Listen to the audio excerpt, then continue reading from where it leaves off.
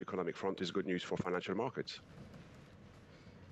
I'm sitting here, it's Friday morning, I'm sitting here in Europe, I'm looking at a weekend that has got considerable potential for turbulence. I've got the PCE data that's about to drop in the United States, I've got French politics that I need to factor into my thinking. How much risk do you think portfolio managers are going to want to be taking over the next few hours and days, thinking about Monday morning, thinking about that data print? What do you think people are going to be doing? Is Friday morning a morning to be sitting on your hands, do you think?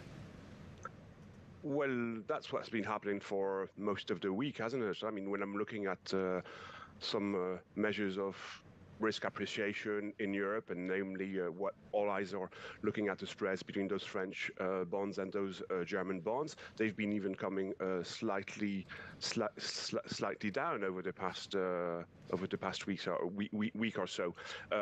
I'd be rather wary, and I think it's more morning to be buying some hedges, some protection, whether that's on those French government spreads, whether it's on credit markets spreads as well. Because indeed, the coming weekend is likely going to be coming with lots of volatility. Obviously, due to the French system, polls is not really the reality of what the National Assembly will be like, but we are very much likely to see the 2/3 of the French National Assembly being on, I'd say, both sides of the political chessboard.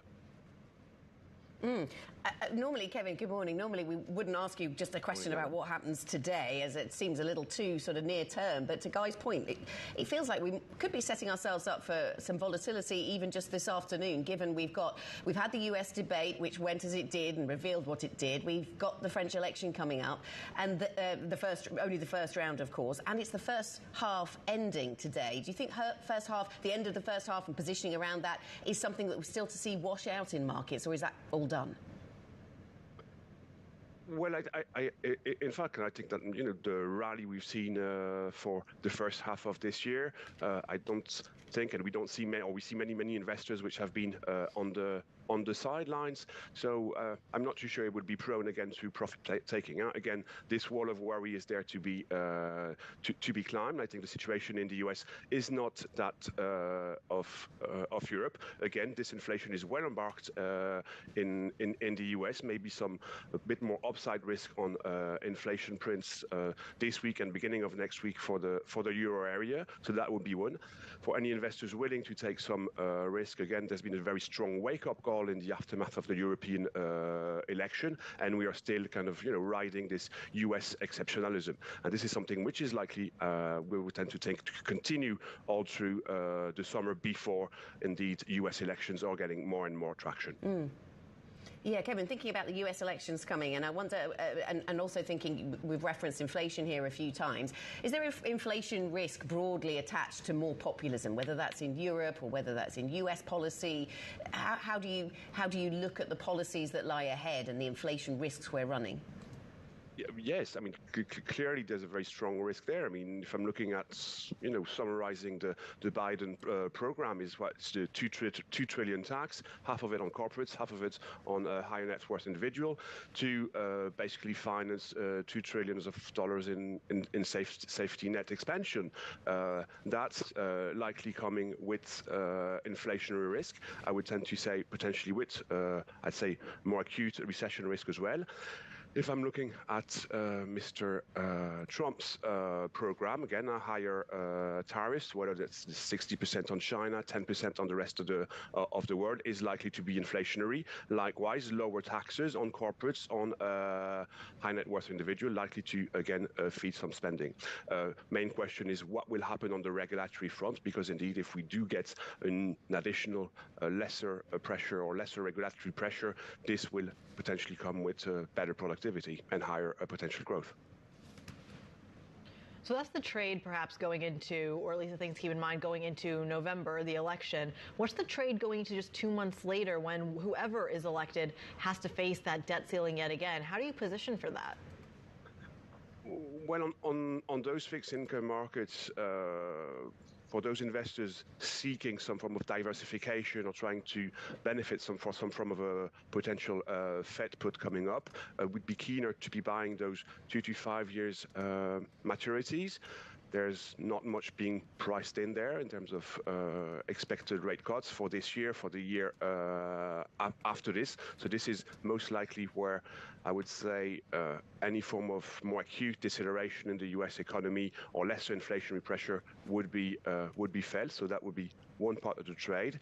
Longer-term maturities, I would tend to think, were much more at risk. Why that is? Because of this inflation uncertainty, those inflation break-even, what trending at north of 2%. Wouldn't be surprised again to see them 30 or 40 basis points higher than this over the coming quarters. So that's one risk on the longer term of the yield curve, and then comes all this fiscal spending I was alluding to. Again, that's true for the U.S. It's true for Europe as well. I mean, we can and we will see over the coming 2 weeks who will be elected or who will be winning, whether it's be the National Rally, the New Popular Front, or Macron allies. But none of them is tackling the French deficits. All right, very quickly then, Kevin, do you have a range? Going into year end, what's your range on the 10-year in the States? Yeah, well, again, I wouldn't be surprised to see those 10-year maturities trending 25 to 50 basis points higher than where they are these days.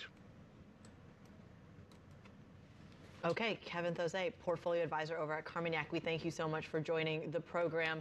It's really interesting what he's talking about there in terms of getting 25 to 50 basis points in terms of the range. He's playing out the policy changes that are potentially going into the election.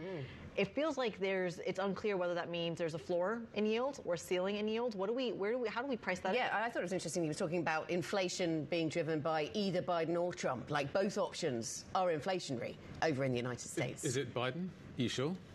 I just feel that the politics at the moment, there's such a high degree of uncertainty around all of this. Yes, both of them potentially could be inflationary. The potential inflation story out of Europe is being driven by the politics.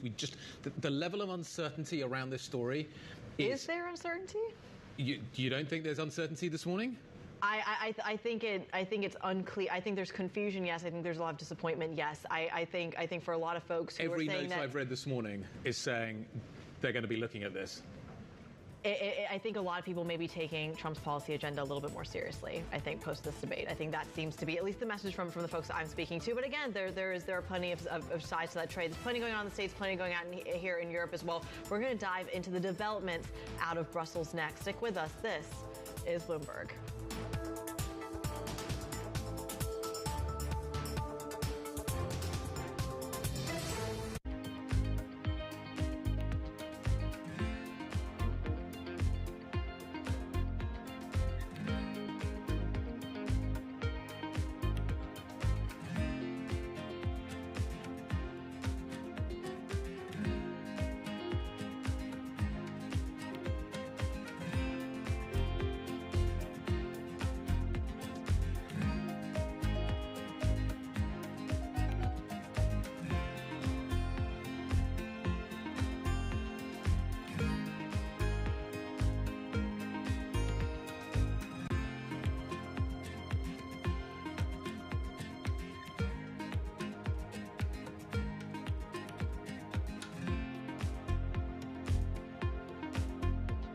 Welcome to the world of decentralized finance. With the surge in Bitcoin, you have crypto stocks also surging. Bloomberg's covering all things crypto, the people. This is a political attack, and we must hold our elected officials accountable. The transactions. Really a record-breaking moment. Bitcoin is the exit strategy. And the technology. Awareness is going to grow, and these things grow the overall industry. Crypto as an asset class is here to stay. Bloomberg Crypto, Tuesdays, only on Bloomberg. I'm Alex Rodriguez. I'm a former New York Yankee and played professional baseball for over 20 years. Almost that entire time, I was thinking about business. And I'm Jason Kelly. I've been a business journalist at Bloomberg for more than 2 decades. And across my career, I've covered everything from the Olympics to Wall Street. From Bloomberg, this is The Deal. Each week, you'll hear us in conversation with business icons. This show will explore deal-making across sports, media, and entertainment. This is very fancy for a podcast. If I knew what it was going to be, I'd have put everything I had into it. I get asked more about our relationship than I do my wife. And you know what I'm saying? This is a show where we talk with big-time athletes and executives about the wins, the losses, and lessons learned along the way. This show is called The Deal. The deal? The deal. The Deal. That deal. The deal. Huge deal. Who dug this up? What are y'all in trouble?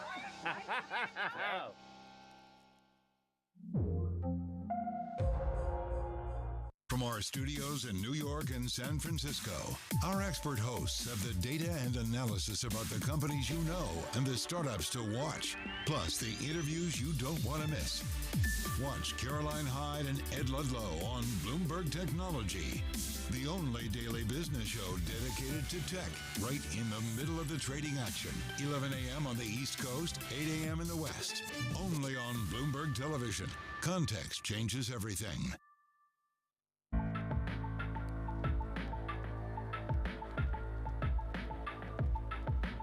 This is Bloomberg.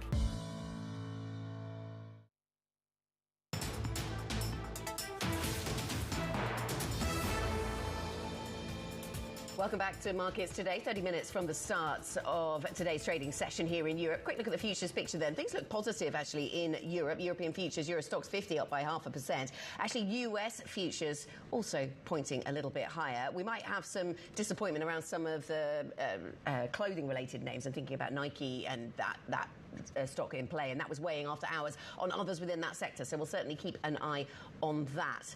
We start something new on Monday. We'll continue to bring you run up to the open coverage and coverage of the market open, but we start something new. You guys look great in this picture. We tried really hard. We did try really hard. 30 minutes to go until the opening trade, and that is going to be our shtick from now on. We are going to focus on that opening trade.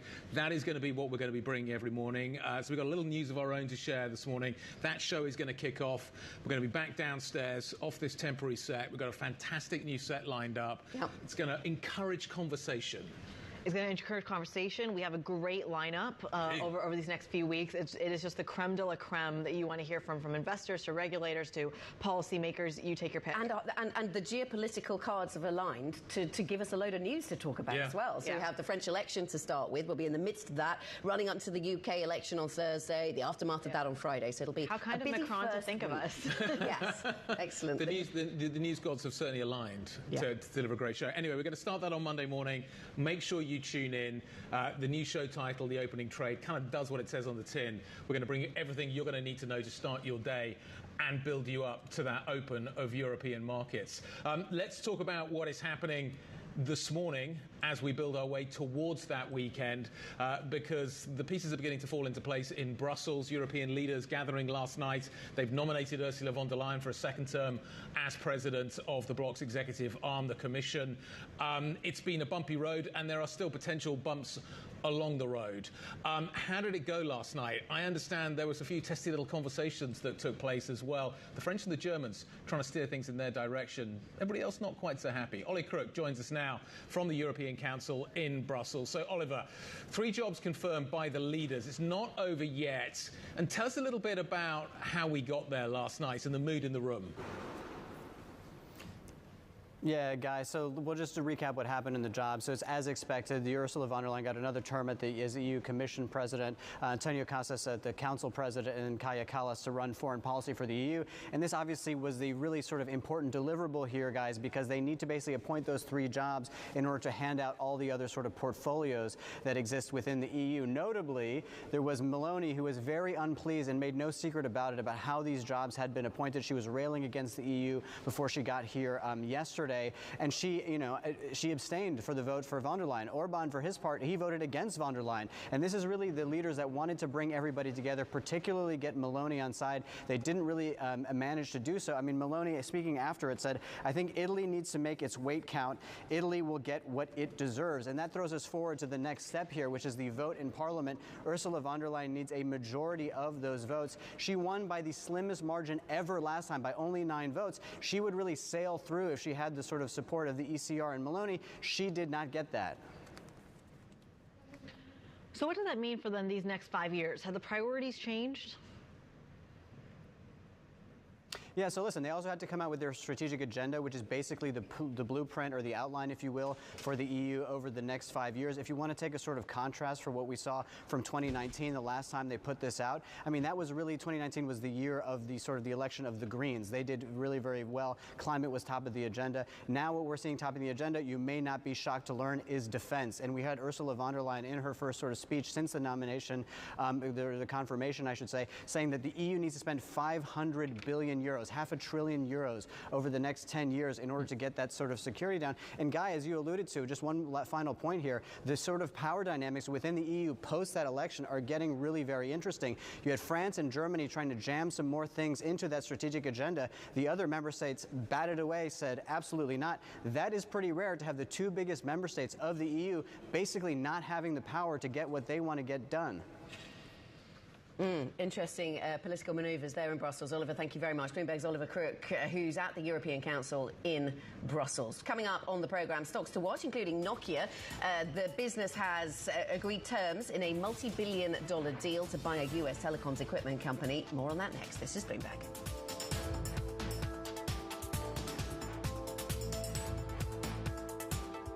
So at 2:45 Eastern Time, we get French CPI, non-seasonally adjusted prelim. Year-on-year forecast 2.2% on the prior 2.3%, with a range of 2.3% to 2%. Month-on-month forecast 0.1% on the prior 0%, with a range of 0.2% to -0.1%. French HICP prelim, year-on-year forecast 2.5% on the prior 2.6%, with a range of 2.7% to 2.3%. Month-on-month forecast 0.1% on the prior 0.1%. French consumer spending, month-on-month forecast 0.2% on the prior -0.8%. French PPI, year-on-year, prior -6.8%, month-on-month prior -3.6%.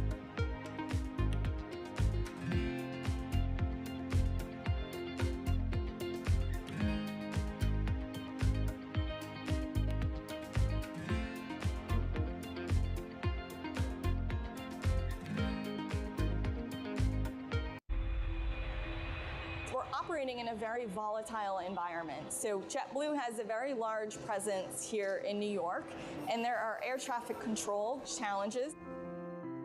And so we've had to overinvest in hiring excess crew members and building flexibility into our planning process. And so over time, we hope to wean some of those investments back as the operating environment around us stabilizes. We made the decision early on that we were only going to invest internally on key differentiating technologies, and clearly the powertrain is the key differentiating technology. So our investment is a recurring investment with respect to the powertrain team, the battery team, which is part of it, the engine team, electric engine team, which is part of it. And we also have a lot of non-recurring costs with the other components because we're not developing those internally. We're using the existing aerospace defense supplier base for most of the other components. We invest a lot in the offices, that you feel home, that you can actually be at your best yourself, and people work very differently. We take a lot of input from the sports world, actually, the athlete spirit, right? Building a sports team that can perform at the best, but also talking a lot about the explorer spirit. How can we really tap into new things, continue being disruptive? We have 80 different nationalities at On. It's very important to have a diverse team because we have a very diverse landscape of customers.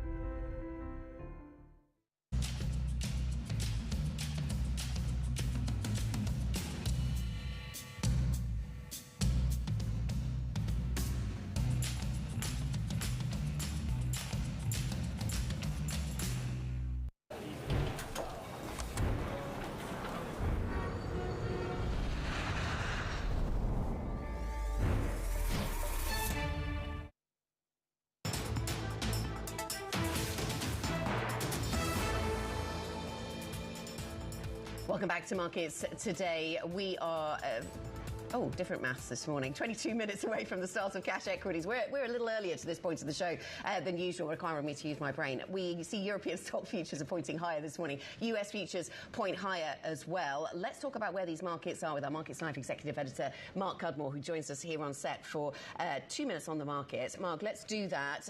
There'll be other opportunities to talk more about the election story and how that plays in. But I want to ask you about, stocks edging higher, stocks going higher in the US. It seems US futures are higher. European futures are higher. Doesn't seem to be much of a catalyst for this just sort of climbing, and I'm not entirely clear why. Yeah, I think you're right. I think we talked at the start of the week. What is the big catalyst of the week? And it was either the U.S. election, which has been a bit of a catalyst, but not a major market mover. In fact, I noticed my team overnight were debating about how much of the impetus for the bit of dollar strength was around the election. Clearly, there was a little bit there, but it wasn't dramatic moves. So that was one of our big catalysts, the one that Critty picked as the big catalyst of the week. It hasn't really moved markets. PCE people aren't really particularly excited by. So there's not those major catalysts out there, which means we're going back to the backdrop default. And as much as people are hyped up about the many risks out there, until those risks materialize, the current environment is extremely bullish for stocks. We have okay growth. I'm not saying it's wonderful. We have dovish reaction function from central banks. We have abundant liquidity in the markets, and we have good earnings overall. And that means until those risks materialize, you've got to be bullish underlyingly. Right. That's really interesting, isn't it? Because it doesn't take... So you're painting a picture of it not needing us to resolve any of those underlying concerns to move stocks higher. You don't need resolution of any of those worries to move stocks higher. That's just how they go, even without any resolution. I think that's absolutely right. And like some people say, but what about they're so expensive? No, a small cohort is really expensive. Most stocks are not that expensive. Globally, most stocks are definitely not expensive. Even in the US, there's the majority of stocks are not expensive. And so therefore, and when you take assets like credit are very expensive, and I think people aren't convinced about adding to duration with so much uncertainty around the election, which means Tina is back. There is no alternative. You've got to just keep on buying stocks until some risk materialises. Yeah. Are you thinking there could be volatility today ahead of the French first round of voting? There seems to be a lot of things to be nervous about in the very short term, and it's the end of the first half. Well, in a few minutes' time, CPI is obviously interesting, and then that's going to cause a bit of confusion about, will that suddenly provide a little bit of relief just before we want to sell bonds? Really, that just might provide better entry levels. I am a little bit more excited about the French election, actually, having talked to some people this week. But again, there's just no certainty how to trade it. I think people think this could be more of a negative event than my complacency. Not immediately on Sunday. That's not necessarily the trigger, but it overall is a risk-averse event. All right, Mark, don't go anywhere because you mentioned CPI. Let's get to a chart that caught my eye, specifically on PCE. Look, if the U.S. debate wasn't tradable, you've got plenty in the day ahead that is. So 5 minutes time now. PCE, We get French CPI, non-seasonally adjusted prelim. Year-on-year forecast 2.2% on the prior 2.3%, with a range of 2.3% to 2%. Month-on-month, forecast 0.1% on the price 0%, with a range of 0.2% to minus 0.1%. French HICP prelim, year-on-year forecast 2.5% on the price 2.6%, with a range of 2.7% to 2.3%. Month-on-month, forecast 0.1% on the price 0.1%. And French consumer spending month-on-month, forecast 0.2% on the prior minus 0.8%. French PPI, year-on-year, prior minus 6.8%. Month-on-month, prior minus 3.6%. Trend is there to some extent, but there are just so many tail risks that derail that. And then where there's really binary debate is how much the fiscal stuff matters. Like some people strongly believe that given what politicians coming in are going to do and the underlying fiscal concerns, that means that the underlying trend is for yields to just keep on going higher over the next couple of years. There is, however, I will say, most people push back in the idea of a Liz Truss moment for the US, no matter what happens. So I'm assuming you spent most of the night talking about politics. But it was politics. It was. I mentioned this just before, as I was kind of walking onto set to you in the break. I'm really excited about the US election now, but not any clearer how you trade it. It was so amazing to me. I don't remember US elections. Maybe this is my memory of where people have such uncertainty maybe around, seem to have such high conviction and yet seem to constantly doubt themselves and second guess themselves. Traders generally don't make money about making predictions around corners, right? So you have a view and you tend to try, the most successful traders tend to marry their tactical views to their strategic views. So, if you're bullish, you might suddenly reduce your exposure to zero, but you don't suddenly go, I'm going to be really actively bearish even though I'm really bullish, because it's just very hard to trade that. What's weird is people are doing this around the election. The people who think that, Trump comes in, he'll be dollar bullish, want to be short dollar ahead of it, and then the people who think that, it's the other way around, it's just weird. Everyone is basically second guessing themselves. The other element that got thrown in last night was replacing Biden. Yes. people were clear. You sat down and you said people were worried going into this debate about him stumbling. Yeah. That feels real this morning. How does that change the narrative? Does that change the narrative? Does that change the trade? There's lots of uncertainty. Would that provide clarity? Because the polls could shift dramatically with such an event. So it's important to emphasize that two things. One is we had this conversation, long conversation about the US election before last night's debate. So that's one thing. And second of all, I need to be clear, I'm expressing no views on this. I'm kind of passing on the French. But the view in the room was that adjusted prelim year on year. Generally, I would say the views were quite divided, but is that Trump will lose if it's a candidate that is not Biden or Kamala Harris, but he will win if it's Biden. Exactly. And it was before the election, some people were saying the worry is, some people are saying, oh, if Biden does badly, well, then that's going to secure Trump's victory. Other people are going, oh, if Biden does badly, there's a chance for the Democrats to replace him with a candidate who can beat Trump. So now we've had that event. I'm curious, I bet you everyone's kind of changed their view again, because there just seems to be, people are so excited about it, but no idea how to trade it. What I did come away with, though, is that I think everyone, because of how they're trading, the US vote itself will be a binary moment. This does not feel like, even though I'm getting excited about it this morning, I think there are trades around the election advance, but they're not trades you trade now for the post-election result. So whatever you think will be the result, whatever you think the policies, everyone's actually trying to second guess and trade it differently now, and they think that you wait till we kind of see what those policies are later on. Okay, that's interesting. I mean, we had a conversation with 2.1%, 2.1%, lower than forecast, 2.2%, month on month, 0.1%, 0.1% as expected. HICP year on year, 2.5%, 2.5% as expected. Month on month, 0.1%, 0.1% as expected. Consumer spending month on month, 1.5%, 1.5%, higher than forecast, 0.2%. PPI year on year, minus 6.7%, minus 6.7%, and month on month, minus 1.4%, minus 1.4%. No one's going to control the budget, and therefore there are many people who believe that means higher yields. Now, it's higher yields not just because of fiscal concerns, but it's also because, and you just mentioned this, Anna, is this idea that that's pro-growth, and therefore that pro-growth means helps the inflation narrative. But I think there's a general view that, these are higher inflation, higher yields for the longer term, and yet there's still people who want to be long duration now and think it's a great opportunity. Very quickly, I want to continue the U.S. political conversation, but we are getting a headline on French June EU harmonized CPI rising 2.5% year over year. The estimate was 2.5%. If you look at the market reaction there, there isn't one, but we will see. I'm bringing you the data anyway, because this is what we do. I'm going to bring it back to the U.S. election, though. Were there replacements named in terms of who might have that ability? Because to your point, at least from what I'm hearing, there seems to be a story that when you're talking about pricing policy, the 2020 or 2016 roadmap may not work because this is his second term, President Trump's second term, if he does indeed win. Therefore, it comes down to his legacy. It comes down to how he leaves the country in 4 years if, again, he's elected. That may not be the same narrative if there's a replacement. I'm curious what you've heard in terms of the commentary. There wasn't, and I think it's important. I'm talking to people who are very focused about how to trade it. Like, none of them are claiming to be political experts or deep in the weeds on politics. And they, everyone's very open about it. They're taking their guide from like betting markets, from other political experts. And so, but it's interesting how much that narrative has coalesced very clearly that like Trump is going to win. And even we kind of did a show of hands who think Trump will win. And people were shocked because it was a lower show of hands than apparently every other round table. Because nearly everywhere you go, it's Trump is going to win. And the reasons for why Trump won't win were mainly tail risk reasons. Let's about France. Monday morning, what does it look like? Let's say Macron gets knocked out. That's what the polling suggests. Again, how do you position for that?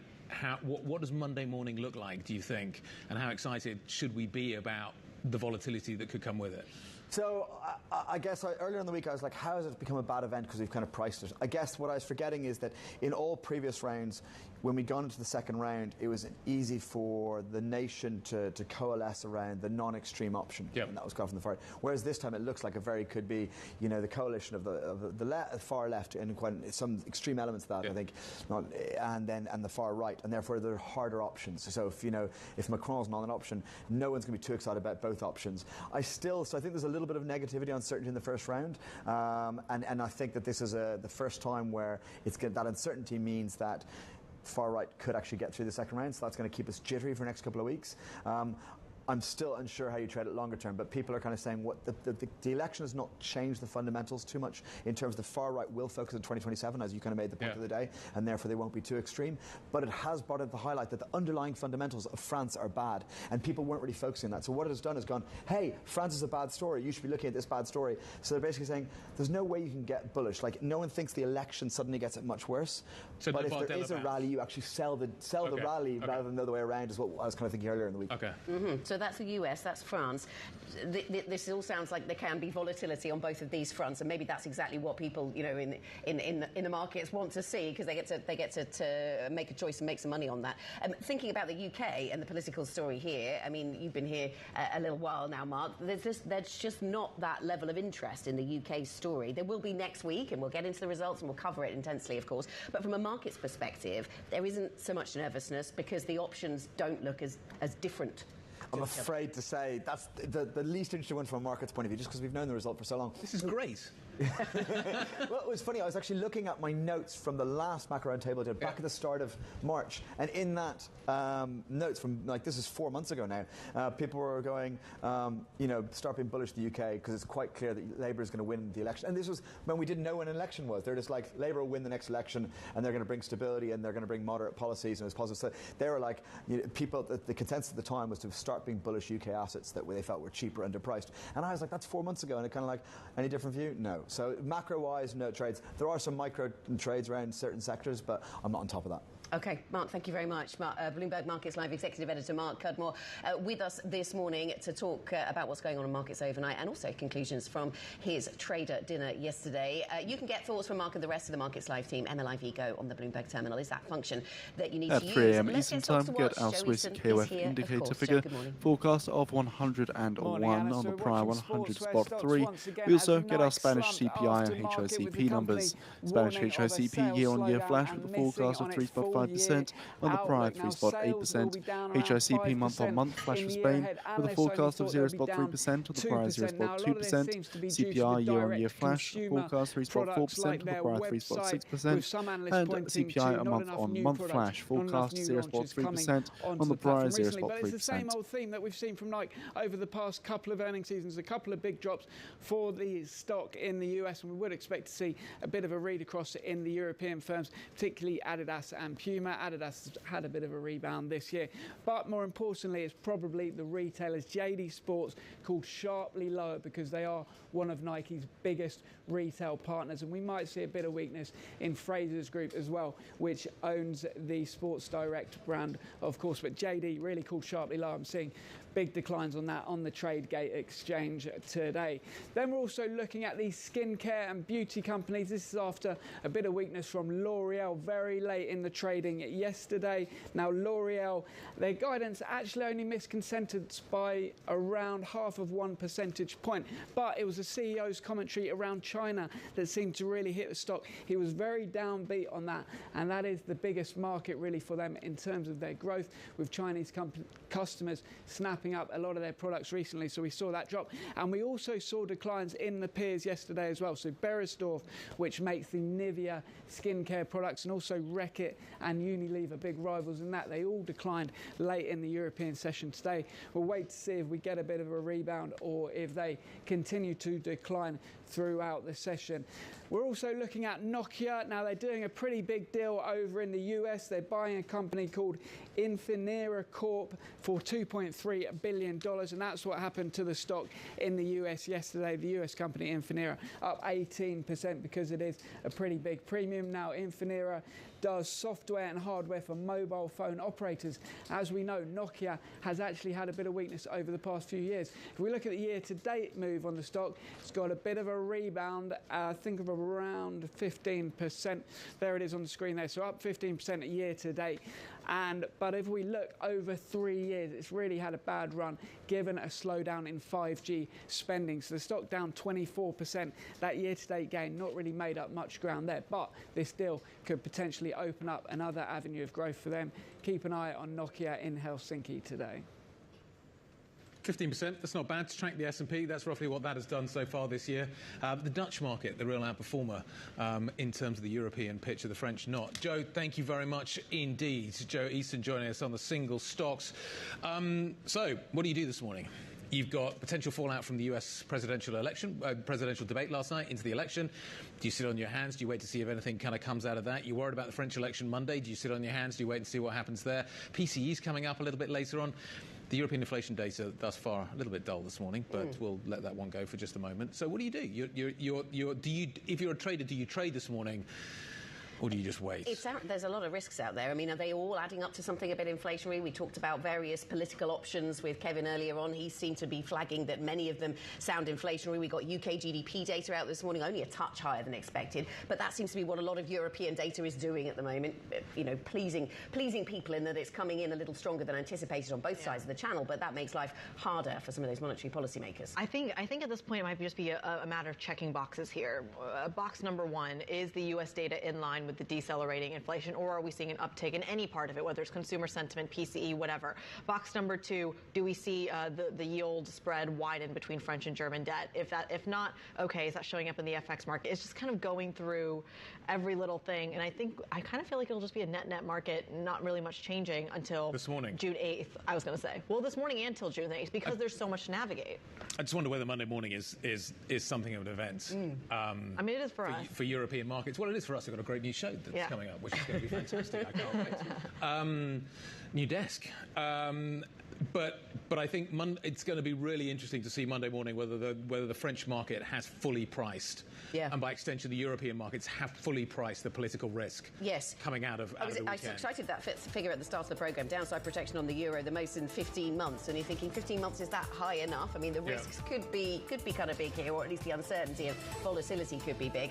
Coming up on this programme, we will have the market open for you. So just less than 5 minutes away until we get our Swiss KOF indicator figure, forecast of 101 on the prior 100 spot 3. We also get our Spanish inflation numbers. Spanish HICP year-on-year flash with a forecast of 3.5% on the prior 3.8%. HICP month-on-month flash forecast 0.3% on the prior 0.2%. CPI year-on-year flash forecast 3.4% with the prior 3.6%, and month-on-month flash with a forecast of 0.3% on the prior 0.3%.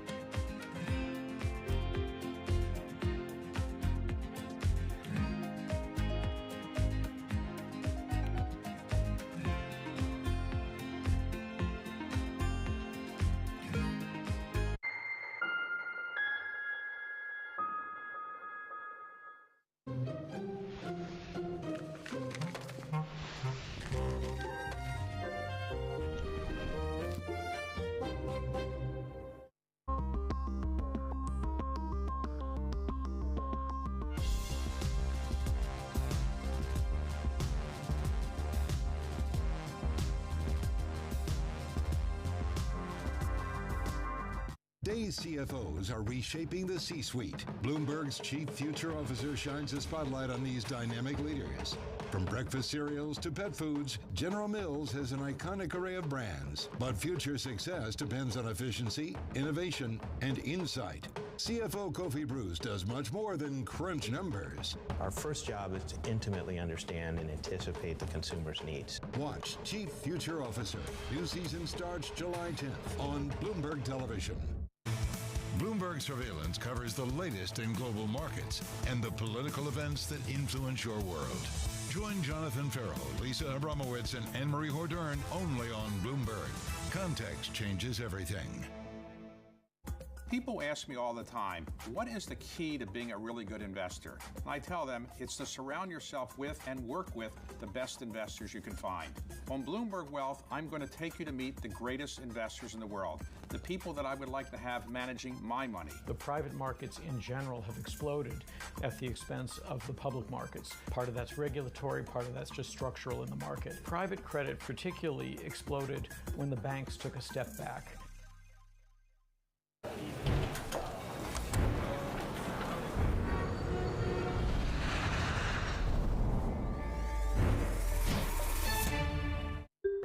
The UK decides.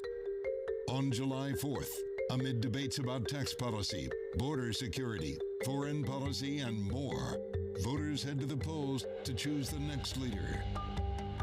Bloomberg has full coverage leading up to the election and will bring you the results after all the votes are tallied.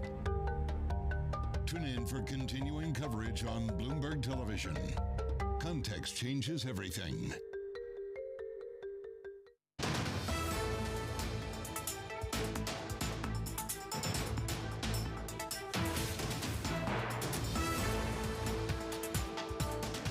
Okay, 2 minutes to go to the start of equity trading this Friday here in Europe. European equities finished at session lows from a US point of view, and US equity markets then picked up the pace in the afternoon session. That's what we're pricing in first thing this morning. Looks like European equities are going to open a little bit higher. There's a few single stock stories that I think you're going to want to think about. The Nike effect this morning, I think, is going to be interesting into stocks like Adidas. It's going to be interesting to see whether there's a continuation as well of that L'Oreal sell-off that we saw last night. Yeah, I'm really interested in where the retail sector goes, because it was the worst performing yesterday with the H&M numbers down by 1.9%. That features some of the businesses that Joe Easton was telling us, are linked to the Nike story. So, for example, JD Just Sports, less than 1 minute that was away actually now. a I'm gainer leading in with a the Swiss retail KOF sector yesterday that indicator. was selling off. So there could be some vulnerability there, so negatives around what the consumer is doing. It's also the last trading day of the month, quarter, and half. Yep. We've had rebalancing flows kind of in this rotational flow that we've seen all week long in terms of sector story. I'm curious if it's just more of the same this time around. Is it really just a question of heavyweights or selling off what's been performing well? I don't know. I wonder whether that's already washed out of the session. Yeah, it could be. Or already washed out over the last few sessions. Yeah. So we'll see how we trade this morning. We're building up to PCE data out of the United States a little bit later on. We've still got a few inflation prints that we need to factor into the European story as well. Politics is going to be front and centre, so we'll see exactly what that looks like. But at the moment, Europe looks like, to the point that we were talking about earlier, it looks like equities are going to creep higher. And it 10 does seconds. Seem, what was interesting from Mark's conversation earlier on, it looks everything about the US political story looks very 102.7, right 102.7, high in the forecast of 101. Spanish HICP year-on-year flash 3.5%, 3.5% in line with the forecast. Spanish HICP month-on-month flash 0.3%, 0.3% in line with the forecast. Spanish CPI year-on-year flash 3.4%, 3.4% in line with the forecast, and CPI month-on-month flash 0.3% in line with the markets do seem to forecast. be trending higher over the last 24 hours or so. Certainly through the Asia session, we saw a little bit of positivity. Not very clear what the catalysts are for a European session that goes higher this morning, but the FTSE is open and up by 0.3%. The Stock 600 up by 0.2%. The DAX also a little bit stronger. So we'll look to see what Adidas is doing in the mix there. Because is there a negative read across from Nike, or is this seen as positive because there's trouble for the competition and they do have different businesses in some meaningful sense? So we'll continue to watch that. But overall, European equity markets then bouncing slightly this morning. Luxury's down, though. Yeah. L'Oreal is down again on the back of the move that we saw last night. LVMH is softening up as well. It's down by around 0.5%. That's adding some serious weight to the downside too. So interesting to see stocks like Vestas and areas like that maybe seeing some weakness. I wonder whether there's a Trump effect in the European market this morning. The offshore wind market, the onshore wind market, potentially a casualty of his presidency were we to see him coming to the fore. But the luxury names certainly are where the big weakness lies this morning. The market is relying on its firm favourites, Novo Nordisk and ASML, the two big winners from the first half, coming through quite strongly once again this morning. A lot of French names in terms of the weighting contributors to the downside. And on the upside, a lot of commodity names. Your Shells, your BPs, your Glencores, all higher and taking the index higher as well, alongside, to your point, ASML and Novo Nordisk. So you can see some of that on the screen right there. Again, luxury and even Iberdrola thrown in there as well. But to your point about the energy space. Oil up 14% in the first half of the year. One of the big performances to the upside. Yeah. Actually a bit of a surprise. So that's been a trend that has been continuing. The first half has been fascinating in so many ways. The market's got narrower and narrower, particularly over in the United States. The S&P equal weight has underperformed the S&P by the most since 1999. What happened in 1999? Things got pretty interesting in 1999. We lacked a little bit of breadth there as well. Maybe. Maybe we did. There was something in the air there. The party that didn't stop. In the air here as well. I'm just looking at some of the companies related to Nike. We've got JD Sports down by 5% this morning. So, not the biggest name, but certainly of interest when it comes to where we see the read across. And I don't think there's so much read across into Adidas. So that's interesting in itself. Taking it towards the current strength chart now. The strongest is the pound sterling, with the weakest being the New Zealand dollar. Converse and Jordan and winning, it would seem. When are you going to buy a pair? I'm not sure I'm really the ideal target market for a pair of Sambas, if I'm being brutally honest. Rishi Sunak tried that one, didn't precisely. he? Precisely. I'm not taking my style cues from him either, but let's just be clear about that one. But it's interesting that they've managed, that has seen them through, and the strength is definitely there. And it's interesting that Nike talks about product innovation and how quickly it needs to bring those products to market. Converse has not done well. Some of the more established brands that they've been relying on, Air Force Ones and the Converse story, just falling by the wayside. But this industry still feels so cyclical. Like kind of what's on trend at the moment makes such a big difference. Let's talk to someone who knows. Nike shares fell in late US You're trading. You're saying I don't? Well, I'm just saying I don't. Nike shares fell in late US trading after a full-year outlook that missed expectations. The world's largest sportswear company sees revenue declining in the mid-single digits in the current fiscal year, and that certainly weighed on the stock. So seeing here the ECB say the Governing Council calls on national macroprudential authorities to maintain current capital buffer requirements. Too about these consumer goods companies, and joins us now. I think we'll find Dasha. There we are. There she is. There's Dasha. Thank you so much for joining us this morning. What's going wrong at Nike then, Dasha? Let's start there before we think about any read across. Morning. So at Nike, a few of the numbers were a miss for the last Hebbels posted out the full Spanish HICP June 2024 report on the FJ feed for all of those who may be interested. That we're in now is a turnaround year, but with expecting revenue to fall mid single digits, just sort of shows it's a very slow turnaround. And what they point to is their lifestyle, as you guys mentioned, the things like Air Force Ones, the shoes that we wear day to day, doing really poorly, particularly on the online channels. And they're also pointing to macroeconomic uncertainty. But as you said, it's these lifestyle brands that Adidas is doing much better on, and other brands are doing much better on, and Nike is just lagging behind. And for them, the key to turnaround is innovation. But I also compare it to other consumer goods turnaround stories, and they do kind of happen a bit faster because, yes, some of it is innovation and getting products quickly to consumers, but a lot of it is just marketing. And if you've changed your what Donahoe refers to as the story and have deeper stories, and if you're basically convincing consumers you're cool, if that tends to happen quicker. And it hasn't been for Nike. Dasha, we're talking a lot about this morning about where China falls into this whole narrative. I'm looking it up on the terminal. Just the China story makes up about 15% of Nike's revenue. That is a bit of an outsized exposure relative to some of its peers. Where does Nike stand on that? Walk us through it. Yeah, I think growth in the quarter is about 4%, which wasn't too bad and obviously above the average. But if you compare it to expectations for Adidas, it's much lower. And also, China's this quite volatile market in terms of geopolitics, because you had these years when international brands faced boycotts over there. So I think it could be worse, i.e. it could be like some of its other markets, but it's certainly not saving Nike, and it isn't kind of the solution. The solution appears to be to have winning products and to be able to compete in bits like running. So that's why Nike is launching a new Pegasus shoe this month, and they're saying that this is new technology and it's going to win over runners. But it's such a competitive space because it's not just Adidas, it's it's ASICS, it's Hoka. So we'll see if they can really convince the shopper to come back to Nike. Is this a zero-sum game? If Sambas are selling, are Air Force Ones not selling? If we're seeing Hoka coming into the market, does that just detract from what the Pegasus is going to be doing?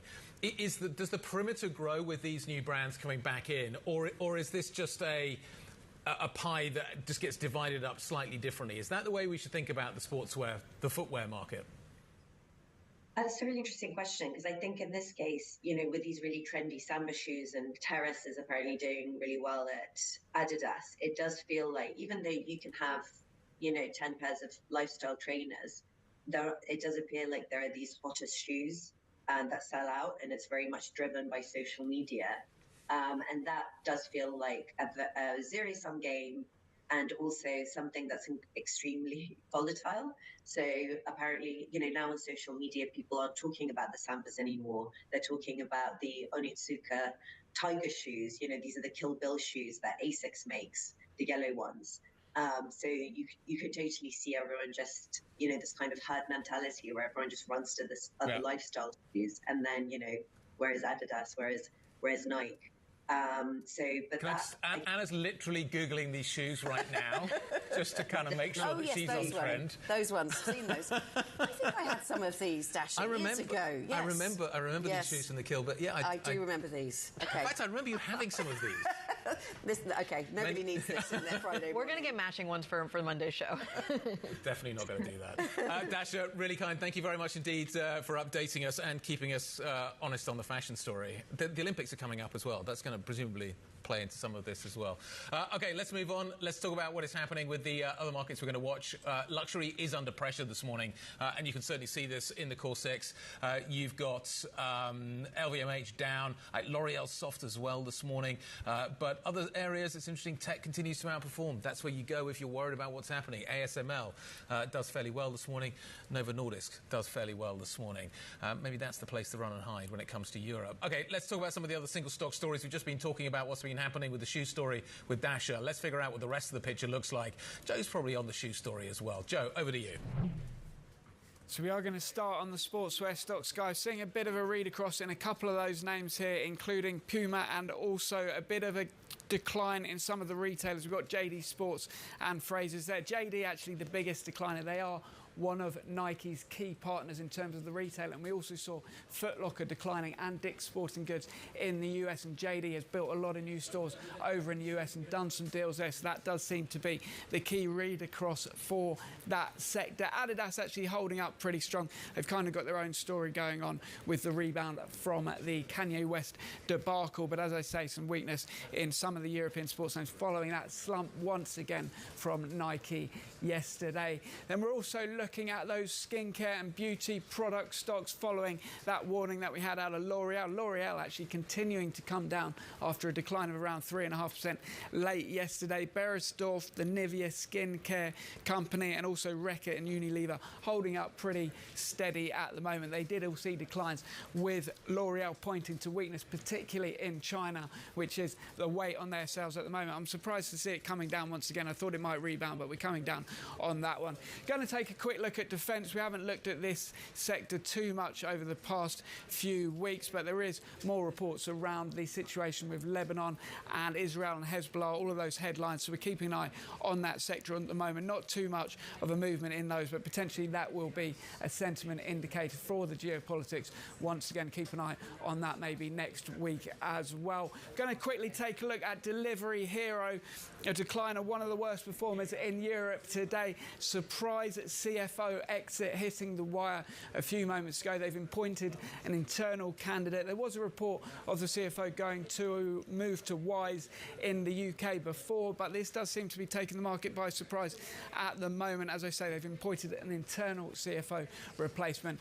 Got a bit of M&A to bring you as well. Keyword Studios. This is in the UK. They're being taken over by EQT, the private equity company. Keywords does design for computer games. It supplies into the big games like EA and also Take-Two. Those companies are its customers. That is being taken out. It has been spoken about for a while. The other big deal, of course, is Nokia buying Infinera in the US for around $2 billion, being taken positively for Nokia. They do need to see a bit of a growth rebound given the decline in the 5G infrastructure spending, so that's a bit of a positive. And of course, the US company was rallying after market. We'll wait to see where that opens up. Double-digit gains for that one. Finally, just one morning call, really interesting one today. Air France is downgraded over at Barclays, and look at that. We got a 5% decline in the stock. They're citing the French political turmoil. They say that disruption could be seen in their revenue given the social unrest potentially, and also it might disrupt the talks with trade unions around wages, which has been a key concern. Barclays no longer recommends buying Air France KLM because of the French election. So I say that one getting hit in Paris, down 5% this morning. Joe, thanks very much. Joe Easton from our equities team with a comprehensive rundown of all the stocks on the move this morning. Coming up, we'll get back to the French and seeing here, according to Bank of America, citing EPFR data, tech stocks saw $3.6 billion outflows in the week to Wednesday, the largest in 16 weeks, reversing record inflow previous week. Also noting European stocks saw $2.1 billion of outflows in the week to Wednesday, the largest in 14 weeks. Also, $800 million of inflows to emerging market debt, the largest in 3 months, with $6.4 billion to EM stocks, the largest in 20 weeks.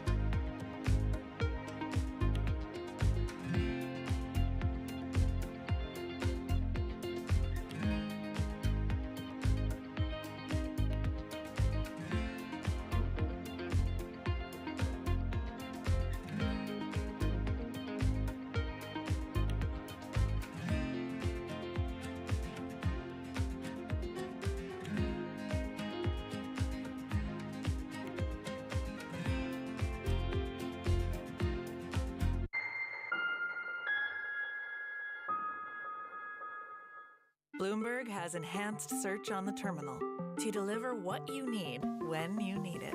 Now, you can simply type phrases in everyday English in the command line. Compare financials. Find people. Analyze markets. You can enter phrases or ask questions. What do you want to know today?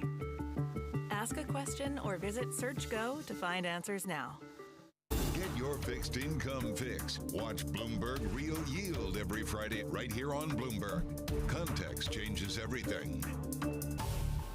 The top names in business are on Bloomberg. You need to have an AI game plan. We used to say that every company needs to think about becoming a software company. Now we say that every company needs to become an intelligent software company. Context changes everything.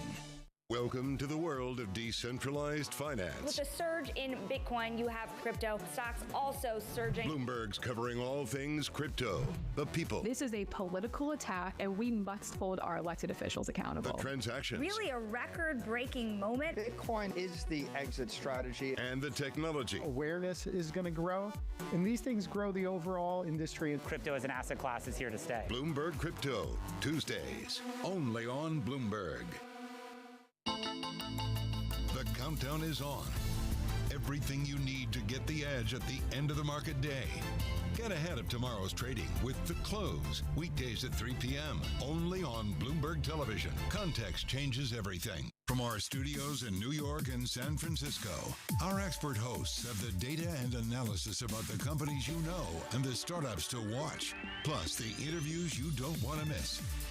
Watch Caroline Hyde and Ed Ludlow on Bloomberg Technology, the only daily business show dedicated to tech, right in the middle of the trading action. 11 a.m. on the East Coast, 8 a.m. in the West, only on Bloomberg Television. Context changes everything.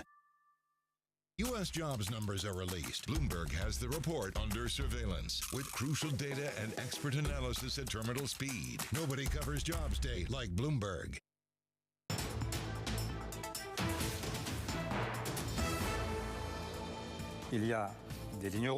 There are red lines. Sending ground troops is absolutely not requested, neither by Zelensky nor the Ukrainians. It's absolutely useless.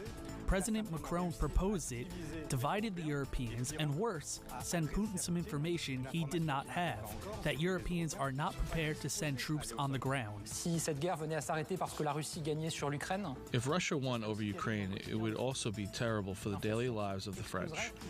Inflation would explode with the first cereal producer invading the second, energy bills would explode with more destabilization, and there would be a very significant wave of migration to Europe. I won't let Russian imperialism absorb an allied state like Ukraine. So my position is simple. Supporting Ukraine to avoid an escalation with Russia. The article is going through from Japan's Chief Cabinet Secretary Hayashi, who says it's important for currencies to move in a stable manner, reflecting fundamentals, also saying that rapid FX moves are undesirable, though he does say I won't comment on forex levels. Ahead of Sunday's first round vote, we get a little bit more insight on what this means for the debt picture. Joining us now, Anne-Laure Kiechel, founder and CEO of Global Sovereign Advisory. Anne-Laure, pleasure to have you on the program. Thank you so much for joining us. us this morning. Before we get into the nitty-gritty of some of these spending plans, I'm curious about the sovereign rating of French debt to begin with. We, of course, know we got that downgrade from S&P lately to a AA.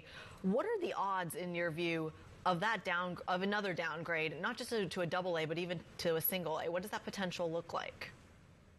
Thank you very much for this. I think you're asking exactly the right question, because when a country is in the AAA zone or AA zone, it's roughly the same kind of like investors that you're targeting, even if your cost is higher. So sliding down to single A would be not good at all for France, and a change of paradigm with regards to debt. It's very true to say that France is close to this, but I think it can be avoided. It should be avoided. And it's a question of managing extremely well the finances, managing extremely well the consequences of whoever party is going to be elected and what they will do, and communicating this very clearly with market and rating High says agencies. we will take So appropriate there is a risk, actions but on it can be excessive avoided. FX moves. It can be avoided, but if you look at some of the policy agendas, even in terms of a coalition government from the left or from the right, in France, there has been analysis from Allianz as just one example among Also many, noting here many the gap others who between suggest French that no and matter German who's in 10-year charge, the yields hits deficit will widen. 83.8 basis In your points, view, is the that a widest foregone since conclusion? 2012. No, it's not a foregone conclusion. It's true to say the deficit is extremely high and France is clearly really underperforming. It's also true to say that when deficit in France goes after 4%, it's bad because it then goes very quickly down, basically. So yes, again, there is a risk, but it can be contained. And also at the level of ratings that we currently have, meaning after the downgrade, we have room to maneuver in this rating category. So that's the reason why I think the single A is, of course, something that people need to be very careful about, but is not in sight, in my opinion. And Laurie, if you think about another European country that looks like France in terms of its debt dynamics and its growth outlook, which country would it be? Very interesting question, because actually none of the countries, because Greece, for example, is recovering. Italy, of course, has high debt, but has been overperforming France in a way. Spain has done extremely well, and it's very interesting to see, you were showing the graph of French debt. It's very interesting to see that actually Spain is trading extremely close to France. So it's a very particular case what France has. The growth is not that good. It's clearly better than Germany, but has underperformed South country. Deficit is, of course, very bad with regards to other countries. And when you look into the fundamentals of inflation, everyone is kind of like getting closer to the 2%. So it's reducing. So France is singling itself out in the economies. How high would the spread between Germany and France have to go before you think we would be seriously worried? People are talking about 100 bips, maybe as being realistic, 120 maybe being possible. When do you think the market would probably should get nervous, should be worried? What would that number have to look like, do you think? I'm not sure the market should get nervous because of this spread of delta. The reason why I'm saying this is that there are also technical reasons why this spread is increasing. Of course, it's the uncertainty related to France. That's very clear. But it's also because Germany has been less issuing than it has been in the past. So there is some technical element into this. However, you're right to say that 100 is a kind of like mark, right? And that people would kind of like pay attention if it's 100 or above. But I'm not sure that there is a specific number. I mean, it's much more the trend and it's much more the increase. So I guess what I'm saying is that if suddenly you are going from, let's say, 80 to 200, it's of course something that is very, very challenging. But obviously, the ECB would probably be intervening if there is that trend going on. Anne-Laure, good morning. Bruno Le Maire likes to warn that France is in danger of a Liz Truss moment if certain other parties take charge in France. I don't think you agree with that, and you make the same point that a number of people have made, which is that the ECB will intervene. Just so I understand fully what that means, what would that intervention look like? Because when we had that famous Liz Truss moment, the Bank of England also intervened. So I wonder what it is that you think the ECB does in a French situation that sets it aside from what we saw in the UK. Yes, thank you for the question on this, because the two situations are very different. First of all, in Europe, we already experienced spread that went up. It was in particular the case of Italy, and in this particular case, the ECB intervened. What does it mean? It means that, and this was a question before, at a certain level of spread of delta, and in particular between Germany and in the case that it was Italy, there is intervention, meaning that ECB would help buying in the secondary market. And as a result, because you have more demand on the bonds, you have the spread that reduce. So it basically shows, again, confidence in the sector. So it has been done before. It has successfully worked, and it has yielded results with regards to having the spread go down. So I would say, as it was done before successfully, this gives more certainty that we can do it again if we needed to, if this happened on France. Okay, so the difference is that there's previous, that this has happened before, I suppose, because in the UK also that the Bank of England stepped in, which of course is interesting. I wonder more broadly, when you look at the proposals that the different parties are setting out, Anne-Laure, which do you feel you have more understanding of? There's more detail around and you can fully evaluate. Is that the left or is that the RN? The left has come with a very detailed proposal and early in the process, and Iran has been basically also dragging a little bit its feet when it comes to saying what they would do, and the numbers have been changing also because they've been changing their views, in particular with regards to pensions. So the most detailed is the program from the left. However, there are also some debate around how much it would cost. Same for the other program, Rassemblement National, and also same for the program of the current government. So the program of the current government is the less detailed because it basically says we will continue what we do with some small measures, but that doesn't really change the needle.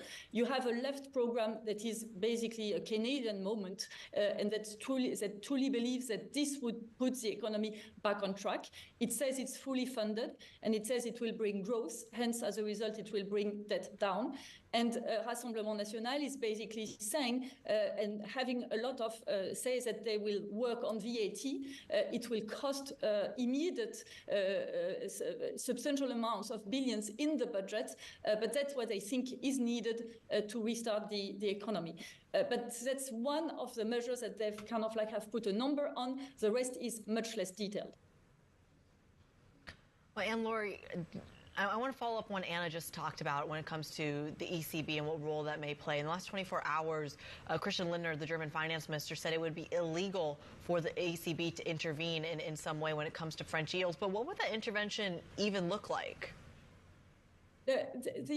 So you're right. Intervention needs to be precise. So what the ECB does, and as I mentioned in the Italian case, it has been done in the past, is that when delta of spreads between a given country and in particular Germany, but it's not always only Germany, can be other country, when it diverges too much, because we are a monetary zone, it needs to be intervening and making sure that there is no debt crisis. So as a result, what it does is that it helps the liquidity in the secondary market, and what it does is that it helps bring debt down.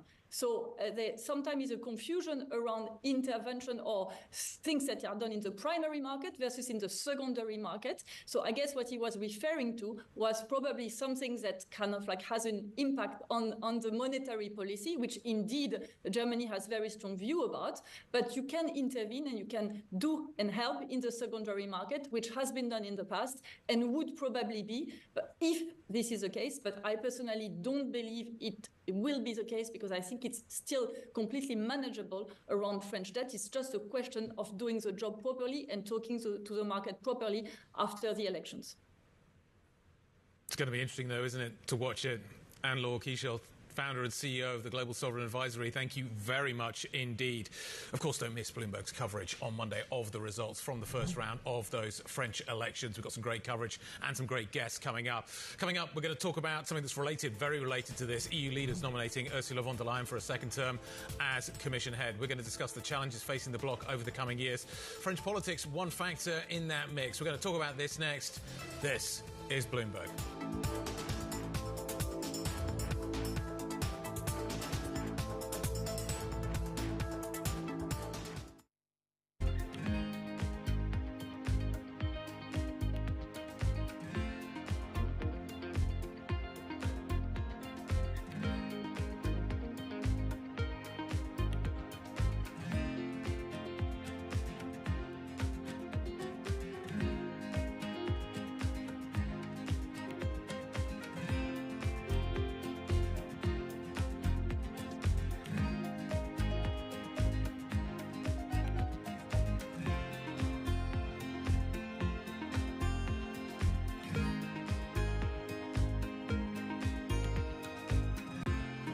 Jason Kelly, and this season on Power Players, we're taking you behind the scenes to see how the business of sports has gone global.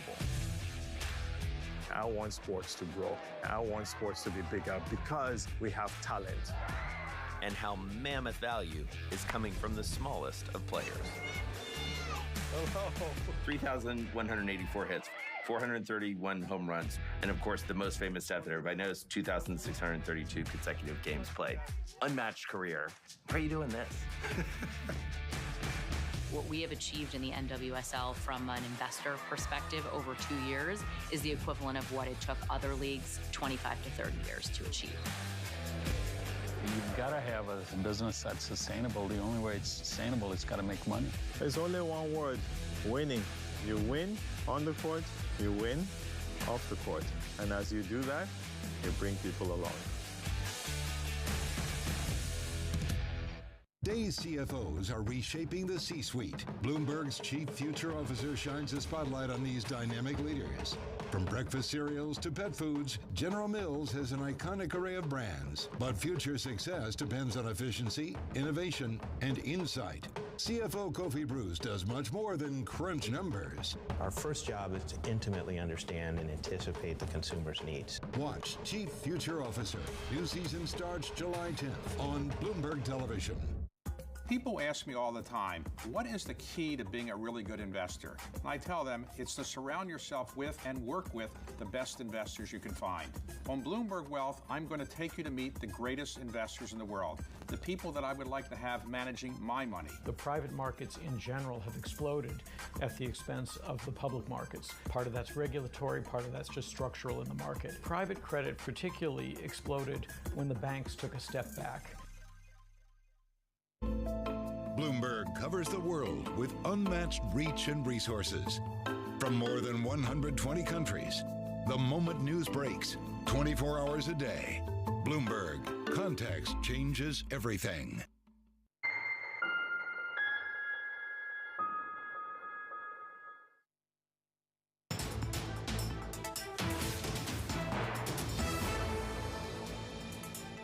This is Markets Today, 30 minutes into a European trading day that shows European stocks moving higher. The FTSE 100 up by 0.4%. The CAC 40 is a real underperformer, down by 0.3%. So we'll continue to watch French assets, of course, as we head towards the first round of the election that takes place on Sunday of this weekend. We'll be back on Monday with analysis. Now, on to more immediate European politics. European Union leaders have nominated Ursula von der Leyen for a second term as president of the bloc's executive arm. Let's get more details from Bloomberg's Oliver Crook joining us once again from Brussels. Oliver, the top three jobs, they're now confirmed by leaders. It took some time.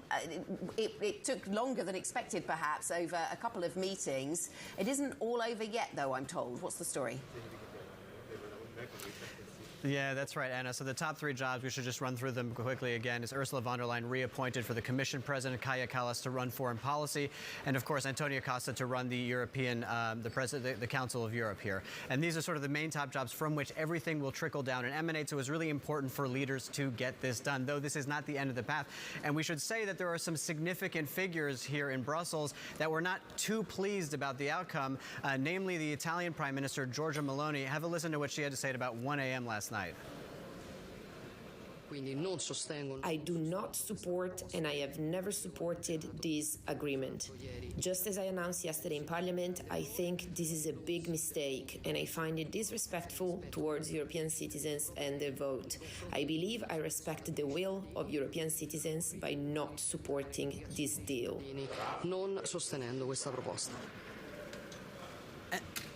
And so Italy, one of the biggest members of the EU, one of the founding members, abstained from supporting Ursula von der Leyen. Giorgia Meloni, Viktor Orban, for his part, voted against it. So these are some of the contentions that we have within this deal. And it's important because we throw this forward to the parliamentary vote that's happening in about 2 weeks' time here, in which VDL needs to get more than half of the MEPs to vote in favor of her in order for her to get that job. That would have been a lot easier if she had the support of Giorgia Meloni in the ECR. Now it goes down a bit to the wire. Last time, remember, she only won by 9 votes, the slimmest margin in history.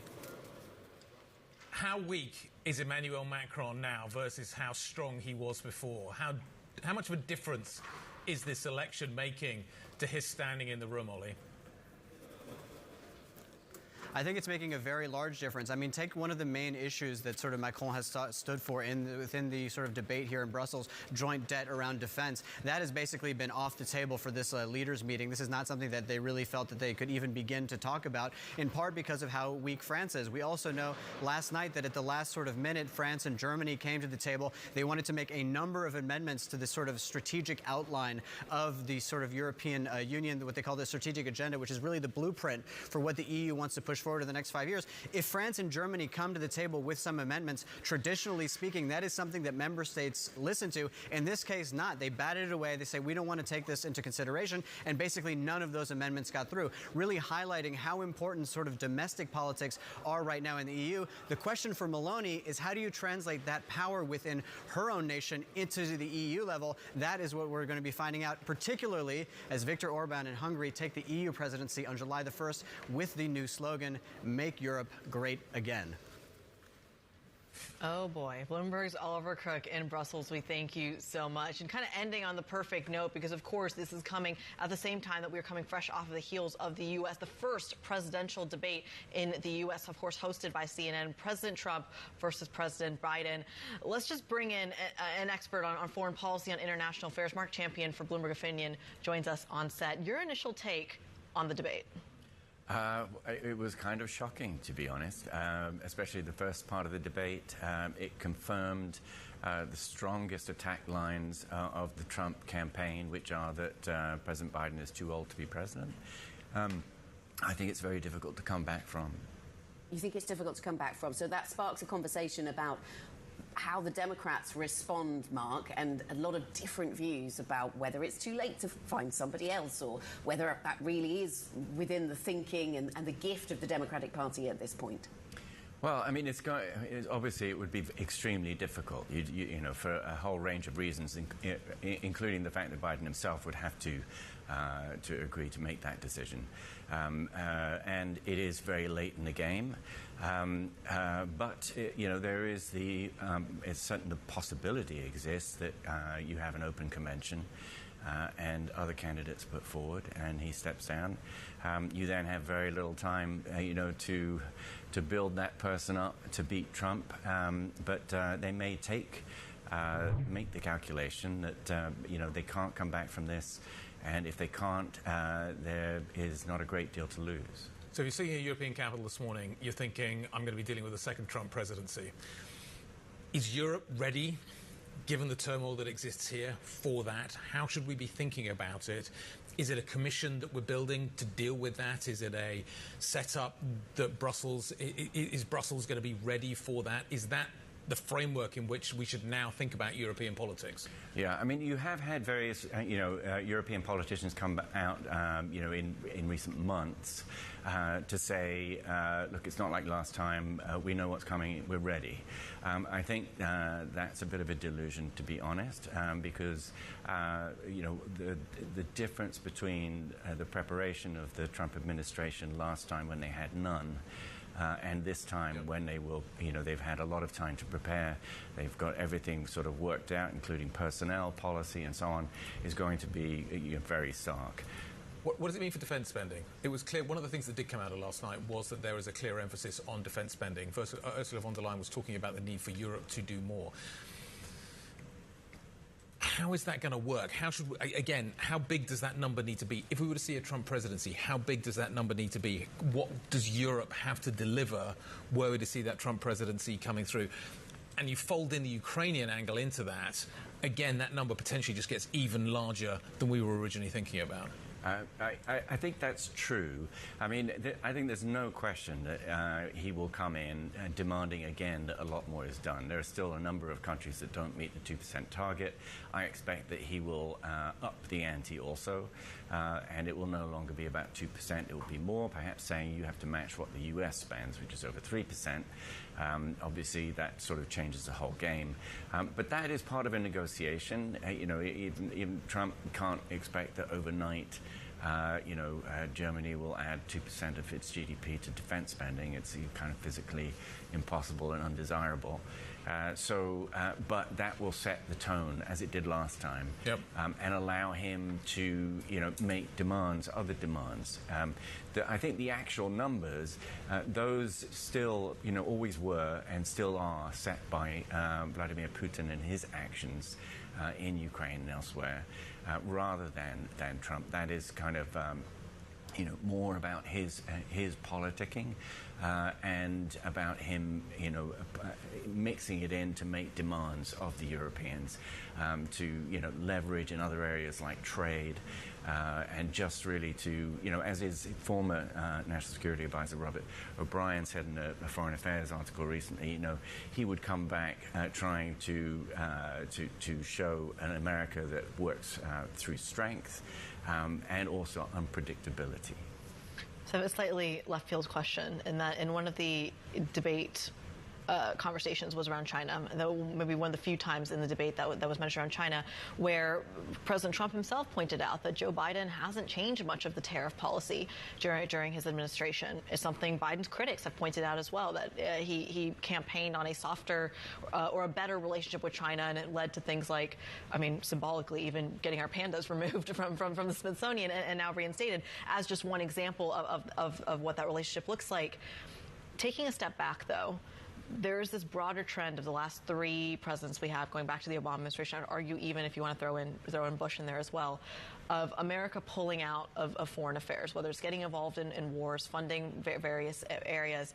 I'm curious about whether that trend, if it's ongoing, of almost deglobalization and fragmentation, increases the chances for more hot war zones in places like the South China Sea. Yeah, it's a really good question. I think, absolutely there is this trend, and that exists regardless of whether Trump comes to office or not, of U.S. withdrawal from, the U.S. was a literally global power. Yeah. So U.S. withdrawal from various areas. I don't think that impacts the competition with China and in the South China Sea. I think that, again, is a kind of cross-party consensus issue that China is the primary competitor to the U.S. I think the difference for Trump when he comes back this time, which he may not really have got his head around, his advisors may not have, is that, 4 years ago, the China, Russia, Iran, North Korea axis was really not extant in the same way that it is now. And so if, his goal, the sort of China first, idea in Washington is always that we need to focus on China. We'll park Russia, we'll park, these other issues. Now these things are glued together because of this axis, and it makes it, rather difficult to play. They won't be played in that way, essentially.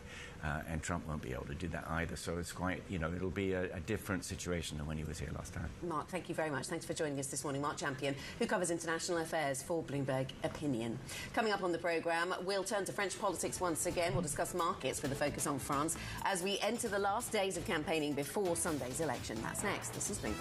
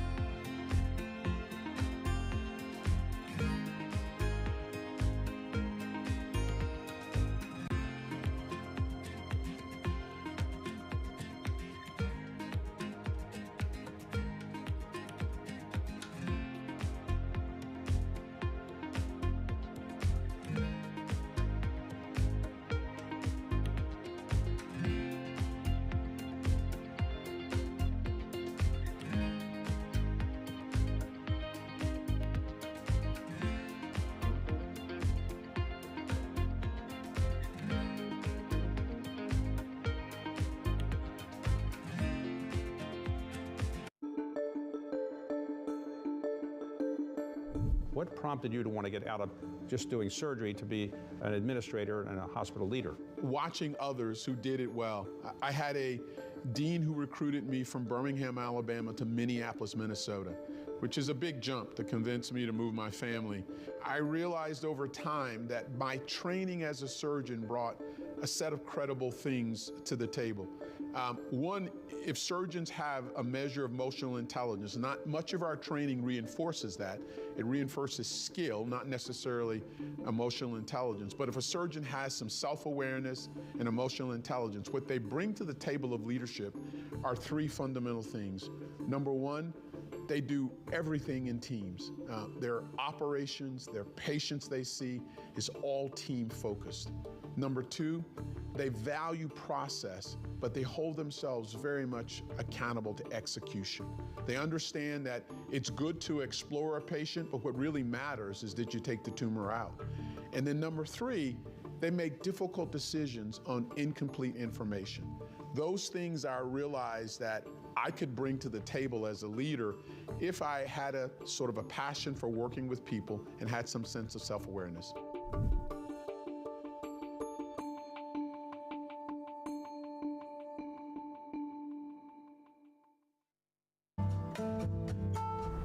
DOJ or other authorities could face bigger challenges. Britain's next. It was going to keep bringing World Cup. This is a three. As the economic picture. Covering the intersections of Hollywood, Silicon Valley, and beyond.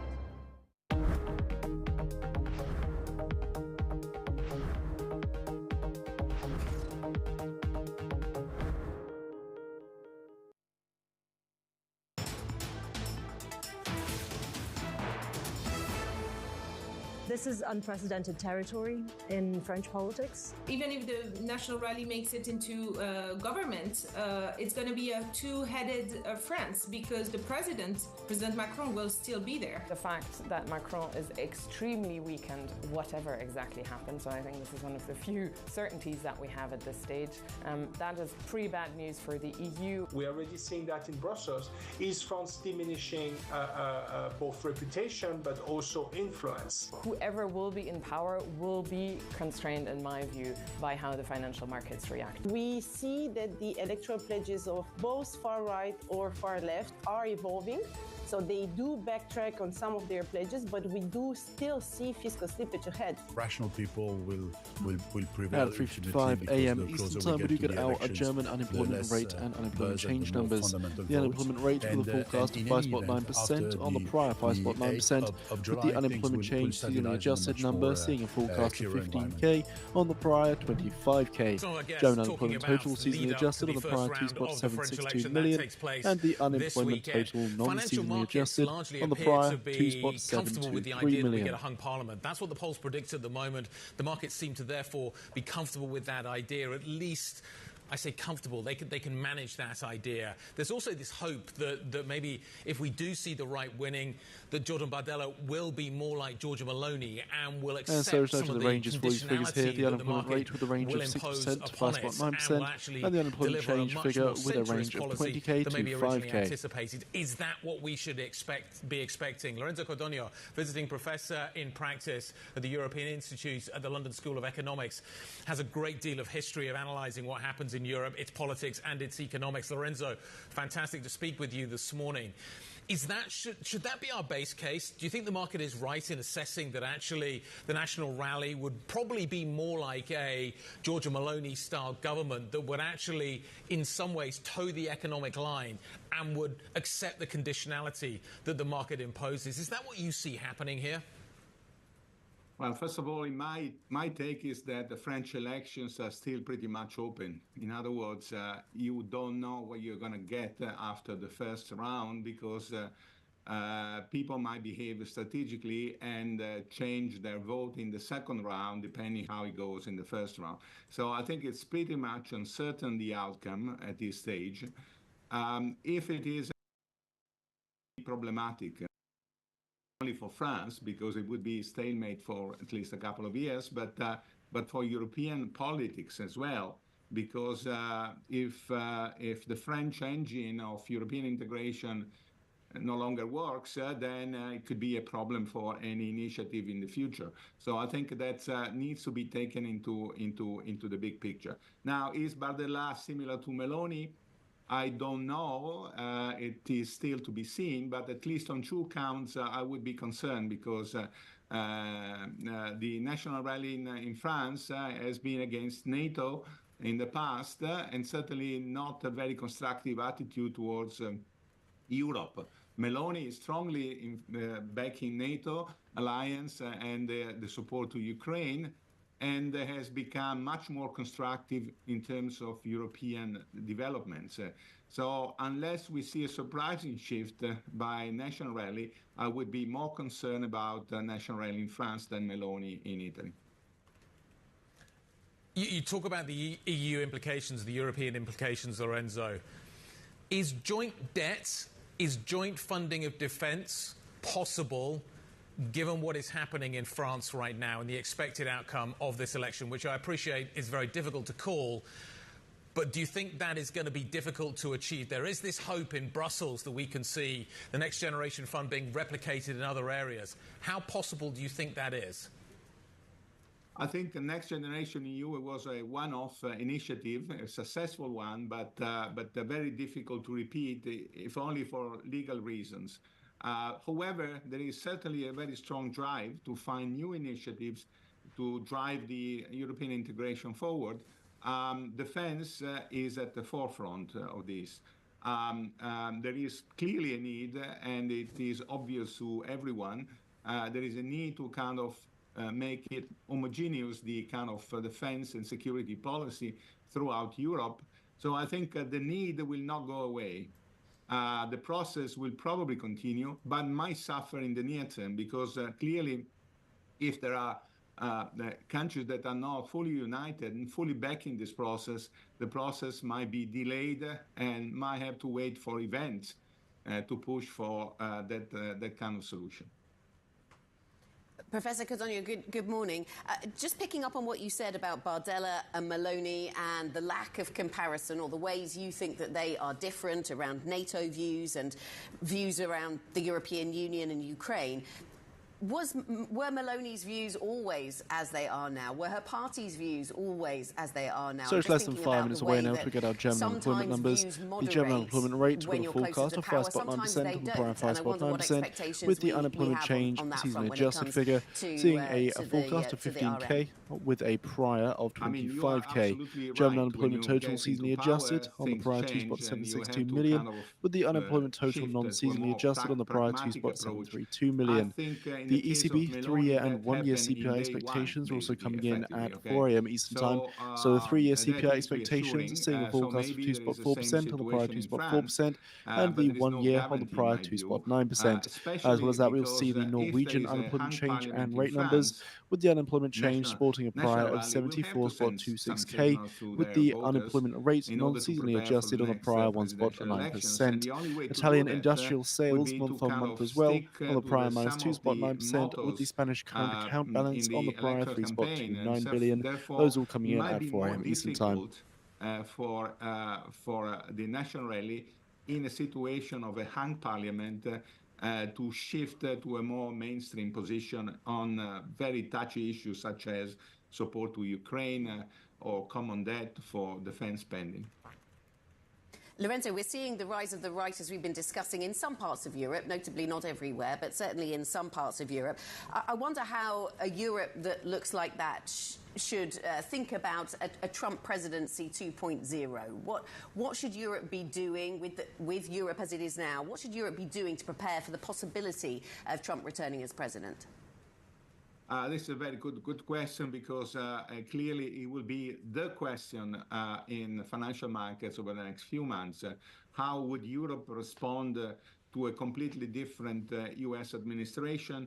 And I think there are no clear answers at the moment. I think to some extent it is reassuring that at least there is some continuity in the Commission and in European institutions, that after the European election, things have not changed dramatically. So basically, broadly speaking, there will be the same kind of political forces supporting the policy initiatives in the future.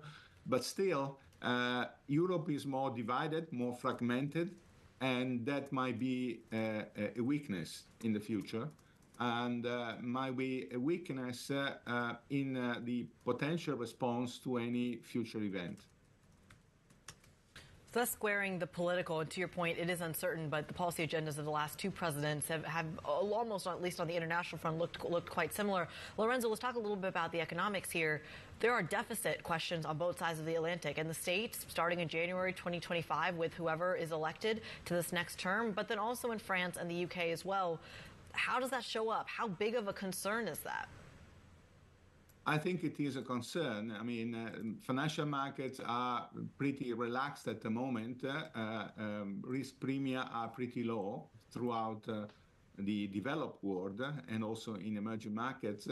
I think there is a possibility, which is not very high, but it's something that investors should not forget, of a sort of debasing of the U.S. currency if the new Trump administration decides to go for big spending, and that undermines the confidence on the U.S. currency. I think it's not a high probability. Okay, I think the U.S. dollar is still the global reserve currency, and this is unlikely to change in the near term.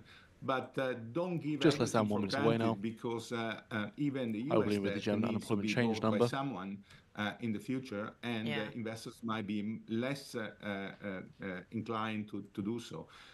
Moving to Europe, I think UK elections are a source of uncertainty as well, certainly for the potential policy of the new Labour government.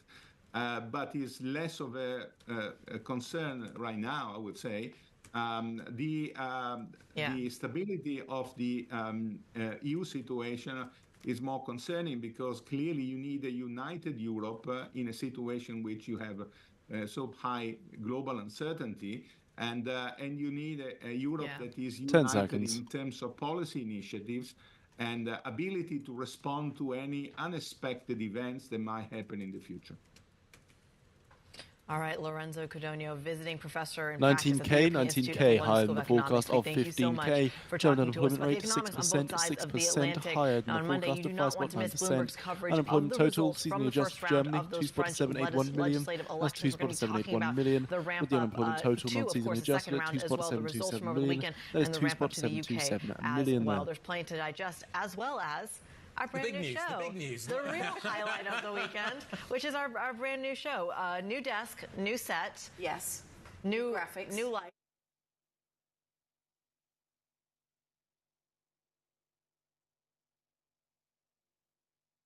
We'll still have all the familiar faces who come and join the team often to come and talk about markets and geopolitics and the like. We've got some great guests on the first week. We do. We've got some really good guests to talk. Monday morning is going to be really exciting. I couldn't think of a more perfect way to start the show in terms of the news flow. We're coming off the back of the French election. Yes. So much to talk. I think there'll be news potentially over the weekend out of the United States. Lots of things are going to be happening Monday morning. And to Lorenzo's point, it will be a little bit, it'll be made even more exciting by the fact that the outcome of round one of the French election, you don't get a winner at that point. No. So looking to... You might get a loser. You might get a loser. You might have people doing better or worse than expected, apparently. One thing, do you know what also we're going to do on Monday morning is we're going to have better mics and we're going to make sure that the microphones are actually working.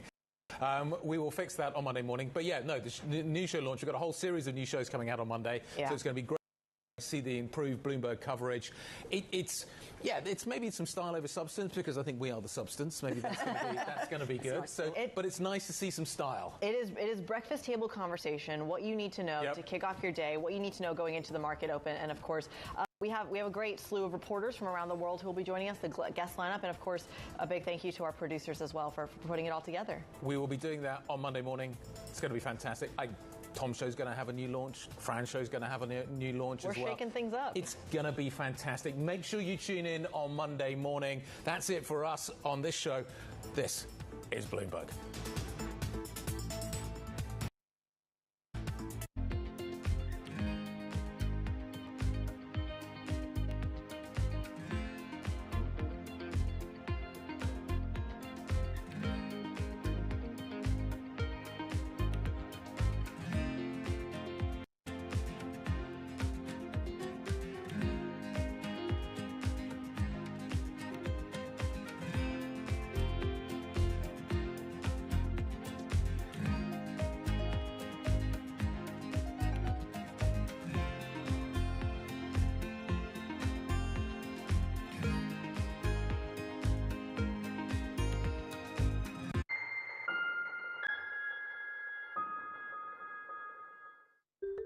The UK decides. On July 4th, amid debates about tax policy, border security, foreign policy, and more, voters head to the polls to choose the next leader. Bloomberg has full coverage leading up to the election and will bring you the results after all the votes are tallied. Tune in for continuing coverage on Bloomberg Television. Context changes everything.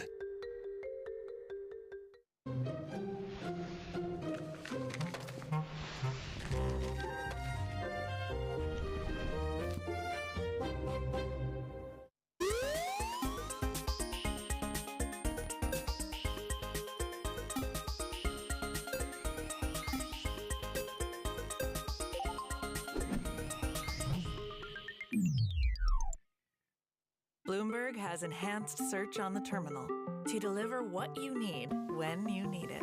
Now, you can simply type phrases in everyday English in the command line. Compare financials. Just less than Find 1 people. minute away now. Analyze markets. You can enter phrases or ask questions. What do you want to know today? Ask a question or visit SearchGo to find answers now.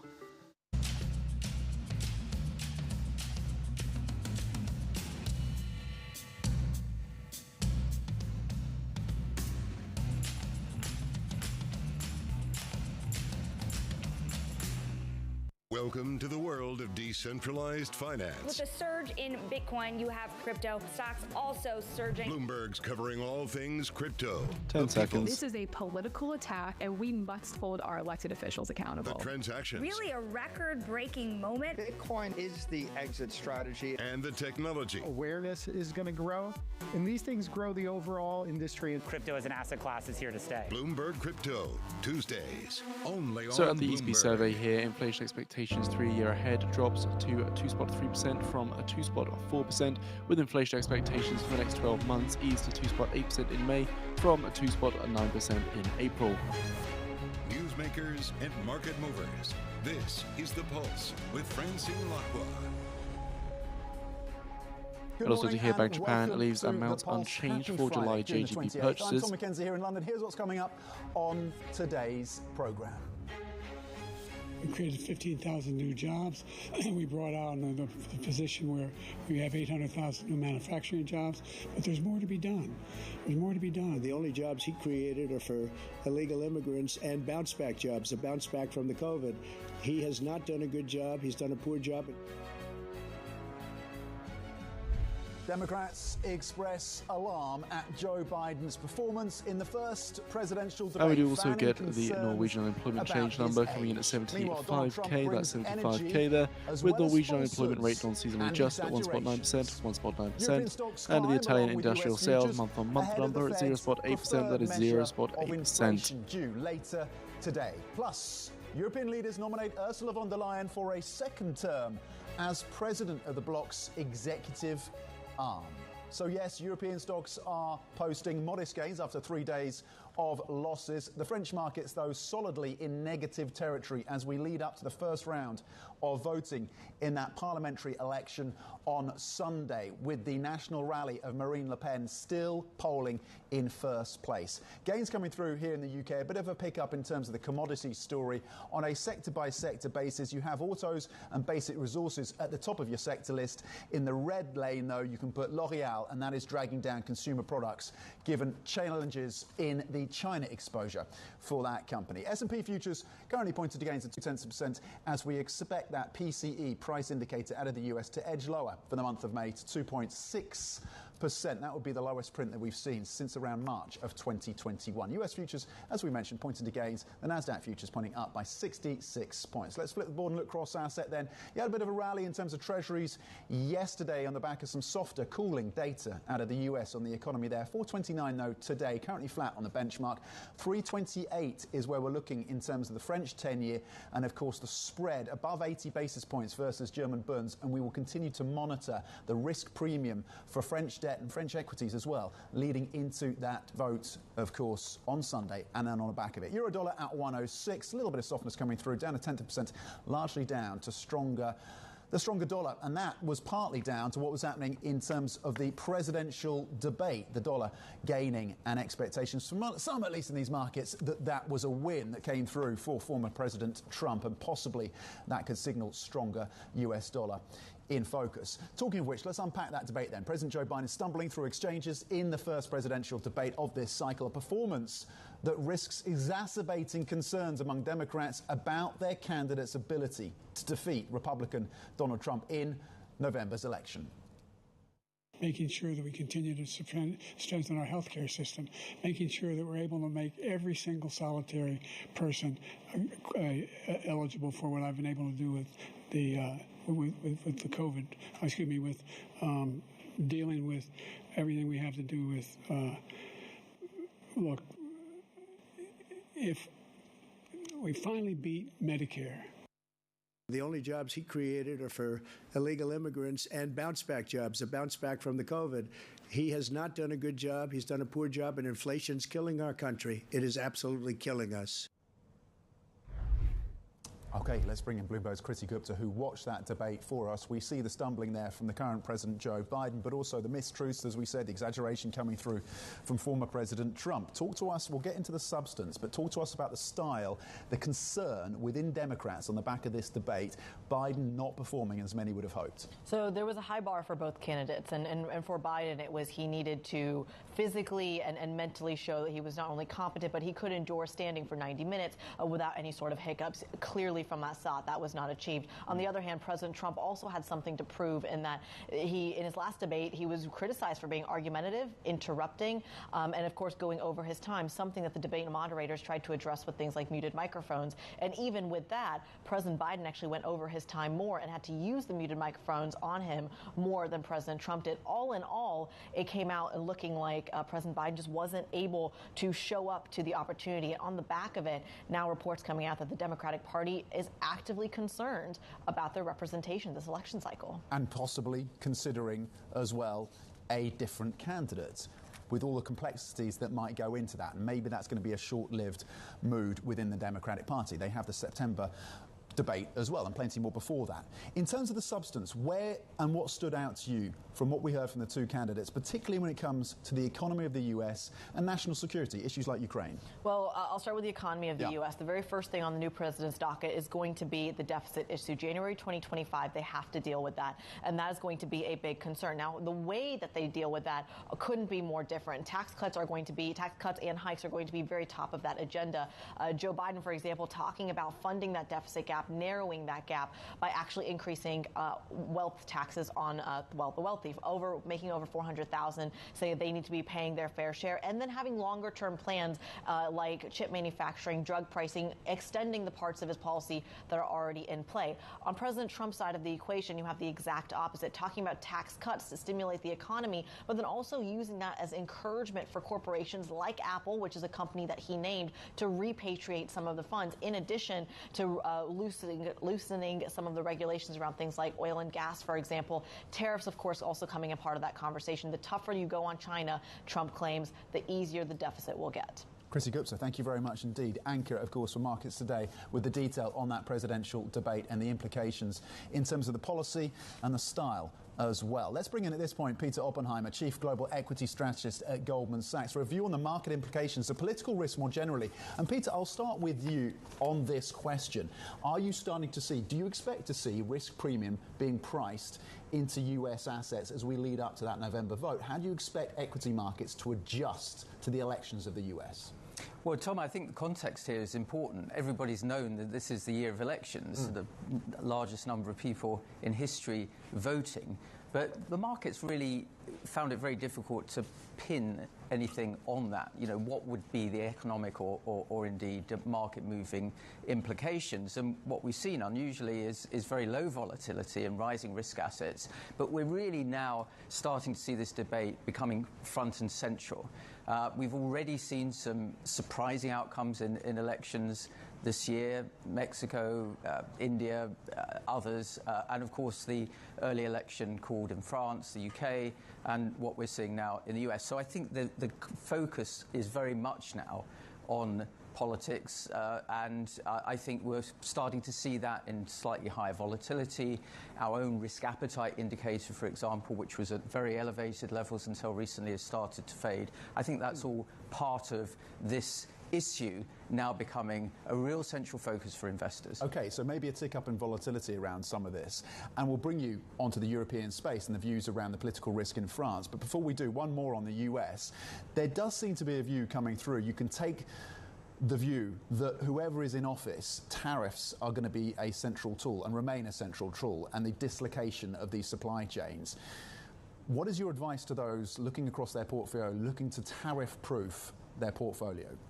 Well, it's interesting, actually. What we've seen in places like Europe is internationally exposed companies doing rather better, but those companies which have production or facilities already in the US, so they're somewhat protected potentially from tariffs. And actually more domestically exposed things have done better in the US on the basis that they'll get further support as these developments unfold. But I think this is a reflection of some larger structural changes which investors are having to grapple with as well. You know, we've seen a period of uninterrupted globalization for many, many years, coupled with extremely low interest rates and very, very low trade barriers. And in recent past, of course, trade barriers have increased. We're likely to see more. We are seeing a bit more fracturing of the globalized model, more localization, regionalization. And this also feeds through, I think, into issues like high government debt and therefore higher, longer-term interest rates, at least relative to what we've been used to in the last decade. And that all, I think, supports strong balance sheet, high-quality companies that have production facilities in places like the US. OK, well, that takes us also to some extent to what's happening in terms of European conglomerates as well. I was speaking to JP Morgan's Karen Ward yesterday. She says she thinks that European markets have oversold on the French political risk. She's seeing opportunities, for example, on French banks. I said, would you be buying? She said, yes. Would you agree with that? Are you looking at opportunities given the sell-off that we've seen? Yes, I think two things I would say. First of all, the French market has been hit more than the rest of Europe. And this hasn't, as yet, represented itself in anything like the sort of systemic type of risk that we were seeing, for example, during the sovereign debt crisis. I mean, French banks have been hit. Domestic stocks in France have been hit quite hard as the risk premium has gone up. But Italian banks, for example, are up 30-35% year to date. And actually, the banking sector's the best or the second best performing sector in Europe. We like the banks because they have strong balance sheets, they're cash generative, they're paying dividends.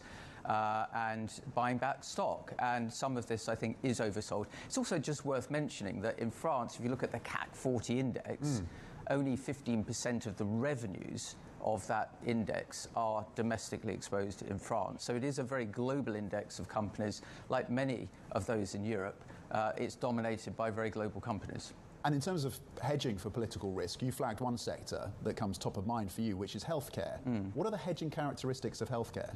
Well, healthcare, I think, is interesting on two fronts. First of all, it is a relatively defensive sector in the sense that it's less sensitive to changes in economic activity or indeed interest rates. And in that sense, I think it's attractive. But also, I think it's potentially structurally attractive as a major beneficiary of AI. Now, we've seen a huge amount of attention on AI for good reason. But if you look at industries which can adopt and utilize these technologies to improve productivity, drug discovery, new products, I think that's one that we would find interesting. Policymakers and others suggesting that AI is going to have a catalytic effect here in the UK as well in terms of productivity. We've seen some economic data out today out of the UK suggesting it's a little bit more robust than maybe some had expected. The first quarter, 0.7%. Your views on the UK then? Does the UK become... We have our own elections, of course, this time next week, on Thursday of next week, but different dynamics are played. Does the UK become something of a haven? How do UK assets perform in this environment? Well, I think two things worth saying here. Firstly, the UK has had a very unusual period of political volatility in the last decade relative to at least its longer-term history. And it looks as if you've got more centrist policies and quite significant on either side of the main contesters for the election, very similar fiscal plans, or at least fiscal constraints. The market sees that as relatively benign in terms of potential shocks. But also, UK assets are very cheap. The markets are right to see that as well? Yes, I think that's right. Certainly in the context of some of the things that we're hearing and learning about in other markets. And as a result, do you see a pickup in flows into UK Yes, assets? and certainly interest. The UK market is very cheap, I think. It trades roughly at about half the PE ratio of the US, the biggest discount we've seen in around 30 or 40 years. Now, some of that, of course, reflects the fact that it has very different exposure in the index relative to the US. But even if you adjust for that, it looks very cheap. It's a very cash-generative index. If you look at the free cash flow yield, it's pretty much the highest of any major market in the world. Companies are paying decent dividends. And there's a lot of, I think, attractively valued companies. Part of the problem is the lack of domestic support and liquidity, less exposure in equities of pension funds and insurance companies. But nonetheless, I think there's arbitrage opportunities in the UK. We're finding a lot of investors are actually really quite interested in it. Very interesting. Peter Oppenheimer, thank you very much indeed. Chief Global Equity Strategist at Goldman Sachs, on how to position in this politically volatile environment, possibly less volatile here in the UK. Coming up, talking of politics and volatility, EU leaders backing Ursula von der Leyen to stay on as Commission head. Not a big surprise there, but the horse trading behind the scenes has been pretty fascinating. More on that deal next. This is Bloomberg.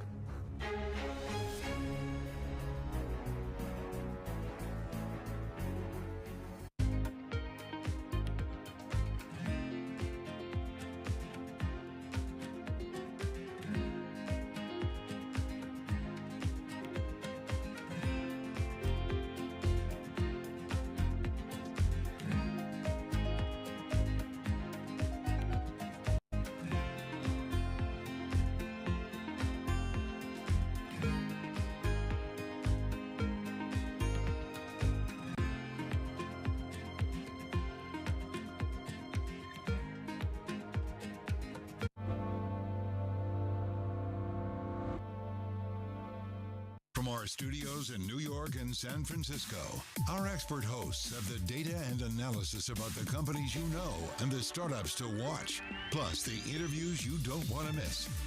Watch Caroline Hyde and Ed Ludlow on Bloomberg Technology, the only daily business show dedicated to tech, right in the middle of the trading action.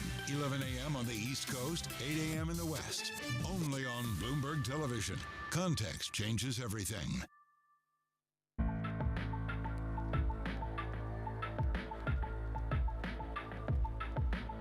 This is Bloomberg.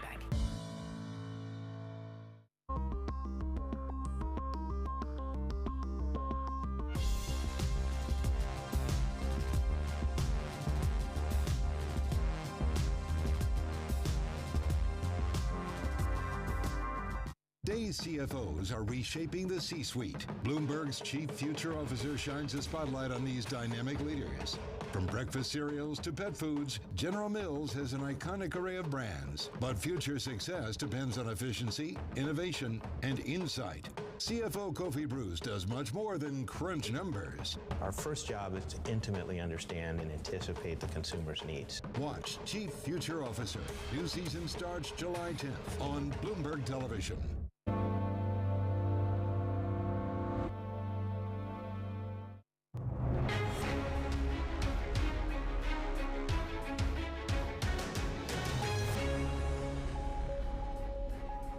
Welcome back. Investors remain on edge ahead of parliamentary elections in France. This is the country's three main party leaders squared off in the final television debate ahead of Sunday's first round vote. Let's get more from Bloomberg's opinion writer Lionel Laurent in Paris. Lionel, talk to us about the debate, what came through for you, and how we should be thinking about this first round vote on Sunday. So this has been a very short campaign, not really enough time to get into policies, and given that we had a first debate only 2 days ago, I don't think the debate itself really is much of a game changer. I think Macron's party would have had to pull a huge rabbit out of the hat, and even though it was definitely feistier against Bardella, who's Le Pen's number 2, it's Le Pen's party that's still the one to beat, and their lead is widening. The more that they kind of try and drop their most toxic policies, their lead keeps going up. So I think that tells you that actually we still see exactly exactly the same positioning that the polls predict. Le Pen's party is the one that's top, and it's the one to beat, and it's probably not going to get beaten. And then, briefly, we move on, of course, to the second round. How much political volatility is there between the first round and the second round, typically in France? Well, this is totally uncharted territory. This is why you have to be very careful. It's the first time we'll have the incumbent or the establishment in third position, and the far right and the far left and left bloc in number one and number two. The problem is if you're in third place, you're in the worst position. So I think that's why you should be cautious, but really expect potentially the far right to do even better than we think, getting a high majority and maybe even an absolute majority, because there doesn't seem to be much appetite for a proper Republican front where everybody rushes out and votes for whoever is opposed to the far right. OK, Bloomberg Opinions, Léonard Laurent with the preview of that really crucial parliamentary vote coming through on Sunday, of course, for France. Thank you. More broadly across Europe, the European Union and its leaders have nominated Ursula von der Leyen for a second term as president of the bloc's executive arm. Let's get more from Bloomberg's Oliver Crook. Ollie, the top three jobs now confirmed by the leaders within the EU, but it's not over yet.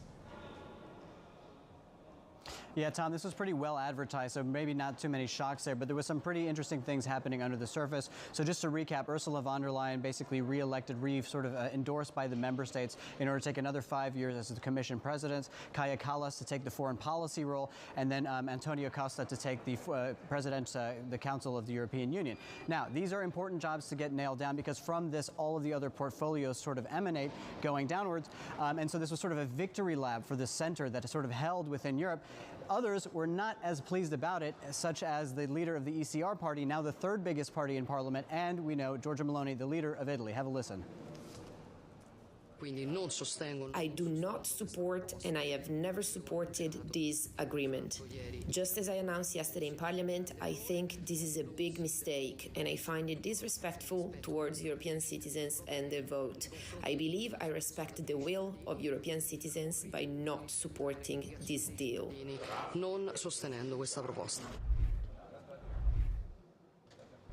And so Meloni abstained from the vote. Viktor Orban, for once, voted against von der Leyen. So you have sort of a flavor of how some of these national politics are now sort of playing out on the EU stage. If you think about kind of where Meloni's left her options open by abstaining, maybe supporting her, von der Leyen still needs to get through the MEPs, the European Parliament, more than half of those votes. Without Meloni's support, that becomes a razor-thin margin. She only won by 9 votes last time. It gets more complicated this time. And when you think of the national politics playing out also for the French and the Germans, who tried to sort of change the policy agenda late last night, and basically the other member states said no way, really illustrating how the two most sort of powerful countries within Europe have really lost their clout since the EU election and really sort of lost that sort of domestic support. Bloomberg's Oliver Crook on the ground for us in Brussels on how the domestic politics of countries like France, Germany and Italy are feeding in to a changed dynamic at the EU level. Ollie, thank you. Plenty more coming up. Stay with us. This is Bloomberg.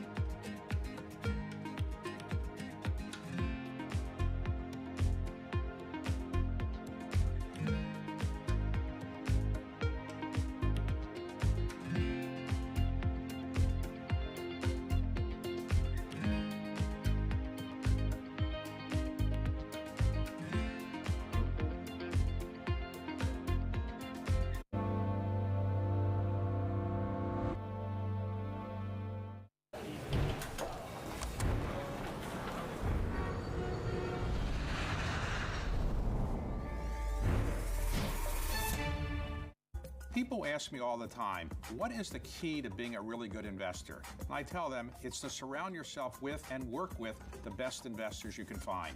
On Bloomberg Wealth, I'm going to take you to meet the greatest investors in the world, the people that I would like to have managing my money. The private markets in general have exploded at the expense of the public markets. Part of that's regulatory, part of that's just structural in the market. Private credit particularly exploded when the banks took a step back.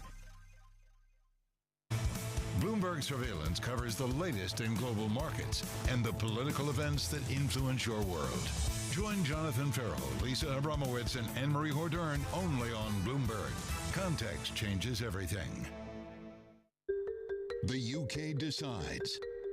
On July 4th, amid debates about tax policy, border security, foreign policy, and more, voters head to the polls to choose the next leader.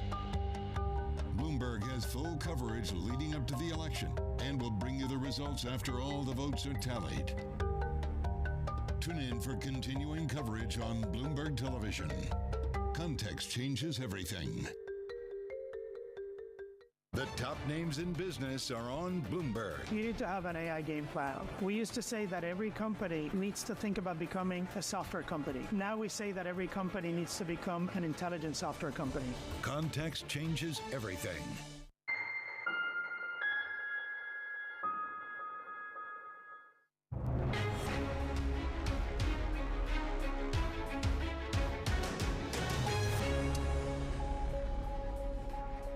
Welcome back to some of the other top stories on the Bloomberg terminal this Friday. Ukrainian President Volodymyr Zelensky has signed a long-term security commitment with the European Union. The deal formalises EU initiatives to support the war-torn country, including arms deliveries and training Ukrainian troops. Polls open later Friday in Iran's presidential election to select the replacement for Ibrahim Raisi, who was killed last month in a helicopter crash. Two of the most conservative candidates have stepped aside ahead of the vote, strengthening the chances of two other hardliners. And Delhi Airport has suspended all flights from Terminal 1 after a part of the forecourt's canopy collapsed early this morning following heavy rain. Delhi Fire Services says one person died and another 7 people were injured in the incident. Switching focus, and let's check in on a corporate story of the moment. Nike coming through with an earnings update that disappointed the markets, and you can see pre-market that stock is down 14%. We've seen the read across to European retailers like Adidas. They've been challenged in terms of the lineup and demand for their shoes, and particularly as well the Chinese market has been a concern for Nike. And you can see pre-market then that stock down 14%, but there is a broader read across from that story within the sector. Let's quickly look as well at a deal that's come through for the telecoms equipment maker Nokia, one of its biggest deals, in fact the biggest deal since it took over Alcatel-Lucent, paying and coming through the deal around $2.3 billion for Infinera. That's a US-based company in pre-market. That stock rallying more than 19%. Coming up, more on the UK elections. That is next. This is Bloomberg.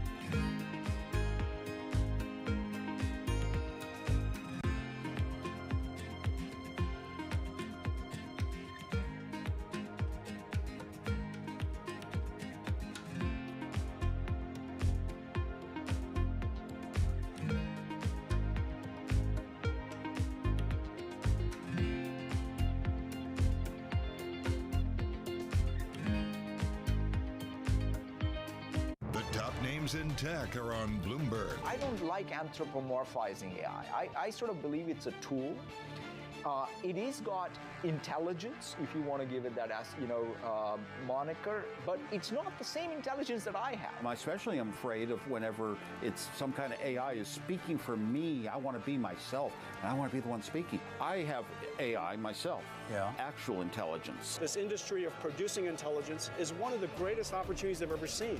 Instead of instruction-driven computing, it's now intention-driven computing. There's been a lot of us who've been working in AI for a long time. It's great now to see other people using it and seeing what some of the challenges are. To stay ahead in tech, it has to be much more than just software. So you need long-term investments in science and research. You have an ecosystem of companies coming together. It's causing a new industrial revolution. Nobody covers technology like Bloomberg. Context changes everything. Bloomberg has enhanced search on the terminal to deliver what you need when you need it. Now, you can simply type phrases in everyday English in the command line. Compare financials. Find people. Analyze markets. You can enter phrases or ask questions. What do you want to know today? Ask a question or visit SearchGo to find answers now. The countdown is on. Everything you need to get the edge at the end of the market day. Get ahead of tomorrow's trading with The Close, weekdays at 3 p.m. only on Bloomberg Television. Context changes everything.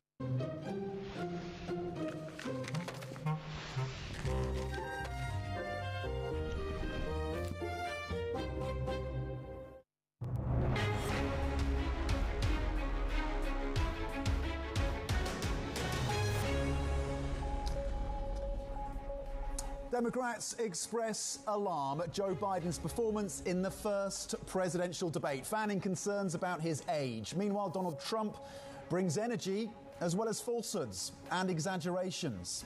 European stocks climb, along with US futures, ahead of the Fed's preferred measure of inflation due later today. Plus, European leaders nominate Ursula von der Leyen for a second term as president of the bloc's executive arm.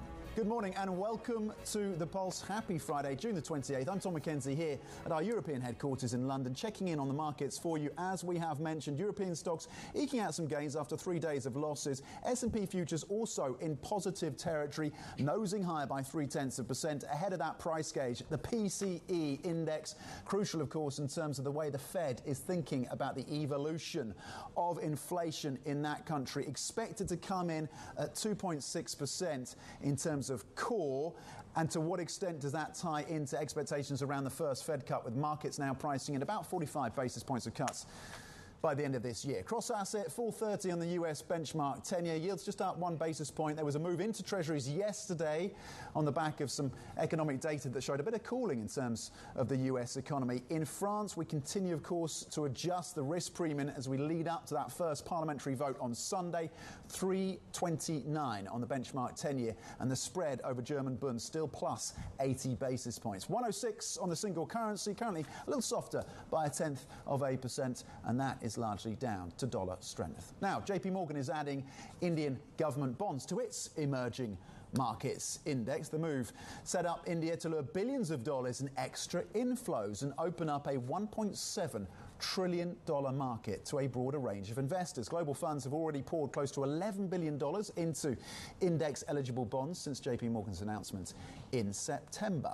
Staying with the region, let's discuss the green investment outlook now for India with the country's largest renewable energy company, Renew. CEO Sumant Sinha joining me now on set. Sumant, thanks so much for coming in, and welcome, of course, to the studio. Really appreciate it. Let's talk about we've been talking about the politics of France, the UK and the US, of course, today, but the politics of India, we're still working through the ramifications of that, the surprise lack of a significant majority for President Modi, Prime Minister Modi, I should say. Is there a political risk now as you look ahead in the months and quarters ahead for your business? Is there less policy certainty than there was a couple of months ago for you in the business in India? No, I don't think so, Tom. I think the elections were, of course, fairly long drawn out, but the result was something that was a little bit preordained. Of course, people didn't expect the Prime Minister to lose his absolute majority, but nevertheless, with allies, he's pretty strongly in the saddle right now. And I think that is reflected reflected in the cabinet that he's chosen, which is very similar to the cabinet that he had earlier, with most of the same ministers holding the same portfolios. And I think the clear signal to all of us in the business community from the government is that this is going to be business as usual, and the same policies will continue. And that, as you know, for businesses like ours is very good to hear, because we make long-term investments, and that policy predictability and continuity is very important. So frankly, I don't see that there's going to be any significant change from the last government to this government. The Prime Minister is the same. The policies are going to remain. Interesting. Okay, so you're confident that you get policy certainty, and as you say, crucial in your sector where you're making those long-term investments. How do you see, what are the policies that you're expecting and looking for that may adjust the environment for your sector? How does the renewable sector in India adjust in the years ahead? Yeah, look, I think the government's target has been always very clear that we want to get to 500 gigawatts of renewable installed capacity by 2030. And is that still achievable? I think it is. So look, the reality is that India's power demand is growing very, very significantly. The economy itself, as you know, is growing very significantly. And the government has taken one fundamental policy decision, and that is that all new power demand growth should be met from renewable energy capacity. And that will require us to add almost 70 to 75 gigawatts of new renewables just to meet the power demand growth. Now, there's a very strong commercial reason for it as well, which is that renewables is cheaper than the alternative, which is coal-based power. So it's both in India's economic as well as climate interest to essentially add as much renewables as possible going forward from here.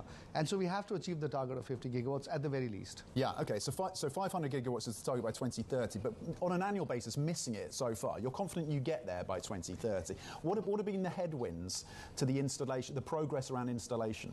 Yeah, so I agree with you that we've been adding at about 15 to 20 gigawatts a year till now. But I think one significant thing that happened last year was that the government actually stepped up the amount of auctions that they do. And that is the sort of step one to getting a larger amount of capacity executed. So last year, the government actually auctioned 60 gigawatts of new renewable capacity. And that, therefore, you'll start seeing that coming into the market in terms of executed capacity a couple of years down the road. So I think what's going to happen is we're going to step up from 20 to 30, 35, 40, and eventually 50 to 60 in the next 2 to 3 years' time. Now, what are the constraining issues? Of course, there are several, right? First of all is land acquisition. Land acquisition is never easy. A lot of the Indian land holdings are very fragmented. You have to deal with hundreds of farmers to get a single 300 megawatt project of wind or solar executed. So that always requires a lot of effort. The second thing, of course, is the transmission build-out. Is that going to go fast enough? And there the news is good. The government is really ramping that whole transmission build-out up. The third is capital. Fortunately, right now, especially with all the money that is going into the debt markets in India, I don't see debt as being a constraining factor. And as you know, Indian equity markets are doing very well right now. So I think equity should also be available. Okay, so capital isn't a challenge. Land remains complicated. We are seeing evidence that some distribution companies are still reluctant to commit to these long-term purchase agreements with companies like yourselves. What is holding that back? As you say, that power demand is soaring in India. Yeah, no, that's a good question. I think part of it is just simple governance. We've also just had the elections, which have just sort of finished a month or so ago, and everything was a little bit on hold for that. Now that elections are passed and power demand is going up, we are seeing more and more PPAs getting signed. So in our case, for example, we had won about 8,000 megawatts of auctions last year. Roughly about 2,500 of those PPAs have already been signed, and we're hoping that the rest of those will get signed this year as well. So I see that eventually all of that power demand growth will, via these distribution utilities, start transmitting itself into PPAs getting signed and more bids coming in. Is one of the stumbling blocks the fact that some of these companies still have these legacy deals with coal energy providers? Is that a factor? Yeah. No, I don't think so. I think the bigger issue is, the coal PPAs were there for up to a certain amount, but of course, as power demand grows, they need new incremental capacity to come from somewhere. I think the issue more is that a lot of them are owned by state governments, and they still run as state government departments. And that reform, by the way, is one of the most significant reforms that is left in India's power sector going forward. How do you see, you talked about transmission, how do you ensure that your projects, your future products, are synchronized with that transmission? So, there's a very transparent mechanism of allocating the transmission capacity that is being built out. So once you win a bid, you essentially know which are the available substations, you apply with the letter of award that you get, and you're guaranteed to get access into the grid. So for example, for all of the 8 gigawatts that we have won last year, we've already got connectivity for all of those. So we know exactly where we're going to do those projects and where they're going to connect into and what the natural, the radiation is and so on and so forth. So we have very high predictability around our future set of the next 10 gigawatts of projects that we're going to be doing. But that's how the system works. And if you want to get into an area where there is no transmission substation, you can actually just go there, acquire land, and then get the government to build out the infrastructure, which then will typically take 4 to 5 years. But there is a very good system in place for building out the transmission infrastructure. How are you thinking about the data center growth that we're seeing all over the world for things like artificial intelligence? And India has a crucial role to play. Lots of talent, lots of data centers being built out in India. Is that a growth area for you in terms of supplying those data centers, which are incredibly energy hungry? Yeah, look, that's a great question, and I think that's something, in fact, that I get more and more from investors. And the reality is we will have a lot more data centers getting built out, and so that will become a pretty significant part of demand growth that we're going to be seeing over the next several years of 7 to 8%. Electric vehicles are also going to contribute to demand growth as well, because there's a pretty rapid shift now towards electric vehicles happening, not just four-wheelers, but also two-wheelers and three-wheelers, and eventually public transportation and mass transportation will also go in that direction. So there is a lot of demand growth that is fed by a lot of these structural factors. What we are seeing is we are not just doing deals with US tech companies or Indian tech companies for the India operations and India data centers, but also for offsetting their global carbon footprint. And so they're coming into India and buying carbon offsets from us for offsetting their global carbon footprint. And that's actually leading to its own level of demand for us with very good high quality off-takers and very large sized transactions. So for example, we signed a 450 megawatt PPA with a very large US tech company for their global carbon offsets. Very interesting. Sumant Sinha, thank you very much indeed for coming in, CEO of Renew. It is India's largest renewable company, listed in the US as well, on how the renewable sector in India is evolving and the demand picture. And Sumant was talking about the demand around electric vehicles. We have a redhead crossing the terminal right now. This is a Chinese company, privately held, but also a big producer of electric vehicles, rivaling and competing with the likes of BYD. It's Geely Auto coming through with first quarter net income well above the income print that came through year on year. So 1.56 billion yuan versus 714 million yuan that we saw in terms of year on year is the number. So it seems a significant first quarter net income coming from Geely. This is the owner of Volvo Cars, by the way, as well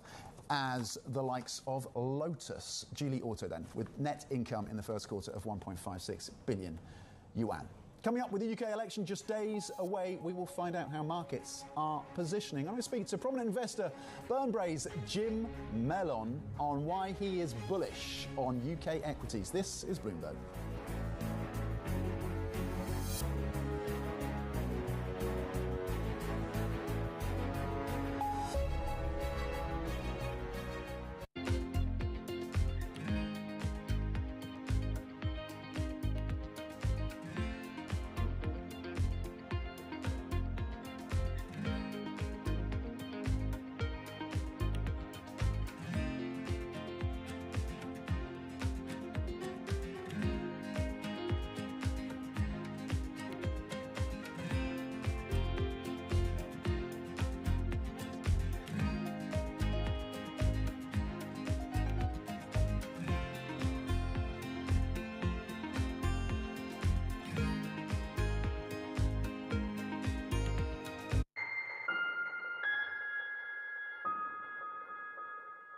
Welcome to the world of decentralized finance. With a surge in Bitcoin, you have crypto stocks also surging. Bloomberg's covering all things crypto, the people. This is a political attack, and we must hold our elected officials accountable. The transactions. Really a record-breaking moment. Bitcoin is the exit strategy. And the technology. Awareness is going to grow, and these things grow the overall industry. Crypto as an asset class is here to stay. Bloomberg Crypto, Tuesdays, only on Bloomberg.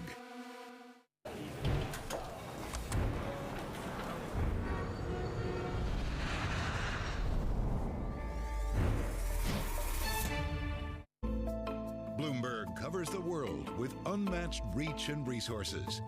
From more than 120 countries, the moment news breaks, 24 hours a day. Bloomberg, context changes everything.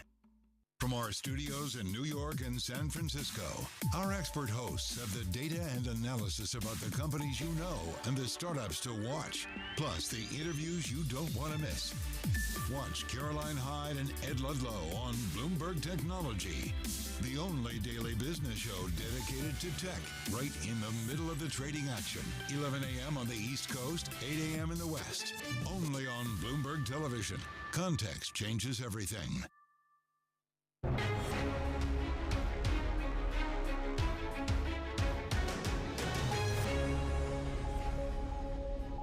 Welcome back. The UK election is less than a week away, with polls showing Keir Starmer's Labour Party heading for a landslide win Thursday next week, while Prime Minister Rishi Sunak's Conservatives face a wipeout after 14 turbulent years in power. There's been no sense of panic, though, in the UK asset markets so far, particularly UK equities, with the FTSE up around 7% this year. Relatively modest, of course, versus the S&P, but still in positive territory. The pound also trading at around 126 to the dollar. And, of course, we should note that these are just polls. We will find out the result, of course, on July the 4th, July the 5th.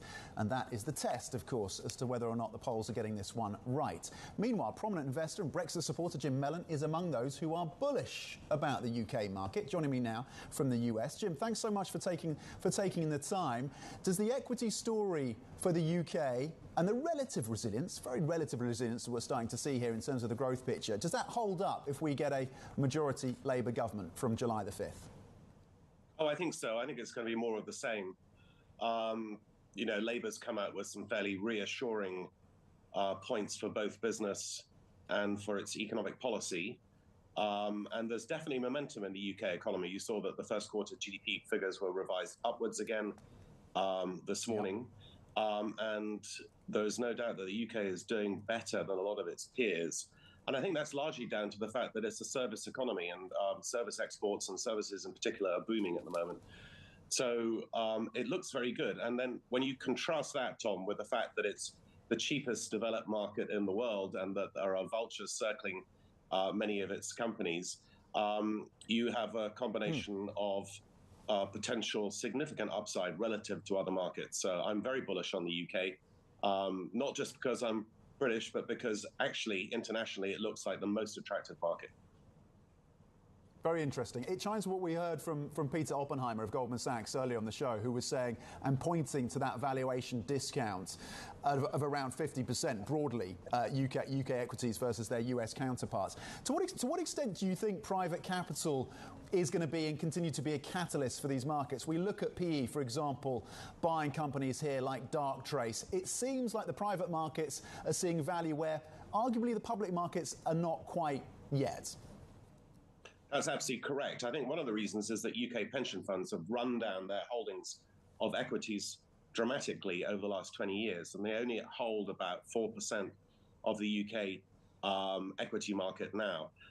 So any encouragement to bring pension funds back into the capital markets will be, I think, very gleefully received. But of course, private equity and other buyers are very interested in the UK, and I think the bid for Britvic is a good example of that by Carlsberg this week. And I have been looking at companies that might be acquired by private equity or indeed by industry competitors from domestically and internationally. But I'm also encouraged that there are more companies coming to the UK market. So as companies leave the market, there are new ones going to be coming. So as you know, the UK market has regained its position as the largest market in Europe, and I think it's only got one way to go, which is upwards. We're looking at about 9 times next year's earnings on the FTSE 250. That compares to 21 times for the S&P 500 in the United States. The dividend yield is considerably higher, and for offshore international investors, there's no dividend withholding tax, unlike in the United States where it's 30%. And elsewhere where there's significant dividend withholding taxes. And there are some very attractive companies with dividends attached. I was going to ask, I want to get into your views. I want to get a peek, Jim, into your list shortly. But broadly, on the index, because you mentioned the FTSE 250, do you want to be buying, which of the, if you're buying on the index level, are you buying FTSE 100, FTSE 250, the small caps? What's, if you have a preferred index, where do you land? Well, that's a very good question, because as you know, in the FTSE 100, a very large percentage of the revenues come from overseas. It's somewhere around 70%. So it's a very different composition to the domestically reflecting index, which is the FTSE 250. Personally, I would buy the discounted investment trust with good management, low management fees for the smaller cap to medium-sized cap companies. And then in the big ones, my focus at the moment is actually on telecoms and on financials, because I think both of those areas look even more undervalued than the rest of the market. But you've got a cornucopia of choice, basically. But I think that go for the actively managed funds, which are selling at discounts on the market for the smaller companies, so you don't have to pour through all the annual reports. And then on the bigger ones, I've got a selection of companies that I'm very interested in. Jim, I'm looking. So you talk about telecoms. On the list that you sent us, BT is on there. We've got change at the top, of course, a new CEO of BT. And on the banking space, within the banking space, you've got Lloyds as well. So this clearly, you underscore, this is a value story, but as well, is it with the banks, for example, is this a buyback, a return to cash story? And to what extent is dividends a theme for you in terms of the upside that comes through with exposure to companies like BT and Lloyds? Well, one of the great things about the US market in the last 10 years has been the significant levels of buybacks and the financial engineering that's resulted in rapidly rising earnings per share. And I think the same thing is coming to the United Kingdom. In financial services, the banks are beginning to get the idea that buybacks are a good idea. And whereas Lloyds' management is somewhat lacking, they managed to attract every single scandal that's going.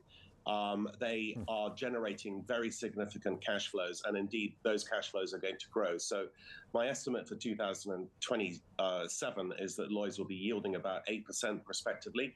It's on around 5 times earnings, and it's the absolute dominant player in the UK mortgage market, which looks okay to me because housing is going to be a big positive feature of the economy going forward. So Lloyds, yes, I think is a good value play, and they will also be buying back a lot of their own stock.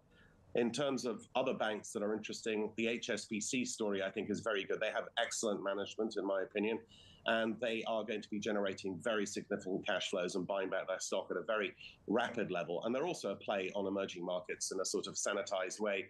Both China and Hong Kong are very significant parts of their earnings. So those are 2 banking stocks I think you can buy with some confidence. Interesting. And of course, change at the top of HSBC as well, with Noel Quinn announcing that he will be stepping down, at least at some point. Look, you touched on this, so before we let you go, Jim, you talked about the watch list you have for potential takeover targets. Can you give us a glimpse? At 5 a.m. Eastern Time, we do get our Italian HICP numbers. Prelim year-on-year with a forecast of 0.9% and the prior 0.8%. HICP prelim month-on-month with a forecast of 0.2% and the prior 0.2%. Italian CPI year-on-year prelim forecast 1% and the prior 0.8%. And Italian CPI month-on-month prelim forecast 0.2% of the prior 0.2%. Pension funds, buying them in from companies that want to get the pension funds off their balance sheets. It's got about a 10% dividend yield. It's got reasonably good management. I think it's an ideal target for private equity. If they run off the books, they could make a lot of money. So 3 or 4 times, in my opinion, of future cash flows, 10% dividend yield, a reasonable balance sheet. I think it makes it a very juicy target, and it's a big company. It's about £5 billion in market cap. Okay, really fascinating. Really appreciate your time this morning. Jim Mellon, Burnbay chairman, of course, Burnbay chairman, Jim Mellon, on the calls around the telecom space, the bank space as well, and the bullish call on UK equities. Coming up, Nike shares tumble pre-market after the world's largest sportswear company issues a full-year outlook that misses expectations. As you can see, pre-market, the stock down 14%. More on those earnings next. This is Bloomberg.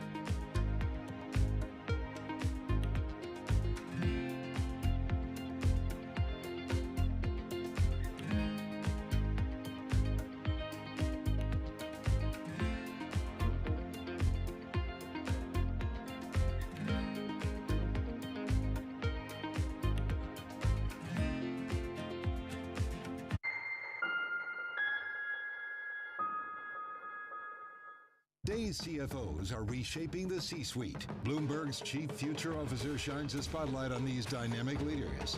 From breakfast cereals to pet foods, General Mills has an iconic array of brands. But future success depends on efficiency, innovation, and insight. CFO Kofi Bruce does much more than crunch numbers. Our first job is to intimately understand and anticipate the consumer's needs. Watch Chief Future Officer. New season starts July 10th on Bloomberg Television. Get your fixed income fix. Watch Bloomberg Real Yield every Friday right here on Bloomberg. Context changes everything.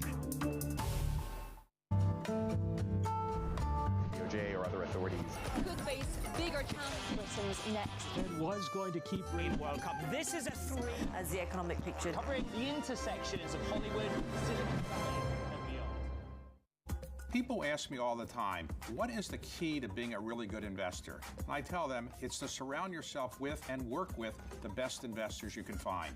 On Bloomberg Wealth, I'm going to take you to meet the greatest investors in the world, the people that I would like to have managing my money. The private markets in general have exploded at the expense of the public markets. Part of that's regulatory, part of that's just structural in the market. Private credit particularly exploded when the banks took a step back. U.S. jobs numbers are released. Bloomberg has the report under surveillance with crucial data and expert analysis at terminal speed. Nobody covers Jobs Day like Bloomberg.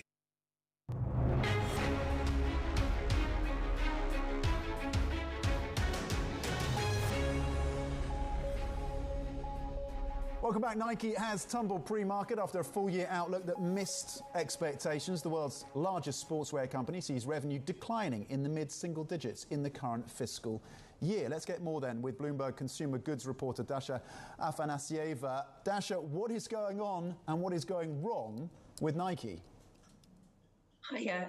So Nike had a bad earnings update on all sorts of parameters. Not only did it miss expectations in terms of revenue and some profit metrics, it's also massively downgraded its full year forecast. Now, so it's less than 5 minutes away now until we get our Italian HICP and CPI numbers. HICP prelim year-on-year with a forecast of 0.9% on the prize 0.8%. Italian HICP prelim month-on-month with a forecast of 0.2% on the prize 0.2%. Italian CPI year-on-year prelim forecast 1% on the prize 0.8%. And Italian CPI month-on-month prelim forecast 0.2% on the prize 0.2%. Now the CEO is saying it's fiscal 25, which we're in now, that is the turnaround. And you sort of think, well, why is it taking so long? And part of that is innovation, that, they've got to think of, get an innovation pipeline where throughout the year they're coming up with new products that can compete. But part of that is also marketing. And you do wonder, are some of these brands just stale, particularly Converse? Okay, Bloomberg consumer goods reporter Dasha Afanasieva on the challenges for Nike and its lineup. Thank you. Checking pre-market in Finera on the back of this news that Nokia has come through with a plus $2 billion bid for this company. The stock then pre-market up almost 19%. Up next, Bloomberg Brief with Danny Berger and Manus Krani. This is Bloomberg.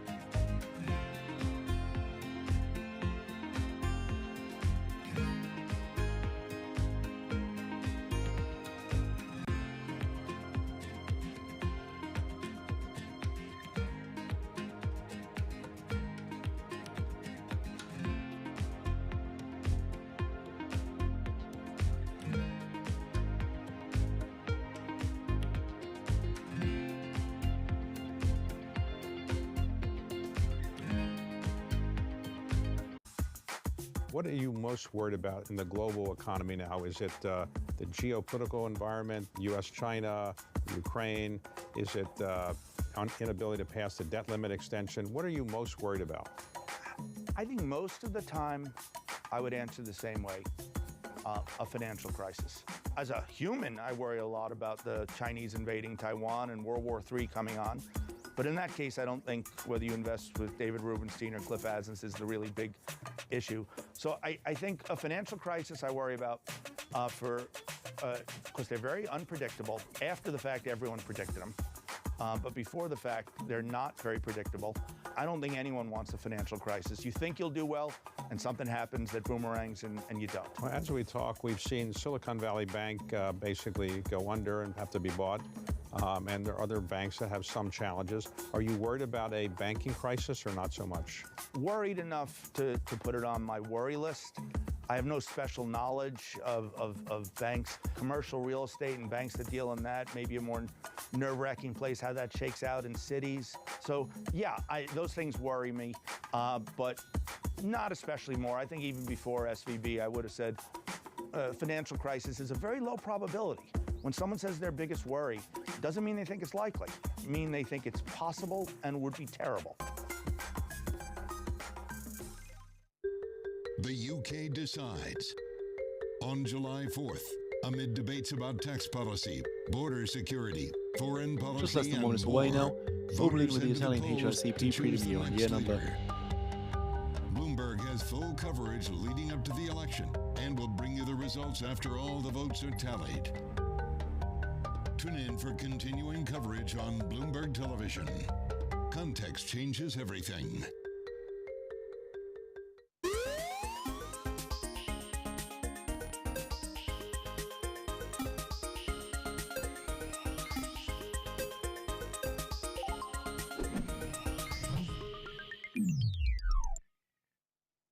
Just only here, risk premium on Italian debt hits its highest since mid-February, with Italy-German 10-year bond yield spread rising to 159.6 basis points.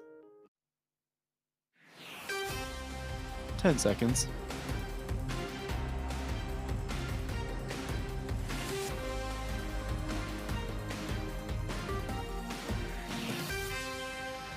Good morning from our global headquarters in New York. I'm Manus Cranny alongside Danny Berger. Welcome to Bloomberg Brief. Let's set that agenda. Disastrous debate. Round one of Biden versus Trump sets off alarm bells just over 4 months ahead of the election. Counting down to PCE, will it be the slowest of 2024, emboldening the rate cut debate? Losing momentum, Nike falls short and concedes ground to one of its major rivals, Adidas. Good morning, Manus. A very good morning, Danny. It's almost as if there's nothing else to talk about apart from that debate and how bad it was for Biden and for Trump. Equity markets, the data. You know, we're counting down to the PCE. You've got the Atlanta Fed. Seeing Italian HICP prelim year-on-year at 0.9%, that's 0.9% in line with the forecast. Italian HICP prelim month-on-month, 0.2%, 0.2% again in line. Italian CPI year-on-year prelim, 0.8% at 0.8%, lower than the forecast of 1%, and Italian CPI month-on-month prelim 0.1%, 0.1%, lower than the forecast of 0.2%. There are glimmers of evidence that the price changes are moving our way, and the dollar index had been bid on the back of the Trump narrative around tariffs. And so just noting here, the PBOC says China's economy faces insufficient what demand. A debate, and we can talk about as much as we want how difficult it was for President Biden, how he positions after this. But you come away no more certain about 2025. If you're an investor who is hoping to watch this debate for any policy, you got none of that. Instead, what you come away with is anything more uncertainty as the choir about should Biden be replaced starts to heat up. Yeah, and that is a very, very real and live debate. You're looking at Democrats in full panic mode, regardless of what Trump did during this debate in terms of the narrative. The point about it was you come away, you had to roll out Kamala Harris on CNN who said, yeah, it was a slow start, and that is probably the understatement. Well, I mean, it's arguably been years of back and forth, and we finally have had President Biden and former President Trump facing off in person in the election's first presidential debate. There's more to be done. There's more to be done. Working class people are still in trouble. He has not done a good job. He's done a poor job, and inflation's killing our country. It is absolutely killing us. The price of eggs, the price of gas, the price of housing, the price of a whole range of things. That's why I'm working so hard to make sure I deal with those problems. I was recently in France for D-Day, and I spoke all about those heroes that died. I went to the World War II cemetery, World War I cemetery he refused to go to. He was standing standing with his 4-star general, and he told me, he said, I don't want to go in there because they're a bunch of losers and suckers. My son was not a loser, was not a sucker. You're the sucker. You're the loser. There's nobody that's taken better care of our soldiers than I have. The money that we're spending on this war, and we shouldn't be spending, it should have never happened. I will have that war settled between Putin and Zelensky as president-elect before I take office on January 20th. I'll have that war settled. Let's get straight to Tyler Kendall. She joins us now from on the ground in Atlanta. You've had no sleep and a lot of time to really absorb the takeaways here, Tyler. Good morning to you. I mean, there's a clarion call here for replacement of Biden. Just how bad was it for him, or was there another side to this analysis?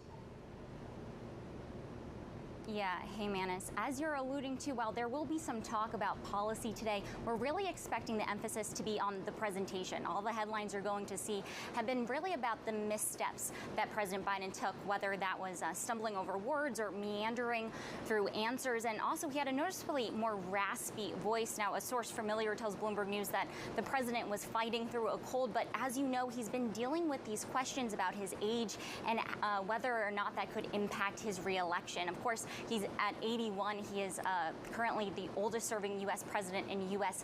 history. I want you to take a listen here to this one moment that's been gaining traction. I spoke to a Democratic strategist right after the debate that told me that this was the moment that really seemed to set the tone moving forward. Making sure that we continue to strengthen our healthcare system, making sure that we're able to make every single solitary person eligible for what I've been able to do with the with the COVID, with dealing with everything we have to do with, look, if we finally beat Medicare. So you heard there a meandering answer and then a pause that was really the beginning of the debate in terms of a question that had to deal with our national debt, and then it ended up leading into health care. But of course, you know, to be fair, President Trump wasn't without his exaggerations and also citing some falsehoods. Bloomberg News was fact-checking on the terminal and online all night, but it really seems that President Biden's missteps have been the focus here and moving forward. So what now, Tyler, especially when you have not just Democrats in quiet talking about their concern, but out loud? How does the Biden campaign respond to this, and the Trump campaign for its part too? Right. Well, President Biden actually had already came out right after the debate. He had a stop at a Waffle House here in Atlanta where he told reporters that he felt like he did a good job. Manis alluded to earlier, Vice President Kamala Harris came out and admitted that it was a slow start, but she said that they ended up finishing strong. But something interesting that struck me being in the spin room was how much Republican colleagues came out for former President Trump. They came out early and often for him, whereas it took us a lot longer to see the Democratic surrogates come out. Okay, Tyler, thank you so much. We know you've been up late. Hopefully this means you can finally get some sleep. Bloomberg's Tyler Kendall from Atlanta. Joining us now is Alfonso Peccatiello, CEO of the Macro Compass. Alfonso, good morning to you. Did last night change anything for you when you think about 2025 and how you want to position? Well, I should say the debate was not much of a debate. Unfortunately, we learned not a lot when it comes to policy, but we learned that the Democrats most likely have to probably replace Biden last minute in the race. And that's quite something, because right now, if they don't, it seems like the polls are going to switch pretty aggressively towards Trump. And if they don't, they are probably bound to lose the elections, and that has a lot of potential impacts. I think we got to watch the bond market very closely, particularly the shape of the yield curve. Trump is coming out with a policy mix that is a big risk premium potential steepener for the yield curve. It comes with a mix of pressuring the Fed to basically be more dovish, cut interest rates, but at the same time imposing tariffs. And so the combination of the two has to steepen the curve, has to bring back this risk premium in bond markets, and has to bring back volatility as well in macro. Well, that term premium is really sort of becoming more anemic. I think Terry Haynes summed it up nicely. It was largely a fact-free zone that wasn't policed in real time. You talk about the possibility of a Trump regime. That regime, according to Adam Posen, would be massive deportation of immigrants. Larry Summers says it would be the mother of all stagflation. Now, that would lead to rate hikes, not cuts. Yeah, so that's exactly what the bond market is going to do, right, Manus? Because if you try and pressure the Fed not to respond appropriately to this type of stagflationary policies, what the Fed is going to do in that case is just try to hold rates, right? But then what happens is the bond market is going to go further down the curve and pressure for these hikes to come and put back this inflation risk premium into the market, would put back this volatility back in the long end of bond markets. And we know that bond markets are like the base of the pyramid of financial markets. If you try to shake them, right, and you bring too much vol into it, the reverberations on other assets, starting from credit all the way up to equities, are very evident, as we saw, for example, in 2022. Here's the problem, Alfonso, is you can have a clear view of what that would mean, but it can be a hard thing to trade, especially now when we don't know what the outcome is. And as you say, we don't necessarily know who the two candidates will be at this point after last night. So you can have this view, Alfonso, but how much conviction can you have to trade it even next year when we have the president, considering you see Team Trump, pushing back after some of these reports come out of things like the independents and the Fed. So how much conviction can you really have? So the beautiful thing about this then is that in macro, you don't have to necessarily trade directional, but you can also trade volatility itself, right? So one thing is to say, when is the curve going to steepen? When is the term premium going to be back? The other thing is to say, I have a relative certainty that vol in bond markets is going to increase. And if you have that view, that's what you can try to do is structure trades that benefit from that increase in volatility, right? And that is one way to express the idea. Well, you say the pool party in U.S. equity markets is very crowded. Well, we know how crowded it is. We know who makes the biggest splash there. What did you learn after 3 days and a 13% drop in NVIDIA? Is it a warning shot to perhaps buy volatility? Because, this is a splendid example of moments of existential angst in one stock. Amongst the many models we run at the Macro Compass, we have a thing called the pool theory. So, Manus, if you think of a pool party, right, what happens is that you have the early joiners, they come in and the pool is almost empty, they have fun, and then the rumor gets out, right, and then more people join the party. All of a sudden, the pool becomes crowded and there is no space anymore and the music is getting down and, the party is about to end. And the pool right now is pretty crowded, looking at a couple of indicators. Realized volatility in the S&P 500 is below 10%. That's pretty low. And on top of that, out-of-the-money puts are, sold away for very little premium. And when the combination of these two things happens for a sustained period of time, it's generally a signal that the pool is pretty crowded. Where you can see it as well is carry trades. Stuff like the Mexican peso, the Brazilian real have unwound very aggressively. Why? Well, the carry pool was very full as well. And I guess we're getting some signals as well from the NVIDIA drawdowns that, yes, the pool is pretty crowded right now. Okay, Alfonso. By all accounts, the hedgies have gone to the Hamptons, according to Goldman Sachs. But I can give you on good authority, the pool party at Soho House in this city, it is crowded, Alfonso. Alfonso Peccatiello of Macro Compass with the very latest. I'll leave you with that thought. There you go. Let's get you up to speed with the other stories trending on the terminal. There are other terminal stories apart from politics. L'Oreal is expecting slower growth for the overall beauty market this year.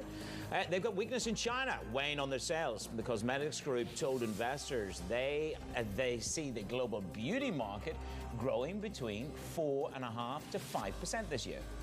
The judge who scrapped Elon Musk's $56 billion Tesla pay package will hold a hearing over the recent shareholder vote reviving the deal. The Delaware Chancery Court may take judicial notice of the vote, but it is not obligated to recognize the results. Tesla has argued that the vote addresses many of the concerns that the judge had raised in her decision. Argentina's Congress approved President Javier Milei's signature pro-business reforms. This marks an inflection point for the outsider to govern with a hostile political class he continues to rail against. Coming up, we have one political event out of the way. It's time for the next one. Investors bracing for France's first round of legislative elections on Sunday. We're going to get the view from JP Morgan Asset Management next on your Bloomberg Brief.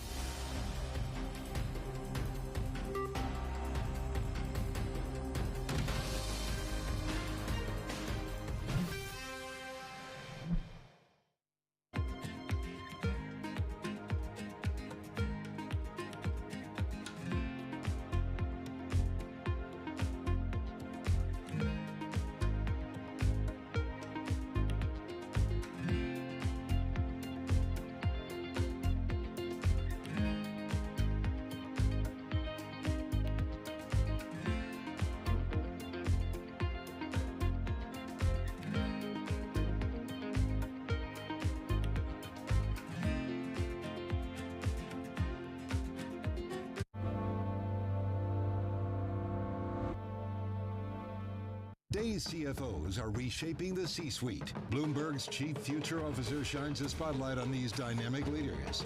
From breakfast cereals to pet foods, General Mills has an iconic array of brands. But future success depends on efficiency, innovation, and insight. CFO Kofi Bruce does much more than crunch numbers. Our first job is to intimately understand and anticipate the consumer's needs. Watch Chief Future Officer. New season starts July 10th on Bloomberg Television. DOJ or other authorities could face bigger challenges next. It was going to keep winning World Cup. This is a three. As the economic picture. Covering the intersections of Hollywood, Silicon Valley, and beyond.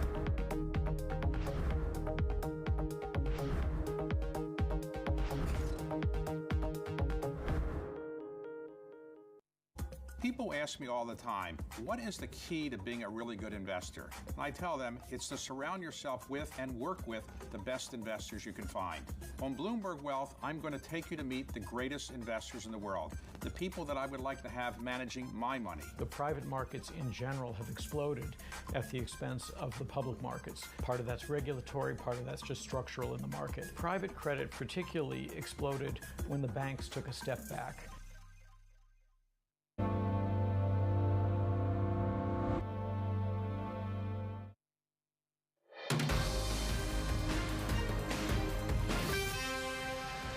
This is unprecedented territory in French politics. We're already seeing that in Brussels. Is France diminishing both reputation but also influence? Whoever will be in power will be constrained, in my view, by how the financial markets react. We see that the electoral pledges of both far right or far left are evolving.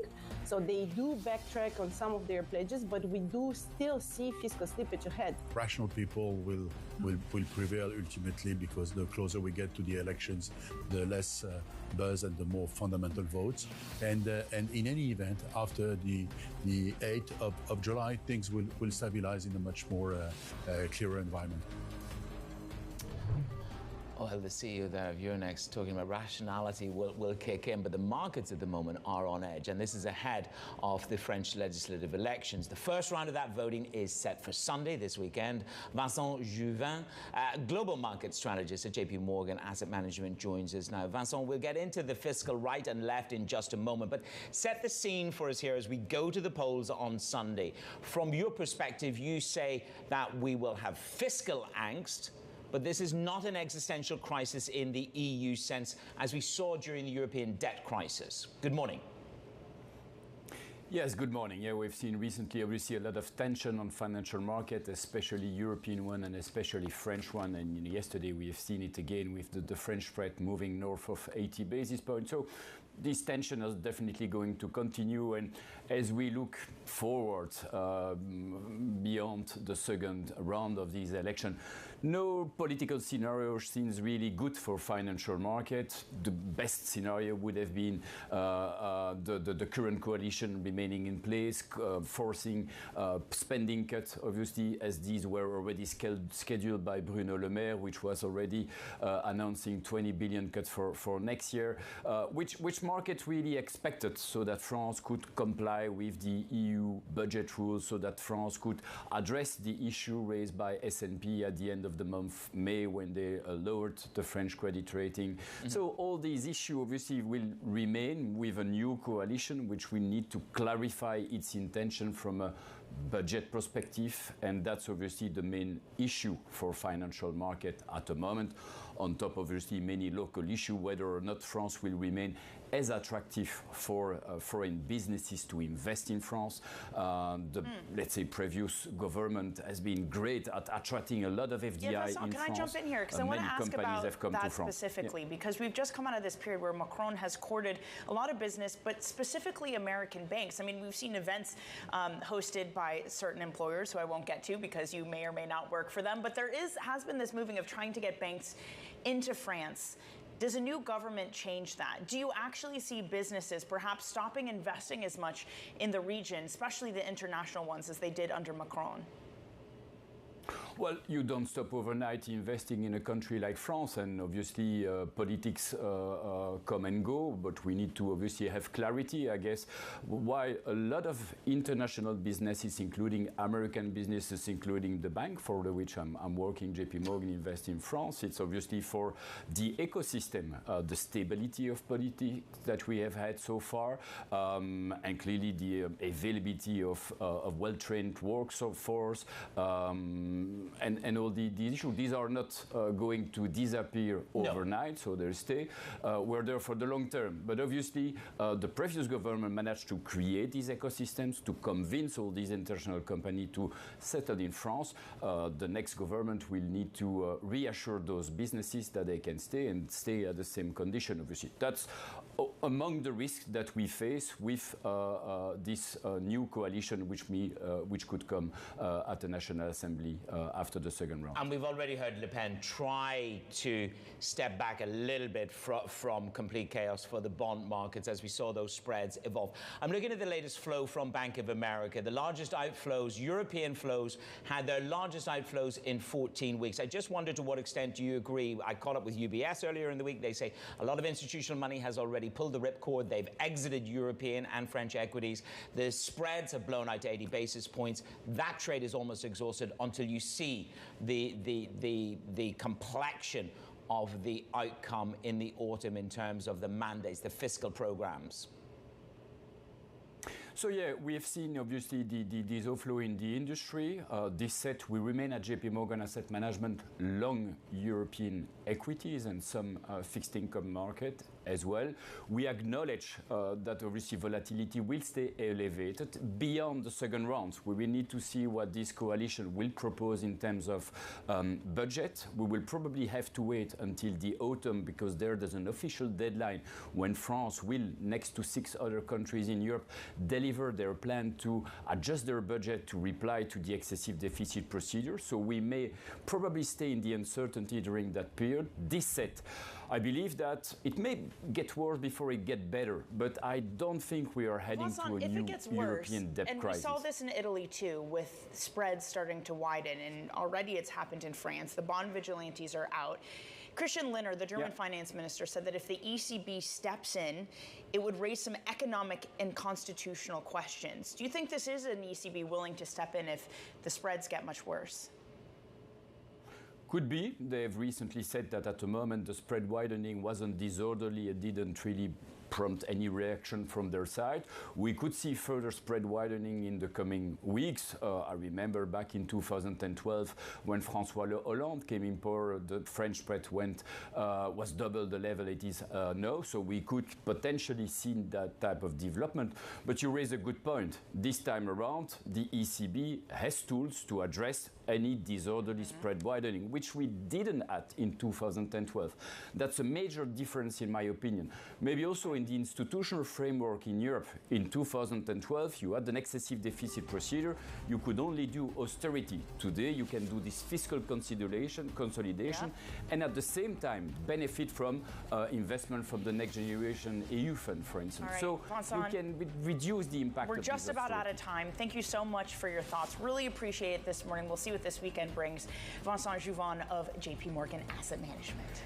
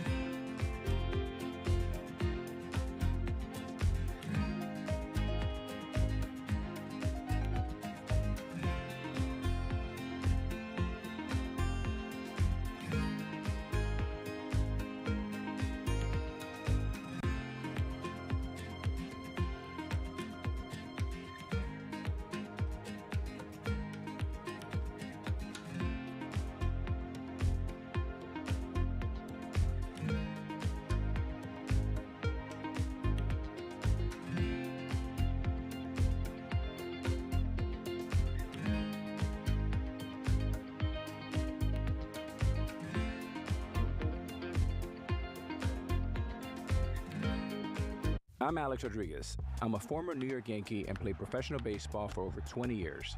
Almost that entire time, I was thinking about business. And I'm Jason Kelly. I've been a business journalist at Bloomberg for more than 2 decades. And across my career, I've covered everything from the Olympics to Wall Street. From Bloomberg, this is The Deal. Each week, you'll hear us in conversation with business icons. This show will explore deal-making across sports, media, and entertainment. This is very fancy for a podcast. If I knew what it was going to be, I'd have put everything I had into it. I get asked more about our relationship than I do my wife. And you know what I'm saying? This is a show where we talk with big-time athletes and executives about the wins, the losses, and lessons learned along the way. This show is called The Deal. The Deal? The Deal. The Deal. That deal. The Deal. Huge deal. Who dug this up? What are y'all in trouble? Wow.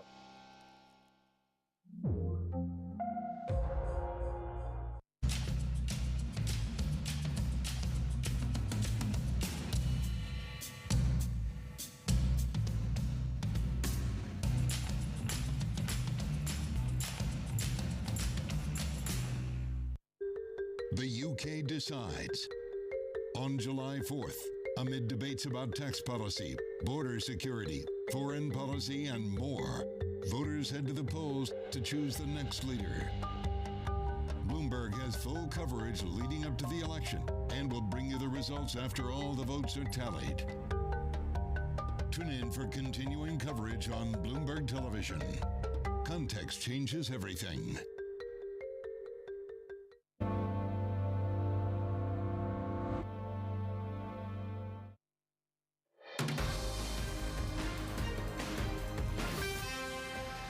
It is Bloomberg Brief. I'm Menace Cranny alongside Danny Berger in New York. Front pages, this is what we've got for you. Guess what? Politics tops that bill. First up, Washington Post. The Democrats are panicking over President Biden's debate performance. The lawmakers, operatives, donors, and voters expressing concern. Yeah, pretty much every paper leading with the debate, but also this on Bloomberg. The NFL needs to pay $5 billion. They've lost an antitrust trial over their Sunday ticket because they only gave it to DirecTV, and the allegation was that DirecTV could then artificially inflate prices. And the Financial Times, soccer, Taylor Swift. Bit of an interesting mix. Different kind of fans, one could say. Rattling the inflation. Maybe the same. Rattling the inflation worries central bankers. Please, I'll just get this last sentence out. The rush to sporting events and concerts will fuel a surge in prices. Wait, hang on. There are definitely people who go both to Euros and to Taylor Swift. Listen, I am not having a go at any football fans, not in the slightest. I mean, rugby fans, football fans, Taylor Swift fans. I mean, royalty went to Taylor Swift the other night in London. They did that selfie? They did a little bit of a selfie. But the fact of the matter is, Danny and I are up for 2 tickets for Taylor Swift in London because it's $1,000 and it's going to boost inflation all the way around Europe. It is, and the bad thing is that the worst part of inflation in Europe is services, and this is services inflation. Even Goldman Sachs wrote a note about this, essentially saying that the Euros 2024, the tourist inflow, will affect their Eurozone inflation forecast. Well, I can tell you, the price of hotels in London is not cheap, but if you look at what's going on in Cologne or in Germany, whenever the football or the basketball comes, they've doubled the prices, and wages are up over 5%. But as I say, we are in the market to take the show on the road to London, mid-August, to Taylor. I don't know if they'll let us do that. I like the idea. Oh, I'll definitely come. Okay, I'll see you there.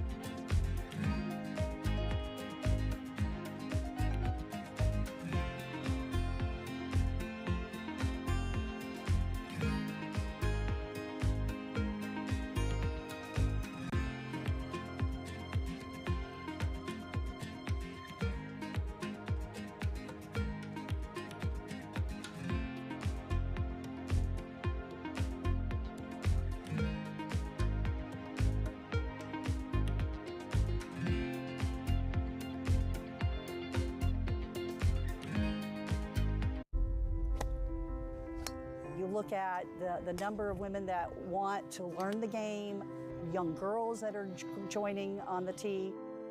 Really an exciting time for all of us to really capitalize on this moment. When you look at women who are making most of the purchasing decisions in households, whether that's cars or that is home or financial services, and who are going to drive the wealth of the future, it's women. Obviously, we have our car business and we need to have games here and all that sort of thing, but what else can we do? How do we grow the platform? The whole ticket pricing process. It used to be very yellow sheet of paper, maybe some numbers around it. There was not a lot of science behind it. We're now in the world and have been for many years, as most other similar businesses are, into dynamic pricing. So our pricing for a seat may change hourly if we see demand for that, all driven to maximize revenues. The balance sheet is so important to the success of the team. And a big part of my role is to make sure that the balance sheet stays strong and that we are prudent stewards of capital. There are things that we can do that are irrespective of winning or losing. Take a look at the first budget that comes from one of the teams and ask questions about, do you really need to spend that much? Are you really shooting high enough when it comes to partnership revenue?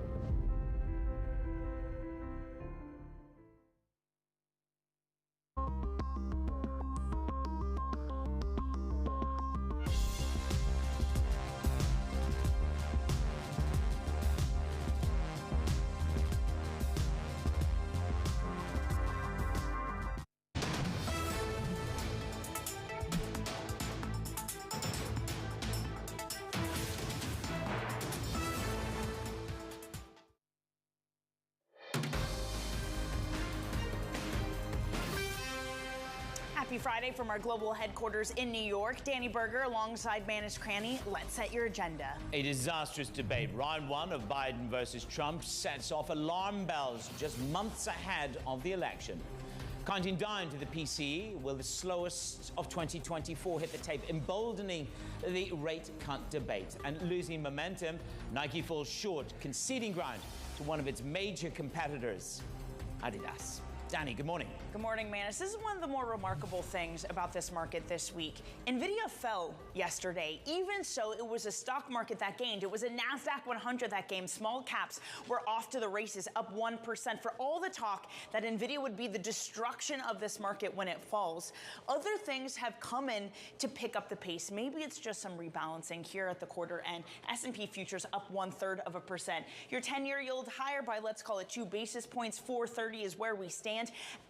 During the debate yesterday, the only slight market reaction we had was a bit of a stronger dollar, yields higher. But can you really look at yesterday and say, I have a clear market view? Euro versus the dollar, that's steady. 106, just under 107 is where we stand. Perhaps the more pertinent political issue now for investors to focus on is the first round of the French voting, Manus. Absolutely, and we've just had the discussion in the first 30 minutes of the show about volatility. We'd had Alfonso Pecatiello talking about a crowded pool of the equity market, the bond market. Volatility will rise. JP Morgan suggests that the nerves are jangling a little bit more in terms of the French election. But when it comes to that US election, I mean, 24 hours ago, we sat here and we quoted CBS saying 20% of the US population wanted to watch that debate to find out some clarity around policies.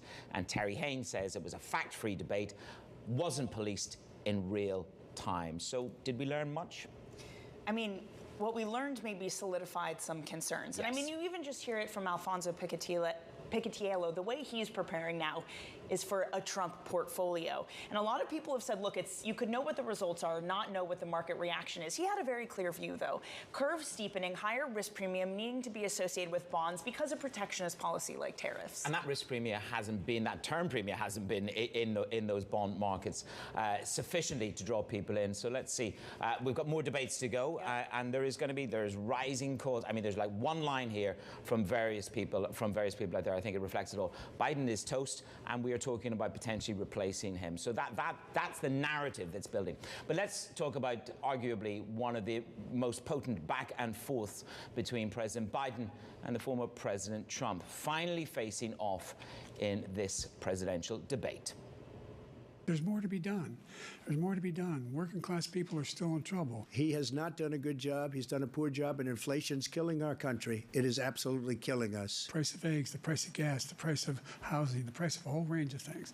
That's why I'm working so hard to make sure I deal with those problems. I was recently in France for D-Day, and I spoke all about those heroes that died. I went to the World War II cemetery, World War I cemetery he refused to go to. He was standing with his 4-star general, and he told me, he said, I don't want to go in there because they're a bunch of losers and suckers.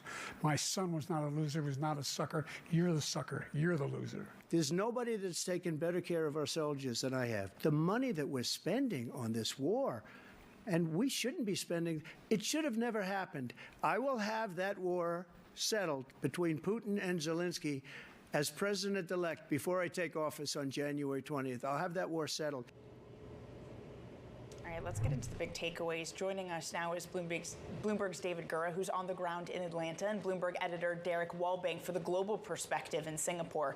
David, okay, you were there in Atlanta. I hope you've slept. I'm not sure if you have, watching the debate. But it's clear that the response from it, Claire McCaskill was on MSNBC saying that Biden had one thing to accomplish. He failed at it. Does that mean he's not going to be the candidate? I don't know. So we have Democrats both in private and out loud starting to question this. Is this a realistic proposition that we could actually look for another candidate after last night's performance?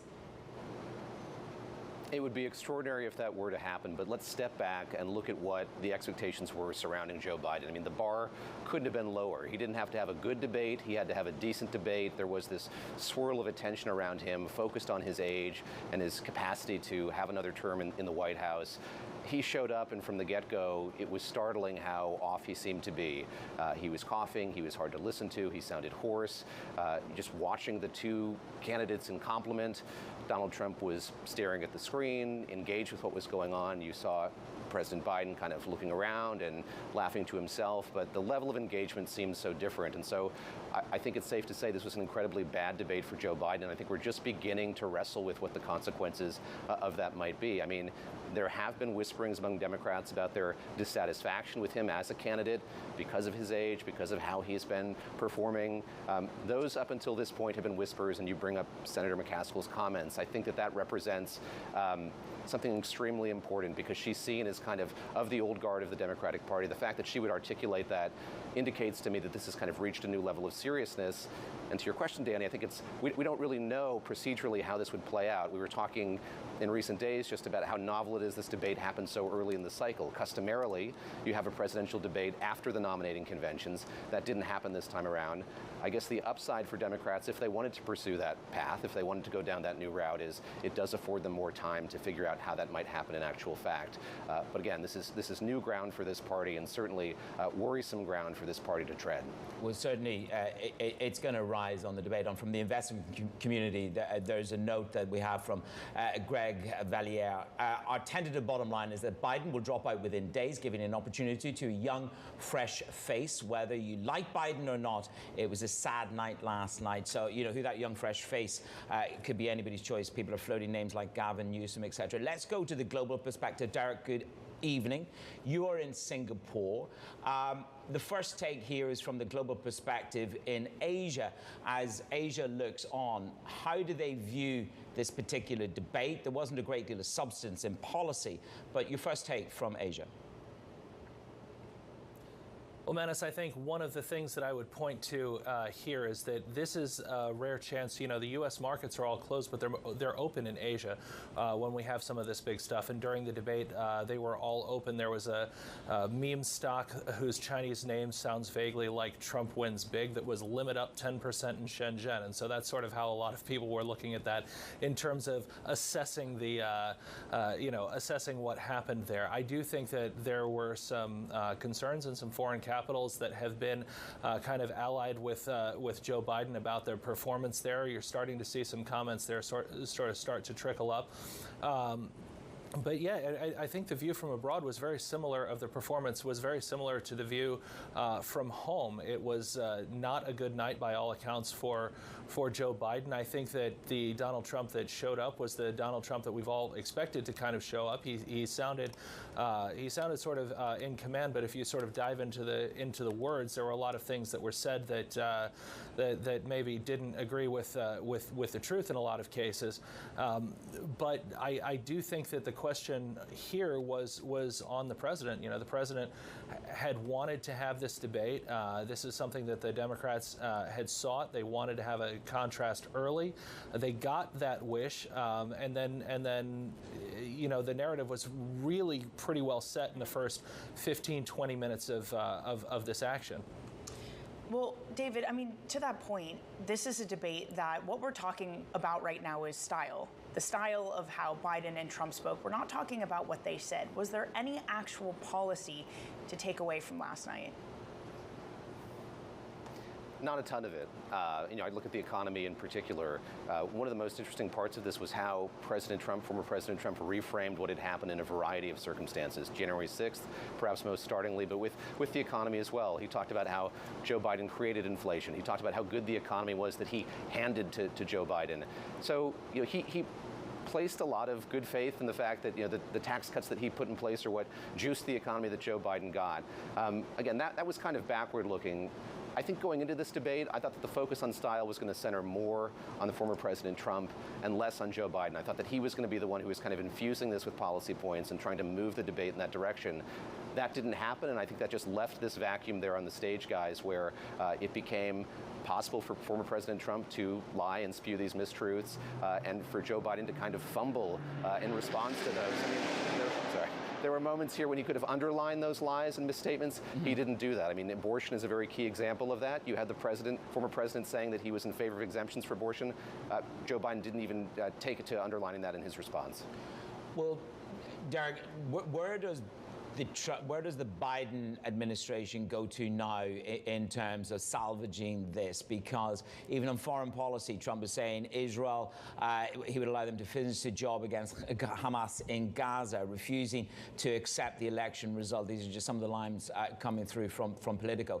From the foreign policy perspective, in Israel, in Ukraine, coming up to some of the big global events that we've got over the summer, is this an opportunity for Biden to reclaim some ground ahead of the next debate? Well, I think, look, man, there's a couple of things to watch here. One, I do think on Ukraine, that was probably the biggest foreign policy fracture point that they talked about. Trump was saying that he was going to get to a solution reasonably quickly, even suggesting that he could have some deal in hand, possibly if he wins before he takes office in January, suggesting that conflict never would have arisen had he been president. But, you know, again, with the skepticism that Trump has had and been very, very vocal about in terms of the amount of U.S. aid that has gone to Ukraine. So I think that this debate will have been very heavily watched in Kyiv, as well as in Warsaw and in other places in Europe for that sort of difficulty. I do think, you know, you asked about the salvage thing, and coming to this to the very thing we started this about, does Biden continue? Does he not? There is a ballot deadline in Ohio in early August. So if there's going to be any move, it has to be done very fast. It would be reasonably unprecedented. It would be very hard. If Biden's continuing, the easiest way to do that is to show forcefulness, right? To come out, have better appearances. It is a thing you could theoretically solve by going out and solving it, and it is on the president to be able to go do that.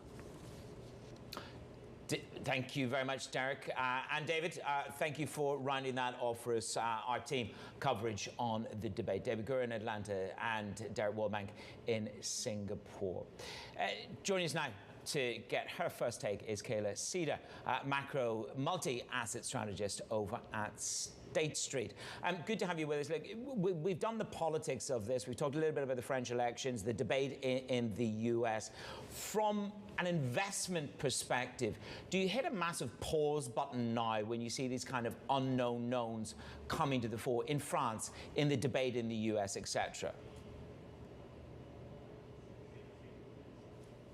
Sorry, when we think a little bit more about what's happening in terms of policy and politics and whether or not this is a reset or not, I think the big focus is actually still on the monetary policy side of things. And that's, we can't forget about what's coming up and what we're seeing in the data here as well. And so, yes, we have the elections going on, and that does present some uncertainty. But I think at least here in the US, especially given where we've seen yields, it's still there's still not a ton of caution out there.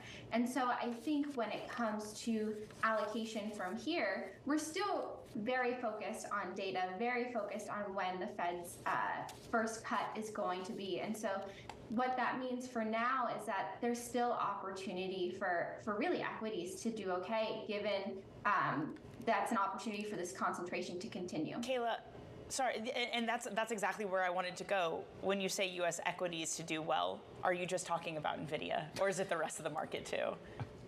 Yeah, I think because of the concentration that we've seen has kind of been a bit of a concern for some folks, we have to keep in mind, will this environment continue in such a way that it will allow that concentration to continue?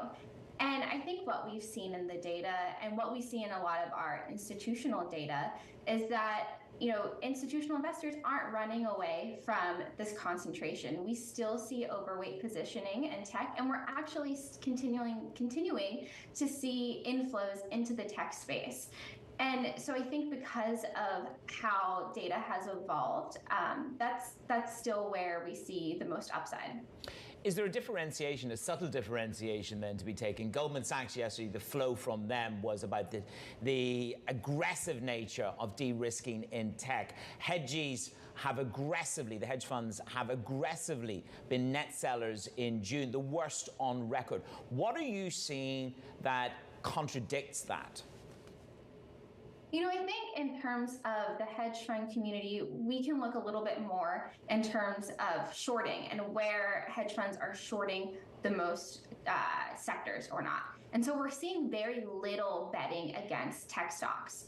And so, in terms of whether or not folks are nervous on the fast money side, we're not seeing a lot of willingness to bet against tech yet. If that were to change, I think that would be a key thing to look for. But at this point, we're really not seeing much of that. Well, also one of the other remarkable things we've seen, Kayla, over the past week, when NVIDIA falls, other parts of this market have taken up the slack. It usually has been small caps, the more cyclical kind of stocks. Yesterday, NVIDIA falls, and all the headline benchmarks are still higher.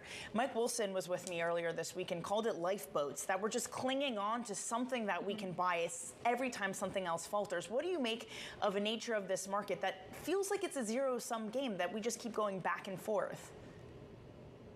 Yeah, I think we will get some of these short-term moves. However, I think bigger picture, longer term or medium term throughout the rest of the summer, we have to think, is the macro environment going to change in such a way that would allow some of these small cap stocks, other parts of the market to really outperform long term? And what we've seen is probably not.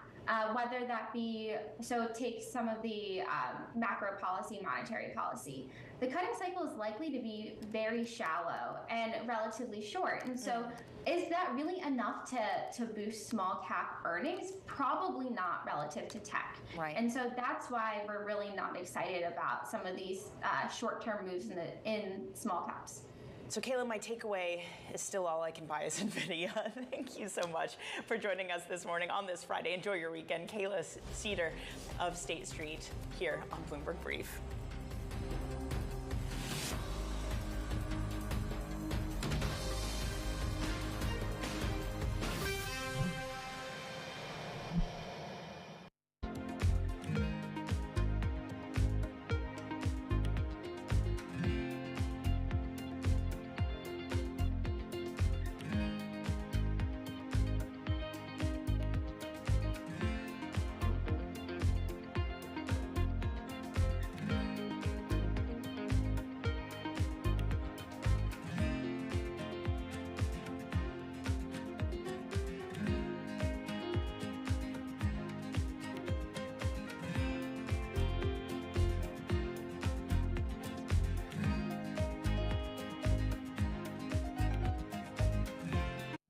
names in business are on Bloomberg. What I can say is that we've been making significant investments across the franchise, across regulatory reporting, across data, and across resolution and recovery planning.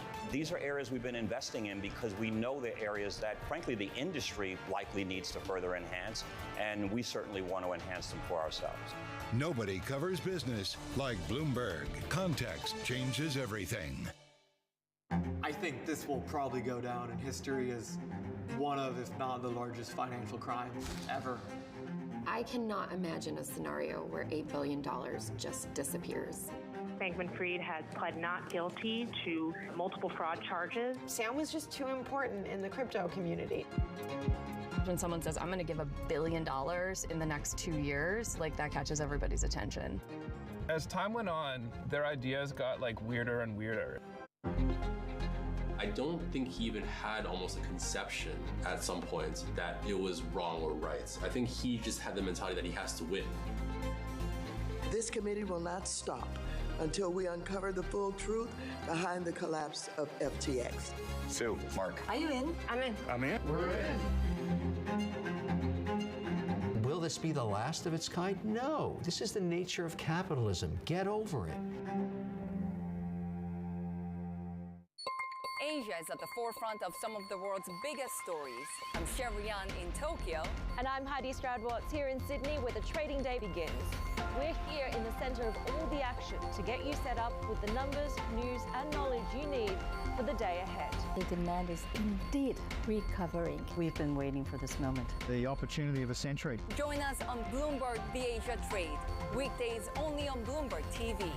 Context changes everything.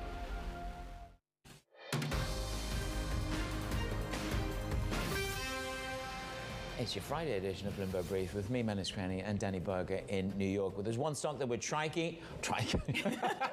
Freudian slip.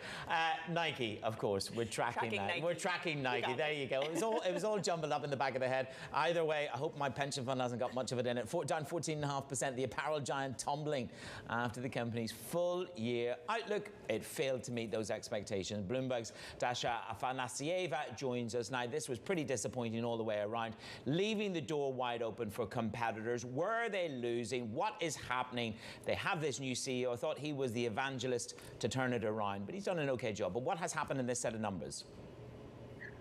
Hi, yeah, it's been a bit of a really grim one because you've got, on the one hand, bad quarter, lots of misses, and on the other hand, they've got this horrible outlook for this fiscal year that sales are going to contract mid-single percentages, whereas analysts had expected sort of a 2% growth rate.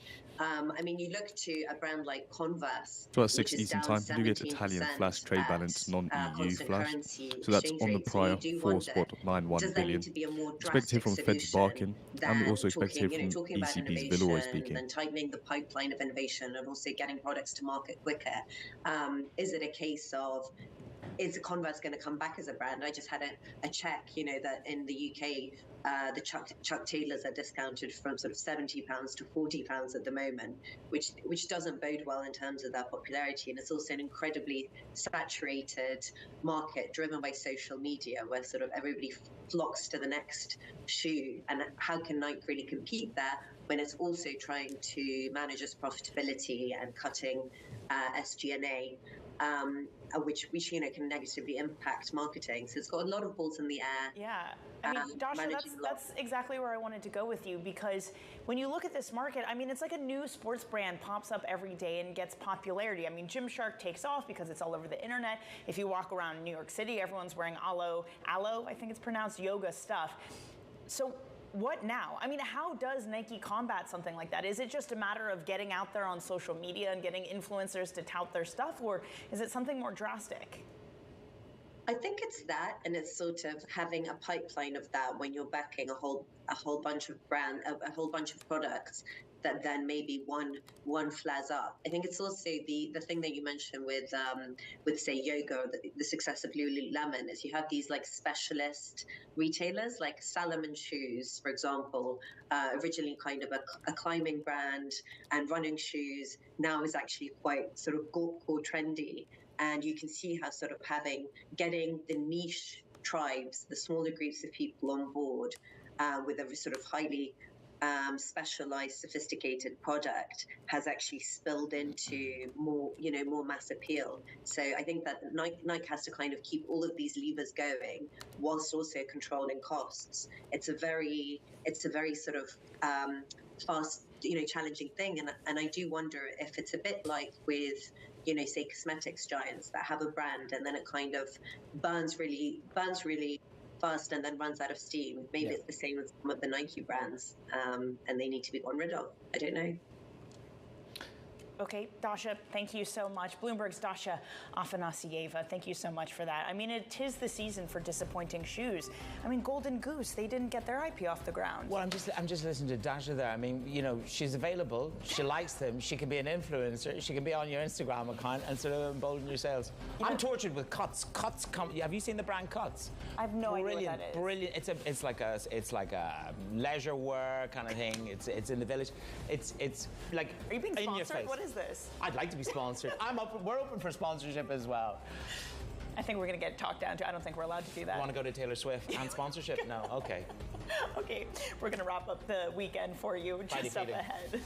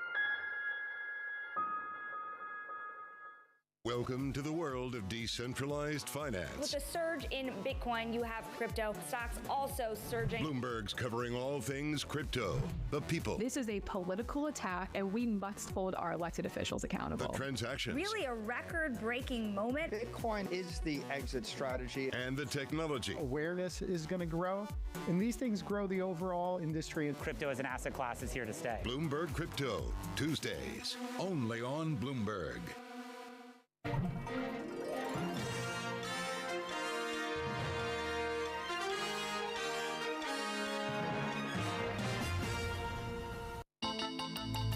The countdown is on. Everything you need to get the edge at the end of the market day.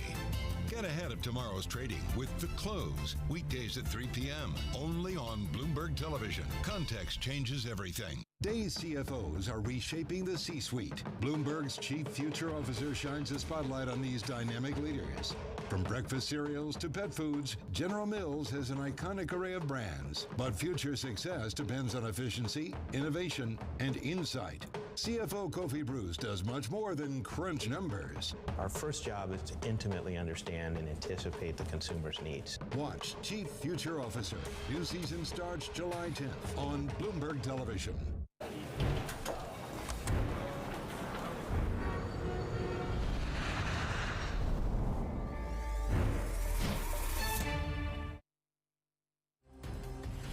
Let's get you set up for the rest of the week. We're going to get a slew of economic data, PCE, personal spending, and income, and UMich sentiment. Then we're also going to have some Fed speak throughout the day, Barkin, Bowman, and Daly. Then on Sunday, Manus, we have the first round of France's legislative elections, so a week and a weekend full of politics. It is, and certainly politics is going to continue throughout the day on Bloomberg TV. The surveillance team will pick it up. One could say, according to some of the notes, Democrats are in full panic mode. Will they go for a radical shakeup and change their candidate? That debate continues on surveillance over the next 3 hours.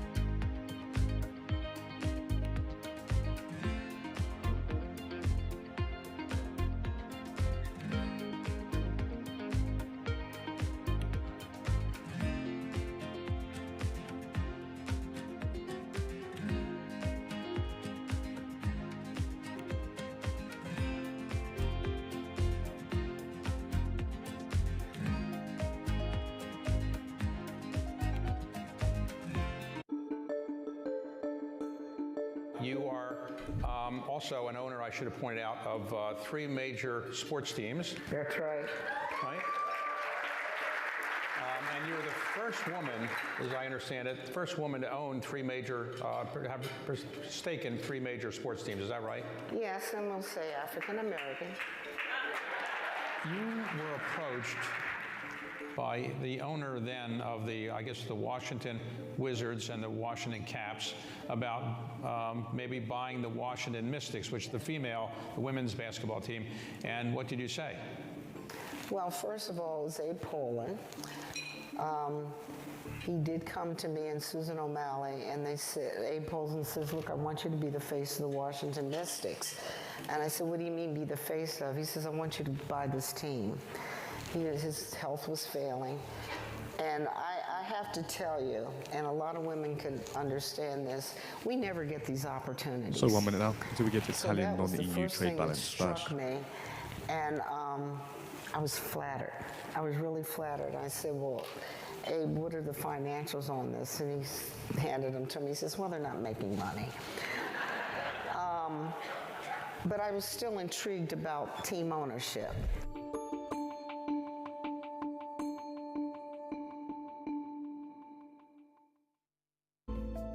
Bloomberg covers the world with unmatched reach and resources. From more than 120 countries, the moment news breaks, 24 hours a day. Bloomberg, context changes everything. U.S. jobs numbers are released. Bloomberg has the report under surveillance with crucial data and expert analysis at terminal speed. Nobody covers jobs day like Bloomberg. 10 seconds. I don't think you want to be taking a whole lot of risk ahead of this election. Fiscal policies of this country are making monetary policy for our monetary policymakers much more challenging. Biden has played his cards in a sense, and I think still waiting on the data. Seeing Fed's Barkin says he'll proceed deliberately on policy. On the fiscal side are much more agility is key, must adjust accordingly to the new information. Been in place for 4 years. That continues. I think the markets. Barkin says he believes the lag's still playing out, and policy tightening will eventually slow the economy further. Bloomberg Surveillance with Jonathan Services Burrow, and shelter Lisa price setters have room to push prices higher.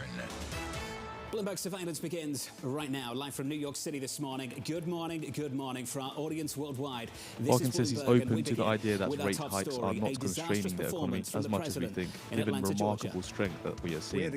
We still have work to do to curb inflation. We have never done so well. U.S. unemployment rate remains low. No jobs. Unemployment rate rose to 15%. It was terrible. They spent money like a bunch of people that didn't know what they were doing. He's open to the idea that the neutral interest rate has shifted higher. Data to support what he said.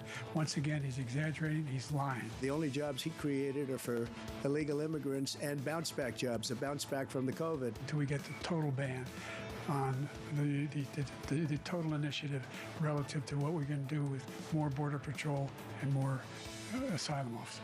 I really don't know what he said at the end of that sentence. I don't think he knows what he said either. How many billions of dollars do you owe in civil penalties for molesting a woman in public, for doing a whole range of things, of having sex with a porn star on the night while your wife was pregnant? I didn't have sex with a porn star. I'd love to ask him, and will, why he allowed millions of people to come in here from prisons, jails, and mental institutions to come into our country and destroy our country. The only person on this stage is a convicted felon is the man I'm looking at right now.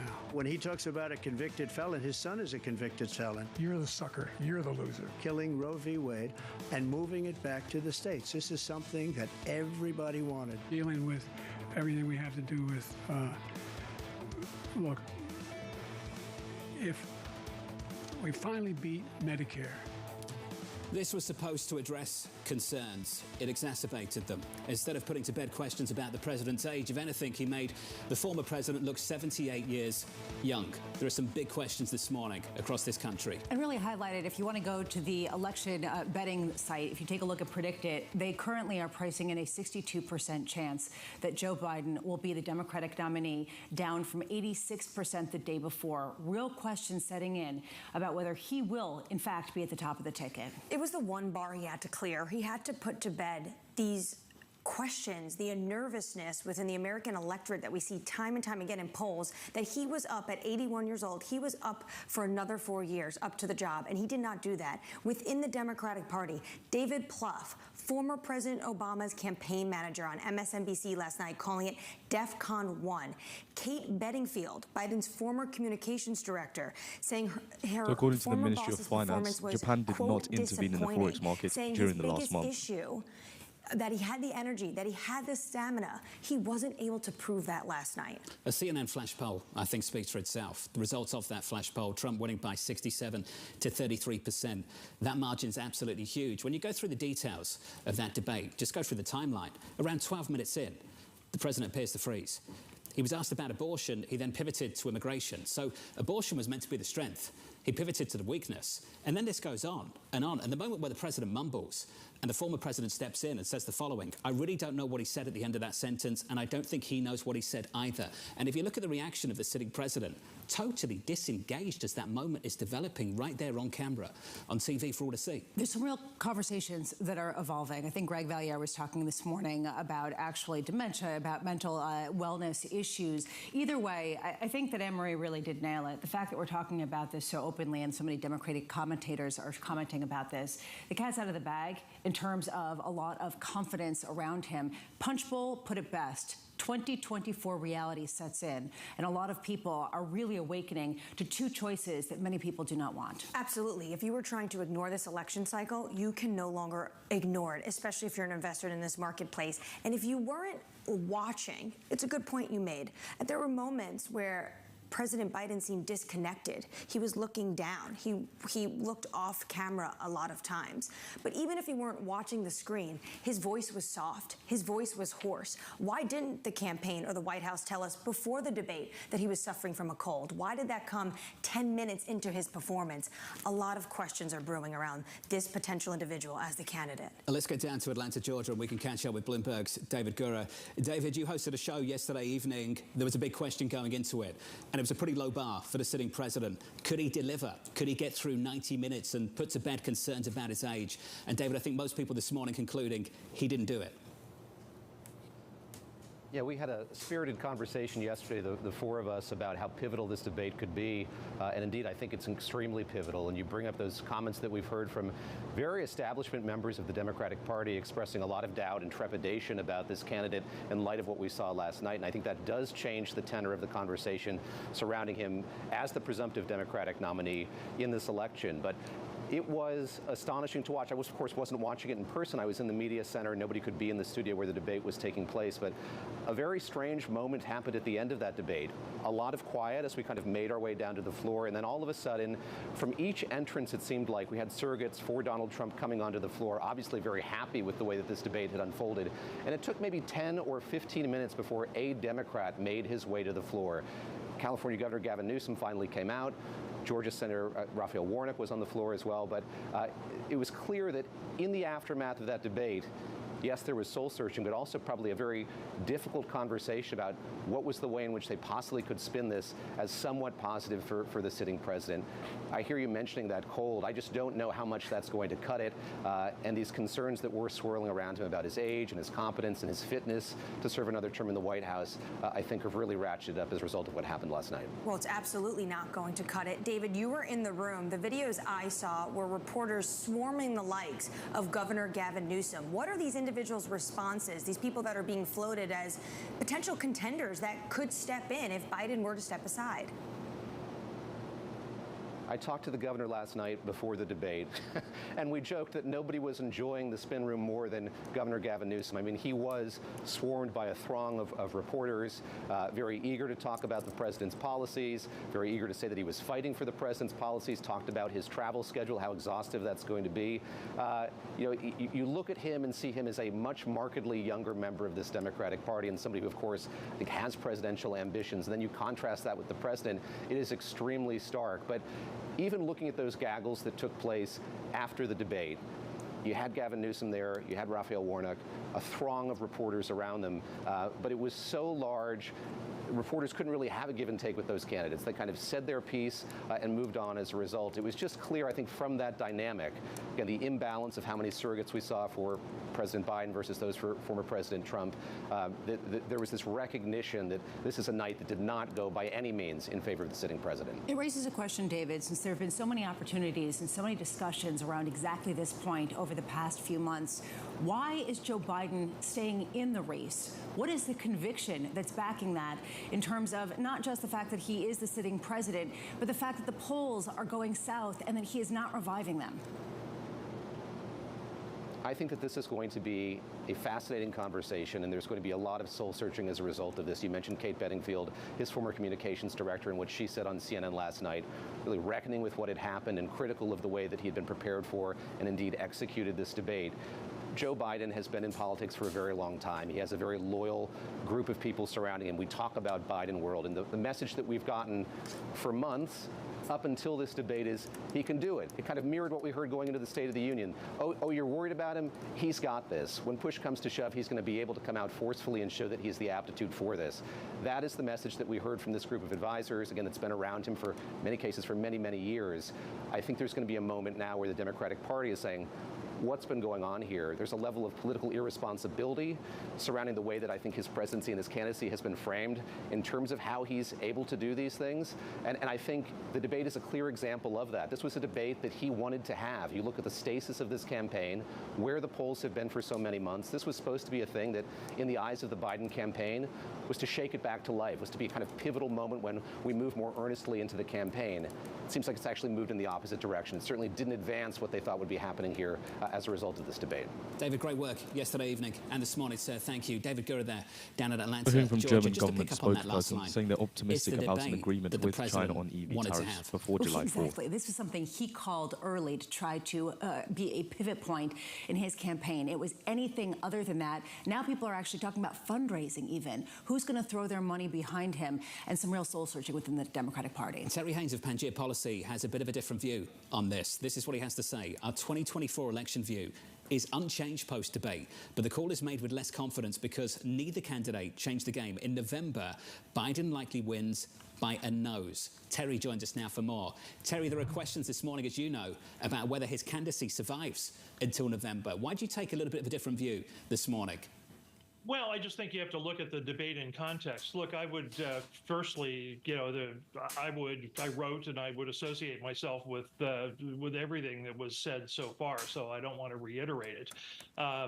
At the same time, what you're seeing in pockets of the media, not here, but in pockets of the media, are people that were way over their skis and trying to validate and what now apparently is covering for Biden, and now they're kind of going the opposite direction and bedwetting on this to cover their own difficulties. So there's that. Secondly, I think you can't look, as bad as Biden's performance was, I think you can't look at it in a vacuum because you got a situation where Trump had a relatively good night, but at the same time, he's dealing with a split Republican Party, actual voters, not luminaries too, but voters, and lack of appeal to independents. And he didn't break out or make progress there.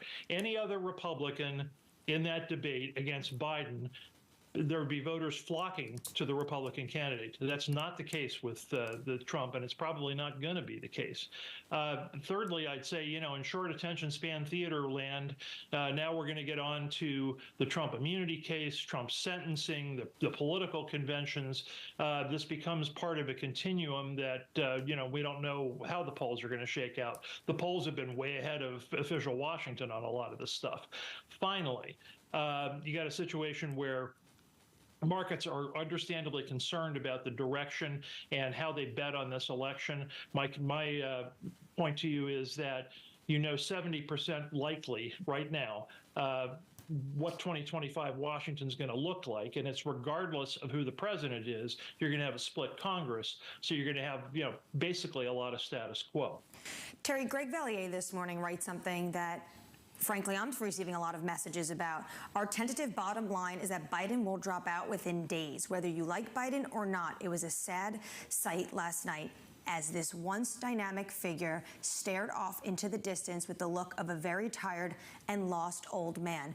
Terry, is this possible? Is there a chance Biden looks at last night, his team looks at last night, and they say, we need to get ahead of this before August, before the convention, and step aside? I share the sadness. I don't share the view that that Biden will drop out within days. Biden's worked his whole life to get here. He's not going to lose his grip on the office lightly or quickly. People should understand that. And that people should also understand the vast majority of the Democratic Party is not interested in embarrassing himself, and a quick flip on this stuff based on one debate performance would be exactly that. It would be a panic move that would, frankly, I think outstrip what went on in the debate last night, not look good for the Democrats or whoever their candidate is.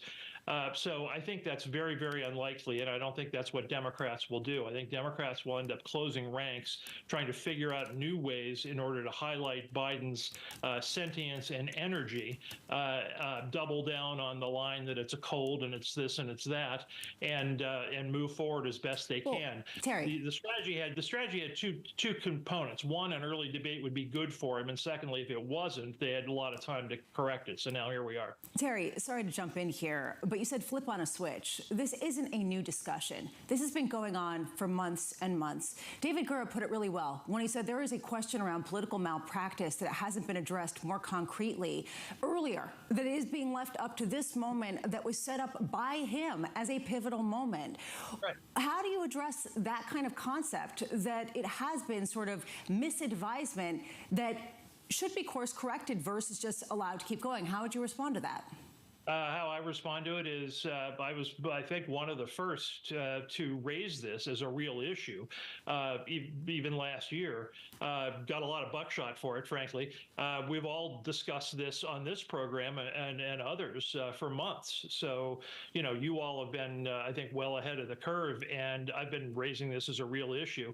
Voters think it's a real issue. The places where it hasn't been a real issue is kind of inside the Beltway official Democratic Washington and in supporters in pockets of the media that have been enablers for that view.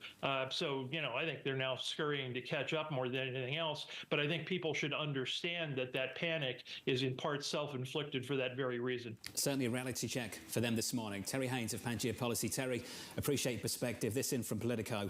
Democrats waking up to a nightmare. Let's give an update on stories elsewhere this morning with your Bloomberg Brief. It's Danny Berger. Hey, Danny. Hey, John. Israel and Hezbollah are heading closer to a full-blown war in Lebanon. A steady tit-for-tat between the two that started October 7th has been shifting into something more alarming.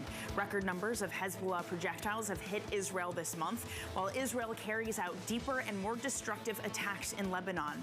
Tens of thousands of residents have been driven from homes in both regions. Thousands of HSBC UK customers have been unable to access their online and mobile banking services. According to Down Detector, the bank saw major outages beginning in the early morning. In a post on X, HSBC acknowledged the widespread issue, saying its IT teams are working to restore service. Online card purchases can still be verified via text message. And a check on Nike this morning, shares tumbling 14.7% in the pre-market. Its full-year outlook fell short of expectations. The company said revenue would decline in the mid-single digits this fiscal year. Nike has been struggling to churn out lifestyle wear with little offerings to replace top sellers like Air Force Ones and Dunks. Instead, rivals have been picking up the slack, like Adidas, whose retro Samba sneaker are fueling a new era of growth. And that's your Bloomberg Brief. John. Nike just not in the game. More on Nike a little bit later this hour. Up next on the program, wrapping up Q2. We are in an era of stories, more so than we've been in a very long time. As far as I can tell, the NVIDIA story is going to last for years.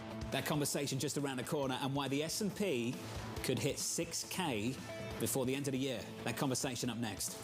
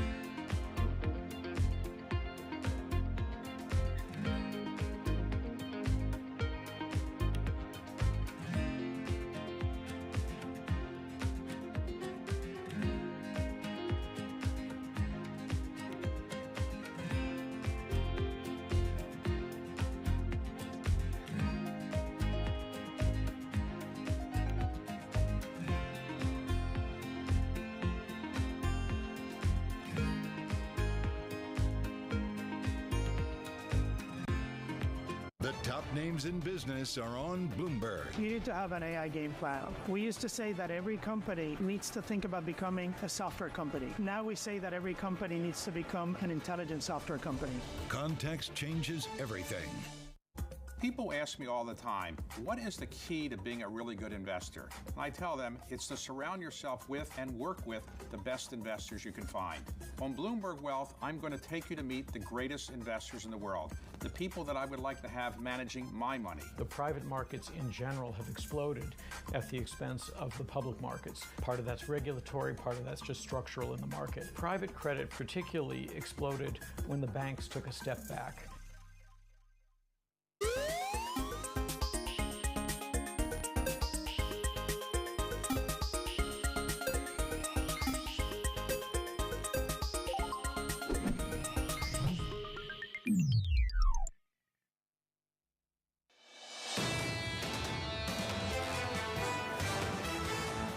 Live from New York City this morning. No drama in this market, plenty of drama elsewhere. More on that a little bit later. Equity futures positive by 1/3% on the S&P. Under surveillance this morning, wrapping up Q2. We are in an era of stories, more so than we've been in a very long time. As far as I can tell, the NVIDIA story is going to last for years. Some of these stocks, NVIDIA, Apple, Microsoft, represent very large percentages of the S&P. And so the normal risk parameters that apply to constructing portfolio don't necessarily apply to these. So here's the latest this morning. The S&P 500 heading towards a third straight quarter of gains. Julian Emanuel of Evercore raising his year-end S&P price target to 6K. Writing this, 7,000 is possible by year-end 25. AI has permeated the consciousness of corporate America. This is a huge inflection on what we continue to view as game-changing technology. Julian joins us now for more. Julian, good morning to you. Good morning. We might ECB's navigate Bill our Roy way saying through we are some gaining politics more in Washington a little bit later in the conversation. We're taking but an I've got to approach start of with this price pragmatic target of gradualism. 6K on We the can S&P disregard bumps in 500. the When you disinflation put this out in process. the last week or Data so, surprises how are do now clients smaller respond to and it? revisions are minor. Data-driven doesn't mean flash-driven. That for the most part, we have been concerned about valuation on the one hand, yet have been Pragmatic gradualism I would on say, monetary among the policy is largest consistent with a proponents of the gradually higher weight game-changing given to the nature projected of outlook AI and for gradually well lower over weights a to year data inflow. now. Data are Really, we're inherently sort of noisy, but there is a receptive to the risk of fact that it was an overreacting to introspective volatile moment, news, on especially our to the end part, of this but year. we did the work, Data-driven and in their current basically, inflation when you environment go back does not and you mean look flash-driven. at That's a repeat. similar high-priced valuation regimes, valuation alone is not a reason to sell stocks. And when you've got a Fed that is really looking forward to cutting rates when it can, and you look at this morning, let's step back for a moment. We'll start the political conversation maybe a little earlier, John, is that you've got the uncertainty of what we saw last night. You've got a disruptive event in France coming this weekend, and you've got the world's most iconic footwear maker down 14%, and the market is rock solid this morning. Something else is going on. All right. So you talk about the length of an expensive market. You talk about how it could be a prolonged period of time, almost 2 years. And the current expensive market is only 6 months old, so it's got more time to run. Wasn't Micron a reality check from that? That if there is any kind of lack of increased target expectations, the world falls apart, you see everything fall out of bed? So it wasn't. I mean, if you look at the narrative, it's basically, oh, that's traditional chips. That is not AI enhanced, supercharged, 2024, 2025 semiconductors. And essentially, the market, again, took it in stride against this backdrop of just incredibly ample liquidity. And from our perspective, part of what we do is sort of look to see if there's a bubble psychology forming. And when you think about, sentiment levels, you think about IPO activity, M&A activity, we're not concerned about the bubble aspect yet either by any stretch of the imagination. Julian, let's get to the politics sooner than maybe we normally would. We had Steve Eisman on the show saying it doesn't really matter who's president. You can ignore this. Buy NVIDIA. Can you ignore moments like yesterday evening? The market's telling you that at the moment you can. And I think There's a rational response here, okay? If you look at the state of the equity market, and again, this subdued bullishness, but yet bullishness nonetheless, what this is really a recognition that after 2 years of essentially no earnings growth, we are back to an earnings growth pattern, both from a revenue perspective and from this ongoing ability of corporate America to control its costs. And frankly, AI over the long term is going to give even more power to corporate America to increase revenue and control its costs. There's a great line in your research in the last week when you upgraded the S&P 500, the persistence of exuberance. The persistence of exuberance. What did you mean by that when you put that in? Well, again, this is part of getting our arms around this high valuation regime. If you look back at these past regimes, they lasted 1.5 to 2 years, and you saw gains once stocks became expensive, and by that we define 20 times trailing earnings, which this one passed in January, of gains of 40 to 60%. Now, could there be payback? Absolutely, but again, that payback is a function of either a bubble forming or a recession directly on the horizon, and we don't see either of those at this point. How different are U.S. markets than, say, France? And the exuberance that you talk about in the U.S. versus the outflows that we're seeing from French assets ahead of the election that begins on Sunday. Is there a sense in your mind that because of the AI developments, the U.S. is immune to political risk in a new way that people are not accounting for? Well, and again, this is the kind of thing, and I go back to this valuation paradigm. It doesn't last forever. We have to be conscious of that. The Apple cart, there are no sort of overt signs of disruption. But look, America has benefited by being on the vanguard of technological development. This is a growth-centric market. Europe tends to be a value-centric market in the main. And this is the place where capital flows to, particularly in times of uncertainty. And when we think about the global political point of view, there's lots of uncertainty. It's a unique privilege, and I'm so pleased you brought up this story, Lisa, because I can only imagine what the fallout in French markets would look like if those two individuals yesterday evening were French. We'd be talking about governance issues. We're talking about fiscal sustainability and what it's going to mean for French bonds. You are not having those conversations this morning in America, and the Treasury market's totally unmoved by it. We would see Treasury yields surging because that's exactly what happened in France, in the French market. We saw the biggest outflows in many months from French markets as a result of what we've seen over there. How different is the United States politically? And how different is it not because of the actual fiscal policy, but because of the privilege that you talk about on the global stage? Based on the price action, it's very different. Julian Emmanuel of Evercore is going to be sticking with us. He mentioned Nike. We need to talk about it. It's getting absolutely hammered in the pre-market. We're down by almost 15%. That conversation up next.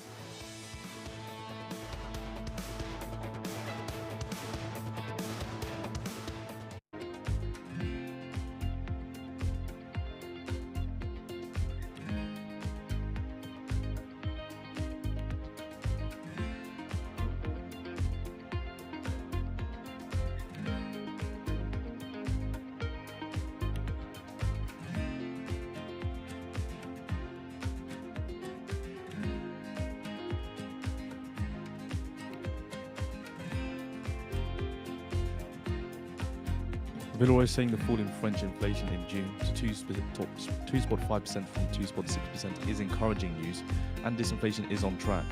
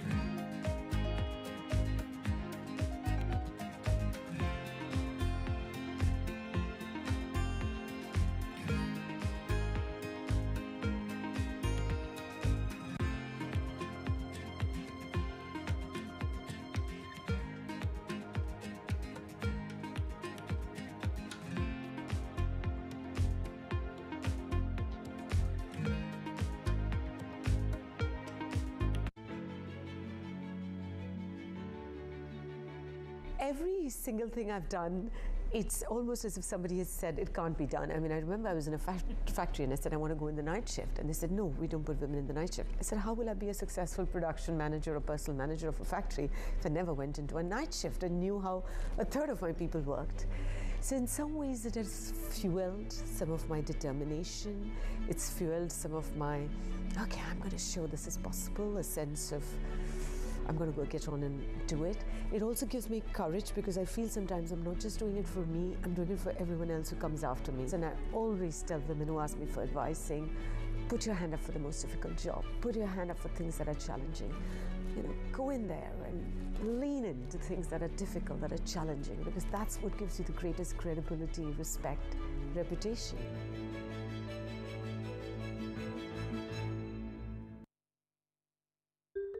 The UK decides. On July 4th, amid debates about tax policy, border security, foreign policy, and more, voters head to the polls to choose the next leader. Bloomberg has full coverage leading up to the election and will bring you the results after all the votes are tallied. Tune in for continuing coverage on Bloomberg Television. Context changes everything.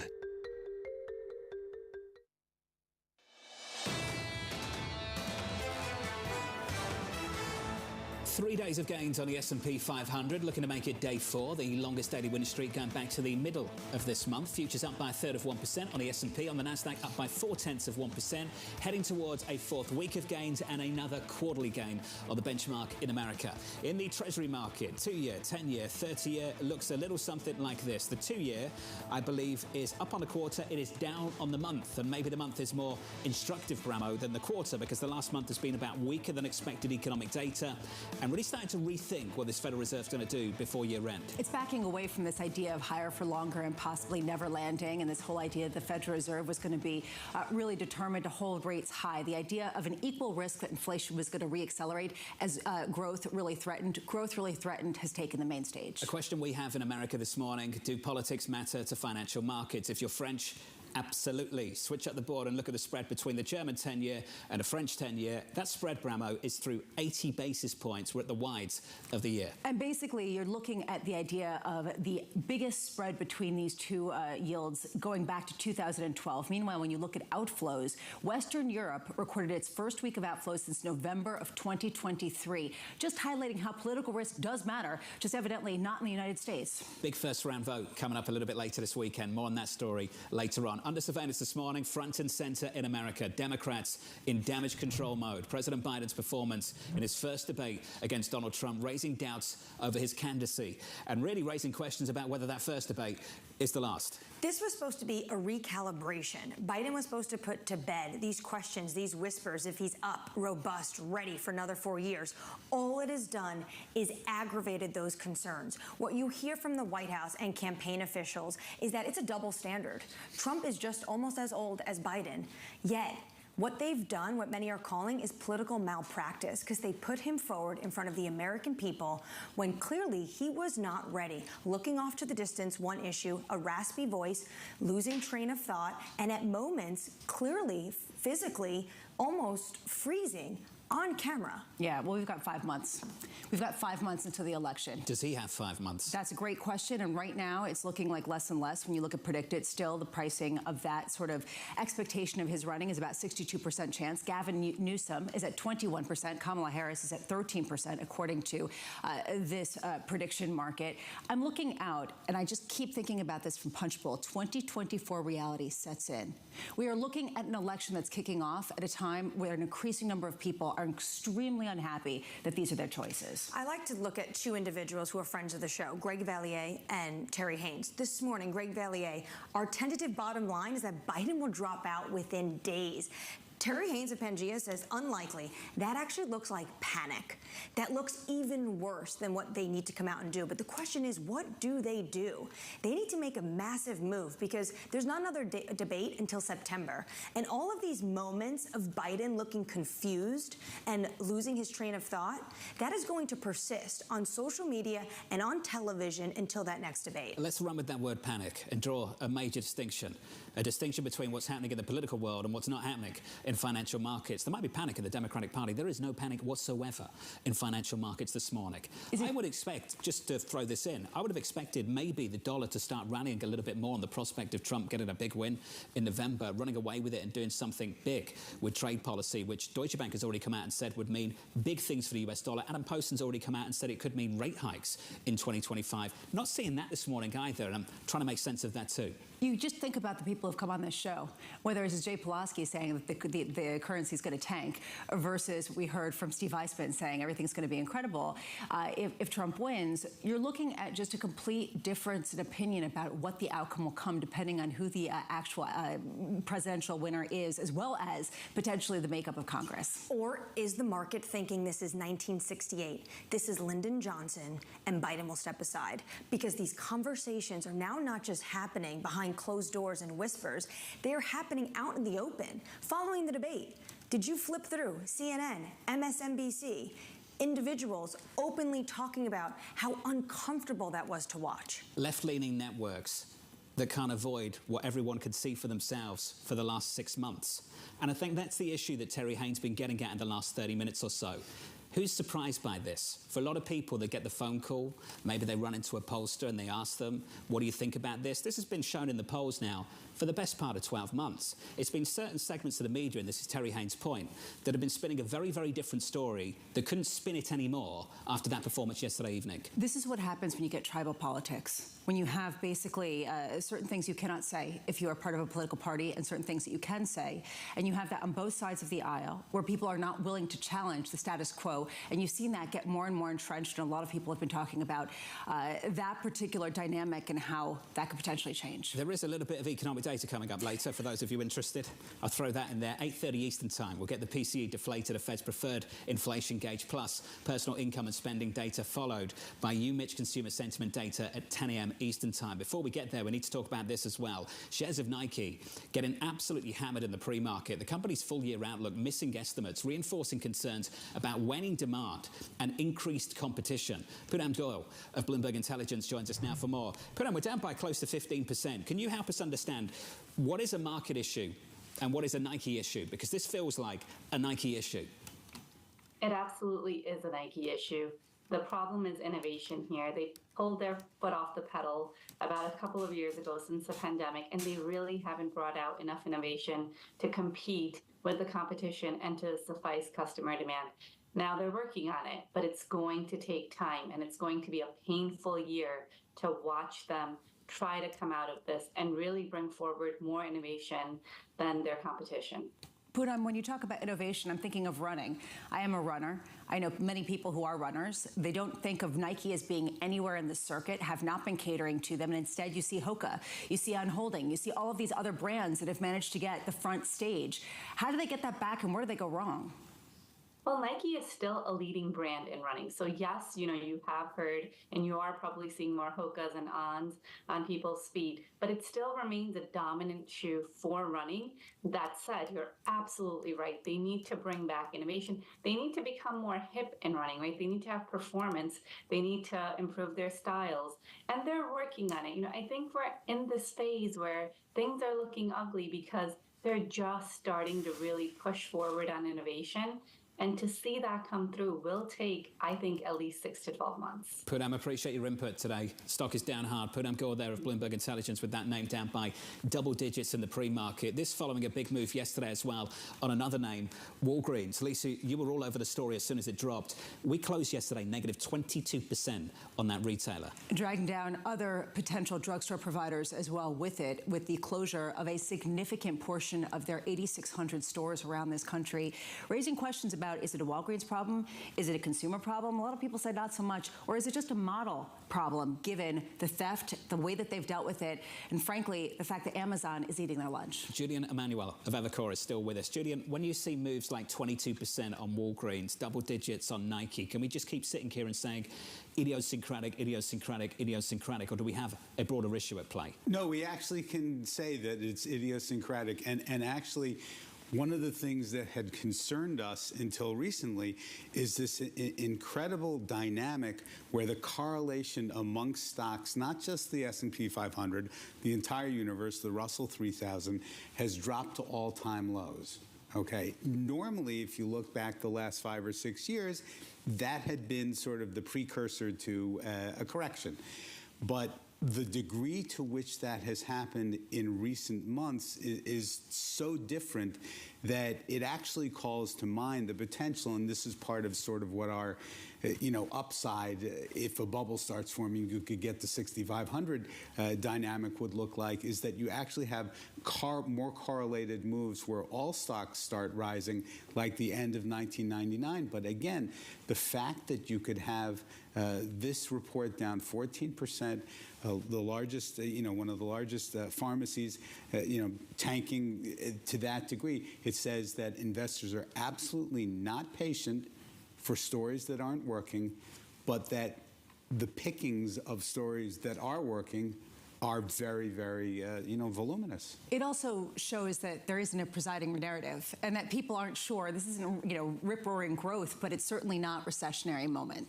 And that's sort of what we felt come back into the zeitgeist, as John was talking about over the past couple of weeks. Suddenly, weakness seems like it is more on the forefront than, say, the chance of some sort of resurgence in inflation. So what happens if that weakness becomes more pronounced? So when you think about all this noise that we've been talking about, and all the political volatility globally, you really can get a sense for why the market is much more comfortable with not really caring whether it's 6.5 rate cuts at the beginning of the year or 1.5 or 2 now, but more the fact that actually the Fed is looking awfully smart in stressing the concept of data dependence right now.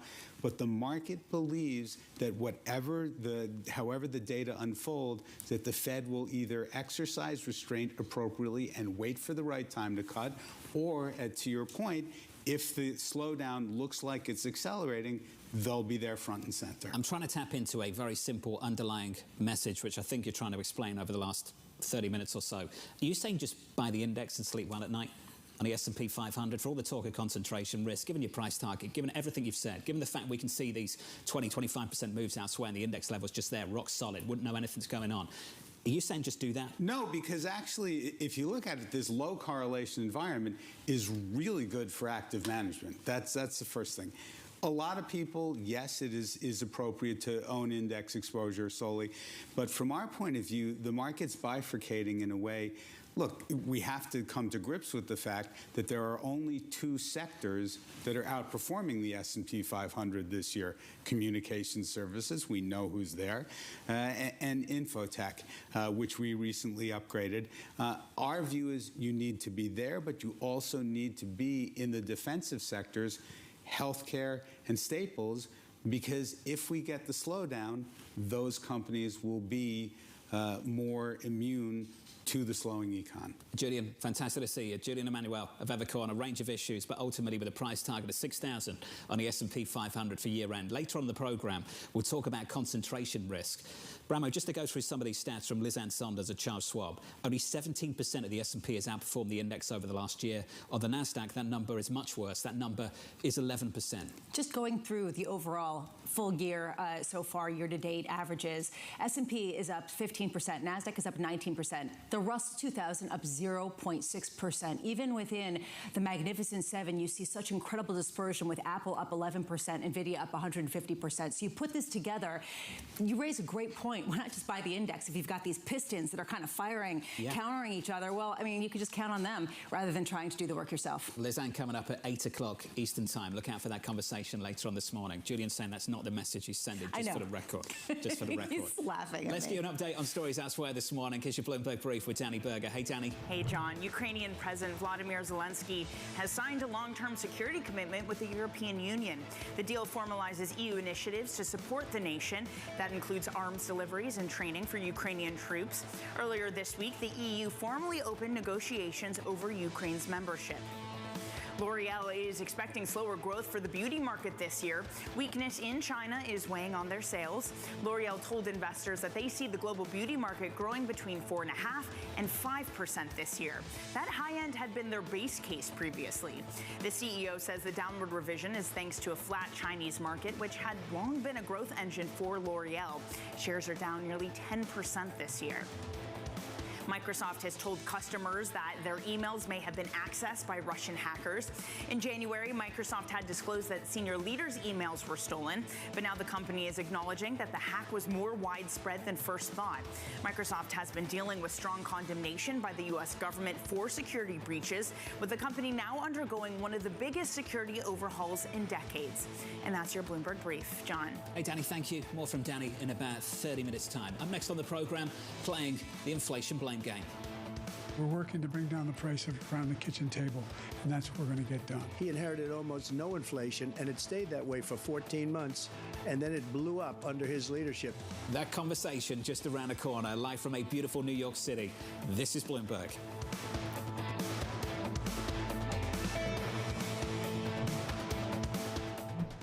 Jason Kelly, and this season on Power Players, we're taking you behind the scenes to see how the business of sports has gone global. I want sports to grow. I want sports to be bigger because we have talent. And how mammoth value is coming from the smallest of players. 3,184 hits, 431 home runs, and of course the most famous stat that everybody knows, 2,632 consecutive games played. Unmatched career. Why are you doing this? What we have achieved in the NWSL from an investor perspective over 2 years is the equivalent of what it took other leagues 25 to 30 years to achieve. You've got to have a business that's sustainable. The only way it's sustainable, it's got to make money. There's only one word, winning. You win on the court, you win off the court. And as you do that, you bring people along. The top names in business are on Bloomberg. What I can say is that we've been making significant investments across the franchise, across regulatory reporting, across data, and across resolution and recovery planning. These are areas we've been investing in because we know the areas that, frankly, the industry likely needs to further enhance, and we certainly want to enhance them for ourselves. Nobody covers business like Bloomberg. Context changes everything. Always on the heartbeat of the tech sector. Spread across global markets. The real-time data aspect is going to be important. We're going to bring you expert analysis on that. Sure. Don't miss Bloomberg's interview with the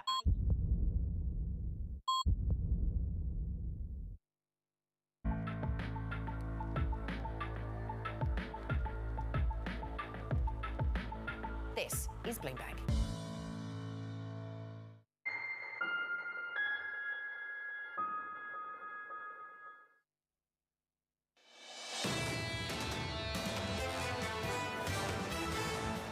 Equities doing okay, positive by 0.36%, up about 1/3 this morning. In the bond market, yields a little bit higher by 2 basis points, 430.78. Under surveillance this morning, playing the inflation blame game. We brought down the price of prescription drugs, which is a major issue for many people. We're working to bring down the price around the kitchen table, and that's what we're going to get done. He has not done a good job. He's done a poor job, and inflation's killing our country. It is absolutely killing us. He inherited almost no inflation, and it stayed that way for 14 months, and then it blew up under his leadership. So here's the latest, just over 90 minutes away from the PCE deflator, the median estimate in our survey calling for another month-over-month decline. Lindsay Piegza of Stifel pointing to slowing consumer growth, writing this. Will a cooling of activity be accompanied by ongoing inflation relief? If so, the Fed can continue momentum, coupled with price pressures, may result in the feared scenario of stagflation. Lindsay joins us now for more. So, Lindsay, I guess two-part question for you. What are you looking for at 8:30 Eastern Time? And ultimately, based on those two options, what's your base case? Well, we are looking for further improvement in terms of the disinflationary trend, getting us closer to that 2.6 level, both on the headline and the core. But even with further progress, while welcome, it's still not enough to justify a top-line move in terms of monetary policy. Fed officials have set the bar relatively high, suggesting they need many months of improving data to really instill the level of confidence needed to adjust policy from that sideline position. And I don't think there will be enough in this morning's report or by the end of the year to get that first round rate cut. You offered up two scenarios. I want to pick on the second one, an ongoing loss of momentum coupled with still elevated price pressures. If we got that result, if that was the outcome, let's just do some scenario analysis. Do you have a decent understanding of how the Fed would respond to that? Well, it depends on how deep the loss of momentum would be. Right now, we're talking about the U.S. economy slowing from about a 5% pace in the third quarter of last year to over 3% by year end. We're now down to less than 2%. Quarter-to-quarter volatility aside, of course, we do expect to remain in this 1.5% to 2% range for the year. But the question really comes down to what happens when we turn the calendar page into 2025. If we continue to lose momentum to a non-accelerating pace, or at least fall below the bare minimum that we should expect for a developed economy, but the Fed is continuing to tolerate above target price pressures, at that point, I think we see a scenario of the Fed persistently on the sideline. But if we do see an outright decline in activity, so now we're talking about negative growth, price pressure is still elevated, at that point, the Fed may be willing to move the goalpost for inflation, saying right now it's more important to provide additional policy easing or even support, while somewhat, not necessarily ignoring, but putting the idea of price stability behind the need to supplement growth. Lindsay, we've been talking a lot this morning, and we'll continue to, about the politics of the moment, given that we really are getting into the heat of the presidential election season. And I'm wondering if you could give us a sense of how much fiscal policy led to the pop in inflation, how much that continues to basically keep prices afloat to this day. Can you give us a sense of that? Well, I think it's obviously a combination of fiscal policy and monetary policy, but it should come as no surprise when you talk about pumping trillions upon trillions of dollars into the marketplace, resulting in an excess of $2.5 trillion in terms of savings, not to mention growing the money supply by nearly 40%, that there will be inflationary consequences. While the rest of the world was reeling from the supply side of the inflation equation, remember here in the U.S., we ignited that demand side as well, resulting in roughly the highest levels of inflation here in the U.S. than anywhere else in the developed world. And so it's very much a fiscal policy scenario, but it was exacerbated by the Fed's inability to recognize the lack of transitory nature of inflation. Remember, we had crisis-level accommodations still in place in March of 22. Now, certainly the economy was still faltering. We weren't talking about a robust economy, but it was very clear at that point we were beginning to talk about a recovery process, and it was no longer appropriate to have that crisis level accommodation in place. But the Fed was very fearful about undermining the economy and buying into that notion of transitory well beyond what was appropriate. Some people argue, Lindsay, because of that fiscal stimulus, it is also the reason why the U.S. consumer has remained as robust as it has. Given that, how quickly is the fiscal impulse fading, and how quickly will it continue to as a potential driver of inflation? And, you know, are we going to start to see personal income outpace personal spending with some of that pandemic-era stimulus being used up? Well, most of the fiscal stimulus has largely concluded. There is some fiscal savings still out there, but most of that has been spent. As quickly as that arrived in Americans' mailboxes, we were willing to go out into the marketplace and buy goods and services, take that vacation, buy that new car. That being said, the consumer didn't fall off a cliff when we concluded that fiscal stimulus, and that's because there was some additional pandemic savings. But we've also seen consumers turn to other inorganic measures, an intergenerational wealth transfer, or consumers turning to 401ks with hardship withdrawals up double digits since the start of the year. And of course, surprise, surprise, turning Seeing to credit France's cards 10-year yield with rising outstanding 6 basis balances points over to a $1.1 year-to-date trillion. high at But that being 3.33%. said, we've also seen some organic support to the consumer, which is more of a welcomed, potentially medium or longer term support to the consumer scenario. With disinflation setting in, painfully slow, but setting in, we have seen real wages turn positive. So there is some ongoing support to the consumer that can continue to perpetuate this resilient thesis, even now in the absence of that fiscal stimulus. Lindsay, yesterday we didn't get a ton of substance, but we did hear the candidates talk about tax cuts, entitlement spending, tariffs. Do you have a sense, a base case of what we can see fiscally in 2025? Well, I think regardless of the candidate that comes into power, we're going to face a number of challenges in this country, turning the page into 25. We're going to continue to face sizable labor shortages. We're going to continue to face a massive divide between asset holders and non-asset holders. We continue to face elevated prices, massive budget deficits, not to mention international and geopolitical risks. So in many ways, the U.S. economy is poised to face sizable challenges, regardless of whether this is a second-round Biden or second-round Trump administration. Lindsay, wonderful to get your view on the programme. Lindsay Piegza there of Stifel. A final word there on fiscal policy in 2025. We could talk about fiscal policy in 2024 in France. That sell-off in French bonds going into the weekend continues. That spread between France and Germany now gapping out to about 85, 86 basis points this morning, Lisa. And this comes as the French 10-year yield rises to the highest of 3.3%. That is something coming out of basically the political uncertainty in that region that's frankly been dragging down all of Western Europe assets. This question of, is this sort of existential for the Euro region? How much does this really highlight the populist trend? And how different is that region than the United States? There's so much political uncertainty and governance issues in places like France, places like the UK in the last couple of years, places like the United States. But to your point, the distinction I think we're all drawing this morning is there's very different fallout in places like France in the gilt market of a year or so ago than we're seeing, say, in treasuries. It's a much bigger market in the United States. And honestly, Julian Emanuel nailed it. The United States is a growth market. It has been the home place for a lot of the big tech behemoths that have been driving a lot of innovation. Can it continue to be the leader? You wonder how much the new ambassadors are the leaders of NVIDIA, are the leaders of Amazon, are the leaders of Apple. And you see that again and again. And why? Because those are the companies that are actually driving U.S. exceptionalism, not the political sphere. Let's talk about some of the companies that aren't. Nike in the pre-market down about 15%. That's your bolting course. Here are some barn doors for you. Price target, Nike cut to 90 from 100 at Jefferies, to 81 from 99 at Truist.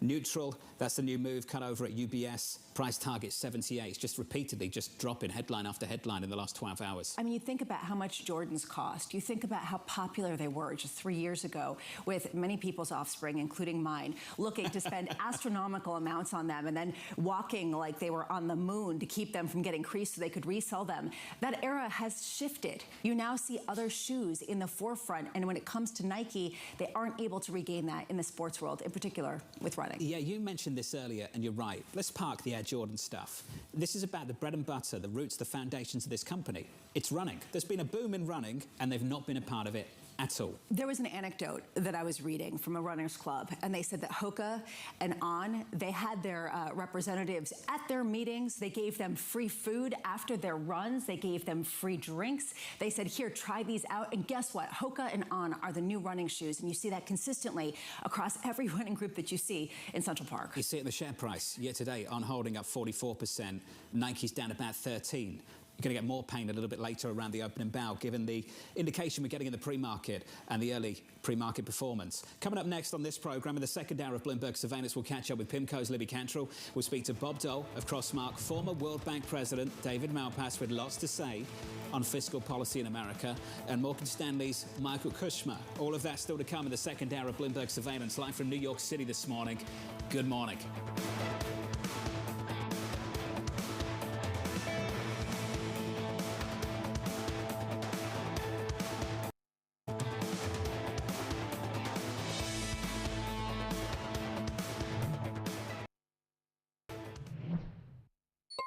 Asia is at the forefront of some of the world's biggest stories. I'm Chevrian in Tokyo.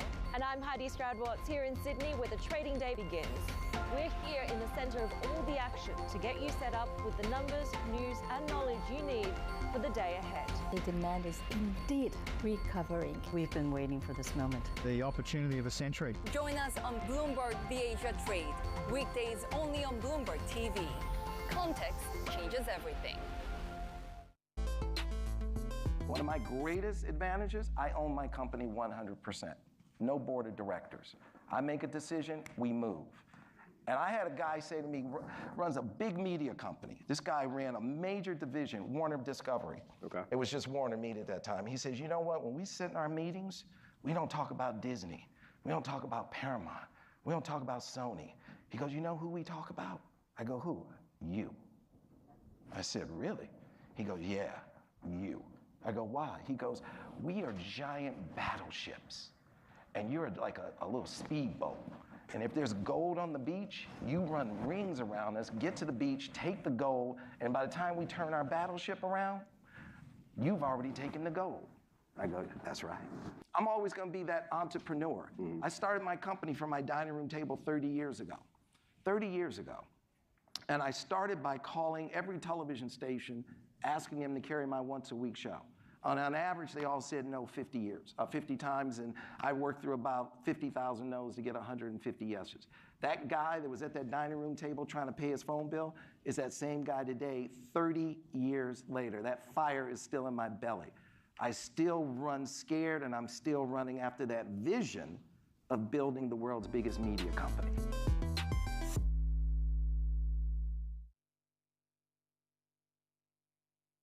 Welcome to the world of decentralized finance. With the surge in Bitcoin, you have crypto stocks also surging. Bloomberg's covering all things crypto, the people, This is a political attack, and we must hold our elected officials accountable. the transactions, Really a record-breaking moment. Bitcoin is the exit strategy. and the technology. Awareness is going to grow, and these things grow the overall industry. Crypto as an asset class is here to stay. Bloomberg Crypto, Tuesdays, only on Bloomberg.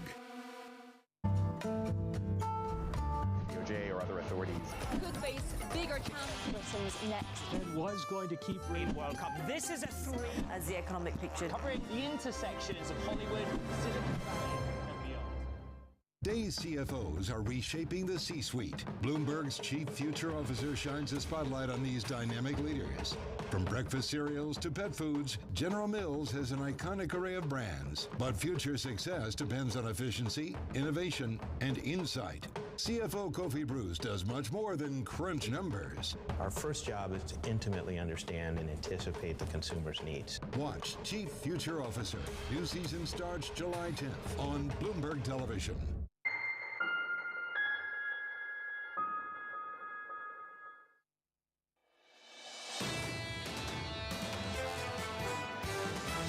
Generally speaking, the trend in inflation is lower. Seeing here, according to a poll, Brent crude oil expected to average $83.93 per barrel in 2024 versus $84.01 forecast in May. As well as that, according to the same poll, US crude oil expected to average $79.72 per barrel in 2024 versus $79.56 forecast in May. Taken together, that allows the Fed to cut. This is Bloomberg Surveillance with Jonathan Ferro, Lisa Abramowitz, and Anne-Marie Hordern. Live from New York City this morning. Good morning, good morning. The second hour of Bloomberg Surveillance begins right now with the equity market positive by 1/3% on the S&P 500. There is one word you've heard repeatedly over the last 12 hours associated with Democrats. Lisa, that word is panic. Panic after a sad debate, and a lot of people saying that right now there are a lot of questions within the Democratic Party about whether Joe Biden has the resilience to run to have a second term, let alone to serve all 4 years if elected. These comments were whispers behind closed doors, and now the Democratic Party is having these moments, this conversation with themselves out in the open, which is why many people are saying this is malpractice that they got to this point. This debate was supposed to be a moment of recalibration for the president, and all it's done is aggravate the concerns about his age at 81 years old.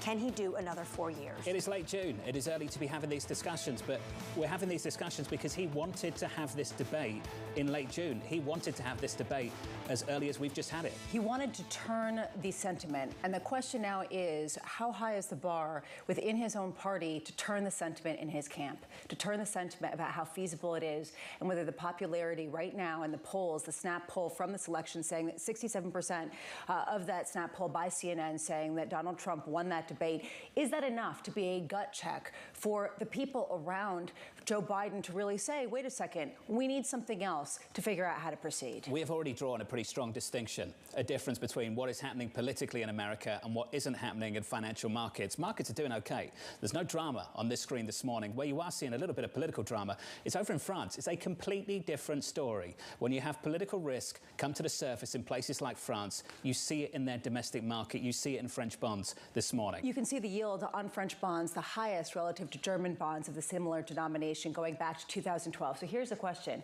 How different is France from the United States? You know, how vulnerable are they to some sort of increased spending and increased deficit in a way that the United States is not? And how much does this have legs? You know, this is sort of a question. We've talked to a lot of people who say they're investing in France.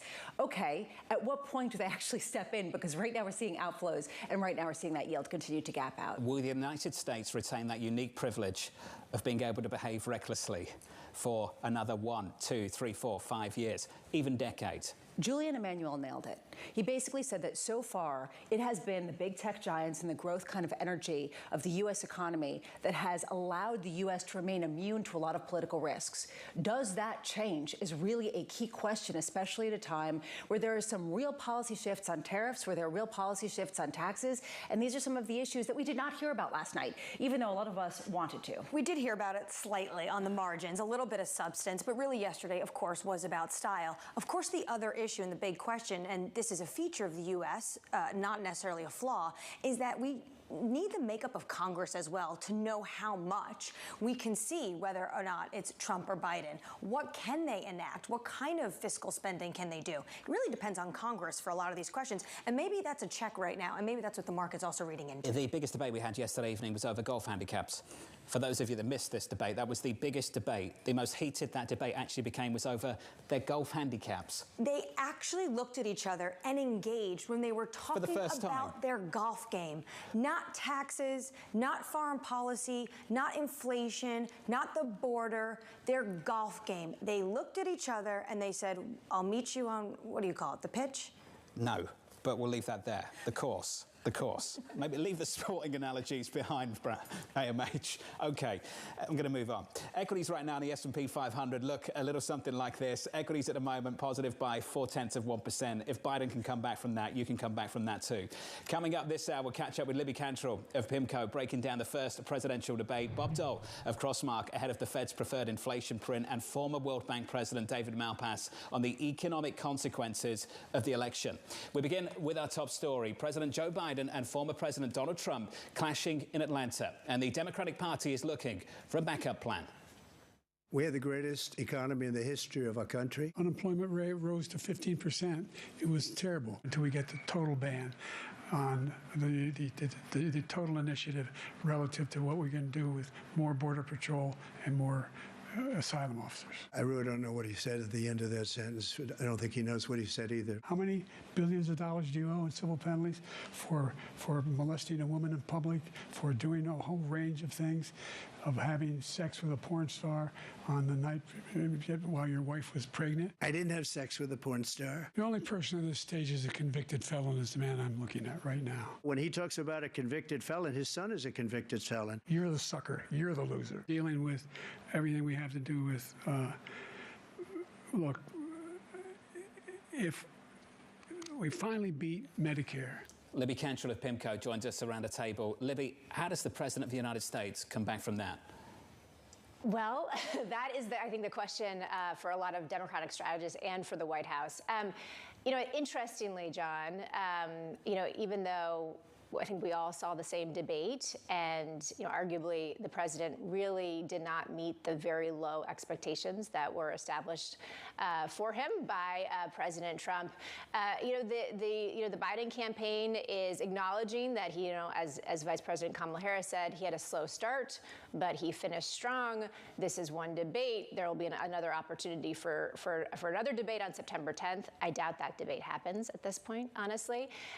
So I think that they are, they are at least indicating that this is going according to plan. And I just think from a process perspective, it's really important to keep in mind here that there is no, party elder in the back room smoking a cigar deciding who the next Democratic nominee is going to be.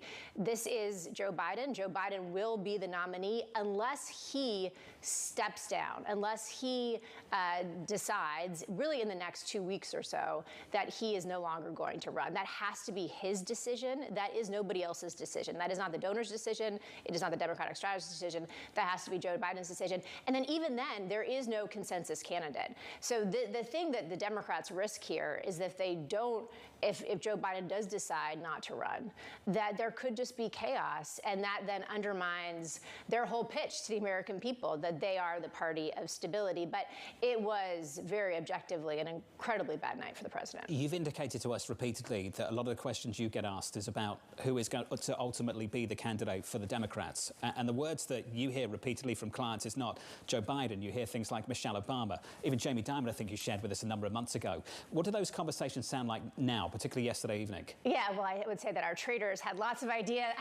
views last night, and were sharing them with me, in a very generous way. I would put it that.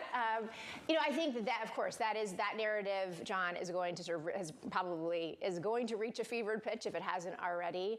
I just think people have to really understand, though, that there is a process here that the Democratic Party has established, and they have put their thumb on the scale. Joe Biden is going to be their nominee again, unless the President of the United States takes him out. This can only be his decision. I just can't reinforce that enough. So yes, I do. I think that the narratives around Michelle Obama and Jamie Dimon are going to just accelerate for sure. But I don't think that changes the reality that this is likely what this is. And if it's not going to be, the decision has to be made really within the next week or so.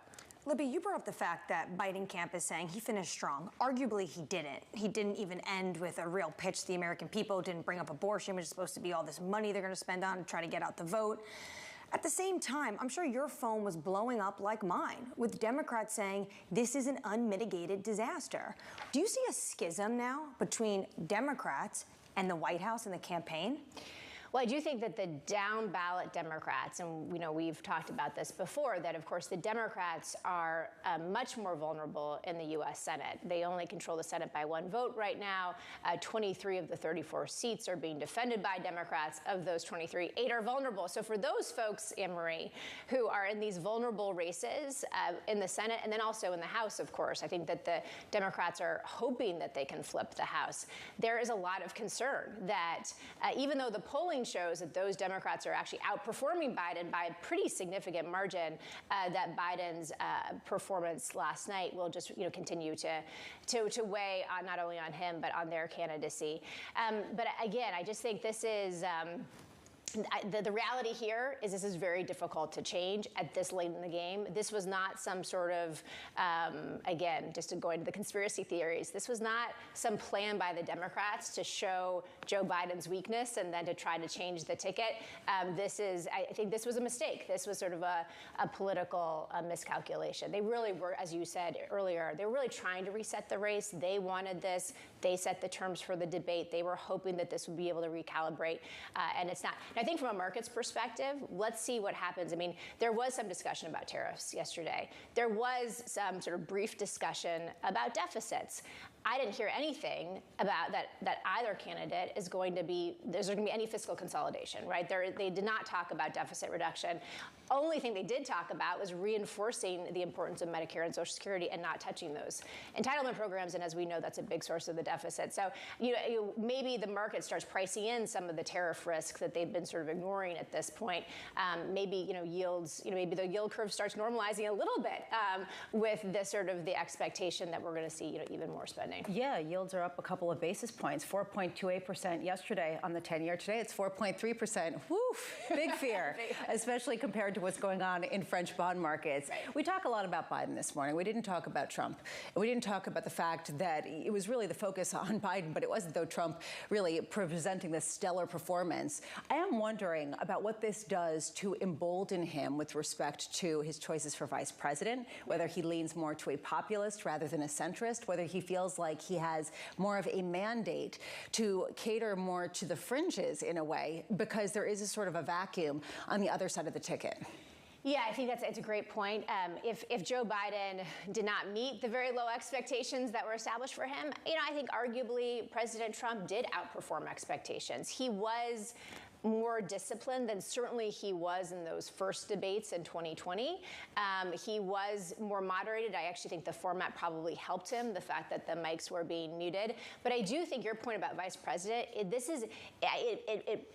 puts us in sharper focus now, because folks are now, because of concerns around Biden's age, are going to make this much more of a referendum on the vice president than even it was before. And as a result, who Trump's vice president is going to be is probably even more important as well, because that debate that is likely to happen either at the end of July or August is going to be, again, more important.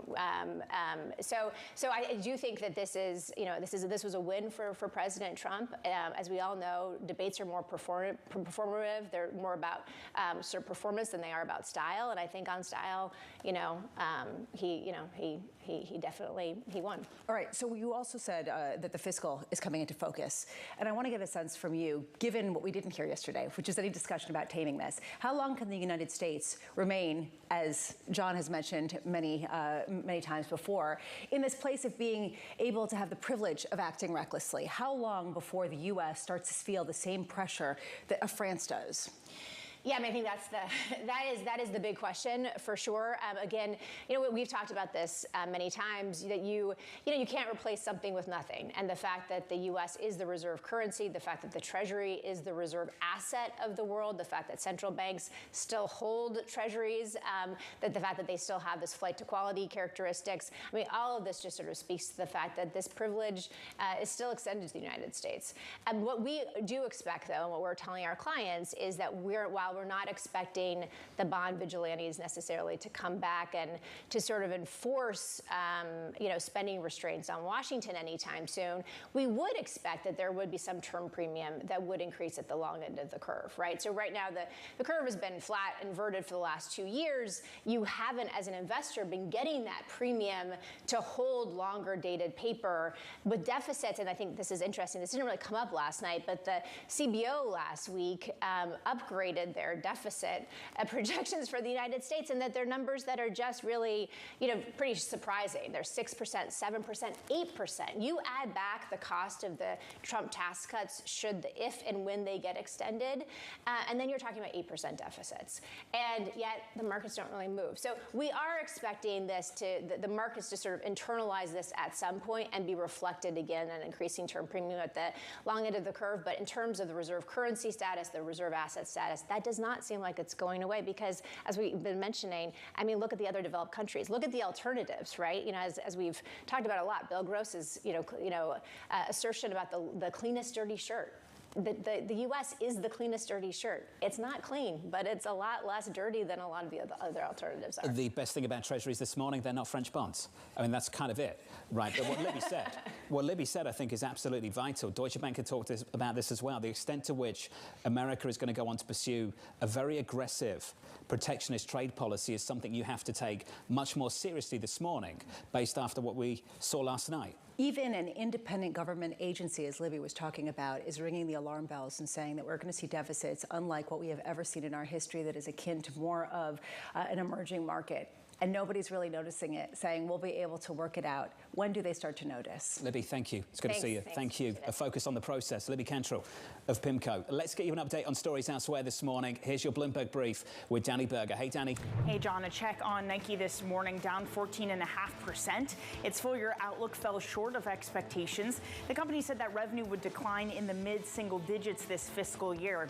The company's been struggling to churn out lifestyle wear with little offerings to replace their previous top sellers like Air Force Ones and Dunks. Instead, rivals have picked up the slack, like Adidas, whose retro Samba sneaker are fueling a new era of growth. The judge who scrapped Elon Musk's $56 billion Tesla pay package will hold a hearing on whether a recent shareholder vote to revive the deal should affect her decision. The Delaware Chancery Court may take judicial notice of the vote, but it's not obligated to recognize the results.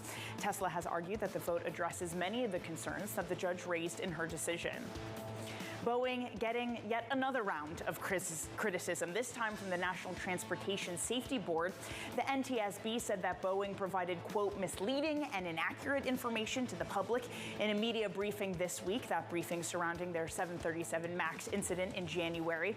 In a letter sent to CEO Dave Calhoun, the regulator said that Boeing blatantly violated the agency's rules about active investigations. The NTSB said that it would therefore revoke Boeing's access to investigative information as the probe continues. And that's your Bloomberg Brief. John. Danny, thank you. More from Danny in about 30 minutes. Up next on the program, heading for 3 straight quarters of gains. For the most part, we have been concerned about valuation on the one hand, yet have been, I would say, among the largest proponents of the game-changing nature of AI for well over a year.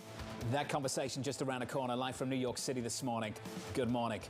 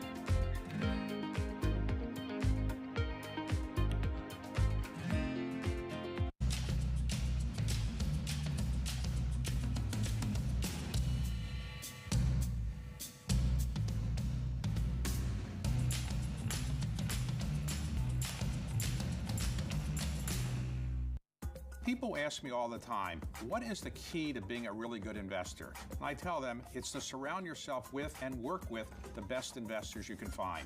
On Bloomberg Wealth, I'm going to take you to meet the greatest investors in the world, the people that I would like to have managing my money. The private markets in general have exploded at the expense of the public markets. Part of that's regulatory, part of that's just structural in the market. Private credit particularly exploded when the banks took a step back.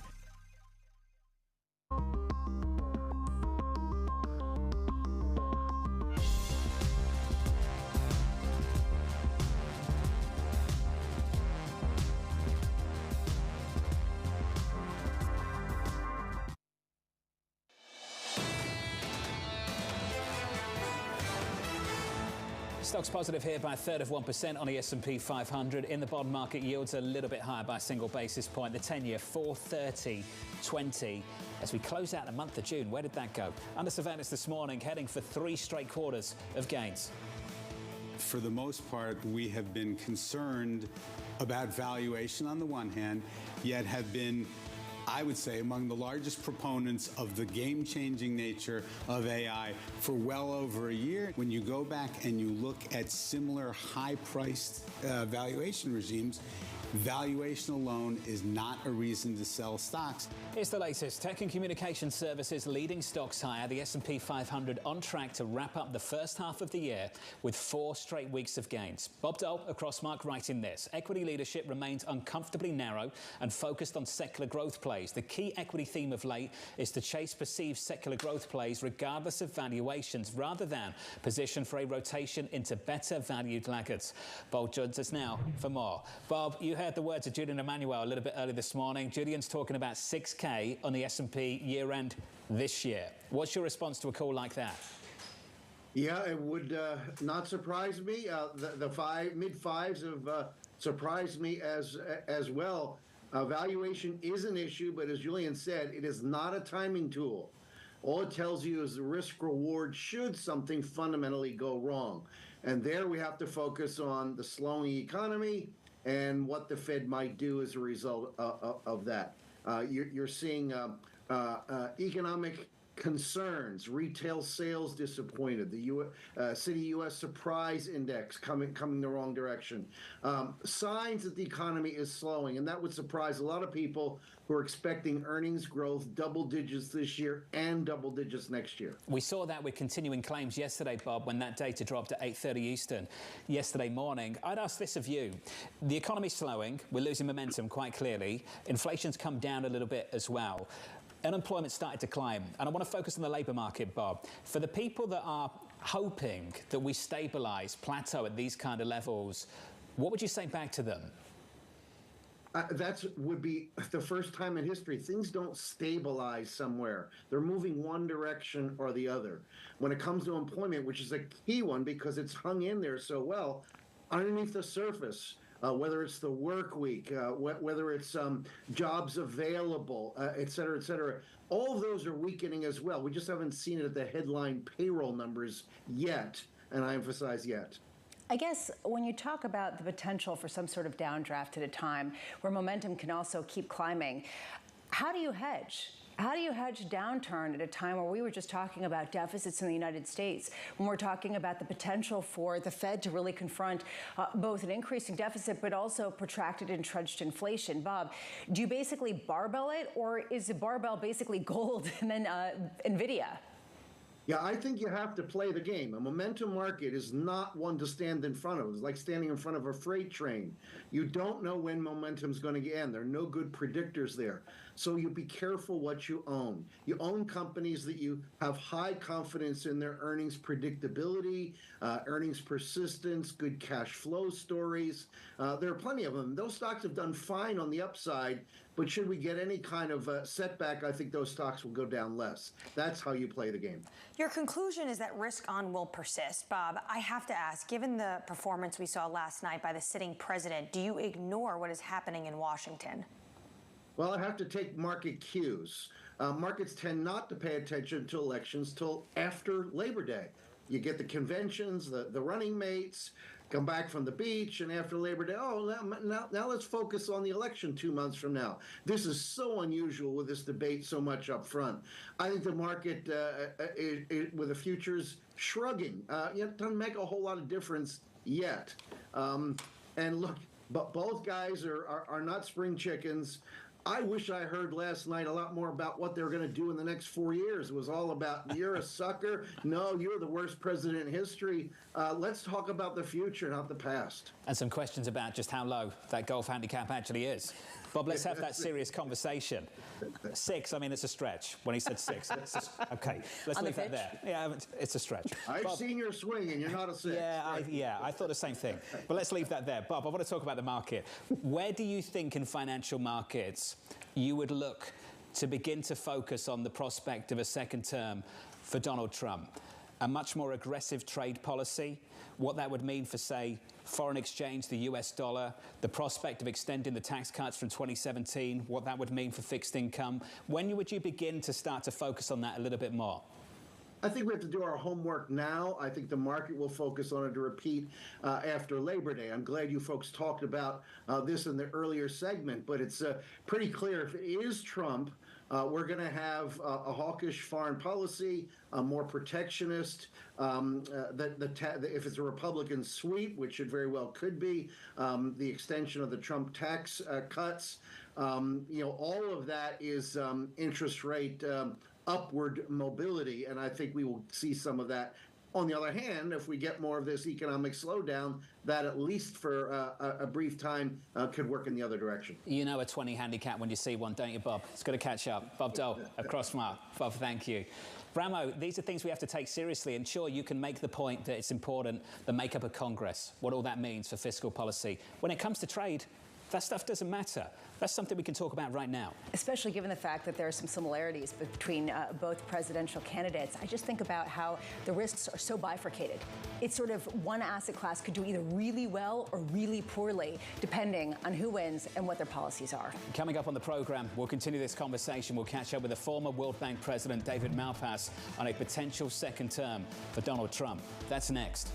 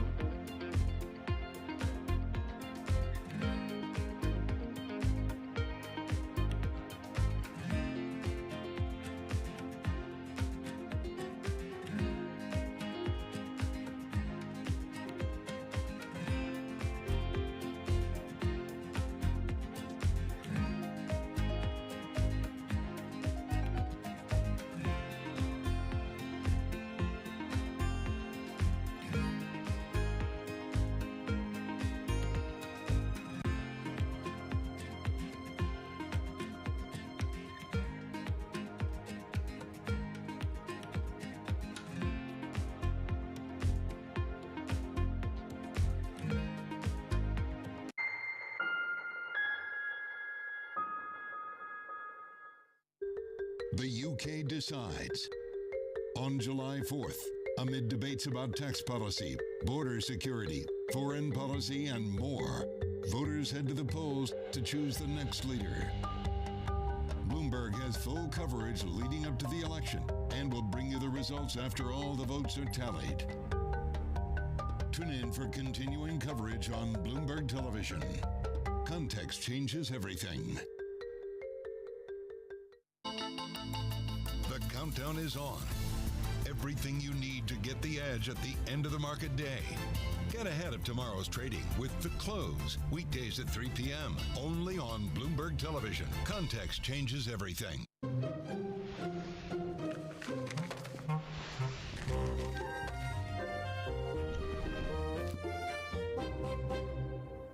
The top names in business are on Bloomberg. What I can say is that we've been making significant investments across the franchise, across regulatory reporting, across data, and across resolution and recovery planning.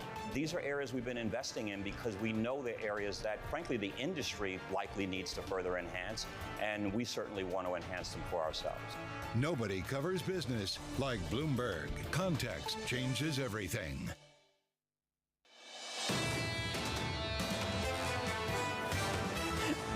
Stocks positive, up 1/3 on the S&P. On the NASDAQ, closing out the month of June. Second quarter, the first half, we're positive by 0.4%. Even the Russell's having a look. We're up by 0.8%. In the bond market, 2-year, 10-year, 30-year shaping up as follows. The 10-year up by a basis point to 4.30. The 2-year at 4.7182. I have to say, Lisa, the Fed talk's gone a bit quiet. It's gone quiet, hasn't it? Well, we get a number of people who are going to speak today. We've got Mary Daly, Michelle Bowman. We've got others who are going to be speaking. That said, in terms of the message, it hasn't been market moving. It is fascinating to me how stable yields have been over the past couple of weeks. We were talking about 20 basis point swings. We're not doing that anymore, and I think that that is a notable shift. Let's talk about stability. Can we find some? Dollar yen, switch up the board, 160.62. The high of the session, 161.27. You know, Lisa, you nailed it yesterday. We talked about this a few times, the concerns about 140, 150. Don't go there.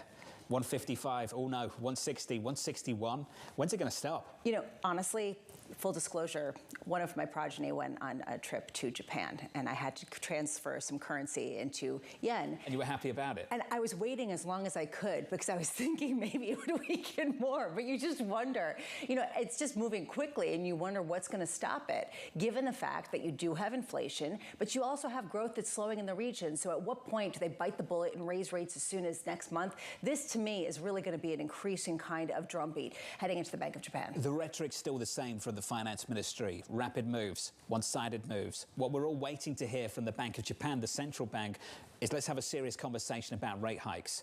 And I think that's what's really getting to what's happening in the FX market right now. It's just the same words, the same language, the threat of intervention, verbal intervention at the moment.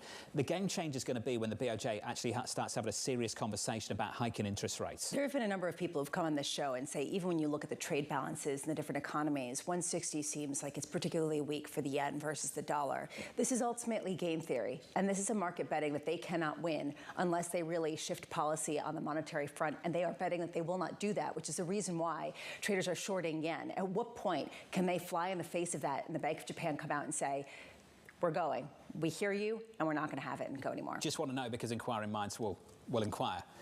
Did you buy the yen? Have you done that? Yeah, well, I mean... That's taken place. He's going, so... Okay, great. So you did this at 160. That's correct. Quite a trade. Nice. Thanks. Well done. Congrats. All right. Under surveillance this morning, the U.S. military is moving assets closer to Israel and Lebanon as the risk for a full-blown war with Hezbollah grows. NBC News reporting forces are also preparing for the possible evacuation of U.S. citizens in Lebanon. This is the fear we've had for a number of months, the prospect that this war would spread across the region and include more bad actors, including Hezbollah. And this was a conversation we had yesterday with Amos Hochstein, advisor to the president. Absolutely, and you can see what the U.S. is doing in making these moves. They're trying to set a different level of deterrence right now. What struck me is that they're talking to allies and planning, which is positive, but also how dire a situation that they're thinking that they need to evacuate American citizens. That would not look good on this administration, given the fact that they've had to evacuate American citizens for other instances as well, notably in Afghanistan. But really, for me, the marker was earlier this week. Lloyd Austin, the defense secretary, said exactly this. He said such a conflict could, quote, easily become a regional war with terrible consequences for the Middle East. It just feels like there's a lot going on that we don't have visibility into, that in terms of negotiating and trying to quiet some of the tensions. Honestly, if this would become a conflagration that did engulf a broader swath of the region, you would expect a bigger market reaction. Right now, the market is expecting it to die down, regardless of the rhetoric and the bombs being shot and the fact that people have been displaced. Yeah, Mohammed El-Erian talked about this, I think, in an FT piece a number of months ago, that the situation over there was kind of like boiling the frog. That people are just sort of ignoring it. You don't see much price action in the commodity market.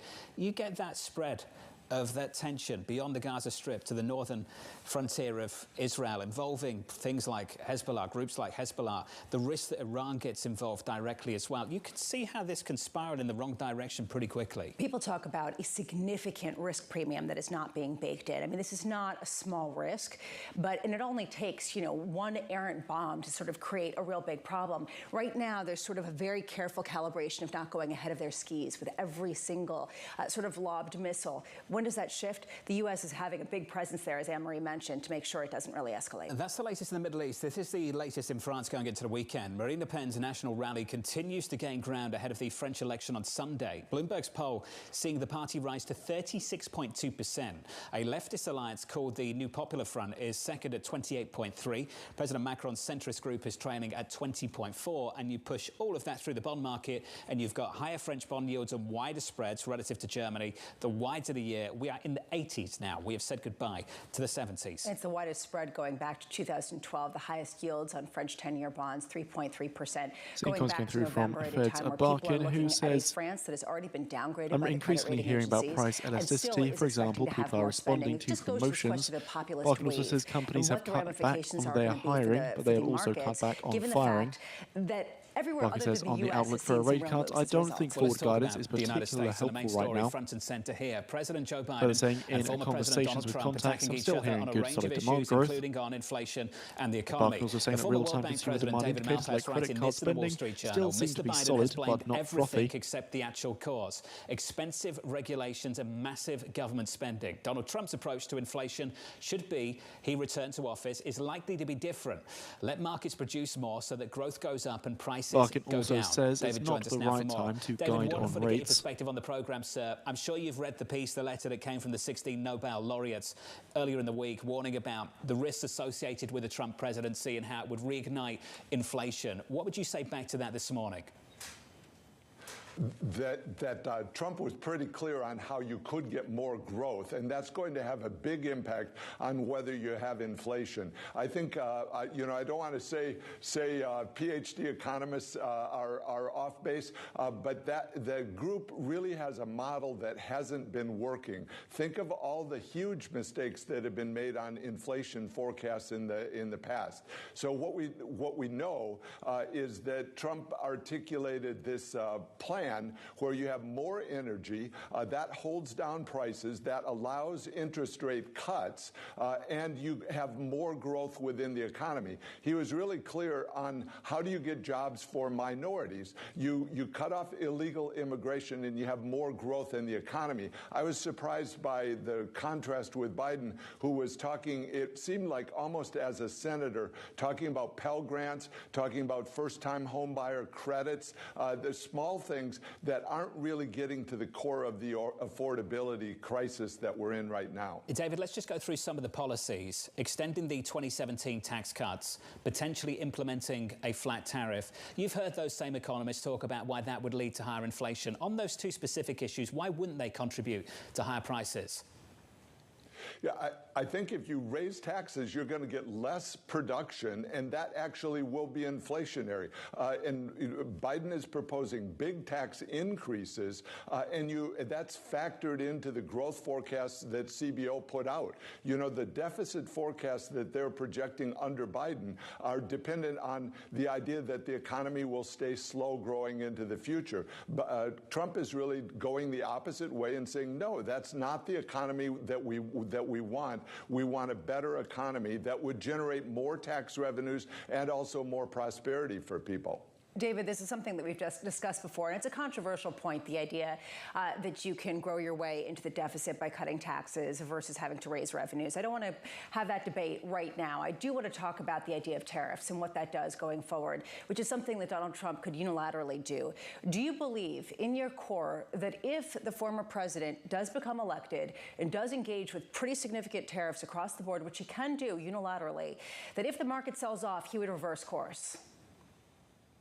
We've seen Biden continue the tariffs that were on China, and the market is able to digest a whole lot of things, as it's doing this morning. So I think the market adjusts to the policies, and the overall question is the U.S. going to be a strong player on the international scene? Trump talked, I thought, very effectively last night about Afghanistan and the disaster that created, and it's spilling over to all the other world situations. So you can can create a better world by having an actual plan that's based on production. And so you're saying, what about tariffs? Well, there's a whole plan, or there are lots of things that can be done in the U.S. to really allow this strong economy to move forward. Well, but David, just to sort of pick up on the tariff point and sort of what I was getting at, there is a belief in markets that potentially the former president would reverse course on tariffs that were highly negative for the market. A lot of people have come on this show and said a lot of the tariffs that have been proposed would increase inflation in this country and would actually create a real negative situation for a number of companies. Do you believe that if the market does sell off, that will provide a check to the former president and that he would reverse course? Oh, well, that's a real hypothetical. So really, I think what we have to do is over the next 5 months survive and then see how do you resolve some of the wars meaning resolve them quickly and allow energy production to start. And then as you look at tariffs, I think there needs to be a real rethink of how do we interact with China, who has been this giant overproducer or, very successful industrial producer that takes away jobs from the rest of the world. There needs to be a world discussion of that. You're seeing the politics in Europe. You were just referring to it, of people in Europe realizing that this cost on climate is really hurting their competitiveness. So Germany's economy is in deep trouble, in part because energy costs are so high. So that drives people to other answers to try to deal with and interact with China into the future. I think that'll be an important part of a new administration. David, let's go where you almost went, though. What is the plan on tariffs? Are these just talking points right now, or is this a plan, if we were to get Trump to be president again, that is going to be 10% tariff wall for all imported goods and 50+ on Chinese imported goods? You have to have a room with people in it, with lawyers in it, with what is the legislative process with it. So I think there will be a very detailed discussion of how do we protect, how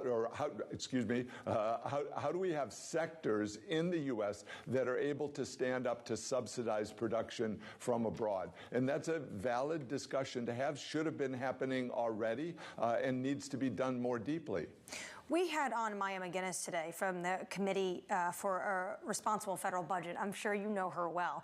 And they put out some numbers this week about how President Trump approved $8.4 trillion of new 10-year borrowing during his full term. And Biden, during his first 3 years and 5 months, approved $4.3 trillion of new 10-year borrowing. Do you honestly think either of these individuals are not going to add a substantial amount of money to the deficit? To the deficit. So let's talk about debt and deficit. If you have a faster growing economy, you won't have as big a deficit as Biden is projected to have. CBO is operating from the economic plan that's in place now, which is one where, and you heard it all last night in great detail, the government is going to be the solution for each thing, and interest rates are going to stay high for a long time because of the inflation. So if you project that out, you're going to get huge deficits into the future, which is what shows up in the CBO forecast. If you redo the forecast based on a growth program, you don't get those deficits. Now, I think there also has to be very strong restraint on spending. Washington is spending like crazy, and it's out into the future. It's every month. It's trillions of dollars going out the door. President Trump talked about the Paris Agreement costing $1 trillion. I think he's understating it. It's worse than that. So on the energy front alone, the subsidies and credits that are being put out on that side are super expensive. Some of that can be saved still, and the market will react positively if you say anything that causes them to think you're going to have some restraint. Right now, they're operating on the idea of no restraint, and that keeps interest rates high. David, you're close to the campaign. It's all quiet on the VP front. Who should we be focused on, do you think? No, I don't have that's up to President Trump. And I think what you saw last night is somebody that's going to make a lot of decisions on things. He landed a lot of blows, and one of them was that Biden hasn't fired anyone. This is a really important part of management and of governing, of choosing people. And Trump will have the chance to have really strong people in across the board. And I think that can really help.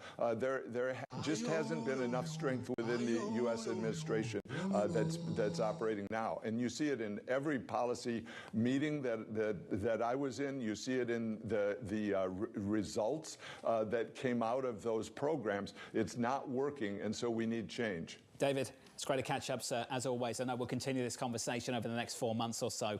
David Malpass, the former World Bank president, and maybe the future something in the next administration. It sounds like definitely potential something in the next administration. You just wonder, this is sort of a key debate, and this is something David talked about, the idea of growing your way into growth. It sort of hinges on the whole idea of the trickle-down voodoo economics of the Reagan time versus something else. And the combination with the cuts, where would those cuts come from, right? And that's a key question. These are real questions that we can keep having into the debate. Much more important questions, particularly after what took place yesterday evening. Let's get you an update on stories elsewhere this morning. We can do that with Danny Berger, as always, with your Bloomberg Brief. Hey, Danny. Hey, John. Richmond Fed President Thomas Barkin said that the inflation battle still hasn't been won and that the U.S. economy will remain resilient as long as unemployment remains low and assets high.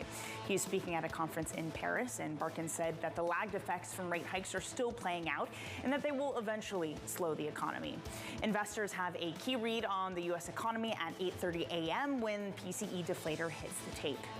Apple is reportedly exploring new options that would allow iPhone batteries to be more easily replaced by customers. The update follows a law passed by the EU last year that aims to protect consumers. According to the site The Information, at least one model of the iPhone 16 and potentially all iPhone 17s may get the new battery option. An Apple spokesperson declined to comment on the story. The NFL is facing a massive antitrust lawsuit after a jury sided with fans over pricey broadcast subscription costs. The league was hit with a $4.7 billion damage, which stands to be tripled to $14 billion under federal law. Fans had claimed that the league conspired with DirecTV to raise the prices to watch out-of-market games. The league made the unusual decision to take the suit to trial, with Commissioner Roger Goodell appearing as a witness. A league spokesperson called the verdict disappointing and said the NFL plans to appeal. And that's your Bloomberg Brief, John. Danny, thank you. Up next on the program, the data-dependent Fed. Generally speaking, the trend in inflation is lower. Core PCE inflation is likely to be around 2.5% in May. I think they could probably be talked into a cut in September. Was there a natural argument between you and Neil? No, he just thought, your AMH is nodding. Yes. No, he called me out for cherry picking, and I said, everyone pulls up. It got in down the barrel of a Zoom camera and said, Lisa, there's only 2 data points that matter. Neil got intense. You should have seen Lisa's face. Off camera. That's always the money face. That one right there. I've said we need a Bravo cam for a long time. I would act different. Said it for a long time. From a beautiful New York, this is Bloomberg.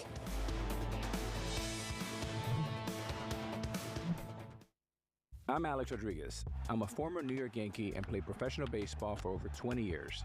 Almost that entire time, I was thinking about business. And I'm Jason Kelly. I've been a business journalist at Bloomberg for more than 2 decades.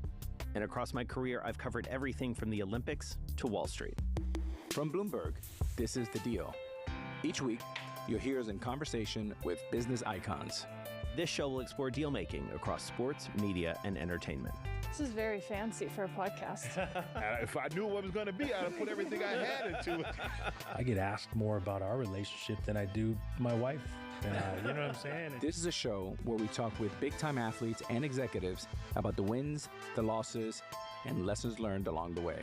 This show is called The Deal. The Deal? The Deal. The Deal. That deal. The Deal. Huge deal. Who dug this up? What are y'all's in trouble?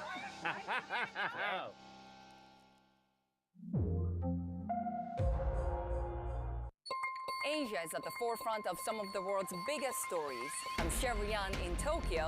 And I'm Heidi Stroud-Watts here in Sydney, where the trading day begins.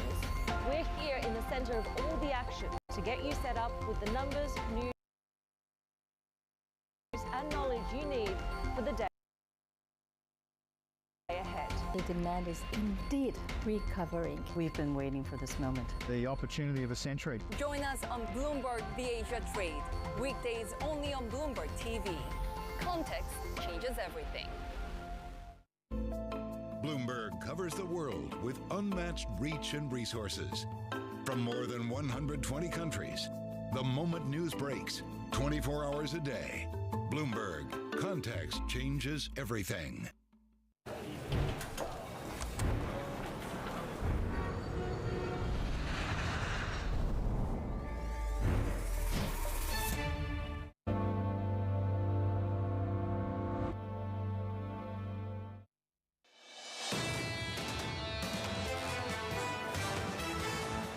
Equities are positive, Treasury's a little bit lower, yields up, single basis point, call it 2 basis points higher on a 10-year right now, 430.39.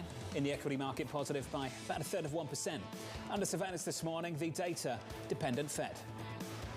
Generally speaking, the trend in inflation is lower. Core PC inflation is likely to be around 2.5%. In May. Let's focus on what's in the summary of economic projections. That's ultimately how you back out the Fed's reaction function. In those projections are unemployment, core inflation. I think they could probably be talked into a cut in September. So here's the latest. Futures gaining as focus turns from the debate to the data. The May PCE deflator due out in just over 30 minutes' time. Investors hoping it will solidify the case for a rate cut this year. Michael Kushner of Morgan Stanley writing this. The Fed is keen on a soft landing, but the big question is, have high interest rates done all they can do without creating too much pain? Michael joins us now for more. So Michael, right on cue, we've just heard from Mr. Barkin of the Richmond Fed, and he said the US economy is withstanding the Fed's battle on inflation.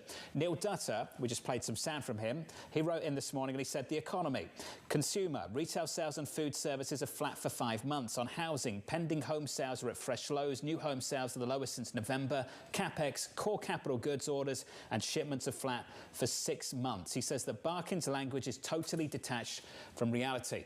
Michael, can we get your assessment on how detached from reality those comments are?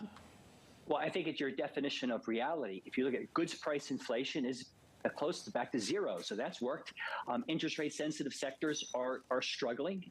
Generally speaking, housing, construction, all those areas. So interest rates have done their job. They've brought demand and output down from the peaks we saw over the last couple of years. The areas where inflation has remained high, core services, is somewhat immune to higher interest rates, except to the indirect effect of lower incomes, people spending less money. I'm sure you've been traveled recently. I've been traveling recently, and every plane is full. Business class, economy, everything. Can't change seats, can't change planes. So a lot of core services are still quite strong, and that spending is more a function of wealth than just worries about income, which is strong for most people. So I think it's the question for the Fed is that will keeping high rates high do the job of bringing inflation down sooner without causing too much damage in the interest rate sensitive sectors. And the problem there is that wealth creation still is rolling along, that household wealth is at record highs. So why is that going to slow down spending unless the unemployment rate drifts higher for the higher income people, 25 through 54-year-olds? Michael, we have been talking all morning about politics, about long-term trends of deficits and potentially tariffs. We are 40 minutes away from what we've been building up to all week long, which is core PCE deflator, the key inflation metric, and personal income and personal spending. Which of these data points is going to be really important for you when you think about where rates should be, the Fed response mechanism, and where really we should be focusing? Core PC is the Fed's preferred target. It is the most important number. There's a big gap between core CPI and core PCE. Core CPI went up a lot more than core PCE, has come down faster. The question is that gap going to close by core CPI coming down to core PCE? Is core PCE actually too low relative to core CPI? And that's going to drift higher over time, not higher, but higher relative to core CPI. So we see fewer improvement in core PCE. Core PCE tends to be stickier. I think that the numbers is coming down. The year-on-year numbers have been improving, but the year-on-year comparisons to last late summer, fall is going to be difficult to improve upon, considering how surprisingly low inflation was in the second half of this last third of last year. So core PCE is likely to keep coming down, but the gains are likely to get a little fewer and fewer over time. Then the question the Fed has to say is core CPI continuing to fall can put downward pressure, more pressure on core PCE over the next couple of months. But I don't think core PCE is a constraint on the Fed for cutting rates. It's more about the strength of the economy, and the unemployment rate is still pretty low. Which goes to the personal income level and what we see there as well. I am wondering, we had been seeing huge swings in bond yields over the past few weeks. It had been pretty wild in the day-to-day moves. It's been pretty stable over the past couple of weeks. Do you expect that to continue, regardless of any surprise? Core PCE probably baked in, because people can already calculate that by backing out certain data points. But do you expect this kind of stability to continue? It's going to be, I think, a little bit challenging. The market thinks, 2 Fed rate cuts this year. The Fed says 1. Both are they're reasonable. Both forecasts. It could easily be 1 or the other. It could be 0. Not likely to be 3. So the question for bond yields, 10-year Treasury around 4.3%. That's pretty low. With the Fed funds at 5.5, that's a huge inversion of the yield curve. I think it's difficult to get 10-year bond yields lower unless the path of rate cuts is accelerated. And I think that is still a challenge. So I don't think there's a reason to sell off a lot. I think we are stuck at these levels, waiting for a surprise, a good surprise or a bad surprise on the inflation number. A good surprise could accelerate the path of rate cuts, bringing down 10-year yields closer to 4%. If inflation remains stickier, or worse, it goes up relative to recent numbers, then 10-year bond yields probably going back to 4.5%. But the point is, volatility is likely to stay relatively muted in this 4.2, 4.5% range. Michael Kushner, thank you, sir, of Morgan Stanley. You mentioned the inverted yield curve. The yield curve, let's take the 2-year versus the 10-year, has been inverted now for so long that many people have just stopped talking about it. What's the significance of it, Lisa, when you think about that inversion? And we've been inverted, I think, for a number of years now. Is it 2? It's in the longest period ever in history, and typically in the past, an inversion indicates some sort of recession at some point. People are saying maybe we've already had one, and it just sort of was too light and covered up by NVIDIA, so it didn't even make a dent. I don't know what to make of that, but I think Michael Kushner's point is really interesting. We are stuck at these levels waiting for a surprise, because unless you get material rate cuts, it is hard to see the 10-year yield materially moving lower and inverting the curve even that much more. 2-year versus 10-year, negative 42 basis points. The third hour of Bloomberg Savannah is just around the corner. Here's the lineup for you. Liz Ann Saunders of Charles Schwab, Anisha Sherman of Bernstein, Mohammed Al-Erin of Queen's College, Cambridge, and we'll speak to Torsten Slok of Apollo. From New York City, futures are positive by 1/3 of 1%. That's your good news. All the bad news for a certain president is down in Washington, D.C. This is Bloomberg.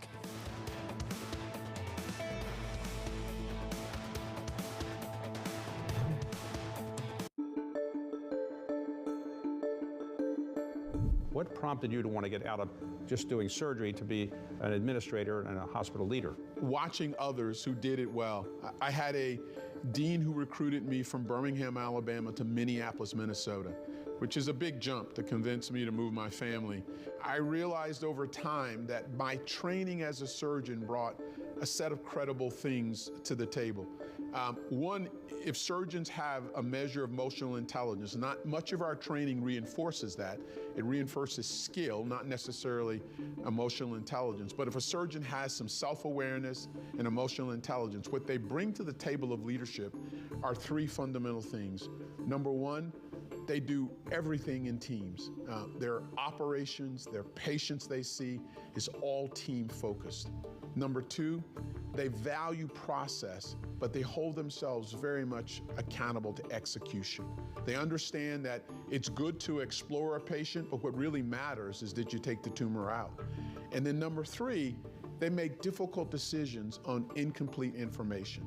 Those things I realized that I could bring to the table as a leader if I had a sort of a passion for working with people and had some sense of self-awareness.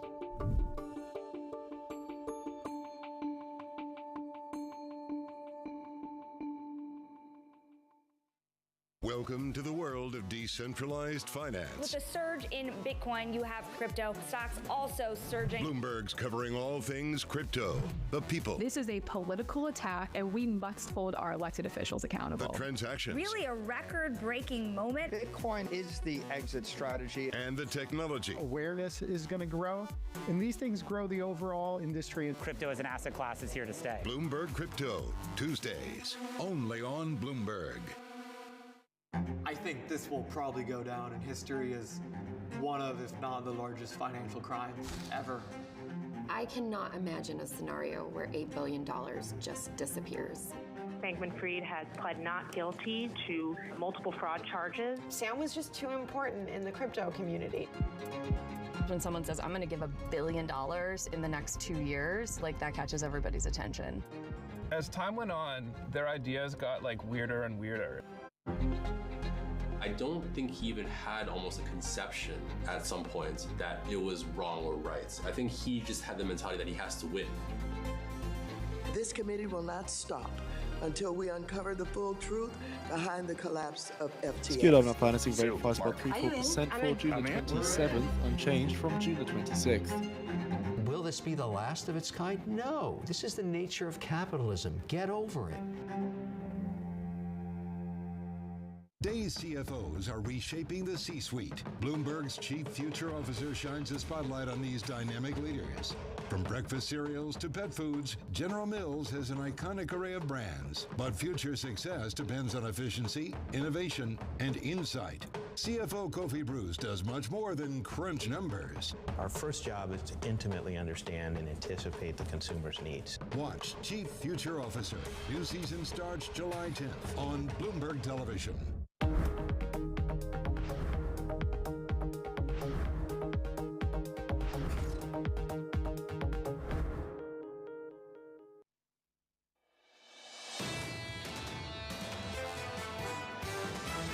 Generally speaking, the trend in inflation is lower. I really don't think inflation is going to pick back up.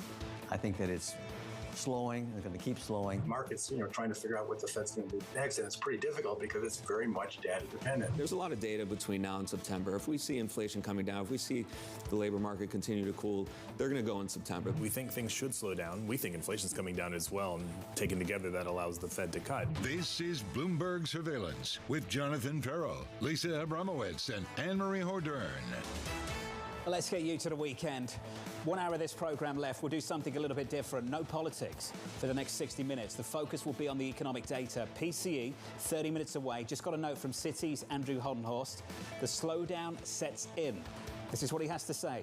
Downward revisions to consumer spending, rising jobless claims, soft durable orders, and weak housing data out yesterday, in his opinion, further establish a broad-based economic slowdown. This hour is all about the data. He is not alone, and a lot of people had been talking about this over the past few weeks, that the data has been surprising to the downside more and more frequently. Here's the question. Everyone's talking about core PCE. I want to know whether income still is expected to outstrip spending, or whether we see basically the personal deficits of individuals getting deeper. I know you don't want to talk about the politics, but policy is important today still. Trump yesterday did bring up tariffs, as did Biden. Biden went after him and said they're going to be inflationary. And that's what these 16 economists that came out and wrote this letter about. Policies like that. If you get PCE now to the slowest level we've seen in months, slowest level this year, that will be a huge win for this economy. Yet the concern is what's on the horizon for 2025. The focus on inflation is just increasingly feeling a little bit stale given what's developing in the labour market. That can change again, but ultimately for me, that's where things stand at the moment. If you look at jobless claims, and this was from B. Mosey and Lincoln just yesterday, initial claims dropped 6K, but the prior week was revised higher to 239, making it the highest claims print for a non-farm payroll survey week since June 2023. Are we going to plateau at these elevated levels? Will we break down to the low 200K again, or are we going to start to incrementally start to break out? And that's the concern that lots of people have. Especially because of the differential between the payrolls and the household survey and employment, and how different it has been. There have been a lot of people who say never in history has it been a linear move, where you just see unemployment tick up in a sort of gradual way. And so this raises this question, how different is this moment at a time where people are saying it is still distorted from post-pandemic realities that are very different than what we've had before? That is what is addressing people, and the reason why today's print might not move the needle when it comes to the narrative, but it's another data point on that march. The payrolls report about a week away. That's going to be a big one, particularly after what we saw, the divergence between the last report and, to your point, establishment versus household. Equities right now on the S&P 500 going into that opening bell are positive by about 1/3 on the S&P. We'll have a big conversation about Nike a little bit later. In the pre-market, that stock is lower by anywhere between 13 to 15%. That stock, Lisa, is getting absolutely hammered this morning. At a time when you're wondering how do you remain relevant in a world that's shifting very quickly, we talked about the running cohort and the whole idea of Hoka and On and what happens with that. It really raises this issue. Even people would say, oh, it's China and it's the China sales. No, the China sales actually outperformed.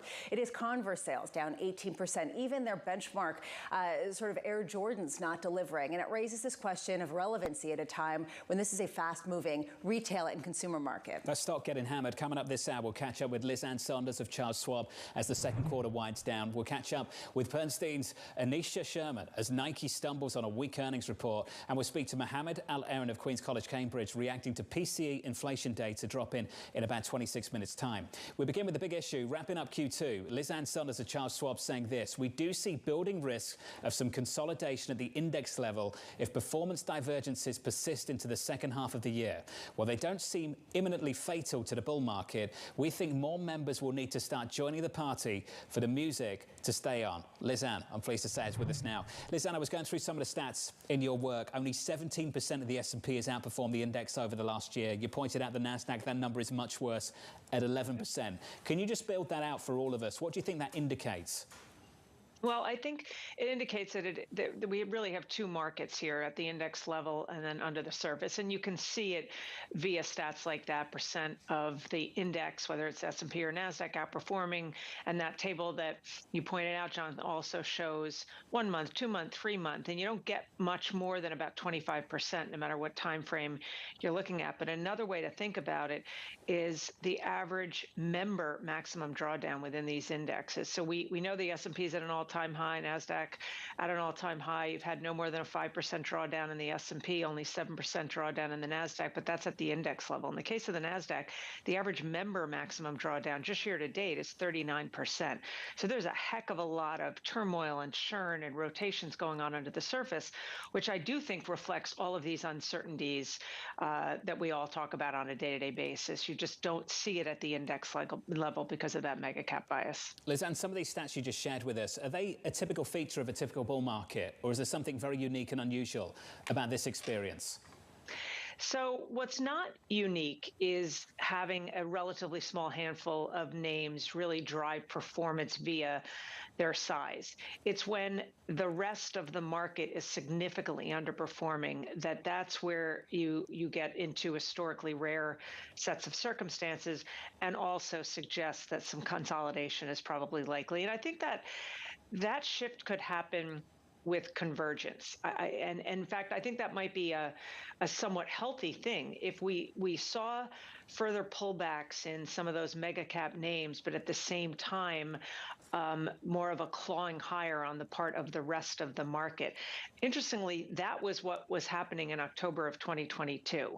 The indexes were taking out their prior June lows, but under the surface, you were seeing improving breadth. You were seeing more of the kind of soldiers head toward the front line. And so even though at the index level, it didn't look great, that was a sign of some grinding higher on the part of the names that were just not in focus in a cap-driven market. This is fascinating to me, Liz Ann. We had earlier Julian Emanuel of Evercore basically saying that the lack of breadth is a feature, not a bug, and that frankly, the fact that you're seeing equities up on an index level without the participation of so many shares highlights the resilience of this market. They say that they will prioritize support for small and medium-sized science and tech firms and improve credit and insurance products adapted to the characteristics of tech startups. Going back to that negative 39% maximum drawdown at the member level for the NASDAQ, that kind of weakness under the surface breeds opportunity. So when you have that poor breadth, at some point, you start to see an improvement there. And I think that's where there are opportunities that are presenting themselves. The other interesting thing about this focus on the Magnificent Seven or the Magnificent Six or Fab Five, whatever component you want to talk about of these mega cap names is from a contribution to index return perspective. They're all in the, call it top 10, but they're not the best performers. From a price performance perspective, only one of the Magnificent Seven is in the top 10 best performers in the S&P 500. Look at the 10 best performers in the NASDAQ year to date. None of them are household names. None of them are in the Magnificent Seven. And so I think it shows that there's a lot of churn under the surface, but that has also bred opportunity, and that there are ways to find performance. And in this environment, we continue to say you want to stay up in quality. And that may seem like the ultimate, well, duh. But there are times where you want to go down the quality spectrum. That's where the leverage is for companies that have weaker balance sheets or have lost their earnings, have that leverage to a pickup in the cycle. I don't think we're at that point. So staying up in quality, if you look just at the performance spread between profitable within the Russell 2000 and non-profitable, it's about 14 percentage points, with strong double-digit positive gains for profitable and negative on the part of non-profitable. So there are opportunities that get born out of a tough breadth environment like this. And I think that gets lost in a lot of this analysis. I love this, Lizanne. It's sort of like you scramble the macro narrative enough that you force people to actually pay attention to what individual companies are doing. Because for so many years, the macro narrative blinded everybody to some of the single name type of analysis. What happens when the macro is not scrambled? What happens when we have a direction? How much does the whole market become vulnerable in a new way because of how high the elevation has been for some of the valuations at the top? Well, I think recession would certainly be a macro narrative that is not priced into the market broadly.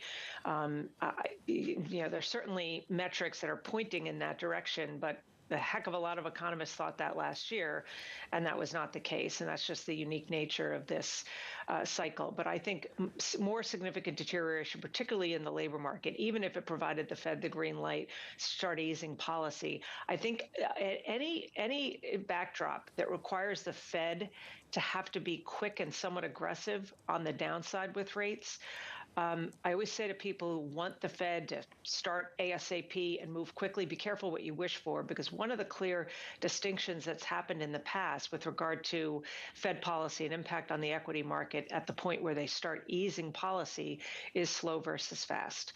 A slow-moving Fed in the cutting part of the cycle is beneficial for the equity market for somewhat obvious reasons, in that they're probably not combating a recession or a financial crisis or some combination thereof.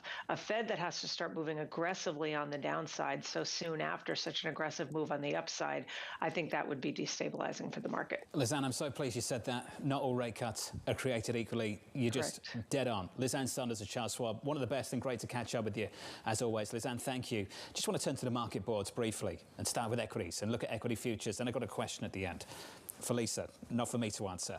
Equity futures right now on the S&P positive by 1/3 of 1%. Some outperformance on the Russell by 0.8 of 1%. How many people this morning are looking at the charts from yesterday evening into this morning and looking at what futures have done and attributing it to what developed in that debate last night? Nobody. Absolutely nobody, which I find interesting. There are no notes saying the market is rallying because the former President Trump has a likelihood of becoming president. Most people saying the markets are not responding. And the reason why is because it's too soon to understand the composition, and they don't pay attention until after Labor Day. When do we start attributing this to it? I actually thought about this morning. It just shows how kind of arbitrary it can be sometimes when we assign a narrative to a market move. Sometimes it's obvious, and sometimes it's really not. People are calling this debate, though, a disaster for the sitting president of the United States, potentially because Democrats are out in the open now discussing for months what I've heard behind the scenes, which is maybe they could not have Biden be their candidate.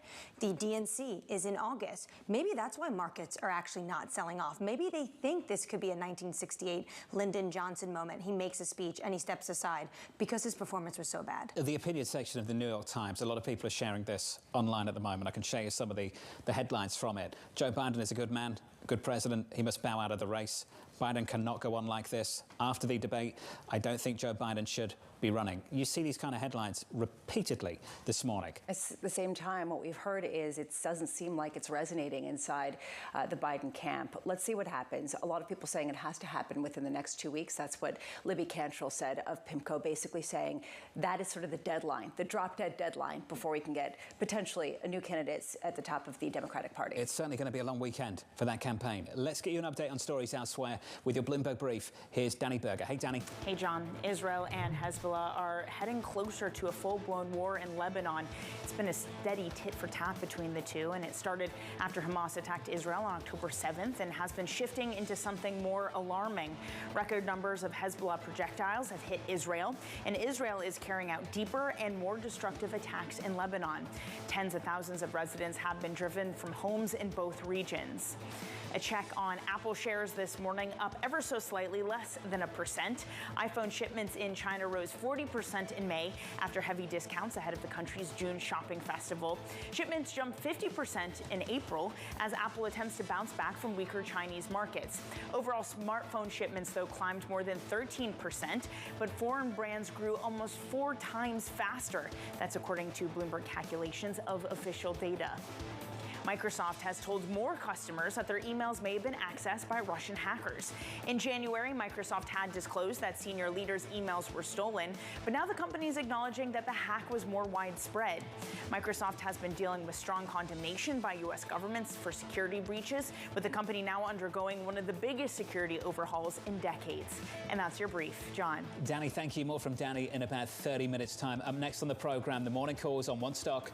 It's Nike. We'll catch up with Bernstein's Anisha Sherman as Nike stumbles on a weak earnings report. That stock is down by 15% in pre-market trading. From New York, this is Bloomberg.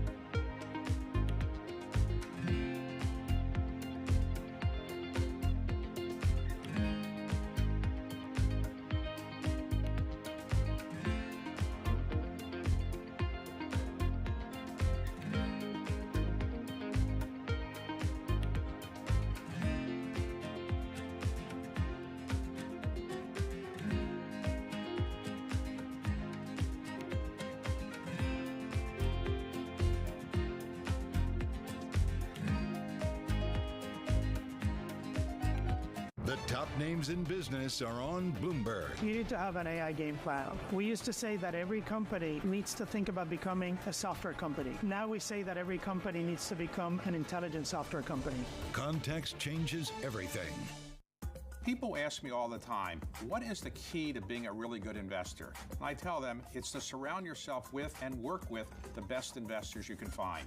On Bloomberg Wealth, I'm going to take you to meet the greatest investors in the world, the people that I would like to have managing my money. The private markets in general have exploded at the expense of the public markets. Part of that's regulatory, part of that's just structural in the market. Private credit particularly exploded when the banks took a step back.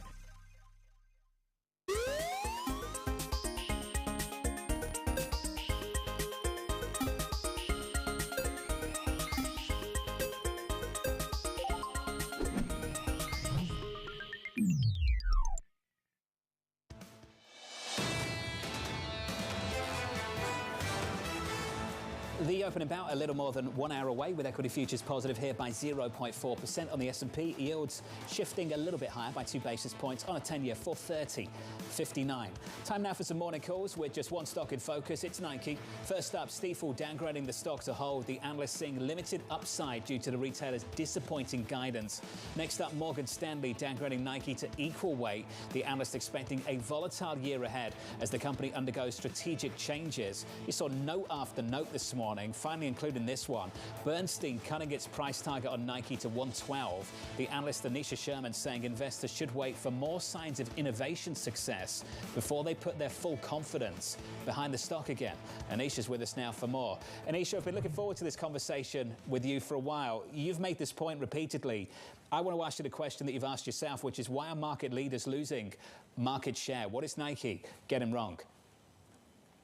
Nike has done a poor job innovating for the last few years, and we haven't seen it very visibly in the market because the market was doing great. In 2022, people were out there revenge spending. Nike was excessively leaning on some of its older product lines, some of the more recent launches from several years ago. Now that the market is starting to pull back, people are starting to look for value. This is becoming obvious that they don't have a lot of new innovation out there. There's new competitors that are eating their lunch, and they need to do a hard reset and push new innovation out before they can start to gain share again. Do you think they need to do a hard reset on certain business lines? Is it the more sort of lifestyle brands, the Air Jordans, or is it the sort of nuts and bolts, bread and butter of what this company is built on, running shoes? Is it both? Is it one or the other?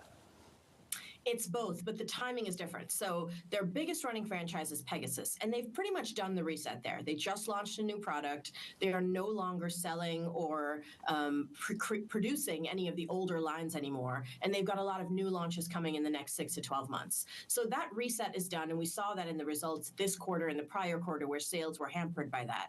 They now need to do this reset on their other big franchises, on Jordan, on Air Force One, on Dunk, and this is a big part of the portfolio. So this is going to take a big toll on sales, particularly in the first half of their fiscal year, which is basically the back half of this calendar year. Anisha, a lot of people during the pandemic said that a lot of the shopping platforms were losing clout and the direct-to-consumer trend was increasing, that the likes of Nike could go on brand appeal to such a great degree that they could get people coming to their websites and shopping off there. That didn't seem to be the case in these particular earnings. Does that make you think maybe that trend has sort of peaked, or do you think that there is just simply a blip because Nike isn't cool anymore in the same kind of way as some people are saying? Yeah, so the DTC trend, a lot of brands got carried away by this because, as you said, it worked really well in 2021 when everybody was shopping online and there's no transaction costs, there's no friction to shopping online. 10 minutes away from the bottom of the hour, where we see the release of the US PCE price index data for the month of May. Year over year, the forecast is 2.6% on the prior 2.7%, with a range of 2.7 to 2.4% expected. Month over month, forecast 0%, prior 0.3%, with a range of 0.2 to minus 0.1% expected. For the core PCE, year over year, forecast is 2.6% on the prior 2.8%, with a range of 2.7 to 2.4% expected. Core PCE month over month, forecast 0.1% on the prior 0.2%, with a range of 0.2 to 0% expected. With this, we get the consumer spending month over month for May as well. Forecast 0.3% on the prior 0.2%, range of 0.5% to 0.1%. Personal income month over month, forecast 0.4%, prior 0.3%, and the real personal consumption month over month, forecast 0.3% on the prior minus 0.1%. And worth noting, we get the Canadian GDP numbers as well for the month of April, month over month. The forecast is 0.3% on the prior 0%, range of 0.4 to 0.1% expected. Ahead of the PCE numbers today, just seeing a note from UniCredit to expect the core PCE, which is the Fed's preferred measure of inflation, to have decelerated to 0.1% month over month in May, which is in line with the median estimate. So this would likely take the year-on-year rate down to 2.6% from 2.8%, UniCredit notes, although there is more uncertainty here following yesterday's small upward revision to Q1 2024 to 3.7%. In the macro context of a pullback, you need to have so UniCredit also note that the non-housing core services prices are likely to have been a key driver of the disinflation last month, as indicated in the May CPI and PPI released a couple of weeks ago.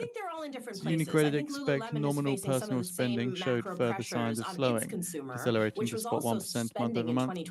They note that the main drivers are reduced savings buffers, softening consumer credit, and a cooling labour market, as well as a fall in consumer confidence. Outside their core middle-aged women consumer. For Adidas, they're on the upswing. Their terrace trend is working. It's working globally. They're at the peak level of that trend. And the question is, can they sustain that trend? Can they do more to keep it going, or is it going to fade out next year? So they're in a good place right now. It's just a question of can they keep it. When you talk about innovation, are you basically just saying they need to be cool again? Because our Bloomberg intelligence analyst basically said Nike has nothing new. There's no newness to this brand. Yes, it's coolness, it's newness in design, it's, you know, getting a silhouette out there that looks different, that looks exciting, that people want to buy. It's not necessarily about technical innovation. I mean, most people who run are not really concerned with what the carbon plate or the midsole foam composition is, because they're not trying to shave 30 seconds off their marathon time. They want something that's comfortable and that looks good. So it's about design, innovation, and comfort rather than, you know, real technical prowess, which Nike already does very well. Anisha, why haven't we seen more acquisitions? I can think of a brand like Athletic Propulsion Labs, which makes a very sleek shoe, really nice sneaker. I've had a couple of pairs over the last few years. I've always wondered why some of these big brands haven't come in and bought other brands like that. Why isn't that happening? It's not a very acquisitive sector, and some of the acquisitions in recent years haven't gone very well. If you think about Lululemon buying Mirror or Adidas buying Reebok, some of the acquisitions have not been particularly successful. Most of the big brands believe that they have the in-house talent to create this design, and they already have the retailer relationships and the distribution footprint and the consumer awareness. So as long as they can do that design innovation in-house, that's a better way to do it. Now, it's contingent on them being able to innovate in-house, and that's the hiccup that Nike is facing right now. That's certainly been the struggle. Anisha, it's good to hear from you. Anisha Sherman there of Bernstein, with that name down in the pre-market by 15%. Why are you both laughing at me? Well, I immediately Google, of course, Athletic Propulsion Labs, and I start looking and figuring out which particular shoes you've had. Is it the 320 version? Is it the $430 version? You're spending a lot of money on shoes. I'll share them with you. It's a pastime of mine. I'm not a big drinker. I work out. I go to the gym. Okay. I need sneakers. Do you do it for the technology and just the speed? No, I love the look. I find them very sleek. They used to be distributed in Lululemon stores. Then that stopped, and they went through their own channels, I guess. You can only buy them direct from, I believe, APL now. That's Anisha's point, is that basically people are going to buy it off the way they look and whether they're relatively comfortable. I will say, some of the running shoes that I find the best personally are not particularly attractive, and I feel incredibly anxious about it every time. Well, I'm not going to get into the Hoka debate, but the ones that I have are in particular very functionally good, but, you know, not the most beautiful. You care about the carbon fiber plate and all of that stuff. Right, 5 minutes time now at the bottom of the hour. See the release of the US PCE price index data for the month of May. Year-over-year, forecast 2.6%, prior 2.7%, range of 2.7 to 2.4% expected. PCE price index month-over-month, forecast 0%, prior 0.3%, range of 0.2 to minus 0.1% expected. For the core PCE numbers, year-over-year, the forecast is 2.6%, on the prior 2.8%, range of 2.7 to 2.4% expected. Serious morning. We'll be focusing on the economic data next. Breaking PCE data. Core PCE month-over-month, forecast 0.1%, on the prior 0.2%, with a range of 0.2 to 0% expected. We also get the US consumer spending month-over-month for May, forecast at 0.3%, on the prior 0.2%, range of 0.5 to 0.1% expected. Personal income month-over-month, forecast 0.4%, prior 0.3%, and real personal consumption month-over-month, forecast 0.3%, on the prior minus 0.1%. With this data, we get the Canadian GDP data for the month of April. Month-over-month, the forecast is 0.3%, on the prior 0%, range seen at 0.4 to 0.1% expected.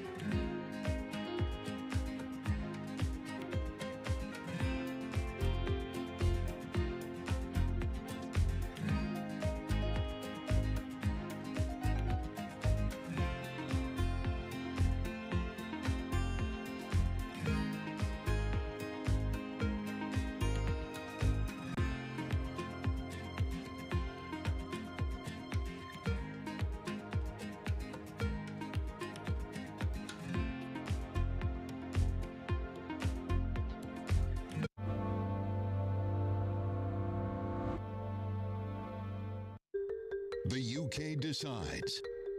On July 4th, amid debates about tax policy, border security, foreign policy, and more, voters head to the polls to choose the next leader. Bloomberg has full coverage leading up to the election and will bring you the results after all the votes are tallied. Tune in for continuing coverage on Bloomberg Television.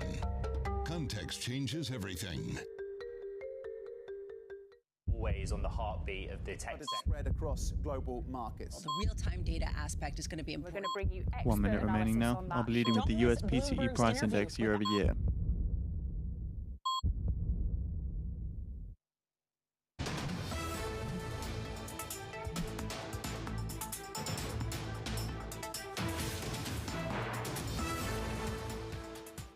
The top names in business are on Bloomberg. What I can say is that we've been making significant investments across the franchise, across regulatory reporting, across data, and across resolution and recovery planning. These are areas we've been investing in because we know they're areas that, frankly, the industry likely needs to further enhance, and we certainly want to enhance them for ourselves. Nobody covers business like Bloomberg. Context changes everything. 10 seconds.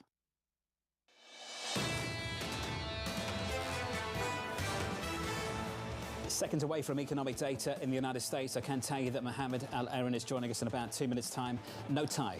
I'm not sure if that's an indicator of whether this is going to be hot data, cool data. We did this around the labour market, right? When was the last time he wore a tie? We can ask him, and then we can really Still decide waiting. whether or not this is deliberate or He whether joined this us is a new payrolls trend. Friday, did not have a tie, and the labour data came in hot. Remember? There you go. All right, so maybe this There is we a go. sign. We'll see. I've got no idea. Futures positive by 0.4% on the S&P, on the NASDAQ up by 0.5%. In the bond Still waiting on market, we look PCE a little numbers. something like this for Treasuries, the 2-year, 2.6%, 2.6% as expected, month over month, 0%, 0% as expected. Core PCE year over year, 2.6%, 2.6% as expected. Core PCE month over month, 0.1%, 0.1% as expected. Consumer spending month over month is 0.2%, 0.2%, which is lower than forecast, 0.3%. Personal income month over month at 0.5%, 0.5%, higher than forecast, 0.4%. Real personal consumption is 0.3%, 0.3% as expected. For the Canada data, GDP month over month at 0.3% as expected. Looking to the markets here, seeing some strength in the S&P 500 and weakness in the dollar as the US PCE price index comes in cooler than expected. Now, what this tells you is that economists are getting very good. Comes in widely cooler across the board compared to the previous reads, as was already expected by the markets there. Consumer spending again did come in marginally cooler than was And no bad expected news as well. here, Mike, and that's good news. So this rally this morning isn't Noting disruptive. prior revisions It here, the personal continues. spending We are prior was positive by revised down to 0.5% on the S&P. You've got the 0.1% from small caps, the Russell up by 0.2%. more than Core 0.9% PCE month over now, month, just the pulling prior back was a little bit revised from up those to levels.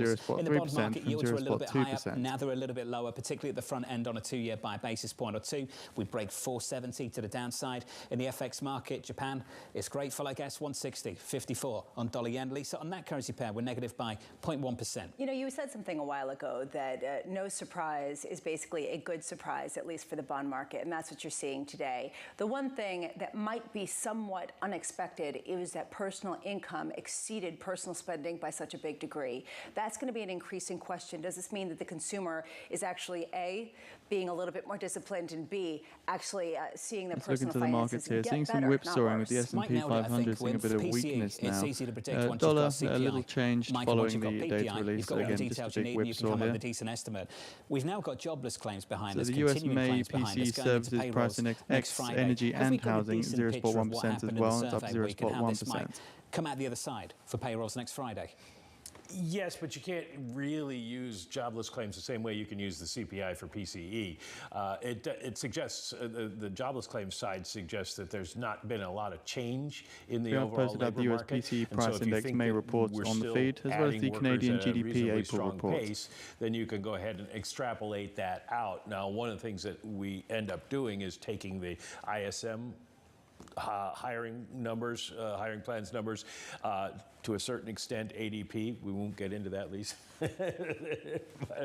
but you take all these other indicators and you try to plug them in and come up with something. And right Looking now, into the PC report here, early, it notes that prices for goods basically, decreased economists think that we're gonna see 0.4% and for something in services the they increased 180s range, which is what they 0.2%. forecast last Food time, and prices then we got an increased upside 0.1% and surprise. energy How long has it been a muddle? decreased 2.1%. I mean, we've been in a muddle for a while. Excluding where food people and energy, basically are the picking their PCE own price narrative, index again and increased you can get mad at people 0.1%. and say that it's just two things, which is inflation's coming down and unemployment's ticking up.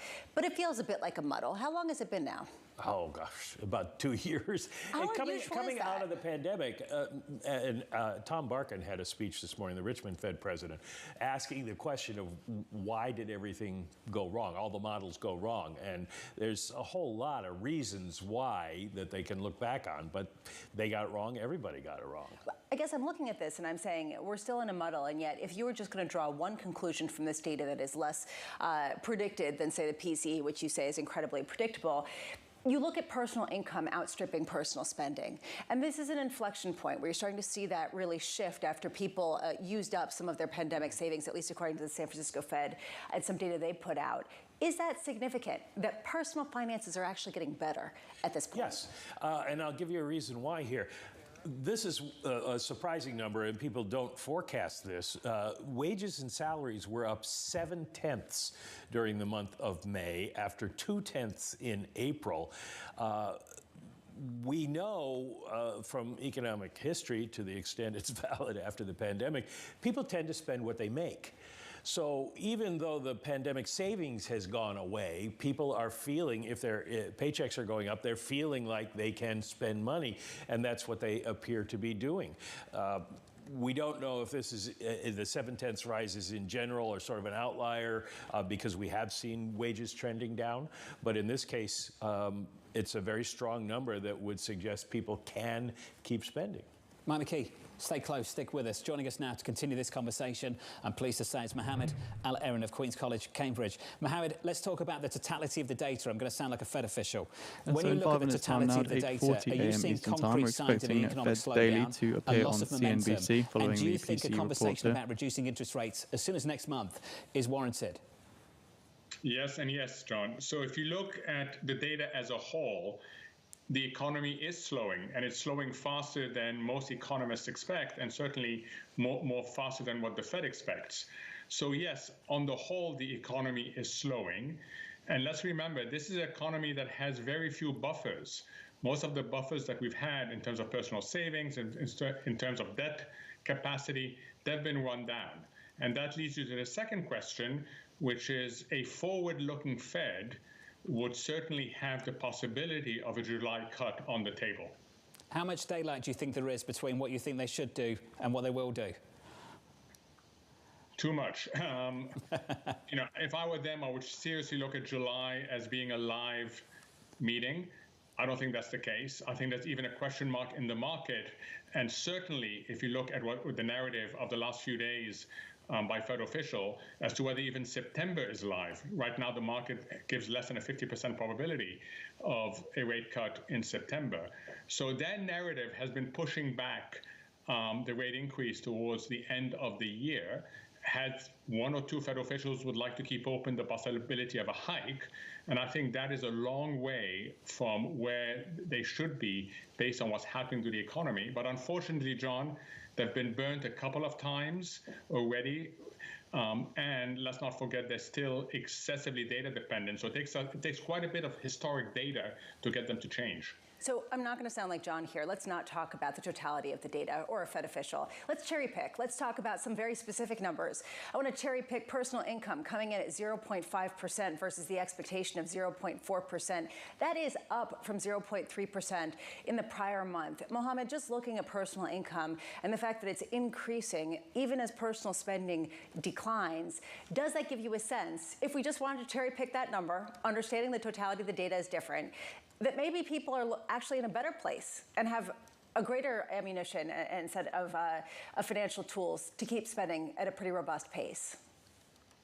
Lisa, I'd love to be where you are, okay? But there's a problem. Even if we cherry pick, and even if we say 1 month's data has a ton of information content, so these are two big assumptions, I wouldn't know if the increased savings that comes from income going more than spending, is it voluntary or is it forced?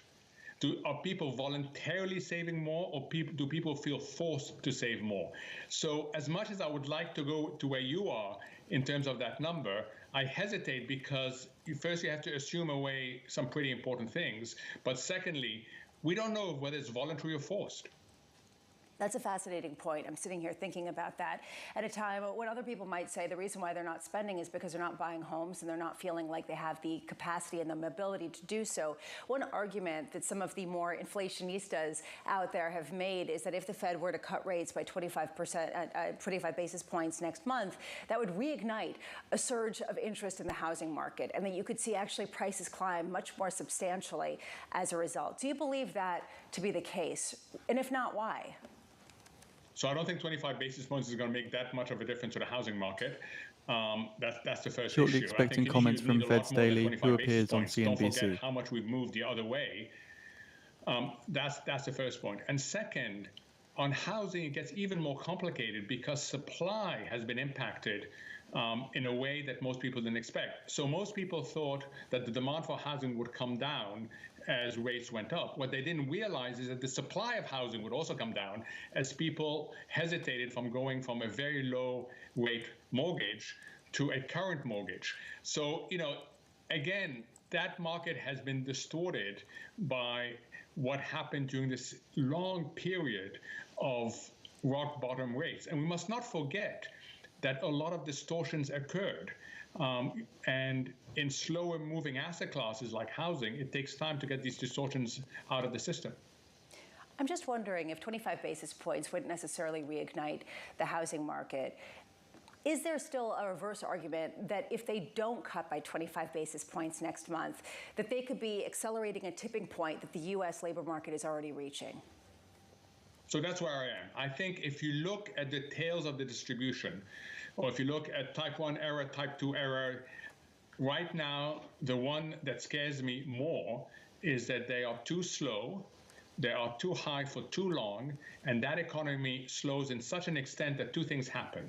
First, they can't moderate the slowing. And second, they end up by having to cut rates much more than they would have otherwise, just like they ended up by hiking rates much more than they would have had otherwise because they were so late. So when I look at the tails of the distribution, and remember, I put on the table the notion that a soft landing is 50%.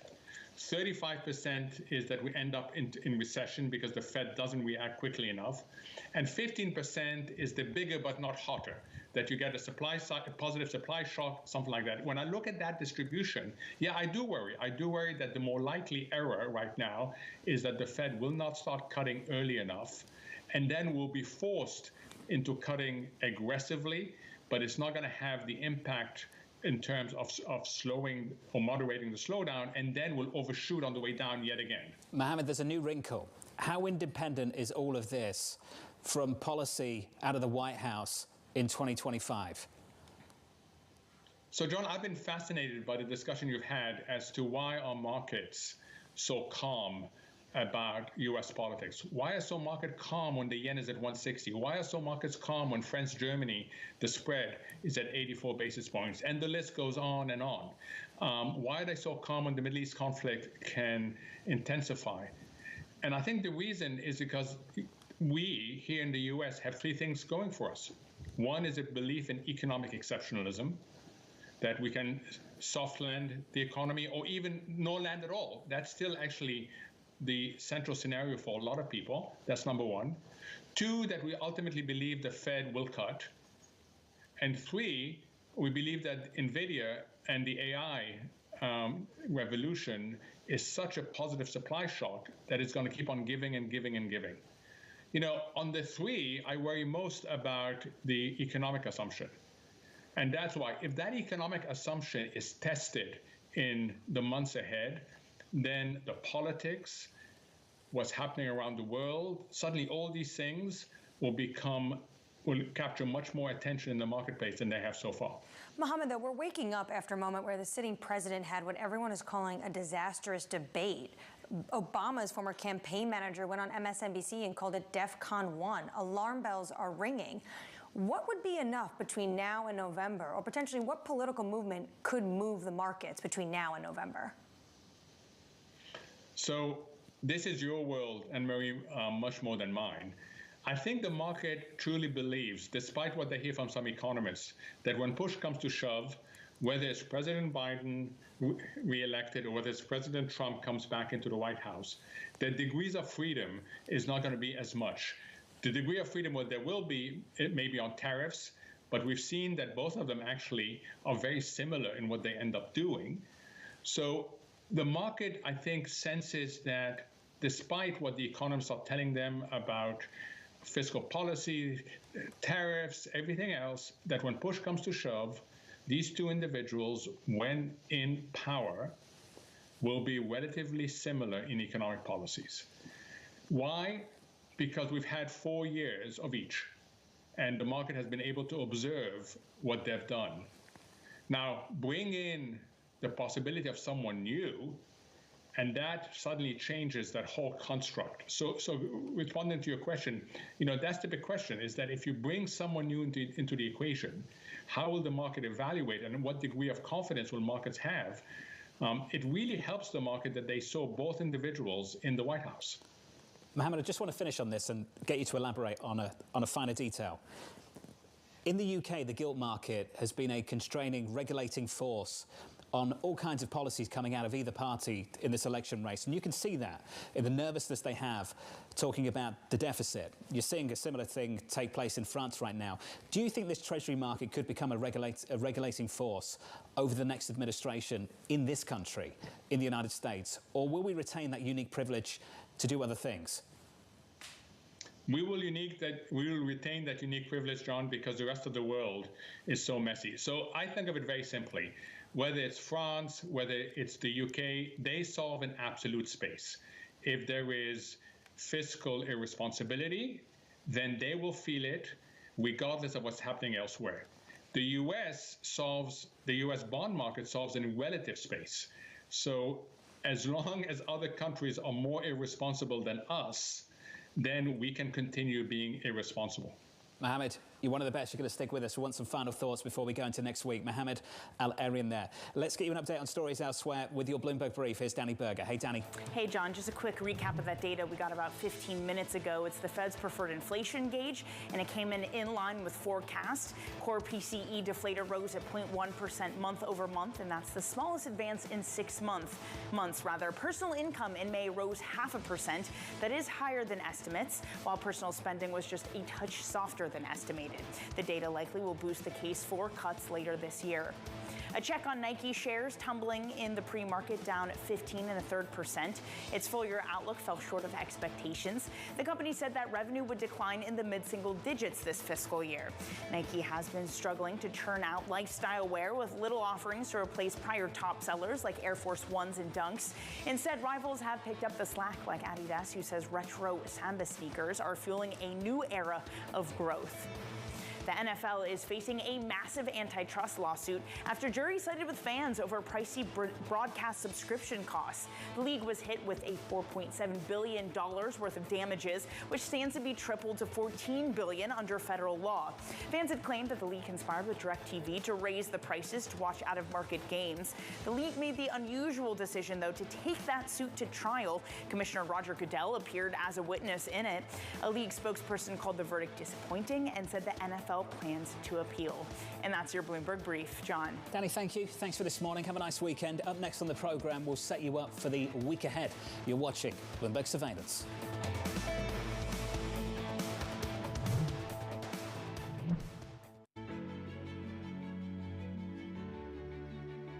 Every single thing I've done, It's daily, says inflation data. It can't be done. Shows that it's cooling and policy is working as expected. And they said, no, we don't put women in the night shift. I said, how will I be a successful production manager or personal manager of a factory? Says the Fed is not done yet, but the PC data is good news. A third of my people worked. So in some ways it has fueled some of my determination. It's fueled some of my, okay, I'm going to show this is possible. Daily says we're getting evidence that policy is tight enough. Do it. It also gives me PC data is additional news that policy is working. I'm doing it for everyone else who comes after me. And I always tell women who ask me for advice, saying, Put your hand up for the most difficult job. Put your hand up for things that are challenging. Go in Ed there. Staley says it is taking longer for policy to work, but it's working. Because that's what gives you the greatest credibility, respect, reputation.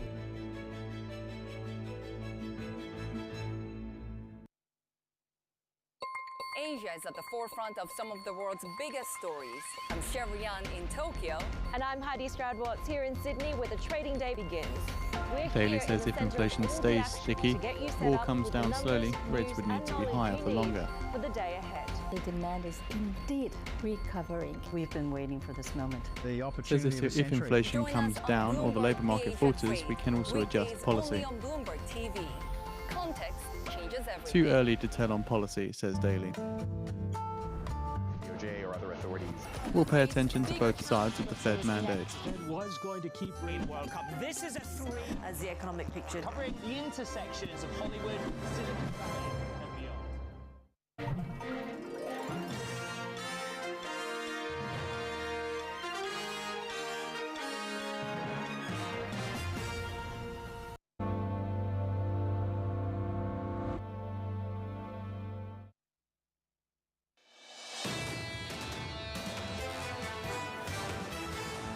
Mohammed said it's dressed down Friday, so I guess it's dressed down Friday. Equity futures Daly says if we get inflation data coming down like last year, again, we can respond. Here's your trading diary at 10 a.m. We'll get the UMich Sentiment Survey, followed by more Fed speak from Bauman and Daly at noon Eastern. On Sunday, it's the first round of Fed Daly says I hear from business CEOs that they already feel uncertain. Plus, Fed Chair Jay Powell speaking from the ECB Forum in Sintra, Portugal. Wednesday, another round of jobless claims into Thursday. US markets, of course, closed for the 4th of July holiday. Plus, the UK holding its first national election in 5 years. And finally, if you get through all of that, you've got the payrolls report on Friday. For a final word, joining us now, Apollo's Torsten Slok together with Mohammed Al-Arian. Fantastic to have the two of you with us. Mohammed's really laid out a different kind of story, Torsten, to the one that you've been pushing over the last couple of weeks. Let me just begin with what you thought of what Mohammed had to say in the last 15 minutes. Well, I mean, as we talk about every day, I mean, there's a lot of things going on in different data points. But I do think that the incoming data, in particular the more important data, it still shows the economy doing well. Non-farm payrolls at 272,000 was good. Now the consensus expects 185 for next Friday. That's not bad either. We have the Atlanta Fed GDP now expecting GDP growth in the second quarter of 2.7. That's not bad either. Jobless claims are moving exactly in line with the seasonal patterns that we normally see. And finally, if you look even at that weekly Red Book same-store retail sales, is also chugging along very nicely, together with car sales, which should have been down, but is also still doing very nicely. So it's a little bit difficult at this point to see, and I think Mohammed agrees with this, we're not seeing the economy fall apart. It is just the case that a lot of the incoming data just still continues to point to an economy that has two tailwinds from easy fiscal conditions, meaning we still have support from the CHIPS Act, the Inflation Reduction and Infrastructure Act, and we also still have easy financial conditions providing a tailwind. So overall, we still see steady growth for the next several quarters. So I can't handle all of the people who are so casual, everyone laying their hair down on this Friday. Before we get back to you, Mohammed, let's get to you, Torsten, on the point that Mohammed was making, that the balance of risks right now is more seriously tilted to the Fed making an error by not cutting quickly enough because of weakness that you're seeing in the labor market and because of a real concern that you're seeing among the average household. Yeah, so there's certainly some distributional issues. Those who owe money, meaning those who have a lot of leverage in the household sector, those who have a lot of debt, they generally have been hit harder by interest rates going up. That generally tends to be lower income households. Higher income households Daly says that I anticipate generative AI will boost productivity, but it's way too early to speculate on the effects. Has not been better in decades than it is at the moment. That's why in the Fed distributional accounts, for the 80 to 99 percentile of the income distribution, you're actually beginning to see cash balances go up in the last several quarters. So high-income households are still providing quite a nice tailwind overall to consumer spending. But you're right, Lisa, there are some distributional aspects, but overall, when you look at the outlook for consumer spending, including the data we just got this morning, income is still very strong. And you also have on top of that, low unemployment rate of 4%. France's CAC 40 hits the lowest since January, last down 0.9%. Mohammed, what would you tell someone like Torsten Slok, who thinks that right now the Fed is not going to cut rates, that there still is enough momentum to keep this economy going? So I think the Fed is not going to cut rates till it's too late. Just to be clear. I think it should be cutting rates earlier, but I don't think it will. Look, I think that there are fundamental differences in the following areas. One, is it distributional weakening, the K economy, or is it general weakening? That's issue number one. Issue number two is, are the forward-looking indicators telling you the same thing as the backward-looking indicators? And the answer is no. The forward-looking indicators are weakening, whereas the backward-looking indicators are still relatively strong. Not as strong as they were, but relatively strong. And then third, something that you've heard me say over and over again, that I wish macroeconomists would do more often: listen to the company's earnings call. Listen to them. Walgreens. I mean, I can go through the whole says inflation is still too high. They're all seeing weakness. They're all responding to weakness that they're seeing in the pipeline. So I understand the data is ambiguous, but I think that ambiguity goes away if A, you distinguish between forward-looking and backward-looking, and B, you inform yourself by what sort of the bottom-up is telling you, as well as the top-down. Mohammed, do you know the excuse we're hearing about Walgreens is that it's idiosyncratic? They're dealing with problems around theft. The store experience isn't what it used to be years ago. What would you say to the people using that word repeatedly, idiosyncratic, on a range of companies at the moment? I say you're using it too much. You're using it on a range of companies. You just answered the question. They're using it so often that you ask the question. John, I remember this in 2021, when the companies were telling us there are price pressures, we feel confident passing them on to the consumers, we're going to be raising prices, and you would hear, oh, it's isolated, okay? And people didn't listen. And by the time that played out in the macro numbers, it caught most people Rich Daly says we'll continue to see inflation print above 2% through 2025. It's really important to remember, you're talking about the tails of the distribution, and you're talking about how is the balance in the tails of the distribution. Torsten, how would you explain the distinction between what you see in the survey data, the soft data, and what you see in the hard data right now? Well, I do think, I mean, as Mohammed is saying, on the earnings side, it has certainly been the case that some companies have been warning more to the downside. There's also several companies, airlines, hotels, restaurants, sporting events, concerts, where you're still seeing relatively strong business. Even Broadway shows is still the weekly data showing quite significant strength. So I think that what's really important in this discussion is that the Fed, they have, in my view, actually moved a little bit away from being data dependent to really more being star dependent. That there is this incredible desire to lower interest rates, the sooner the better, even though the incoming data is actually still quite strong. How can you start talking about lowering interest rates when non-farm payrolls is 272,000 and the unemployment rate is only at 4%? I know it's gone up a bit, but all this still suggests that is there really a reason to start talking about cutting rates soon when the incoming data actually and the data dependency now is less relevant when the data is actually still coming in quite good? At least we can all agree on one thing. It's no tie Friday. Torsten Slok, Mohammed El-Erian, to the both of you.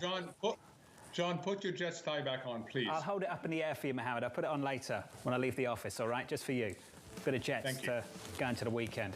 Mohammed, Torsten, thank you. Coming up on Monday, Marvin Lowe of State Street, JP Morgan's David Kelly, Cameron Dawson of New Edge, Steve Rasciuto of Mizuho. You all have a wonderful weekend. You too. You look so relaxed. Who is this person? I'm so chill. Everyone knows. I'm like the most chill guy in New York. You are just exuding chill. So chill. Oh my goodness. So relaxed. Not intense at all. No. What are you laughing for? What's funny about that? I like this no tie, John. There you go. Good. Welcome to the world of decentralized finance. With a surge in Bitcoin, you have crypto stocks also surging. Bloomberg's covering all things crypto, the people. This is a political attack, and we must hold our elected officials accountable. The transactions. Really a record-breaking moment. Bitcoin is the exit strategy. And the technology. Awareness is going to grow, and these things grow the overall industry. Crypto as an asset class is here to stay. Bloomberg Crypto, Tuesdays, only on Bloomberg. You look at the number of women that want to learn the game, young girls that are joining on the tee. Really an exciting time for all of us to really capitalize on this moment. When you look at women who are making most of the purchasing decisions in households, whether that's cars or that is home or financial services, and who are going to drive the wealth of the future, it's women. Obviously, we have our car business and we need to have games here and all that sort of thing. But what else can we do? How do we grow the platform? The whole ticket pricing process. It used to be very yellow sheet of paper, maybe some numbers around it. There was not a lot of science behind it. We're now in the world, and have been for many years, as most other similar businesses are, to dynamic pricing. So our pricing for a seat may change hourly if we see demand for that, all driven to maximize revenues. The balance sheet is so important to the success of the team, and a big part of my role. Jason Kelly, and this season on Power Players, we're taking you behind the scenes to see how the business of sports has gone global. I want sports to grow. I want sports to be bigger because we have talent. And how mammoth value is coming from the smallest of players. 3,184 hits, 431 home runs, and of course the most famous stat that everybody knows, 2,632 consecutive games played. Unmatched career. Why are you doing this? What we have achieved in the NWSL from an Noting the investor effective Fed perspective fund over rate 2 years unchanged at is the equivalent of what it 5.33% took for June other the leagues 27th. 25 to 30 years to achieve. You've got to have a business that's sustainable. The only way it's sustainable is got to make money. There's only one word, winning. You win on the court, you win off the court. And as you do that, you bring people along.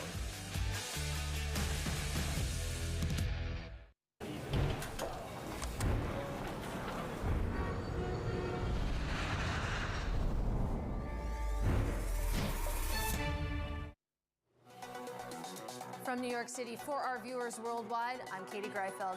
Futures higher right now with traders focused on the data rather than the debate. The countdown to the open starts right now.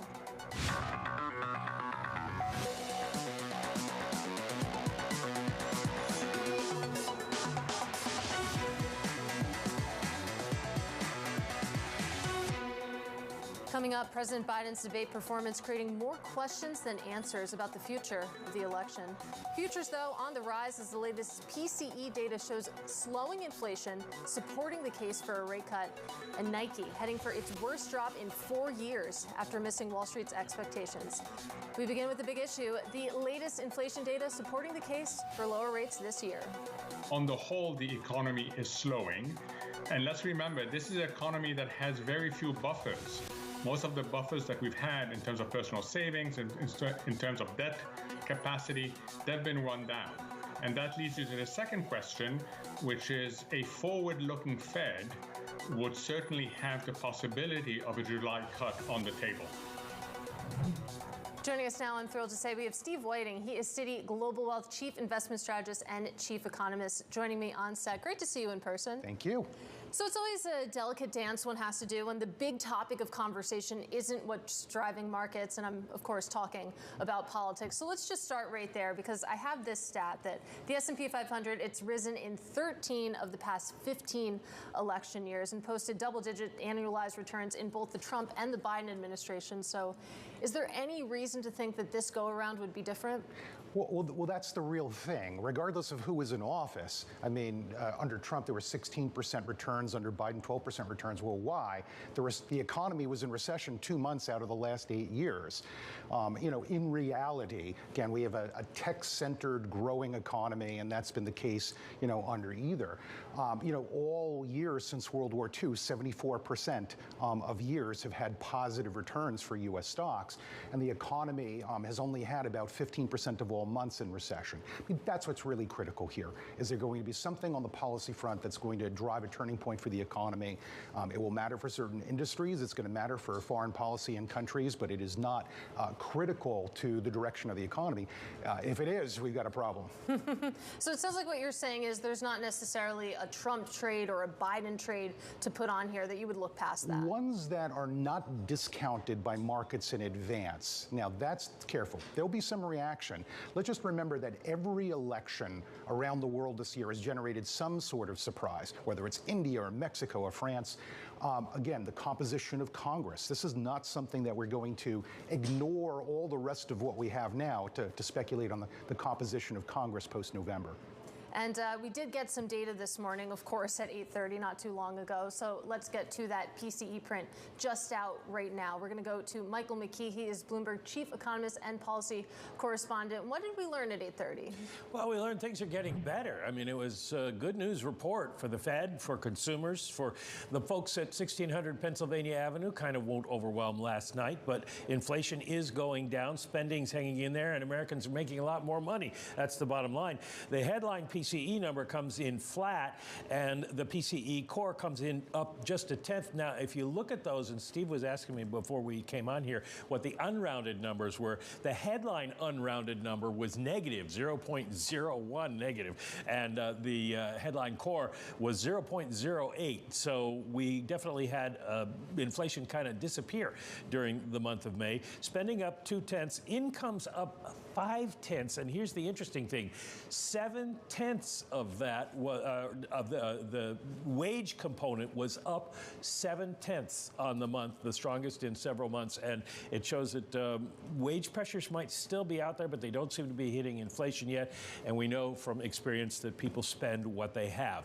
Now, if you don't have the ECAN function on Bloomberg, call Katie on her personal cell phone at 8 o'clock on Saturday night. She'll get it for you. But take a look at what the breakdown is here in terms of the where the impacts were. And you see that basically it was in the services area. We're still seeing inflation only up 0.1% during the month. Goods, which are the purple thing there, they're still deflating. They're going down in price. They were down by 0.1%. And we're looking at energy and other aspects of it making up the difference. But it basically shows a broad drop in the overall inflation pressures. And then we want to talk about, again, the wages thing. And I have a chart here that basically shows the difference between wages and inflation this month. Go all the way over to the right. You can barely see inflation, and look at the bar for wages. Maybe too late for Joe Biden. The political analysts can debate that, but certainly the case that people are doing better versus inflation is made by this PCE report. At least they were in May. Put it that way, Katie. Yeah, it's definitely a difficult message to communicate to voters, which we did see last night. Michael McKee, thank you so much. And let's turn back to Steve now. So the unrounded PCE number, is that how specific we need to be right now? Well, it's just this worry that if, we were, 0.16 instead of 0.14, you have a whole different story here. I mean, the reality is that this is sample-based economic data. There's a great deal of subjectivity to these different inflation measures, which can tell different stories. The reality is we're down from the 7% average inflation rate of the last 2 years. And if you want to know why people are unhappy, well, they're not getting their old purchasing power back. We're not deflating price levels back to where we were pre-pandemic, and that was never a reasonable prospect. Central banks have never done that. So even if inflation is rising much less, there's still a concern about what you can afford. And that's not going to go away quickly. This is the sort of thing that, you remember older people would tell you about the days when inflation galloped higher. They're not thinking about the disinflation that came afterwards. But still, overall, we're in a good performance for the economy globally. Supply and demand are meeting at more stable price levels. I do think, and I was listening to the earlier debate, that monetary policy on a forward-looking basis is going to restrain the economy. It's particularly the growth rate of employment that the Federal Reserve will turn to. The last couple of years, raging strong gains in employment. We've now lost 4 million unfilled job openings. The pace of employment compared to the initial recovery, as it should be expected, less than half the employment pace. So going forward, is tight monetary policy and this inflation rate really the right combination? I think, again, ideally, the Federal Reserve would back off of this and not take risks to the downside with the economy, protect the recovery. Protect the recovery there. And I mean, where does that leave you when you take that conversation to the markets? Because right now, I mean, over the past several years, it seems like the playbook has just been technology. Avoid the smaller areas of the market and you'll probably be okay. Does that change? Well, look, I mean, how good we can do when a single stock drives 30% of the market gain and it's risen ninefold in 18 months, you might just say, well, there's a lot of good news on AI, I think that could plausibly continue, but you can't quite tell when that's a little bit overpriced. You can't quite be sure. You know, are you looking back at a Cisco Systems, or are you looking back at an Apple at circa 1999, you know, that is going to go up or down over the long term? You can't know these things perfectly in advance. Innovation is very, very difficult to predict whether certain companies will be able to capitalize on their innovation or will face intense competition or emerging competition. So it's really not about cutting your exposure or all exposure by any means. What it's really about is just controlling your exposure and then thinking about the fact that we have like enormous opportunities for smaller growing companies that are not indebted, that are trading below their long-term average valuation. Or thinking about the bond market where the yield environment, I mean, in many cases, these coupons are 10 times higher than they were in 2020. Right. Well, let's talk a little bit about some of the underappreciated areas of the market that you might be looking to right now, those smaller companies with big growth potential. So those exist out there. It also seems like you could definitely fall into a lot of value traps right now. How are you making that decision? What does the due diligence process look like? So for us, and this is not terribly easy in terms of asset allocation, it brings us somewhat closer to an active management style where we're overweighting thematic opportunities. Like I said, instead of buying the Russell 2000, has indebted companies, has some submerging companies, looking at mid-cap growth companies that are less leveraged. That is one opportunity. The other is, again, thematically by industry. You know, we've been overweight cybersecurity companies, for example. We think that there's a powerful spending trend long term, but there's also more intense competition of late, so we've backed off of that.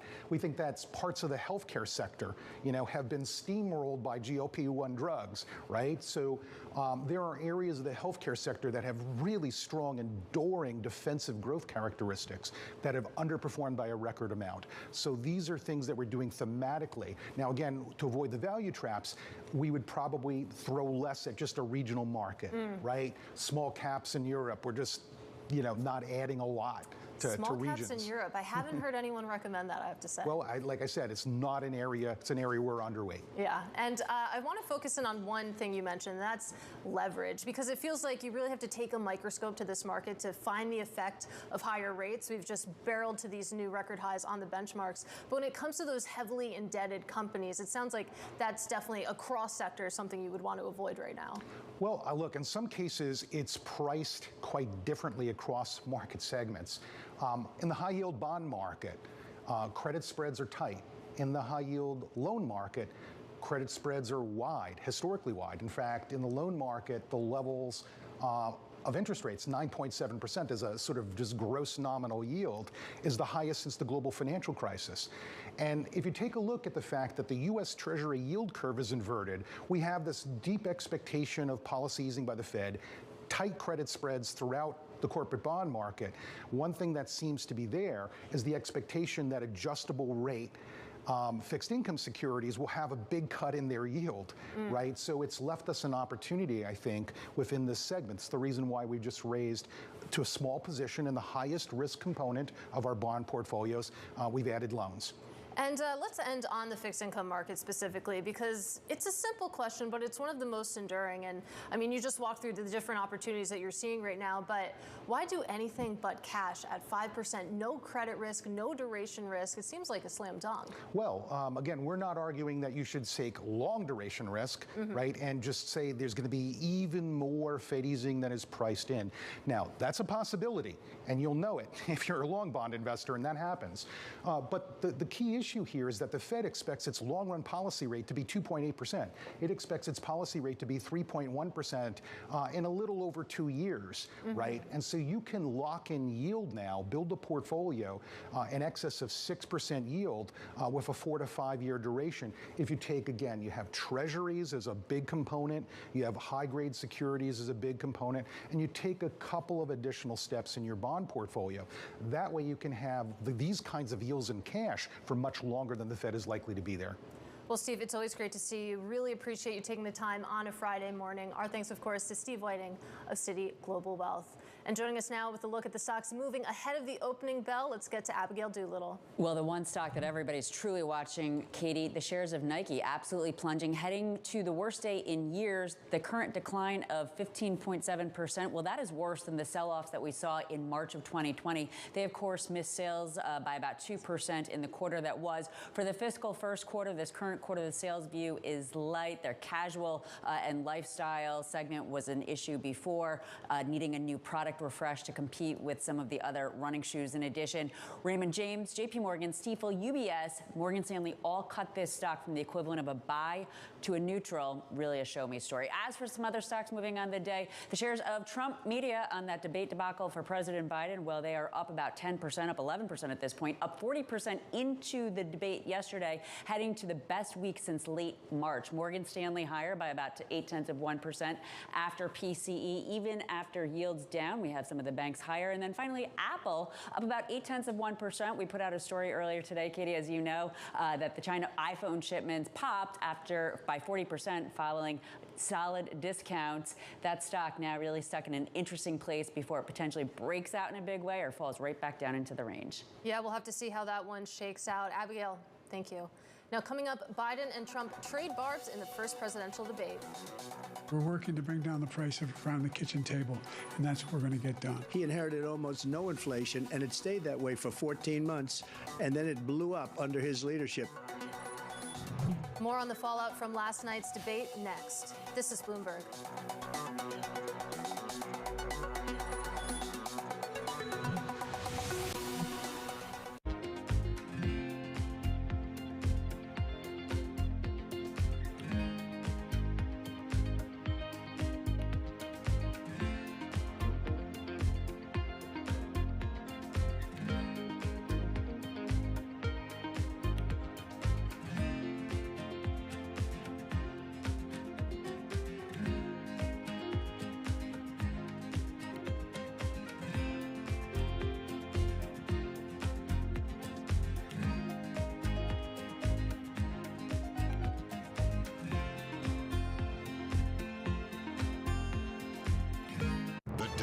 In tech are on Bloomberg. I don't like anthropomorphizing AI. I sort of believe it's a tool.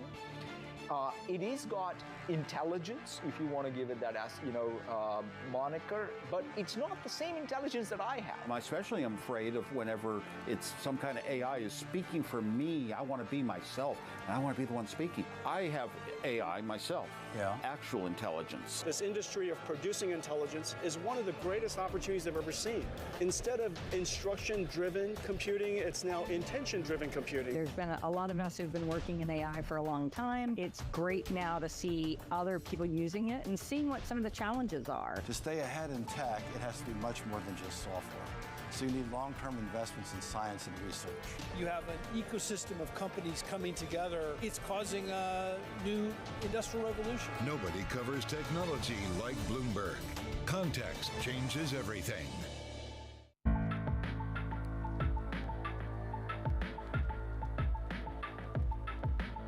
This is Bloomberg. Morning from our world headquarters in New York. I'm Manus Krenny. And I'm Danny Berger. Let's set your agenda. Bloomberg Brief delivers the market news, data, and analysis you need live every weekday at 5 a.m. Eastern. Bloomberg. Context changes everything.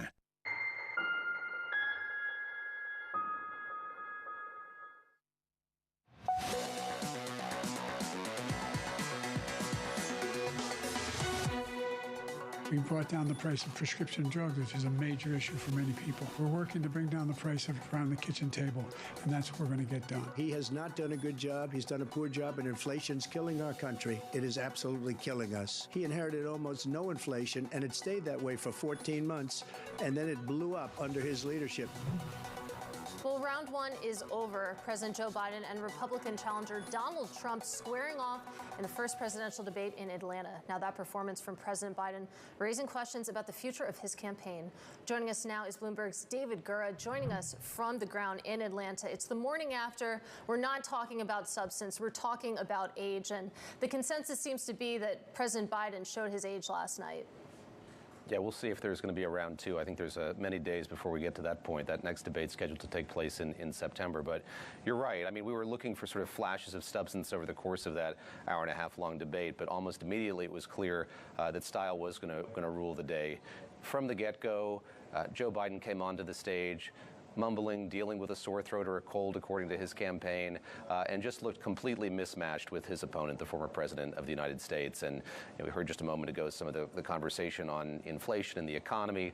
Obviously some untruths there in what the former president said, but over and over again, faced with that, President Biden didn't fight back, didn't fact check him in real time. So I think it was a surprise to many of us watching for many reasons, one of which was we know that the president spent several days at Camp David in isolation with his policy advisors, preparing for this debate, going over policy papers and all of these points, and presumably kind of preparing retorts, ways that he could get under the former president's skin, and none of that really was on display, Katie, during the course of that debate.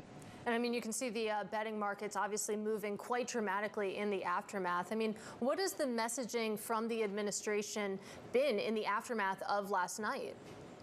Publicly, it's been that this is fine. He had an off night. As I said, they're saying that he had a cold, and after this debate, he went to a Waffle House in Atlanta, got an early breakfast before he took a flight to Raleigh, North Carolina. Seemed a bit better, actually, in that forum than he did on the debate stage. But I'm not sure that that's going to provide much comfort to skeptics or those who are whispering about his capacity to serve a second term, that a cold could take him out in this way and he would be rendered so unable to perform on the same level as Donald Trump on that debate stage. But the White House is putting forward a very positive spin on all of this they're trying to do. But there was a kind of interesting moment on the heels of this debate. The media watched it in a basketball arena at Georgia Tech. We were seated around the concourse, and then afterward, we went to the floor of that arena, and surrogates for both of the candidates were supposed to come out and spin the debate in the best way possible. Well, there were a ton of surrogates for Donald Trump who came out almost immediately from each entrance, it seemed like, to that arena. It took about 10 or 15 minutes, Katie, before we got two surrogates for Joe Biden. We had Governor Gavin Newsom of California and Senator Raphael Warnock of Georgia, who finally came out, kind of stood near each other and were surrounded by reporters. But one got the sense that they were spending those 10 or 15 minutes trying to figure out what, if in any way, they could spend this positively. Well, give us a sense of the atmosphere on the ground. I mean, how did the temperature in the room change from before the debate to after the debate? So as I said, I was sitting watching it on the Jumbotron in this arena, and the debate got underway, and there was kind of even a halting greeting by Joe Biden at the beginning of this, and a lot of us looked up kind of out of surprise. They didn't shake hands, obviously, but it was evident early on that this was not a strong performance by the incumbent president. And then after it ended, there was this kind of period of quiet before people made their way down to the floor, and then you began to listen to what these surrogates were saying. Yes, on the Republican side, then on the Democratic side, and then they were pumping cable news into the arena, so you could hear sort of how the pundits on CNN chiefly were discussing this. And I think what's interesting is you saw a lot of establishment Democrats who were talking about Joe Biden's fitness for office and this concern unabashedly in a way that they hadn't before. So this kind of opened the door to that, and I think that was what was immediately evident to me, is how the conversation changed almost immediately, that what were whispers became much louder after the course of this debate. And of course, we're spending a lot of time talking about President Biden's performance. Of course, that is the focus of most of the conversations this morning. But how was Donald Trump's performance on its own? I mean, he seemed confident. We were talking yesterday, you and I, just about the weirdness of this format. There wasn't going to be an audience. How was Donald Trump chiefly going to do, not having that audience to feed off of? And it was actually quite surprising to me how well he did in that format. Of course, each candidate had 2 minutes to respond to questions, and there were many moments when Joe Biden would exceed that and his microphone would be muted. That didn't happen with Donald Trump, and he had a seemingly greater control of the format. He wouldn't always answer the question. There were a lot of lies and mistruths, but he very effectively used that time, I think probably to the frustration of those who wanted more substance. He had things that he was hitting on. But going back to what I said at the top, just about preparing for this presentation, Donald Trump clearly had 3 or 4 things he really wanted to hit on, chief among them the economy, immigration, fear about crime. He kept coming back to those things and getting them into this conversation. Again, not necessarily answering the questions that were posed by the moderators, but making it very clear that these were sort of central tenets of the platform that he has as he runs for president for a second term. And David, I know you haven't slept, so I'll let you go. But in just 20 seconds or so, is there going to be a second debate? I think that's a very open question. I think these next 48, 72 hours are going to be really pivotal. That debate's scheduled to be on September the 10th, so we have 2 conventions before then, and I think the shroud of uncertainty is now being cast over that Democratic convention. What's going to happen there? What's going to happen in the run-up to that? I don't think anybody is feeling very confident betting that we'll see that second debate in September, although it is on the calendar. All right, David Gura, great reporting. David Gura, of course, is the host of the Bloomberg Big Take podcast, joining us live from Atlanta. Now, coming up next, the morning calls, and later, HSBC's head of Equity Strategy Americas on why she's expecting more volatility in the second half of the year. This is Bloomberg.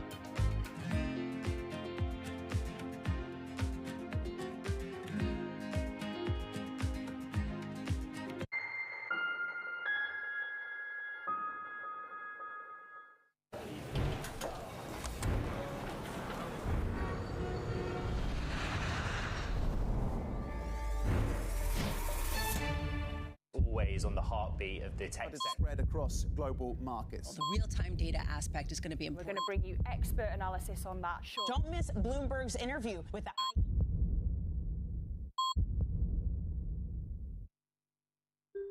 The UK decides.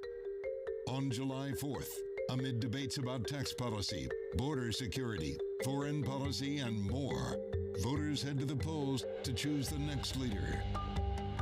Bloomberg has full coverage leading up to the election and will bring you the results after all the votes are tallied. Tune in for continuing coverage on Bloomberg Television. Context changes everything. Bloomberg covers the world with unmatched reach and resources. From more than 120 countries, the moment news breaks, 24 hours a day.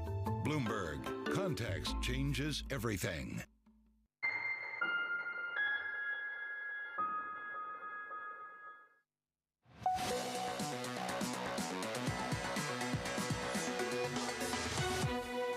All right, it's time now for our morning calls. A look at some of the analyst recommendations on Wall Street this morning. And first up, UBS cutting Nike to neutral after the company's outlook fell short of expectations. The analyst there writing that Nike's fundamentals are, quote, much worse than we realized. Now, that UBS call follows a number of analysts downgrading Nike and shares absolutely plunging pre-market. Next up, Seaport Global raising its recommendation on International Paper to a buy. The firm sees positive trends after the Brazilian company Suzano said it would end its pursuit of the U.S. paper giant.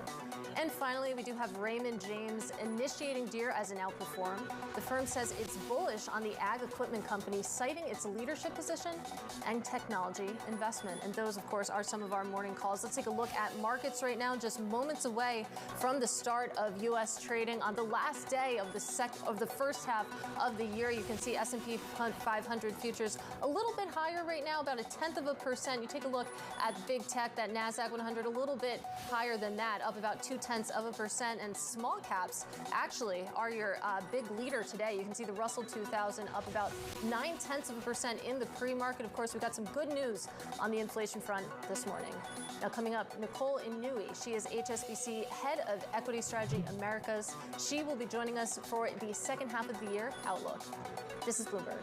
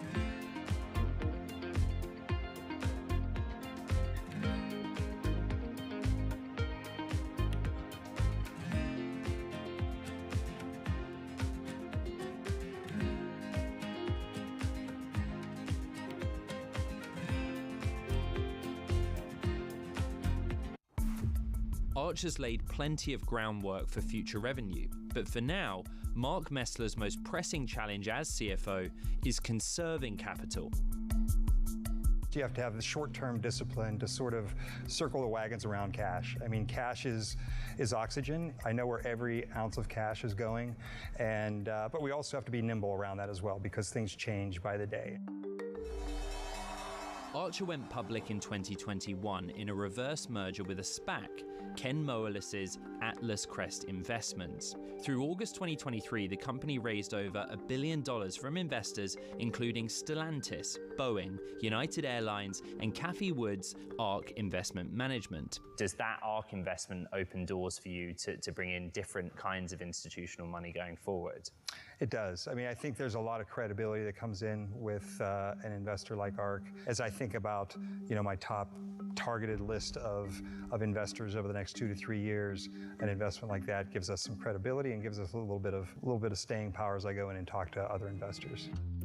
With the SPAC pipe now closed, Archer's facing a new phase of raising capital. I know the folks who aren't willing to invest right now may have large pockets of investment in the future. So I want to be in front of them. I'm wanting to show them progress. I want to create credibility with them that we are marching towards our goals of commercialization.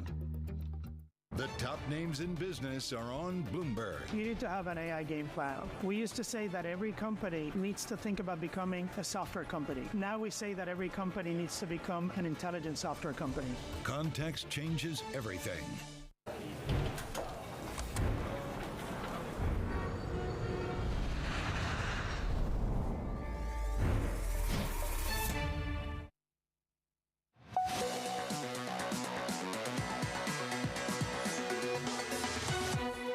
This is the countdown to the open. I'm Katie Greifeld. We are moments away from the start of trading, and you take a look We are at the stock looking now to the market right on now as open the bell rings. imbalance. You The can see the S&P S&P 500, 230 million to the buy side. NASDAQ 100, just 1 million to the buy side.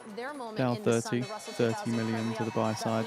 Mag 7 stocks to the sell side, 2 million. Asset picture as well. You're seeing a little bit of euro weakness right now. That euro-USD pair, of course, hanging out around 106, 107 thereabouts. Take a look at the bond market, though. You are seeing a rally after those PCE numbers this morning. That 10-year yield, it's only down about 2 basis points, but it was higher going into the print, so a bit of a reversal there. And crude as well, having a little bit of a rally right now, up about 0.2%. Let's go back to the stock market, though, because one stock to watch at the open, of course, is Nike. It's heading for its worst drop in 4 years after sales missed expectations. Bloomberg's Abigail Doolittle joins us now with more. Well, the selling has increased to such a degree, Katie. We're now looking at the worst day for Nike since 2001, down about 17%. Moments ago, down closer to 19%. And this, of course, as that guidance for the full fiscal year, disappointing investors. Folks had been expecting growth of about 2%. Now they're saying it's going to be a mid-single-digit decline. So depending where that shakes out, that could almost be a 10% miss in terms of sales on not small numbers. It's really pretty significant. On the quarter that was, we saw a preview of this with the company missing sales by about 2%. Their lifestyle brand, Converse, disappointing. But of course, it's the iconic running sneakers. Lots of competition coming from the likes of Adidas, Hoka, and others. Investors and analysts really wanting to see what product can they put up. There's been some hope around the Paris Olympics. Not a lot of talk about that at this point. More talk about the idea that this turnaround story is going to take a long time. To that point, we now have the stock down more than 50% from its 2021 pandemic peak, and relative to analysts, Raymond James, JP Morgan, Stifel, UBS, Morgan Stanley, there may be others, all cutting the stock from the equivalent of a buy to a neutral. Nike now clearly a show-me story, and again, the worst day since 2001. Yeah, and a really tough reaction from Wall Street, to your point. Abigail Doolittle, thank you for that. Let's get to some good news. We have Apple higher a little bit after iPhone shipments in China rose 40%. Bloomberg Technology co-host Ed Ludlow joins us now with more. And this, of course, is one of the big worries that's been weighing on Apple this year. Yeah, it's a continuation of an interesting recovery. So Bloomberg's kind of done the math using official data out of China, which is issued by the Academy of Information and Communications Technology. It's a 40% year-on-year gain in iPhone shipments in the month of May. We had a 50% year-on-year gain in the prior month, so a slight month-on-month deceleration. The point is that Apple had a really tough first quarter, January through March, where sales not only kind of were down, but you saw domestic handset makers gain market share. Then we entered kind of a heavy period of discounting, and that June sales season seems to be going well for Apple as it stands. There are a number of sort of onshore e-commerce events and domestic discounting events. So it's showing some stabilization. I find the stock really interesting as well. We're up 0.8%, a fifth straight day of gains. That's the best run since an 8-day winning streak ended on June 8th. And it's amazing how quickly the narrative changes. I think Microsoft's down modestly, a few tenths of a percent. But, you know, before you know it, Apple might be the world's most valuable company again. And now that the AI story is playing out and you think about valuation, where Apple trades in terms of price to earnings, people are starting to sort of pay notice again. So whether the recovery continues, this is just 1 month's worth of data, but it is a continuation of a trend we've seen, at least going back to last month, where the Chinese market's starting to improve for them. Yeah, I mean, you're right, Ed. Slowly but surely, Apple has been stringing together these gains, currently up about 12% for the year. It wasn't too long ago it was negative for 2024, so I'm sure you'll continue to follow that one closely. That, of course, is Ed Ludlow. Let's turn now to Webtoon. It's climbing after the online comics company made its U.S. IPO yesterday. Joining us now with more is Bloomberg's Natalia Konijevic. Katie, so the stock is up by 7%. It gained 9% yesterday. The company raised $300 million. It sold 15 million shares, and it brings its market value to about $3 billion. The company is saying that it plans to use those proceeds to expand business globally. But we have to say that this company is already considered to be one of the most successful cultural exports from South Korea. Basically, Webtoon, it's a digital comic platform. It has thousands of stories across different themes like romance, comedy, So in 10 minutes time now at 9:45 a.m. Eastern Time, we get the US Chicago PMI. Read them on Forecast their is 40 smartphones. on the prior, it has 35 a pretty spot 4. wide network of users. It connects 24 million of creators with about 170 millions of users. And Katie, the average age is under 25 years old, so it's a pretty big network of users, but it's a pretty narrow at the same time age category. So this definitely not us. And even still, I mean, a warm embrace by Wall Street. Shares up about 11%. Bloomberg's Natalia Konijevic, thank you so much. And we've gone about 10 minutes without talking about politics, so let's get back there now, because shares of Trump Media, they're jumping following the former president's debate performance last night. And let's get to Bloomberg's Simone Foxman with more. Yeah, Katie, it's actually been a pretty wild trading session so far for shares of Trump Media. They were up as much as 9% in the pre-market. Then they fell to about 2%. We're now looking at gains of about 3%. All of this, of course, on the back of Biden's rather stumbling performance in the debate last night.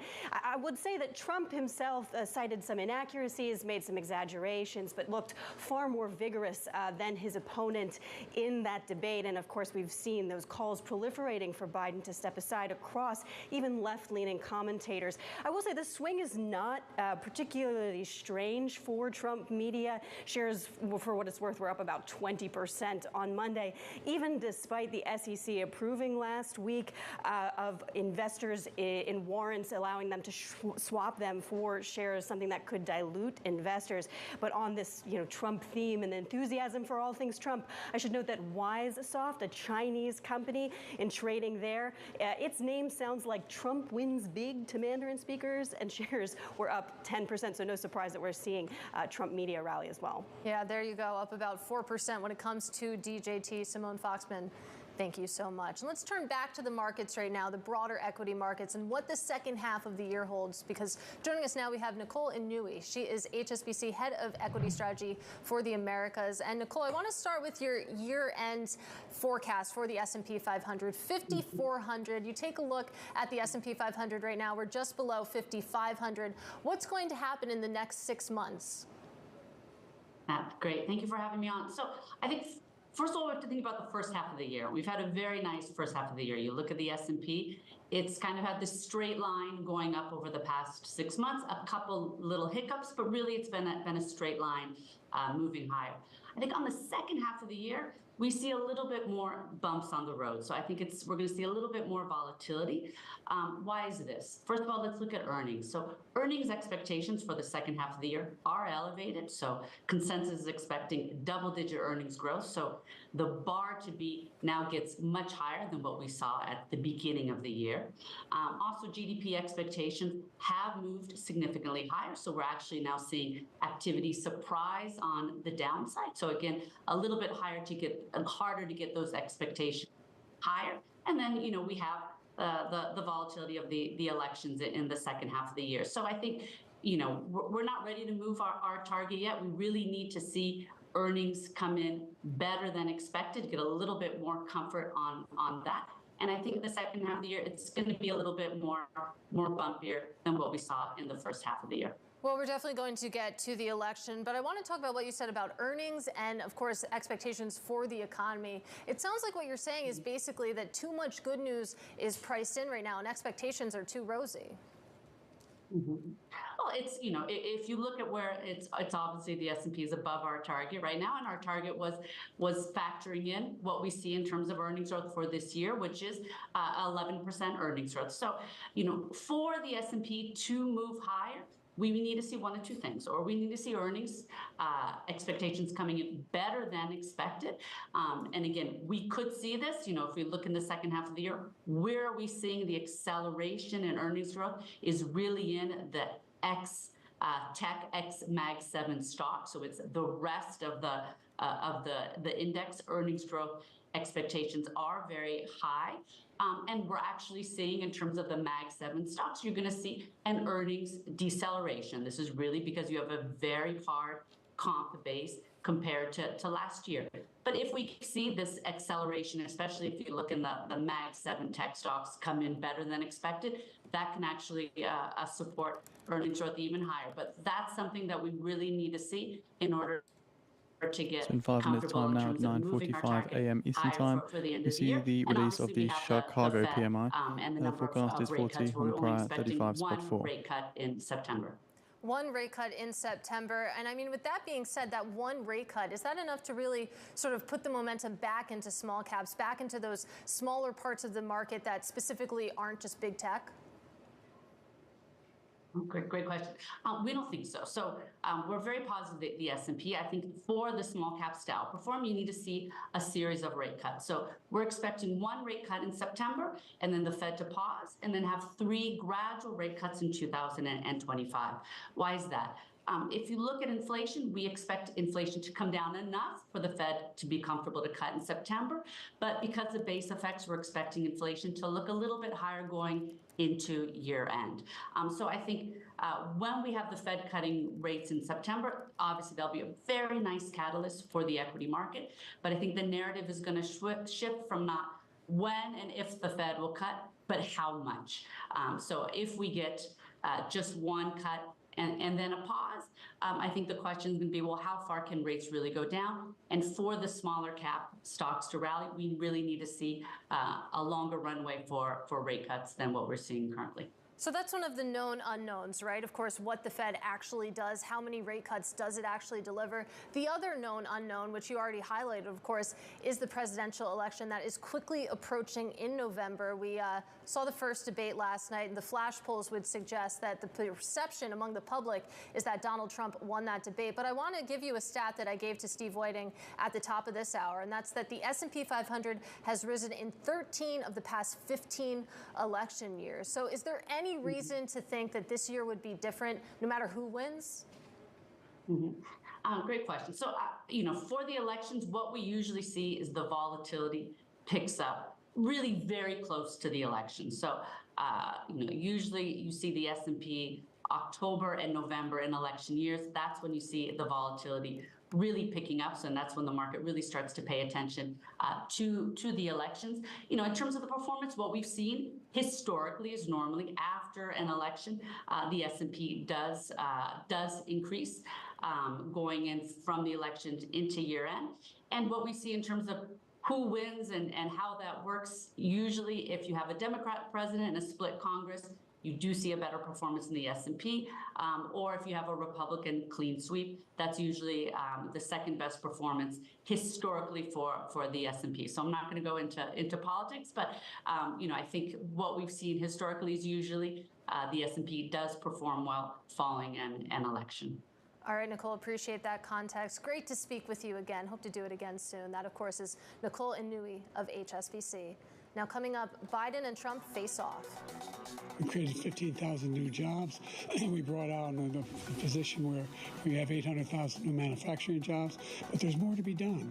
There's more to be done. The only jobs he created are for illegal immigrants and bounce back jobs, a bounce back from the COVID. He has not done a good job. He's done a poor job.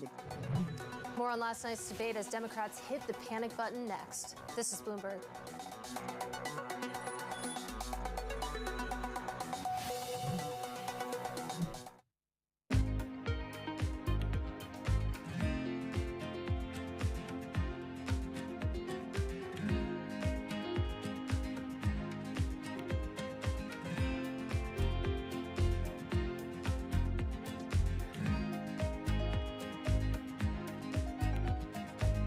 One minute remaining.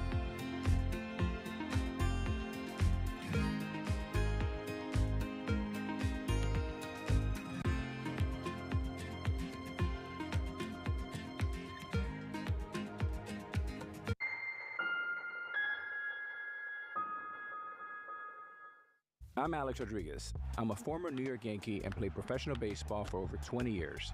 Almost that entire time, I was thinking about business. And I'm Jason Kelly. I've been a business journalist at Bloomberg for more than 2 decades. And across my career, I've covered everything from the Olympics to Wall Street.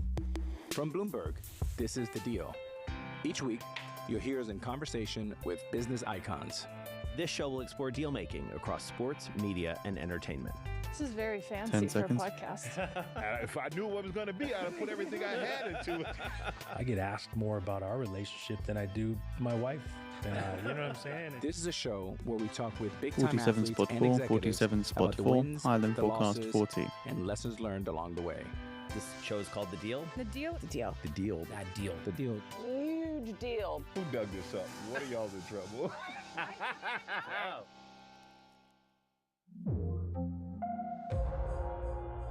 The top names in business are on Bloomberg. What I can say is that we've been making significant investments across the franchise, across regulatory reporting, across data, and across resolution and recovery planning. These are areas we've been investing in because we know they're areas that, frankly, the industry likely needs to further enhance, and we certainly want to enhance them for ourselves. Nobody covers business like Bloomberg. Context changes everything. U.S. jobs numbers are released. Bloomberg has the report under surveillance with crucial data and expert analysis at terminal speed. Nobody covers jobs day like Bloomberg.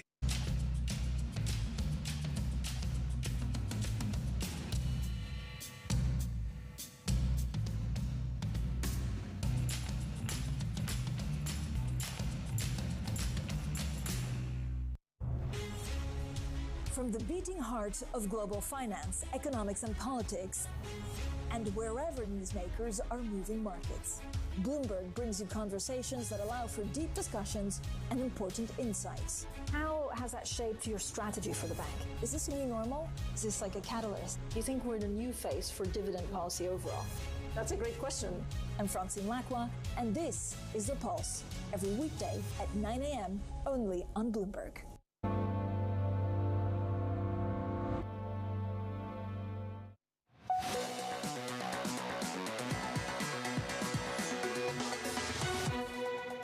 Making sure that we continue to strengthen our healthcare system, making sure that we're able to make every single solitary person eligible for what I've been able to do with the COVID.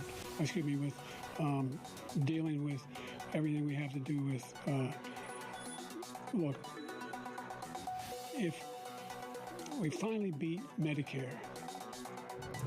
And President Biden's performance at last night's debate is sounding alarm bells throughout the Democratic Party. And joining us now with more is Anne-Marie Hordoran. She is our chief political correspondent and co-host of Bloomberg Surveillance. So, In the aftermath, what are the Democrats saying publicly? What are they saying privately? And how different are those two things? So that gap is closing. In the past 24 hours, it's really a narrow gap of what they're willing to say out loud and what they're willing to say behind the scenes. There's been whispers about these concerns that we see reflected in the polls of the American electorate, that they just think Joe Biden is too old at 81 years old to do another 4 years.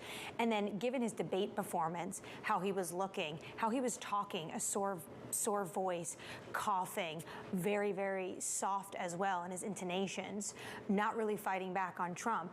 They are literally hitting the panic button. And openly, you hear people talking about the fact that they might have to look for someone else. But this timeline, Libby Cantrell of PIMCO was on earlier, she's basically saying that they have almost 2 weeks to do this. The DNC is in August, the Democratic National Convention, and Biden has already shored up all the votes for that. So really, if he were to step aside and these calls were growing, and this is a Biden camp decision now, really, he would almost need to do what Lyndon Johnson did and make an Oval Office speech or make a speech and say, I'm going to step aside. Then, of course, there's another whole host of issues, which is who would fill that vacuum. This is what Terry Haynes was talking about earlier. He says he thinks that brings up too many other potential issues that it's very unlikely that Biden would step aside. Well, we're going to get to the list of who it could be if it wasn't Biden, but you talked about that timeline and how tight it is, and of course the complications that would come along with that. I mean, how likely are people saying that, he actually could step aside here and not run? It's really two different views. There's the one that's Terry Haynes that says it's very unlikely that can happen, and then Greg Valliere, who also talks to people in the markets and really tries to digest Washington for them, he had this out to say in his note. He says his bottom line is that Biden will drop out within days, giving an opportunity to a young, fresh face. So Biden camp today is going to be North Carolina, and then they're going to be in New York. He is going to be so closely watched, who he's meeting with, who he's talking to, who shows up to these fundraisers, and potentially if any of this has broken through to him and his camp. Because last night, what he told reporters was, of course I'm running. Of course I'm running. That, of course, is the message coming out from the Biden camp specifically. But, I mean, let's talk about who some of those new, fresh faces could be. It seems like California Governor Gavin Newsom, for example, his name has been bandied about quite frequently. So the first obvious choice is the vice president, Kamala At 10 a.m. Harris. Eastern time, we get University of Michigan data. Sentiment final forecast 66. On the prior, 65, spot 6. With a range of 76 to 64, spot 9. 1 year inflation final forecast 3, spot 2%. On the prior, 3, spot 3%. 5 year inflation final forecast 3, spot 1%. On the prior, 3, spot 1%. Expectations final forecast 68. On the prior, 67, spot 6. And conditions final forecast 64. On the prior, 62, spot 5. It was almost instantaneous. Other governors potentially, Governor Gretchen Whitmer, Governor Pritzker, Shapiro from Pennsylvania. There are names that are being floated, but again, whole host of issues, not just logistically, but also what does this mean for the party? Because there is an heir apparent, technically, with the vice president. That's very true, of course, that those conversations also center around her as well. But we're talking about, of course, Democrats hitting the panic button, what that camp is doing this morning. Let's talk about the Republican side of things, because I have to imagine they're taking a victory lap right now. They are taking a victory lap. They feel like in the flash polling, if you look at Frank Luntz and the focus group he had after the debate, it felt like people thought Trump won that. But also, when you look at some of the issues that came up and how Trump talked about them, there was a lot of issues that were riddled with lies, exaggerations, and did he do enough to secure the independents?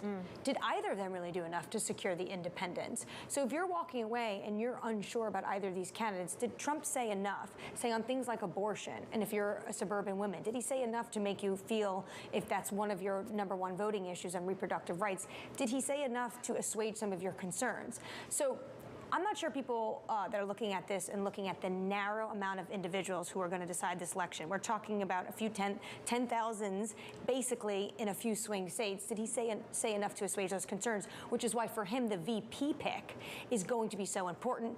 And today he's in Virginia, and stumping with him is going to be Governor Glenn Youngkin, someone who's on his list. There you go. Definitely something to watch there. And just really quickly, I'll ask you the same question that I asked David Gura. Is there going to be a second debate? Libby Cantrell says maybe there will not be. For Trump, why would you want a second debate? You want these clips of Joe Biden losing his train of thought to continue to circulate social media, continue to circulate TV networks until the election.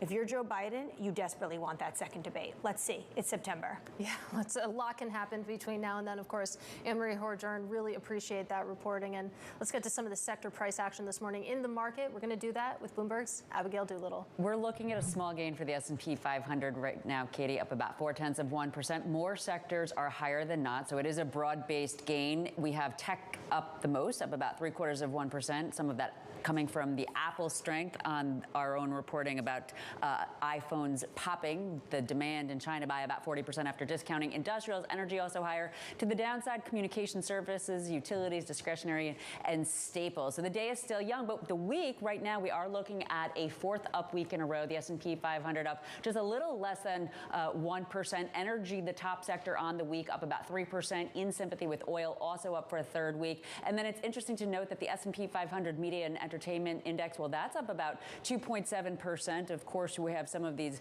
networks doing well around the debate. Fox apparently had a big viewership spike during the Trump trial in May, but then, of course, also at the debate more recently for all of these networks. And then take a look at that, Katie. The SOX down 0.4%, really standing out. That chip strength kind of ebbing away, now down for a second week in a row. All right, Abigail, thank you so much. Coming up, the market-moving events you need to be watching. That's next. This is Bloomberg.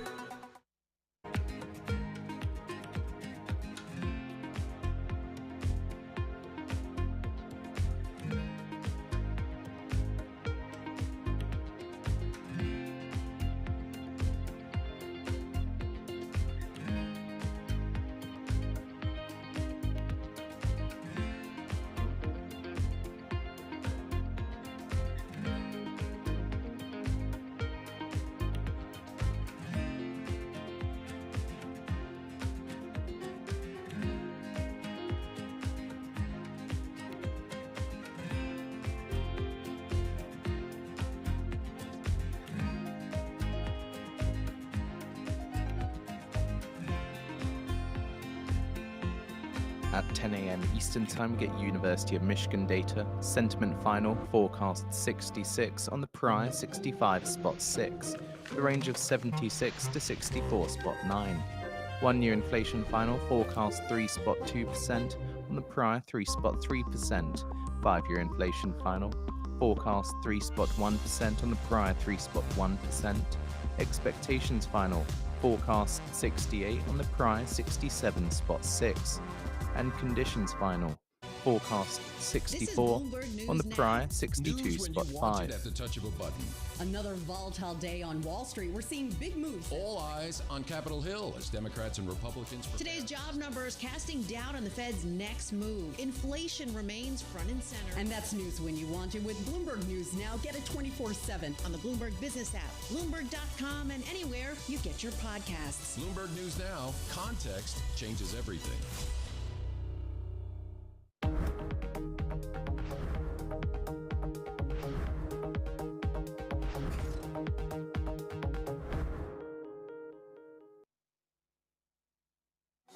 All right, time now for the trading diary. What you need to be watching. We get Michigan consumer sentiment data at the top of the hour. Fed speak this afternoon. Monday, we'll watch the fallout from the first round of the French elections. Then on Thursday, U.S. markets close for Independence Day, and the UK, it'll be holding its first national election in 5 years. But that does it for the countdown to the open. I'm Katie Greifeld, and this is Bloomberg.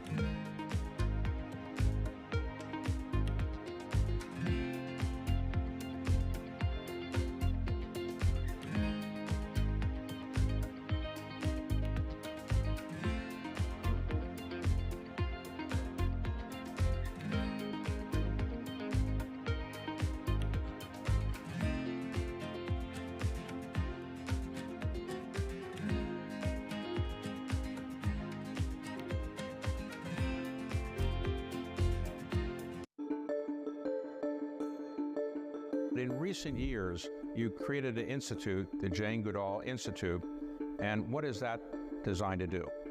Well, that started in 1977, when by then I had a little research station, and 4 of my students were kidnapped, and everything shut down. And so some friends of mine said, well, let's start an institute so that this research can carry on. Bless them. So that was 1977, and it was set up to study, conserve chimpanzees and other animals and educate. And it's developed since then. So it's, you know, we've got 27 Jane Goodall Institutes around the world. And then I realized at some point that the African people living in and around chimpanzee habitats right across Africa were struggling to survive. There was crippling poverty, lack of health 1 minute and remaining. education, I'll lead with University of moving Michigan deeper into the sentiment forest, final. being exposed to diseases like Ebola and HIV from the chimpanzees and vice versa. It hit me. If we don't help these people to find ways of making a living without destroying their environment, conservation won't work.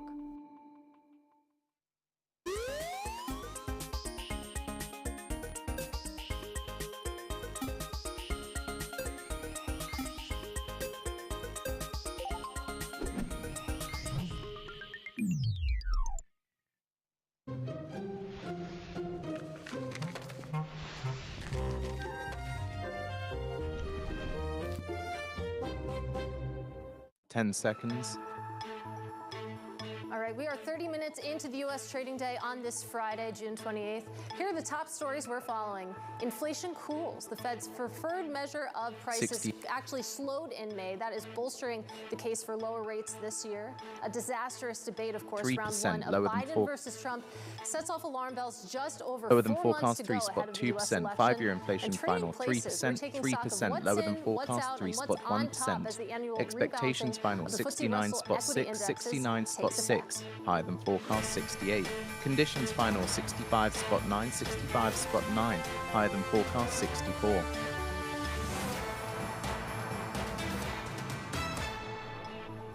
I'm Katie Greifeld in New York. Welcome to Bloomberg Markets. You take a look at markets on this Friday morning. Of course, it is the end of the first half of the year. And for right now, you have stocks rallying. You can see the S&P 500 up about 0.4%. That is a rally that is continuing to build this morning. Same thing, too, if you take a look at the NASDAQ 100, currently higher by about 0.7%. And then you take a look at the bond market. And it's interesting. You have yields lower, but not by much. The 10-year yield currently down about 2 basis points. And we got PCE earlier this morning. We have University of Michigan data breaking right now. So let's get right to the data with Bloomberg's Mike McCady. And for the second time today, Katie, we have a positive surprise. If you're at 1600 Pennsylvania Avenue on any other day, you'd really like this news. The University of Michigan's headline confidence index rises to 68.2 from 65.6, a significant increase. The current conditions estimation 65.9 from 62.5, another big jump. And the expectations index also rises 69.6 from 67.6. From the Fed's point of view, 20th and C Street, as long as we're doing addresses, inflation expectations drop. 1-year inflation expectations fall to 3% from 3.3%, and the University of Michigan's 5 to 10-year inflation expectations fall to 3% from 3.1%. So completely good news throughout this report, and it follows, as you mentioned, good news from PCE. The PCE rises just, it's flat for the month, we'll call it. It actually came out to be about a negative 0.01%, and that pushes the headline year over year to 2.6%. The core 0.1% also sends the year over year to 2.6%. And then what we get is spending up and wages way up in terms of overall compensation, 0.7. So good news across the board on the economic data today. It should be good news for a candidate. that's a different issue. But it is good news for the Fed, and it keeps them on track maybe to lower rates this year. Well, let's go into that issue head on. Like you said, this should be good news, of course. It's a difficult message to communicate. Walk us through that a little bit. Well, the problem is, first of all, the expectations numbers are distorted by political party. If you go back and look at what was happening when Donald Trump was president, Republicans thought the economy was great, Democrats thought the economy was terrible, and independents were in the middle. Well, now you got the exact reverse, and you can see right in the middle where everything crosses. That's January of 2021 when Joe Biden took power. Now, Democrats think the economy is great, Republicans think the economy is terrible, and independents are in the middle. But so the S&P 500 strengthening after that release, currently up 0.47%. To Republicans, but as you can see on the right-hand side, that even Democrats have been discouraged lately. Now, a warning, that chart did not include this last month because the debate was only last night, but it does show that there is work to do. Even if Americans are feeling a little bit better, they're not feeling great yet. All right, Bloomberg's Mike McKee, thank you so much. Great chart, by the way. I like the red, white, and blue. It was a nice touch. Let's get to the markets, though, with Linda Dissel. She is senior equity strategist over at Federated Hermes. And I want to start with politics, of course. It is the topic of the day. And when you think about the U.S. election and cycles of the past, I mean, how do you account for any potential volatility, or do you just look right through it? Well, good morning, and thank you very much for having me on today. It's especially interesting after watching the debate last night. And yeah, very, very interesting to talk about. Historically, you have a volatile summer in an election year. And we at Federated Hermes, we have a 5,200 target on the S&P, and we're at 5,500 now. We still are bullish on the market and for 6,000 next year, but we were reluctant to lift it, as many others did do, because we thought we might have a volatile summer. And you may have a volatile summer with the politics this year, but that's okay because we've been up very, very strongly, and we still very much believe in that whole broadening out play that may have just started last week again here, which would take the markets towards 6,000 into next year. Well, Linda, walk me through that a little bit, because at the benchmark level, if you're expecting a decline there actually to the end of the year, how can at the same time you have that broadening out outside of just, of course, the big benchmarks? Well, it's just the problem is we want to tell what we think the year-end number will be, but you've never seen a market so concentrated, where 37% of the market cap is just 10 names. And if one of the names in this next quarterly review say something wrong, like Tesla has done, and falls out of bed, you'll see the S&P fall fairly quickly. But it's the broadening that will show the health of this whole economy and the whole market. So it's really tough to put a number when you're so very concentrated, which is why we really want to emphasize that we're bullish into next year with the 6,000, because we just don't see a recession coming on.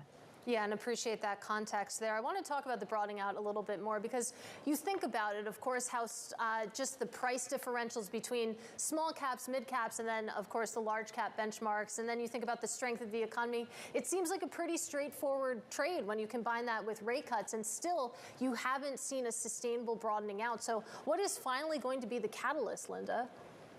Well, you know, it's a very unclear time. People are having a hard time even figuring out where we are in the economic cycle now, because you have these mixed numbers that are coming through, and we've even had that this week with the regionals being quite mixed, and the housing numbers really not good.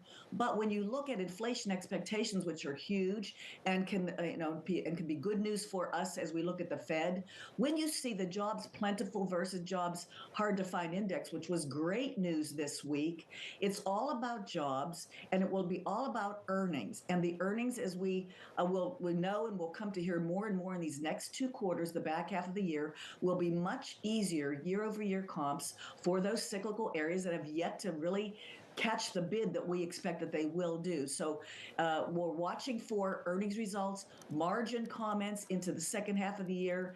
Employment stays good, and that is a really nice setup into the end of this year. It's an interesting conversation to have over expectations here. I was just talking with Nicole Anui of HSBC in the earlier show, basically saying that, you know, for some of the bigger areas of the market, expectations are too rosy when it comes to both earnings and the economy. But it sounds like what you're saying is for some of those more cyclical names, actually expectations maybe are a little bit easier to surpass here. Yes, it's interesting that the second quarter expectations for the earnings growth, when you exclude all things tech, is just 2.5%. So the bar should be reasonably easy to, you know, to reach and go over. And the valuations are just very, very good. It's just been too easy, too tempting to go ahead and buy those names that we all know very well, and they just keep going up. Seems like the safest play. But if we start to see, you know, and so as you suggested, small caps, cyclicals are inexpensive versus history. The cyclicals and the large cap cyclicals should be the easiest ones next to go for. We made a run at it last year, and then we just came back to the big names early again this year. We could make a run at it again here if we feel good about second quarter earnings going into third. And Linda, I'm curious that when you're looking at earnings and you're looking at the fundamentals of the company, what metrics are you most paying attention to right now? I hear a lot of focus on cash flow, for example, on net debt, et cetera. What are you specifically scanning for? Which I'd say probably the two most important things is what's the debt situation of the company and when does their debt need to be rolled over, because that's what's really the tough part for the small cap companies who have the earlier maturity dates, and they're much more variable in their rates. It's a big piece of your expenses. The other big piece of your expenses is the employment figures, and the year-over-year wage increases have been too strong to be commensurate with a 2% unemployment rate. Now those numbers have come down. There has been labor hoarding, and so we're at 4% unemployment. You know, the average unemployment rate going back to the late 40s is 5.5%. So the unemployment rate can still creep up and actually help margins if companies lay off some people. That would be good news potentially for earnings. This is where the margin figure is very, very important to us as we listen to companies. Their margins held up extremely well, which is what surprised the market so much last year and even into this year. And it just gets tougher as the top line gets tougher to, you know, push through your expenses, and consumers hold back, won't pay it. Yeah, big time. It feels like that pricing power story that has really supported margins over the past few years. Maybe we're finally at the limits of it. And when you talk, of course, about balance sheets and the level of debt when it comes to some of these companies and how you're evaluating them, do you tend to find any specific sector or industry that tends to have more debt than the other, or does that cut across size? What is the sort of common denominator among those sort of companies that do have debt problems right now? Well, you know, there are definitely tech-heavy sectors, very debt-heavy sectors of the economy, kind of the old cyclical sectors that are very much reliant on debt. Even utilities use a lot of debt, and they spread out their debt when interest rates are very, very low. Lots of companies took advantage of very low interest rates who are debt-heavy. So it's really, I think, more about the expiration of or the maturity of their debt and when they need to roll that over. But again, here in the United States, this is not your grandfather's S&P, very much more service oriented, very much more asset light, and so don't need to borrow as much money. So really, when you look at cash and corporate balance sheets as a whole in the United States, they're in very good shape versus history. And so lots of companies aren't really worried about it.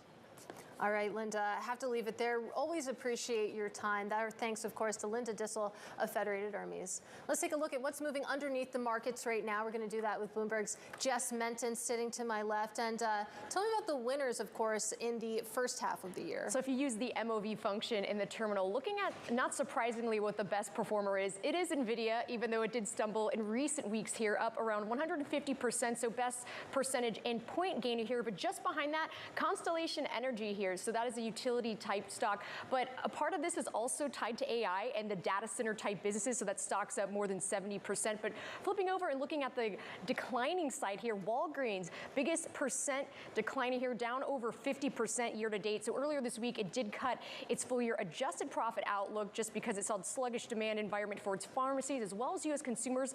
And then, of course, if you want to look at the point decliners here in the S&P 500, Tesla is the biggest one. Right behind it is also Intel. Intel, both of those having different issues when it comes to their growth outlook, Katie. Yeah, some real have and have-nots when it comes to the first 6 months of 2024. But bring us into the day of. What is moving on this Friday? The S&P 500 and NASDAQ hit record highs, last up around 0.8% over each. 18% right now. It is on pace for its worst percentage decline if this holds into the close since February of 2001. Some of this was associated with its, basically, if you look at its full-year outlook, did disappoint analysts, come short of expectations, but also you're seeing some issues of slowing demand with some of its more casual shoes here. But if you look at some of those who are benefiting from this, Adidas, if you look at its U.S. listed ADR shares there, that is higher. But also on the flip side of that, if you want to see what other companies that Nike is bringing lower, Lululemon. So that's also lower right now. If you look at that stock, down about 3% right now. But also Lululemon is the second worst performing stock in the first half of this year, down over 40%, Katie. There you go. And bring it home. Tell me about Nokia. So that's another one. Also a bit of another AI type play here. So when you look at this deal for Nokia to buy Infinera, actually this is a all cash. So it's basically 70% of the deal will be paid in cash. And then also the rest of it is going to be Nokia's American depository shares here. So this is going to be a $2.3 billion deal here. But I was talking to Yishin Shen. She covers ARBs on our equities team as far as when it comes to the regulatory process here. And she was saying it could be lengthy just because Nokia would be buying a U.S. listed company here. So when you are looking at that, that is something to watch here. But Infinera, if you look at this, up about 18% on pace for its best day since November of 2022. And then if you look at Nokia, those U.S. listed shares up close to 2%, Katie. Yeah, some really interesting potential M&A there. But like you say, a lot of questions to answer first. Jess Menton, have a great weekend. Now coming up, President Joe Biden and Donald Trump trade barbs in the first presidential debate. We'll have all the details on the fallout next. This is Bloomberg.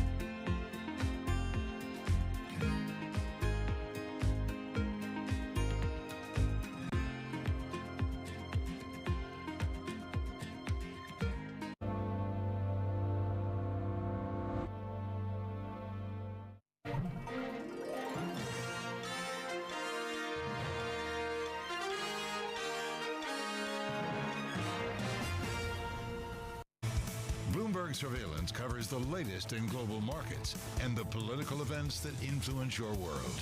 Join Jonathan Farrell, Lisa Abramowitz, and Anne-Marie Hordern only on Bloomberg. Context changes everything. Today's CFOs are reshaping the C-suite. Bloomberg's chief future officer shines a spotlight on these dynamic leaders. From breakfast cereals to pet foods, General Mills has an iconic array of brands. But future success depends on efficiency, innovation, and insight. CFO Kofi Bruce does much more than crunch numbers. Our first job is to intimately understand and anticipate the consumer's needs. Watch Chief Future Officer. New season starts July 10th on Bloomberg Television. Good morning from our world headquarters in New York. I'm Menace Credit. And I'm Danny Berger. Let's set your agenda. Bloomberg Brief delivers the market news, data, and analysis you need live every weekday at 5 a.m. Eastern. Bloomberg. Context changes everything.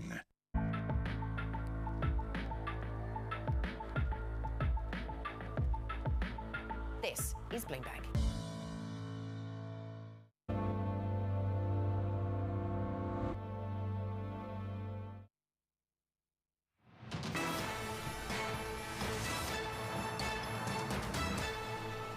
We brought down the price of prescription drugs, which is a major issue for many people. We're working to bring down the price of around the kitchen table, and that's what we're going to get done. He has not done a good job. He's done a poor job, and inflation's killing our country. It is absolutely killing us. He inherited almost no inflation, and it stayed that way for 14 months, and then it blew up under his leadership. Well, So round one is over. President Joe Biden and Republican challenger Donald Trump squaring off in the first presidential debate in Atlanta. The performance from President Biden raising questions about the future of his campaign. Joining us now is Nia Malika Henderson of Bloomberg Opinion in Atlanta. And I'm going to go straight to your column that you wrote in the aftermath. You write that actually it was Kamala Harris who won the debate. Walk us through that argument. Yeah, listen, I mean, she had a very unenviable task at the end of the night, which was to spin what was an unspinnable performance by Joe Biden. He, of course, was tasked with assuring Americans that he was up to the task, that age wasn't really a factor in how he did his job, and he failed at that. So in comes Kamala Harris in, about an hour after the debate, and she makes the argument that it isn't about style, it is about substance. And on substance, this is a president who has delivered time and time again for the American people. Her presentation was great. She is young, she is smart, she is nimble on her feet. She obviously is trained as a prosecutor. And I think watching that debate, watching Joe Biden's performance there, you couldn't help but think Kamala could have handled this and handled it quite handily in debating against Donald Trump. Listen, I don't think we're going to see that. I'm not making the case that Kamala Harris is going to replace Joe Biden, even though there's lots of hand-wringing on the cable news in Democratic circles. But I do think she is a brilliant asset that this administration, this reelection campaign needs to use more often. There are plenty of voters who would love to see a Kamala Harris presidency, and they need to see Kamala Harris. There are all sorts of, particularly African-American voters, voters of color, and women as well, who you meet them and they say, where is Kamala Harris? Why isn't she doing more? Now is the time to answer that, to put her out on the stage, to give her a more front-facing role in this reelection, because she is a better messenger than Biden is. Right. She is a better spokeswoman for his administration than he is. And this is something that the campaign really needs to understand right now. Well, to your point that, of course, Harris is an asset and that the administration and the campaign should be using her more, is there a risk there? Because you think about how the Republican Party has treated her and talked about her, they've really vilified her. They did. Listen, and some of that has to do with the fact that she is a woman, and some of that has to do with the fact that she is a woman of color, right?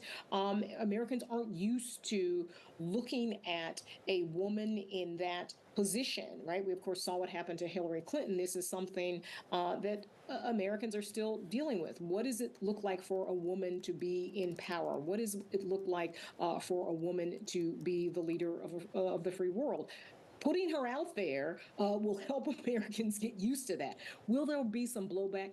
Absolutely. But there will also be, I think, some rallying behind this ticket, because there are plenty of people who would want to see a woman president, a very strong and very visible and powerful second in command, because that's one of the problems. It is, that Kamala Harris isn't as a visible presence in this administration. And I think running, I don't know if you remember when Bill Clinton ran for president, it was this idea of you get two for the price of one. He, of course, was talking about Hillary Clinton. That is something that Biden needs to start telegraphing as well.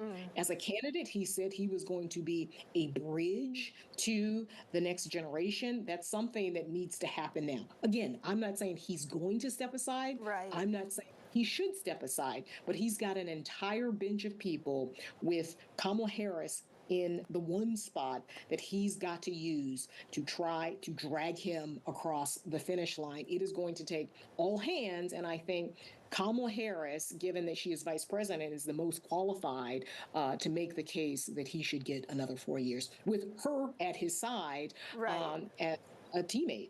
And I only have about 45 seconds left with you, but why not on that last point? I mean, a lot of people are saying that Kamala Harris, maybe she should just be the person actually running for the top job. Maybe Joe Biden should step aside. That's not your base case, but why not?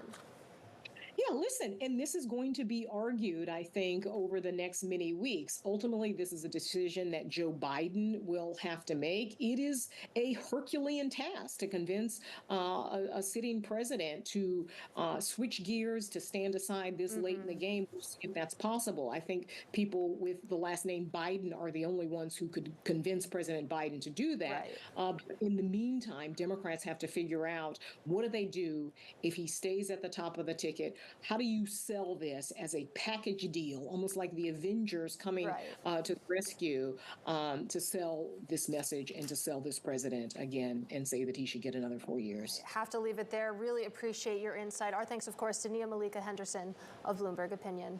Still ahead, we're going to take a look at the companies making the most social buzz today in our Social Climbers segment up next. But before we go to break, let me just bring you some breaking news. This coming from the Supreme Court, overturning the Chevron ruling. That is in a blow to agency power. I'll read that once again. Of course, the Supreme Court overturning the Chevron ruling. That is a blow, of course, to the agency's power. We are expecting more headlines and more details. We'll bring you all of that next. This is Bloomberg.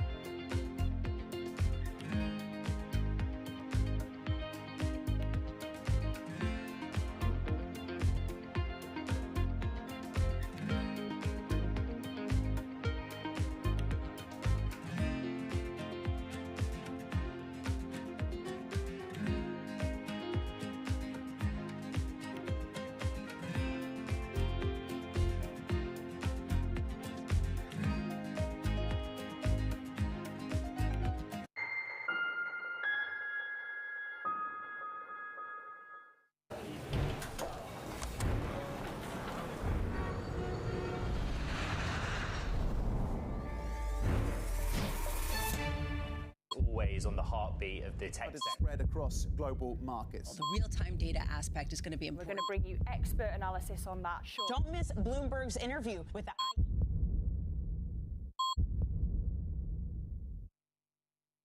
People ask me all the time, what is the key to being a really good investor? And I tell them it's to surround yourself with and work with the best investors you can find. On Bloomberg Wealth, I'm going to take you to meet the greatest investors in the world, the people that I would like to have managing my money. The private markets in general have exploded at the expense of the public markets. Part of that's regulatory, part of that's just structural in the market. Private credit particularly exploded when the banks took a step back. Bloomberg covers the world with unmatched reach and resources. From more than 120 countries, the moment news breaks, 24 hours a day. Bloomberg, context changes everything.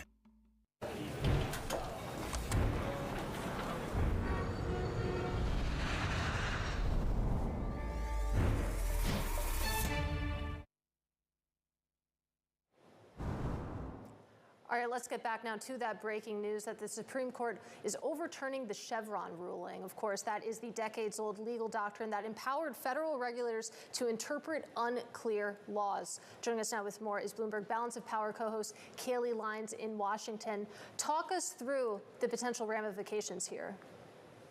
Well, they could be significant for a number of agencies, Katie, including financial regulators like the Securities and Exchange Commission and climate and environmental regulators like the EPA. This is a doctrine that was established all the way back in 1984, which essentially gave the power of agencies like this the ability to interpret laws that were vague, which, frankly, a lot of the legislation that actually comes out of Congress can indeed be vague. And they would use their own in-house experts to interpret that law and apply it accordingly. In the court now overturning this today essentially takes that power away from the regulators, which means much more of this is going to have to be litigated in court and ultimately decided by the court rather than the agencies themselves. So think about things that the EPA has put out, for example, including auto emissions standards, for example. That could potentially be challenged. The way that the Securities and Exchange Commission actually interprets securities law, which, of course, is almost 100 years old at this point and has to be applicable to new developments in the financial system. It really limits the ability of regulators to do their own interpretations. And, of course, this is the second day in a row we have seen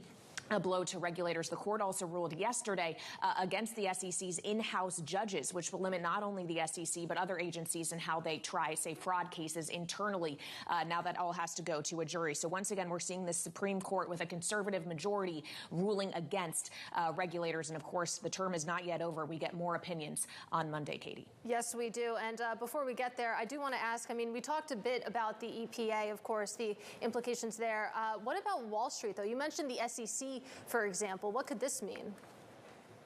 Well, it could change the way in which the SEC is able to interpret its own authority. Remember, existing securities law has been on the books since the mid-1900s, and they apply it to say things like digital assets, saying that those laws don't need to change or be rewritten. It could limit the ability to do that unless Congress writes more clear laws that can be interpreted directly. It will now be up to the court's discretion to read how those vague laws are. This also could apply to, say, the Federal Trade Commission, the efforts that are underway to ban non-competes, for example. This could potentially throw that into question. Really, at the end of the day, this takes a lot of discretionary power away from the regulators, puts it back into the hands of courts of law, including, of course, the Supreme Court that ultimately had to come down with this decision today, Katie. Yeah, it'll be fascinating to see how this actually works out in practice. And before I let you go, I know you've had a long 48 hours or so. Talk to us about what's still left. Like you said, we have more opinions coming, including on Trump's claim of immunity.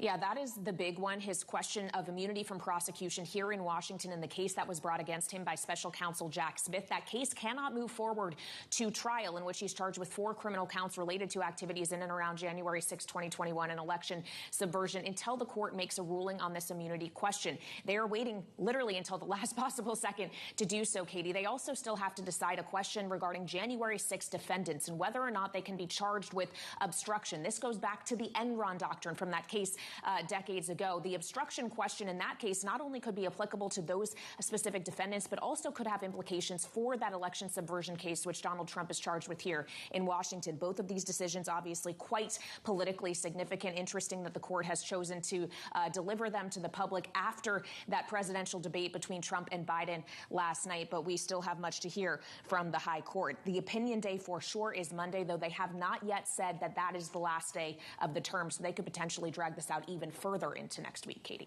Well, we'll certainly have to watch. Of course, they're running up against the July 4th holiday as well, so it's a very narrow window there. Bloomberg Balance of Power co-host Kelly Lyons, thank you so much. Let's turn now to who's in and who's out. We, of course, are talking about the annual Russell rebalance that takes place after the market closed today. Now, these changes allow fund managers to adjust their portfolios based on the new weightings. And joining us now with more, I'm pleased to say we have Catherine Yoshimoto. She is FTSE Russell Director of Product Management. It's great to see you in person. Thank you for having me. It's a pleasure to be here. So let's talk about the rebalance. It actually takes place after the close of markets today, this Friday, and there's about $10.5 trillion in investor assets that actually track the Russell U.S. indices. What are you expecting in terms of trading rebalance volume, for example? Well, the market is expecting roughly a little bit higher than last year. Last year, there was $135 billion traded across the close at Russell Reconstitution across both NASDAQ and NYSE exchanges. So the market is predicting a little bit higher, $150 billion roughly. And what could that mean in terms of volatility? It feels like nothing really moves this market for too long. But again, we're talking about a big chunk of trading that's going to come through. Well, over the years, Russell Reconstitution has improved its process in terms of transparency, making sure that the market knows what's coming. We last year moved up the announce date to May. This year was the same. We announced the changes on May 24th. Actually, the market, our clients, market practitioners are preparing for this event already starting in February. So, you know, the market knows what's coming. They're preparing their trades going into the close. And also 21 years ago, NASDAQ introduced the closing cross. And since then, Russell Reconstitution has been using the closing cross with NASDAQ at the close. And NYSE also has its closing auction process. So all of this makes it a more seamless rebalance. And we've improved the process over the years. And we've been through more volatile markets. We've been through Brexit occurring around the time of Reconstitution in 2016.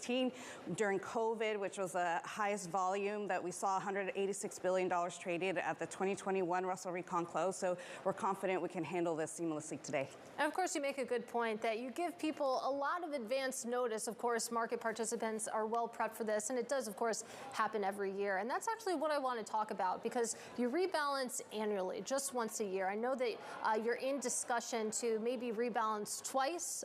How is that discussion going?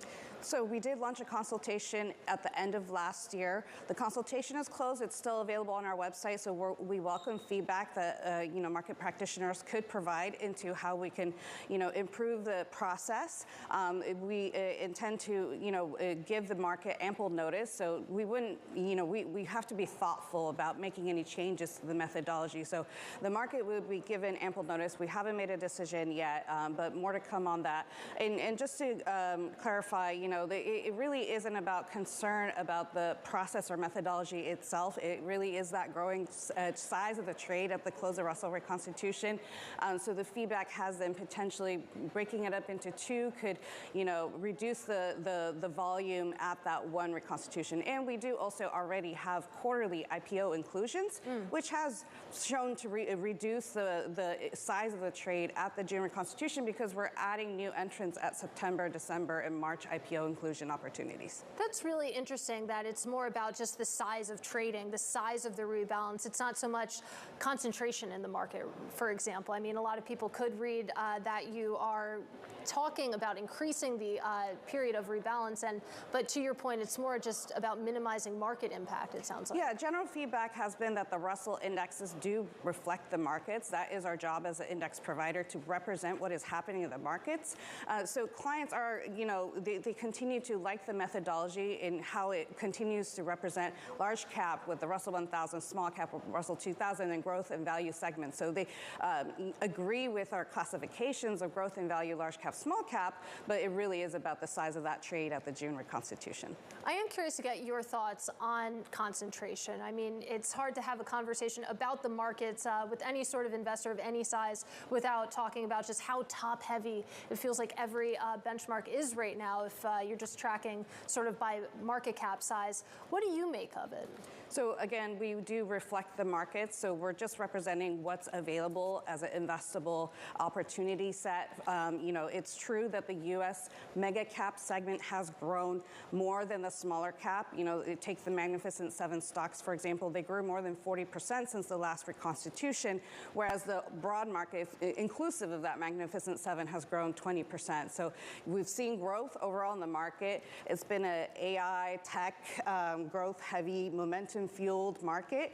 And again, we're just here to reflect what's happening in the markets.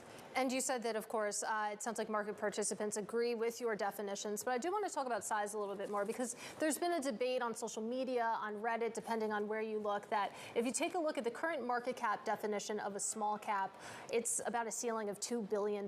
If you adjust that for inflation, for example, you get something different. If you compare a $2 billion market cap 50 years ago, that's worth $12 billion today, because things have just gotten bigger, numbers have gotten bigger. Has there been any discussion about maybe altering the definition when it comes to what actually is a small cap stock? So because the Russell indexes have been around for 40 years and we have this huge following already, we have to be, again, thoughtful about making changes. Now, what we have been introducing is for those clients who need a capped index, for example, for the Russell 1000 growth, we've launched the Russell 1000 growth RIC capped index that, reduces the weights of those largest names with in consideration of the RIC 550 limits.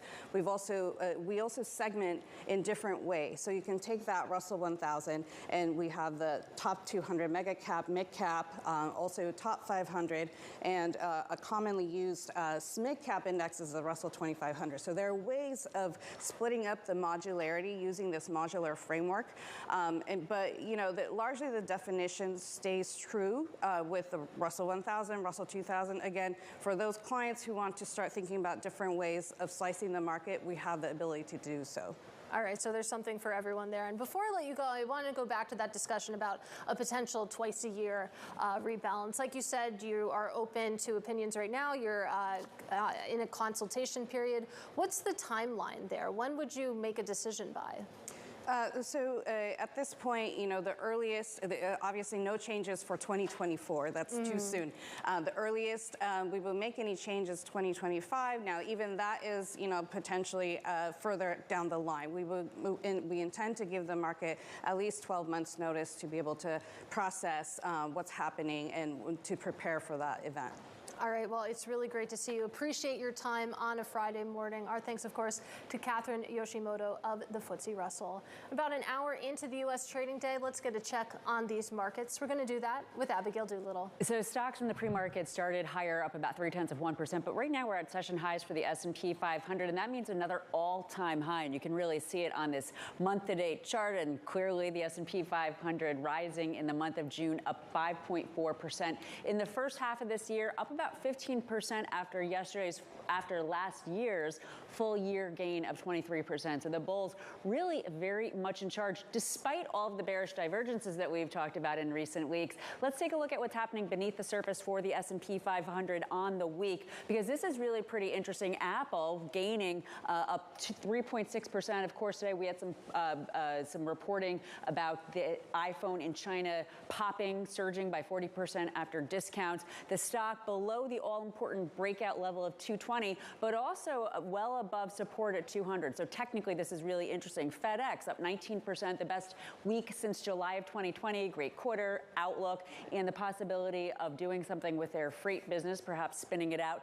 NVIDIA, though, this is interesting. It had been slightly higher not so long ago. Now it's down again, down 0.4%. The stocks earlier had been down for a second week in a row. Last I looked, it was slightly higher. Now may be back in the red, because take a look at Micron, down 4% on that disappointing outlook. In fact, let's take a closer look at the stocks, the technicals, because we have something going on here, which is a negative RSI, or an RSI that's coming off of overbought territory. Very likely that we see the stocks go back down to that 50-day moving average as the RSI makes its way down toward oversold territory. That could, of course, take many weeks. And then finally, Katie, I was just talking about the first half for the S&P 500 up about 15%. Well, when we have a double-digit gain in the first half of a year, more recently, this has tended to lead to a gain in the second half. So last year, up 7.1%, and you can see these very healthy gains. One exception, 1987, of course, that was the Black Monday, the Wall Street sell-off.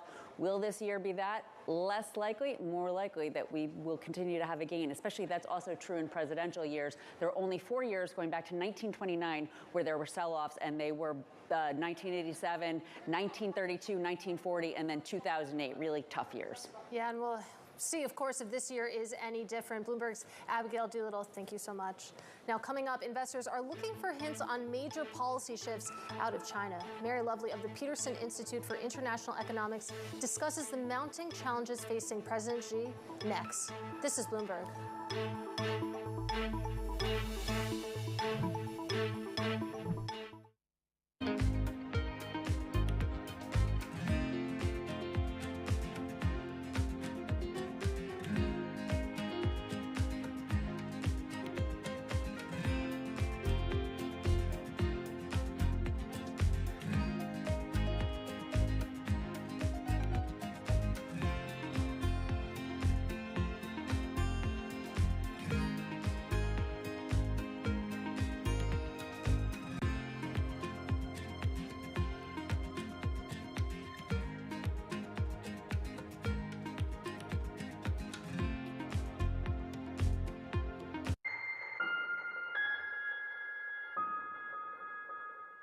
Jason Kelly, and this season on Power Players, we're taking you behind the scenes to see how the business of sports has gone global.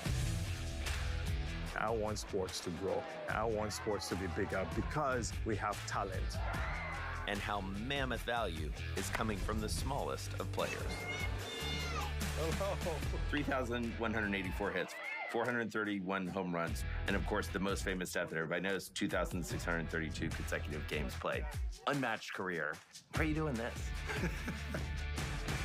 What we have achieved in the NWSL from an investor perspective over 2 years is the equivalent of what it took other leagues 25 to 30 years to achieve. You've got to have a business that's sustainable. The only way it's sustainable is got to make money. There's only one word, winning. You win on the court, you win off the court. And as you do that, You bring people along.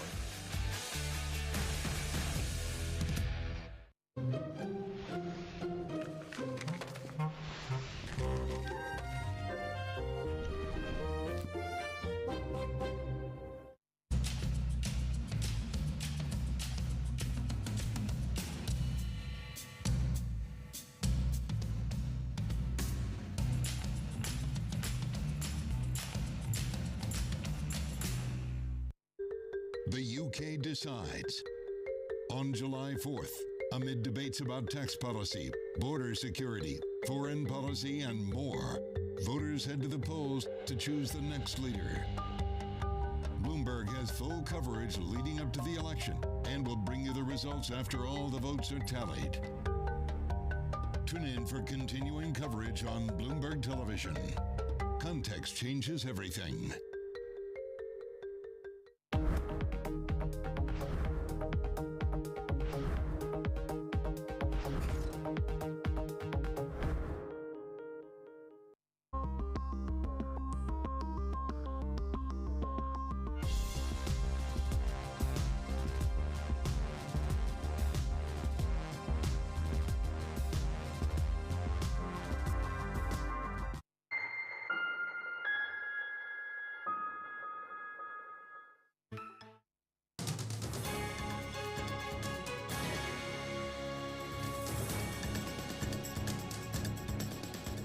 All right, it's time now for our daily Wall Street Week conversation. And the elite of China's ruling Communist Party will meet in July for a highly awaited gathering. The so-called Third Plenum usually charts the long-term course for economic policy. Mary Lovely of the Peterson Institute for International Economics sat down with Wall Street Week's David Weston to talk about President Xi's top priorities as he faces mounting challenges. We see weak domestic demand, low consumer sentiment, low business sentiment, some signs of exit of foreign investors. So he has some work to do on the short run to revive the economy in the short run. A little bit longer term, there's lots and lots of challenges. He has put his money down on innovation and so-called high-quality development. This encompasses reforms to very broad sectors of the economy, but nevertheless, these things are things that need to be done, and the changes need to be made now. So he needs to find a way to restore confidence while also helping to transition to an economy that's really built on investment, greening the system, building a more sustainable system, and building a more equal system. Mary, tell us about the relationship between the Chinese economy and the economies of the rest of the world. In particular, let's start with the United States in particular. There's a lot of talk about a so-called second China shock, a lot of concern about subsidies of businesses over there with exports to the United States. I could start with EVs, electric vehicles. By the way, Europe's concerned about that as well. How big an issue is that for China? Well, for China, it's a very big issue, and we've seen this in their, diplomatic response to the U.S. claims of overcapacity. They have consistently said that the world needs their green energy products. They've doubled down on their strategy. It's not unusual in China for there to be lots of sort of rampant growth, particularly because a lot of industrial policy is uncoordinated, it's done through the provinces. And then there's a period of rationalization, and we're seeing some of that right now, as some firms are surely going to exit because of weak earnings or even losses that overwhelm their ability to stay in business. So we're seeing China rationalize at the same time that we're seeing the West say, hey, no way are we going to experience what we experienced before. We're going to take preventative steps. And we saw President Biden just a few weeks ago levy tariffs on EVs, solar, medical equipment, and other products as a way to get ahead of this so-called new wave of Chinese exports. Let's talk about those preventative measures, as you call them. I wonder, as far as you can discern, what is U.S. policy economically, specifically with respect to China right now? There was a time we talked about decoupling. You said decoupling was way too much because it's too large an economy. Then it was de-risking, but it seems like we're de-risking an awful lot of what China's trying to give us. Yeah, I mean, every step we take seems to be more toward decoupling really than de-risking. And the reason I say that is because de-risking would have a specific targets. when President Biden puts tariffs on medical supplies coming out of China, in some sense, that's a bit de-risking, because we saw during the pandemic that we were over-reliant on China for personal protective equipment and other medical supplies. So that would be a form of de-risking. But we see so many different approaches to moving away from China, not only the retention of the trade war tariffs, which had a very large effect on moving activity away from China, but to the new tariffs, to the export controls, which have been, very effective in limiting exports of semiconductors and semiconductor manufacturing equipment and supplies to China, to the listing of sanctions on a growing number of Chinese firms. So these are just some of the ways that U.S. has basically signaled its desire to de-integrate with China. Mary, we have an election going on here in the United States, as you know, coming up in November. And of course, President Trump, when he was president, really took a very strong stance on China. It's not at all clear that President Biden backed off that for all the reasons you just described. In some ways, even went further with it. How much of a difference do you think it makes in U.S.-China relations? Which man is the next president of the United States? I think it makes a profound difference. President Biden has been more effective, I think, in terms of hitting China in ways that matter for U.S. security, in particular the export controls. And the key to the success of the export controls has been coordination with other nations, in particular Japan and Europe, who hold key parts of the semiconductor supply chain. Without that coordination, the export controls would not be effective. President Trump is promising 10% tariffs across the board on all nations, a so-called flat 60 on China. This is a clear signal to the other nations that the U.S. is in it for itself, so-called America First. And I think it would really undermine a lot of the policies that we're taking to push back on Chinese policies that we think are unfair, but also to diversify the global economy. So I think it is a vitally important election for U.S.-China relations. And that, of course, is Mary Lovely of the Peterson Institute for International Economics speaking to David Weston. And tonight on Wall Street Week, that's coming up at 6 p.m. New York time. But we do want to get back to some breaking news coming from the Supreme Court, backing a defendant of the January 6 trials, curbing the use of the Enron law. So this could potentially affect Trump and hundreds of those January 6 cases. Remember that nearly 300 defendants, including Donald Trump, were charged under that 2002 law. For more, let's go right back to Bloomberg Balance of Power co-host Kayleigh Lines in Washington. Kayleigh, seeing you a lot sooner than I thought I would. Tell us what we know so far.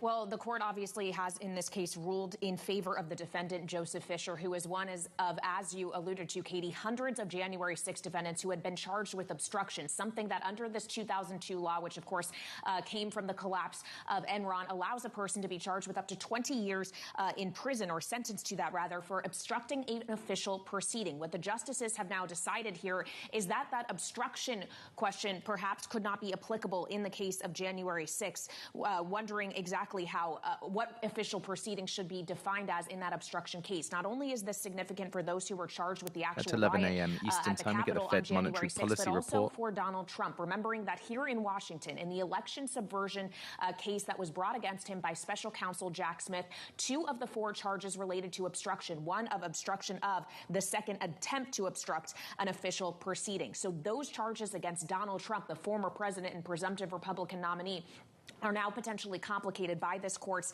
decision today, as they have indeed curbed the use of that Enron law. Now, I would also point out here, Katie, this is the last opinion we are getting from the court today. We are still awaiting an opinion from the court on the immunity question that Donald Trump has brought to the high court in that Washington case that I'm speaking of, whether or not he is immune from prosecution in that case. We are still awaiting the court to rule on that. Monday is an opinion day. It may not be the last. It could stretch even further into next week. We're still waiting to hear from Chief Justice John Roberts on when exactly the end of the term will be. But that immunity case tied very inextricably with this January 6 case. Again, the Supreme Court siding with the January 6 defendant in a ruling that could potentially affect hundreds of more of those like him related to the events of the of what went down at the Capitol on January 6, 2021. And Kelly, just quickly to tie a bow on everything that's happened in the past 24 hours, of course, we had Biden's debate performance, and now, of course, we have this ruling coming down from the Supreme Court. It's been a rough day for basically the Biden campaign. Yeah, and for Democrats across the board, there is real panic here in Washington, Katie, in the Democratic Party, given what went down last night with Donald Trump performing much more strongly in the debate than Joe Biden, who often stumbled over his words, misspoke, paused extensively at times. Joe Biden looking very much like an 81-year-old incumbent who we know is deeply unpopular, who many in the country are concerned is not fit for another 4 years in office, given his advanced age, even though Donald Trump is only 3 years younger than him at 78. And while Joe Biden did try to draw a contrast between himself and Donald Trump last night on issues of morality, calling out Donald Trump for being a convicted felon, as he is in the New York hush money case, where he was found guilty of 34 felony counts of falsifying business records. We have also seen in polling that these legal challenges for Donald Trump aren't actually influencing voter opinion of him extensively. A New York Times Siena poll that came out just before the debate found 2/3 of voters said that conviction didn't matter at all. So as we question when this immunity decision comes down from the court, if that Washington case can indeed go to trial before the election, there is also a question of how much it matters when voters still seem, at least in the Republican Party, to be coalesced around Trump. And many in the Democratic Party today are noting what was a pretty bad performance, they say, from Joe Biden last night, and concerned about his ability to carry forward as the Democratic nominee, or if he might need to back down for someone else. And we are just getting a headline now that the Supreme Court's last opinion day will be on Monday. So, Kaylee Lyons, I'll see you then. Of course, you can catch Kaylee on Balance of Power. She, of course, is co-host with Joe Matthew. A lot of coverage coming up there as well. But before we go on this program, let's talk about some nervous boomers really losing their trust in the bond market. And that is sparking a really massive ETF rush. So joining me now on this ETF Friday, we have Eric Balchunas. He is senior ETF analyst for Bloomberg Intelligence. And Eric, I think we're talking about buffer ETFs here, right? When you're referring to basically an alternative to bonds for maybe that older investor? Yeah, no, these are ETFs that use customized options to help target your outcome. In a way, you can think of it like the biotech industry helps older people live longer, live more comfortably. These ETFs are designed at older investors to help them sleep at night. Because if you look at the aggregate bond ETF, right, famous index, it's a Bloomberg index, everybody uses this. It has failed to keep up with inflation over the past 10 years. And even worse, in 2022, when the stock market was down 19%, it was down 13%. It did nothing to help offset those stock losses. So there's real trust issues with the typical ag index and any ETFs linked to it that would be your 40 of 60-40. So this has created a whole opening for these sort of manufactured option-based ETFs that are now at $50 billion. So we're getting more optimistic about this category the more we look into really the failure of the aggregate bond index. And Eric, I'm so glad we're talking right now. One, because we're buddies, but also because just yesterday I was having this discussion with my print team. Basically, when you think about these buffer ETFs, you now have 100% downside protected buffer ETFs that are hitting the market with a 5% upside cap. The question that I was wondering about was, where do you put this in your portfolio? Is this your equity allocation? Is this your bond allocation? It sounds like you're making the case that this is fixed income replacement. Yeah, I think it's probably a better replacement for fixed income. A lot of people don't want to sell any of their equity At 11 allocation a.m. because of the Eastern capital time, we get the gains. Fed They're monetary sitting on a policy ton. report. But bonds have been down, so this would be a place to replace that. But you could replace some of your equity. Again, if you wanted some downside protection, this would do it. There's generally speaking, I just think that as the market has been up 4-6-fold over the last 15 years, the older investors are just very nervous. And you could argue just having a diversified portfolio is just the same outcome eventually. But the peace of mind is much better when it comes to these ETFs that you get. And so psychologically, these are powerful instruments for an older investor, as we say, nervous boomers. And so, again, we're very optimistic on this category.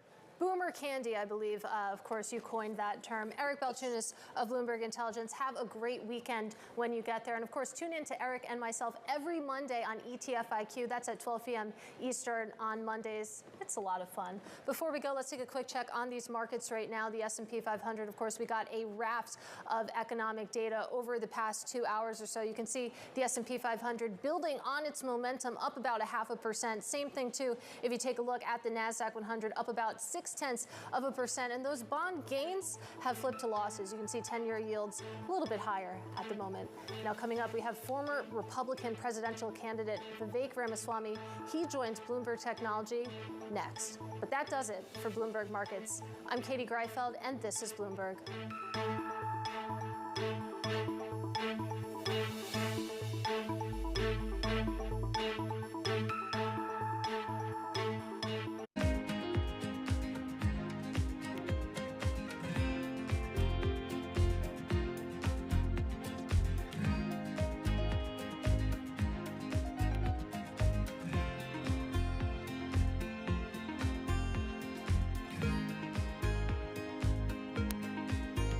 The 11 a.m. Fed monetary policy report has been rescheduled.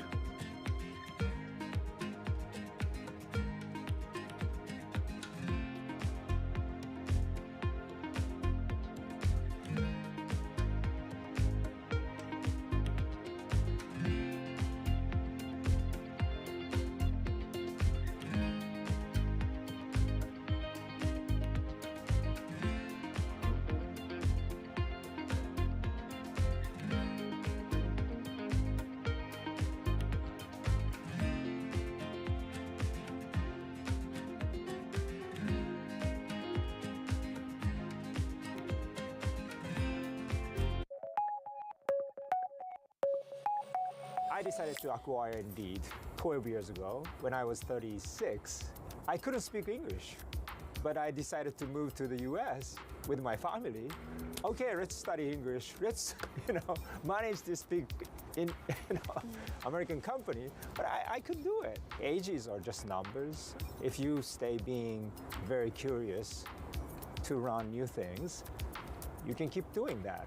So what we're trying to adjust is our company should be the praise to maximize people's ability, people's talent, and people's passion, right? Our employees' passion. So we believe that if we can have the work or the vision, people can be passionate, and which is aligned with all what employee wants to do, that's the best way to maximize the people's ability. Follow your passion. That's right. So whether you're 14 or 40 years old. I think so. Because, what's the difference? I don't know. We might be totally wrong. That's how we have been running this company for 60 years.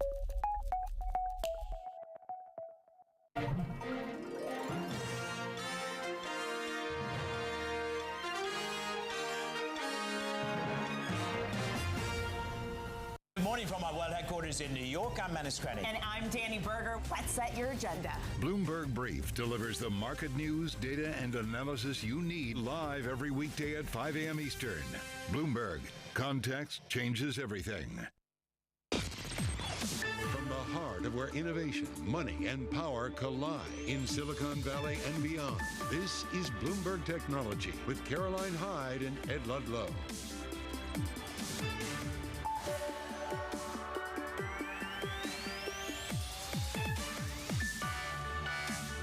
So according to an IFOP poll, left-wing New Popular Front seen getting 170 to 200 seats. Macron's camp seen getting 70 to 100 seats. Full coverage of the first presidential debate and discuss the state and the far-right National Party seen leading the first round of French Parliament elections with 36.5% of the votes. Jumped 40% following discounts. And a new survey shows Tesla's design changes are confusing customers and undercutting its quality. We'll discuss that and so much more through the hour. Happy Friday, June 28th, 2024. Let's get right to financial markets. The And the S&P left-wing 500, New Popular Front coalition seen in second place in the French elections with 29% of the votes. The 20,000 mark for the first time. Yields a little higher, and Bitcoin, even though we kind of have this risk-on sentiment, softer by a percentage point below 61,000 US dollars per token. The main factor in the markets this morning is not the first presidential debate, but the PCE reading decelerating. The PCE being the Fed's preferred gauge or measure of inflation. That's kind of the discussion on the week. I also want to take a look at one specific name in the context of what we're about to talk about, which is the presidential debates, and that is Trump Media and Technology Group. This morning, we actually traded significantly higher, maybe Russia's more oil than refining in June 3.5%. declined You to see the that we're lowest now since down 2022. 0.6%. This is, of course, the parent company of Truth Social. A company went public via a SPAC with ownership ties to Donald Trump. We will get to this in due course. But for now, let's get a recap of the first presidential debate hosted by CNN that took place in Atlanta last night. There's more to be done. There's more to be done. Working class people are still in trouble. He has not done a good job. He's done a poor job, and inflation's killing our country. It is absolutely killing us. The price of eggs, the price of gas, the price of housing, the price of a whole range of things. That's why I'm working so hard to make sure I deal with those problems. I was recently in France for D-Day, and I spoke all about those heroes that died. I went to the World War II cemetery, World War I cemetery he refused to go to. He was standing with his four-star general, and he told me, he said, I don't want to go in there because they're a bunch of losers and suckers.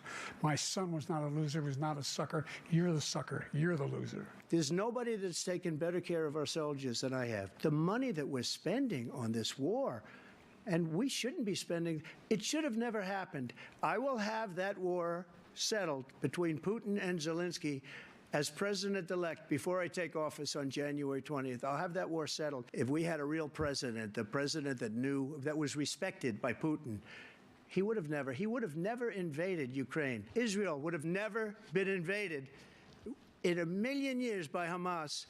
You know why? Because Iran was broke with me. I wouldn't let anybody do business with them. Everyone from the United Nations Security Council straight through to the G7 to the Israelis and Netanyahu himself have endorsed the plan. The only one who wants the war to continue is Hamas. Under Roe v. Wade, you have late-term abortion. You can do whatever you want, depending on the state. You can do whatever you want. We don't think that's a good thing. We think it's a radical thing. We think the Democrats are the radicals, not the Republicans. It's been a terrible thing, what you've done. The fact is that the vast majority of constitutional scholars supported Roe when it was decided. Supported Roe. And that's this idea that they're all against it is just ridiculous. This guy's 3 years younger and a lot less competent. Well, I took 2 tests, cognitive tests. I aced them. I just won 2 club championships. Bloomberg's Kayleigh Lyons joins us with more from DC. And Kayleigh, I just want to read you the headline of the most read story on Bloomberg this morning. Biden's disastrous debate accelerates doubts over candidacy. Let's start with how poorly Biden is perceived to have performed relative to Trump in that debate.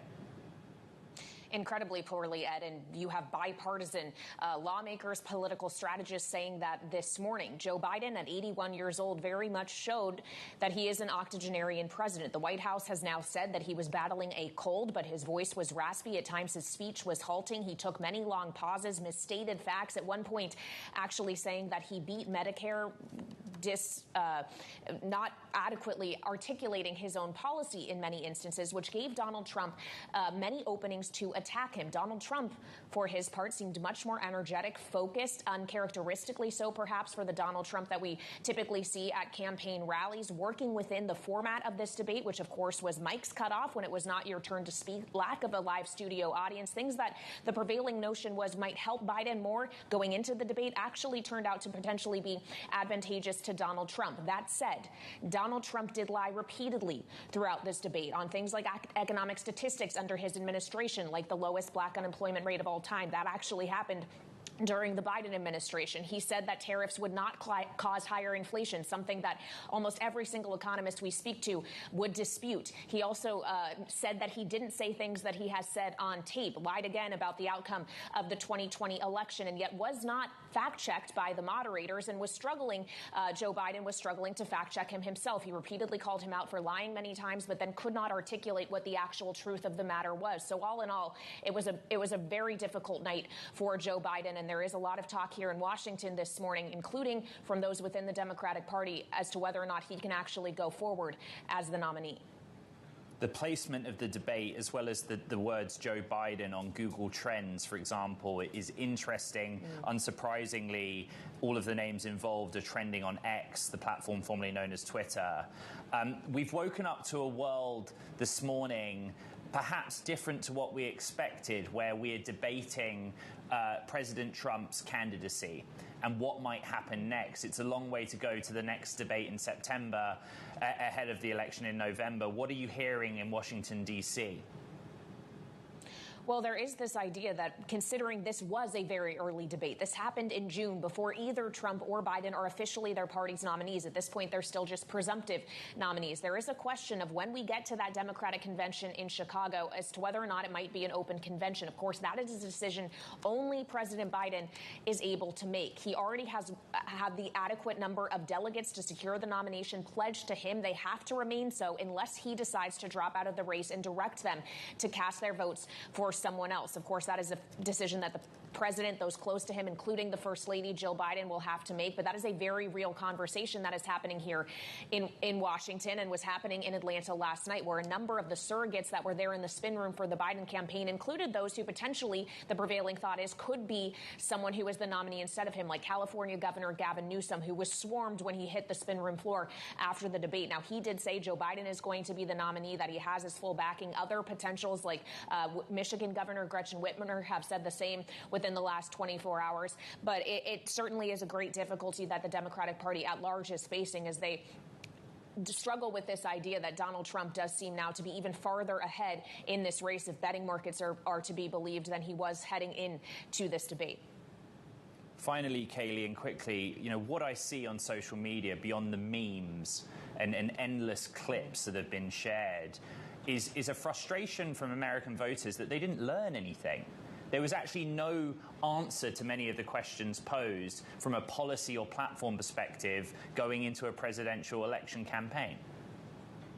No, frequently, Ed, they did not answer the questions that were directed at them at all, instead pivoting to entirely different subjects. Certainly, you saw social media in a tizzy not even 15 minutes into this debate. Many Democrats expressing exasperation with the performance of Joe Biden, but many others still calling into question how the U.S. ended up with these two as candidates. We know that voters are very unhappy with these choices. They are hoping for any other choice, which is why you are seeing other third-party candidates like RFK Jr. Gaining more support. But certainly, there is a lot of frustration among the voting populace as to what they saw last night. And I would just point out, when voters wanted to hear about the issues, even issues that Joe Biden, what we understood from his campaign, were planning to drive home on, hit Donald Trump hard on, like abortion or democracy, many of those moments were missed. At one point when he was talking about abortion, it spiraled into a story about immigration and a woman who had been murdered, and it got very confusing at times. It was really difficult for policy to break through for either of these candidates at all. And of course, even under direct questioning, Donald Trump was asked repeatedly if he would accept the results of this election, no matter what the outcome was, and he would not give a straight yes or no answer. Bloomberg's Katie Lyons out of Washington, D.C. A late night for you. Grateful to have you with us on Bloomberg Technology. Surprise for many to the world we woke up to this morning. But we'll keep the conversation going, because coming up we will be joined by former Republican presidential candidate Vivek Ramaswamy for his take on last night's presidential debate. Bloomberg has reporting that Mr. Ramaswamy is close to Trump and the Trump team and advising on some areas of tech policy. That's the conversation we're going to have. This is Bloomberg Technology.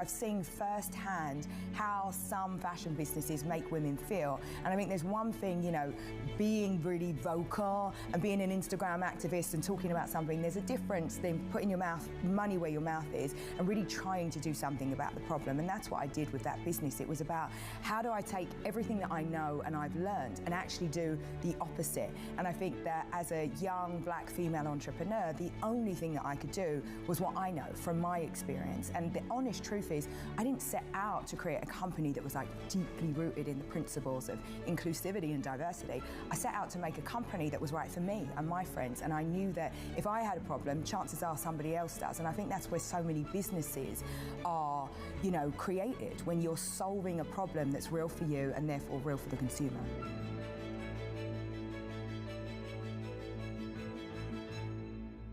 Always on the heartbeat of the tech spread across global markets. The real-time data aspect is going to be important. We're going to bring you expert analysis on that. Sure. Don't miss Bloomberg's interview with the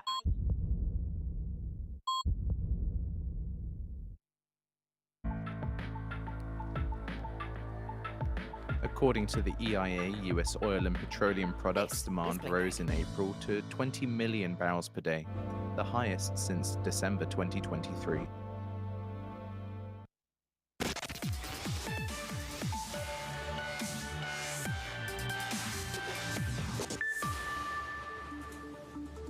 Let's break down the presidential debate from last night with Vivek Ramaswamy, a former Republican candidate himself. He joins me now from Atlanta. Mr. Ramaswamy, good morning to you.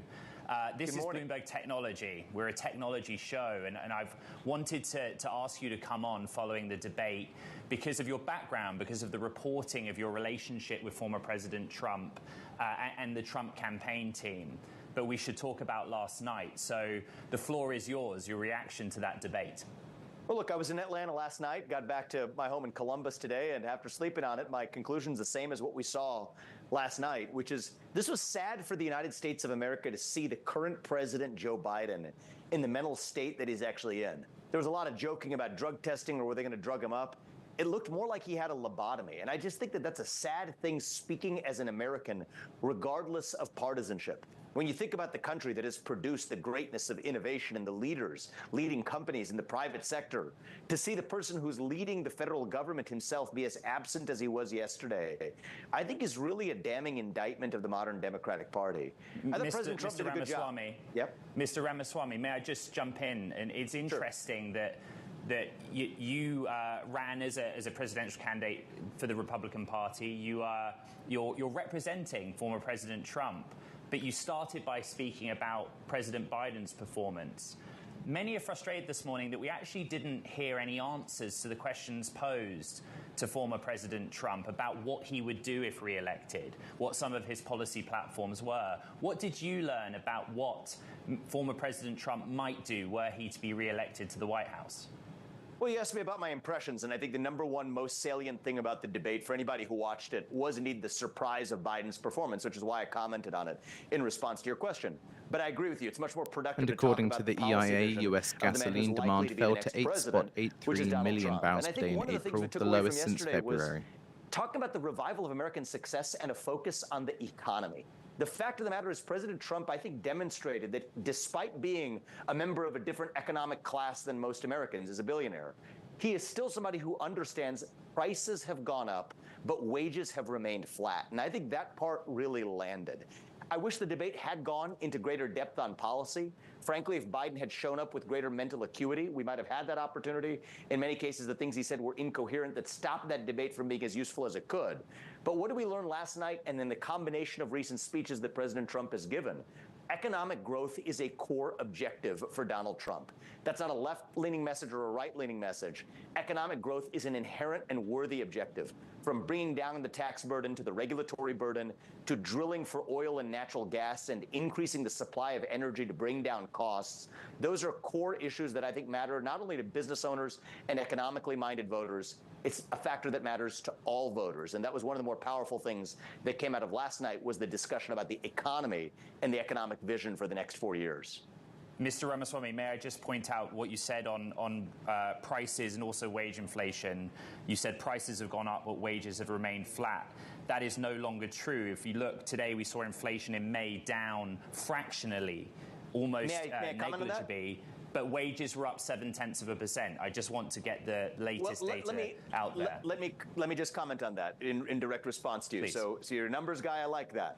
As you well know, I believe you well know, inflation is accumulative, right? So that is the inflation rate. But inflation over the course of the last several years, you want to look at actual many consumer goods and products are up by over 50% since the time Biden took office. How much does a carton of egg cost? How much does a car cost? How much is your electric bill? Those are undoubtedly higher than when Joe Biden took office. And it is a hard fact that wages have not gone up at the same rate. So I don't want to play this verbal jujitsu of the last month's numbers. If you want to get into facts, I'm all in favor of it. Those are the hard, indisputable facts.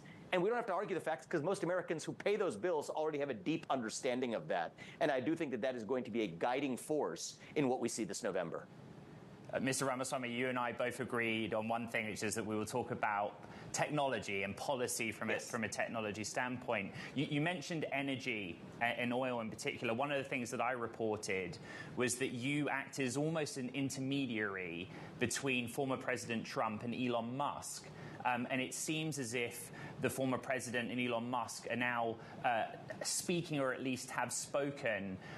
Where do you see them finding middle ground and an influence if former President Trump were to return to the White House? I respect the two of them individually, both as people who have succeeded in this country through the private sector. I think we all share a belief, all three of us, that we need more of those voices in American politics driving change, not as professional politicians, but people who look at political problems through the lens of an entrepreneur and a business leader objectively. And so I think that that's a common cause that I would say is formed my basis for the friendship with both of them. The reality is one of the things that we're all rooting for as well is not only an economic revitalization of the U.S., but a revitalization of innovation in the United States of America.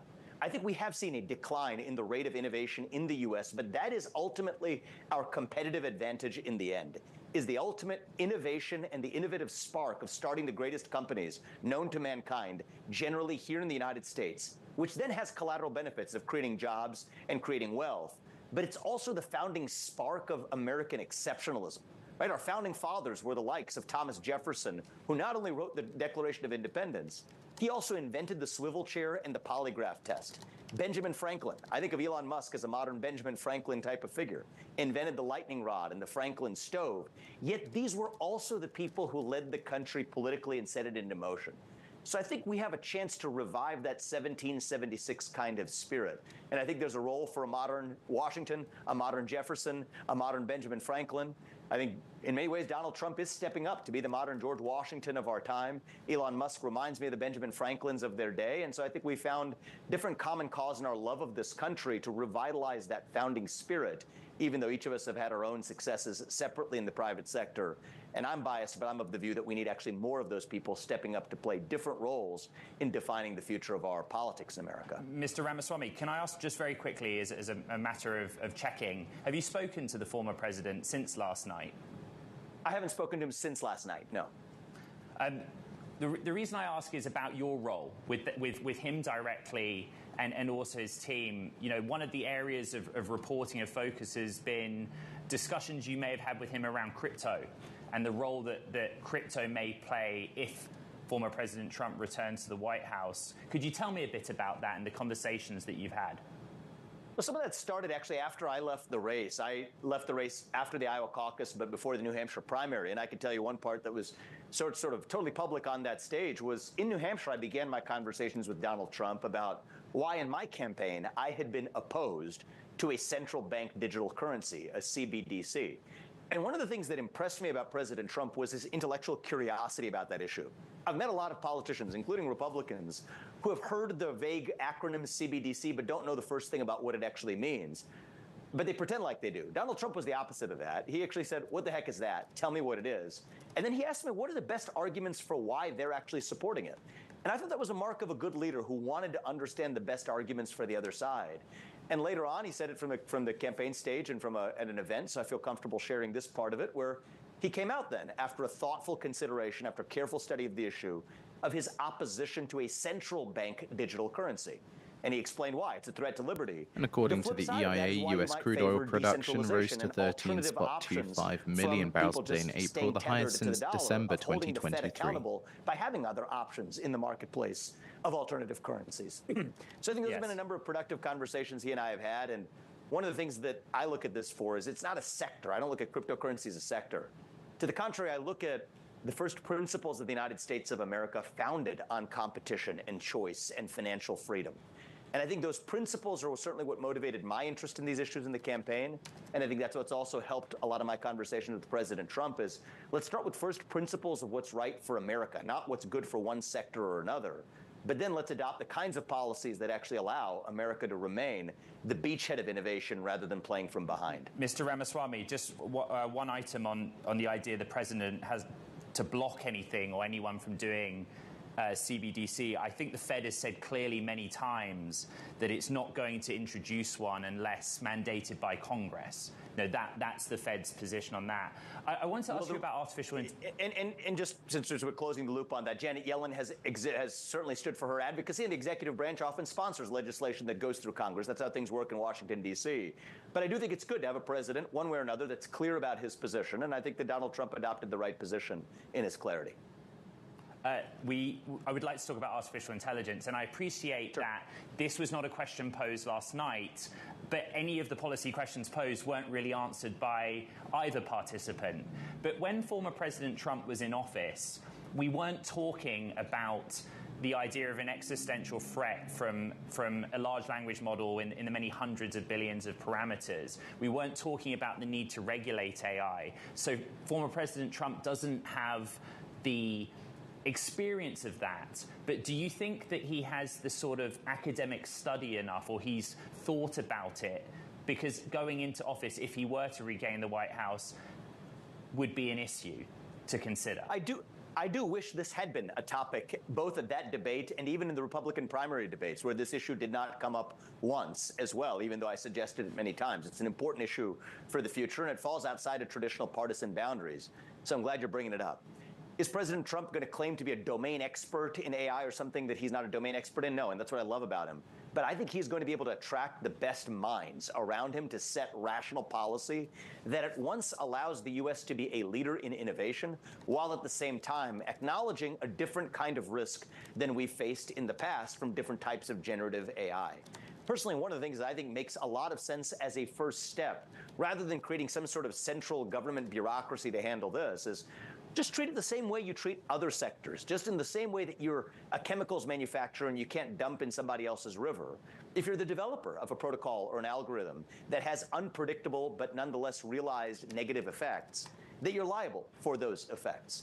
Basic principles of the law that we already use elsewhere, but to use them in this new domain as well. And what I have seen from President Trump, it's the same question that came up even in the last topic we discussed, is a level of intellectual curiosity. Somebody who has been an executive, somebody who, unlike Joe Biden, frankly, from seeing what we saw last night, is still intellectually with it enough to be able to go deep on the details, attract the best people, and make the rational policy decision, not in an ideological or ideologue-driven manner when it comes to AI, but in a manner that's driven by our actual understanding of the facts. And so I do have confidence in his ability to lead here. Mr. Ramaswamy, I'm sorry to interrupt you. We're short of time, and I want to make the most of it. Have you been asked to submit documentation for vetting for a potential cabinet position in the event of a Trump White House?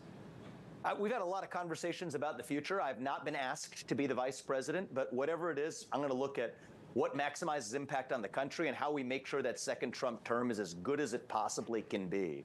And I am hopeful that we're going to see the strongest ticket, not just of this century, but of my lifetime.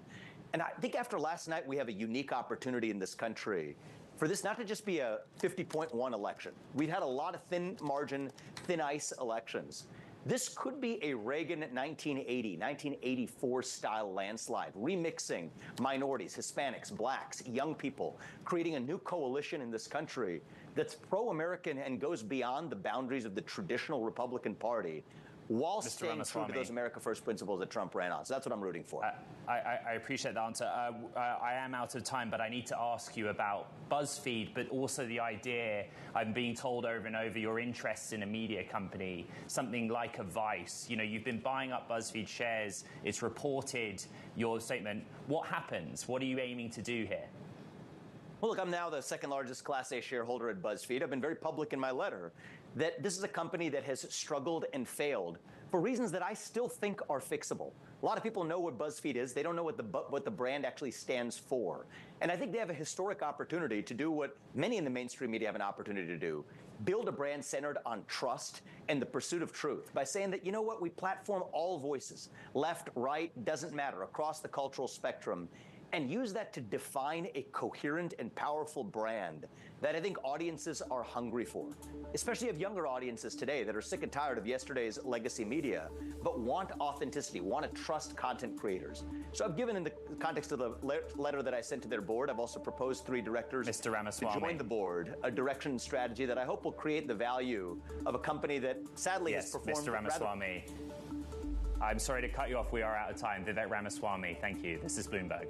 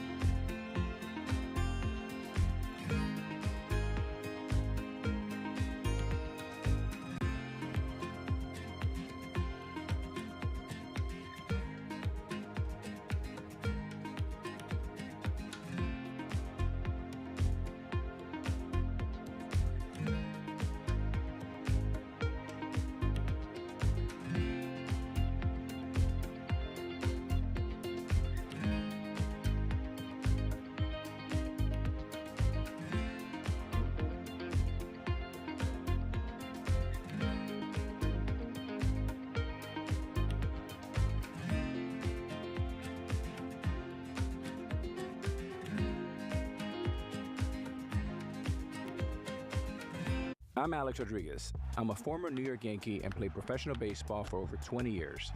Almost that entire time, I was thinking about business. And I'm Jason Kelly. I've been a business journalist at Bloomberg for more than 2 decades. And across my career, I've covered everything from the Olympics to Wall Street. From Bloomberg, this is The Deal. Each week, you'll hear us in conversation with business icons. This show will explore deal-making across sports, media, and entertainment. This is very fancy for a podcast. If I knew what it was going to be, I'd have put everything I had into it. I get asked more about our relationship than I do my wife. And you know what I'm saying? This is a show where we talk with big-time athletes and executives about the wins, the losses, and lessons learned along the way. This show is called The Deal. The Deal? The Deal. The Deal. That deal. The Deal. Huge deal. Who dug this up? What are y'all's in trouble?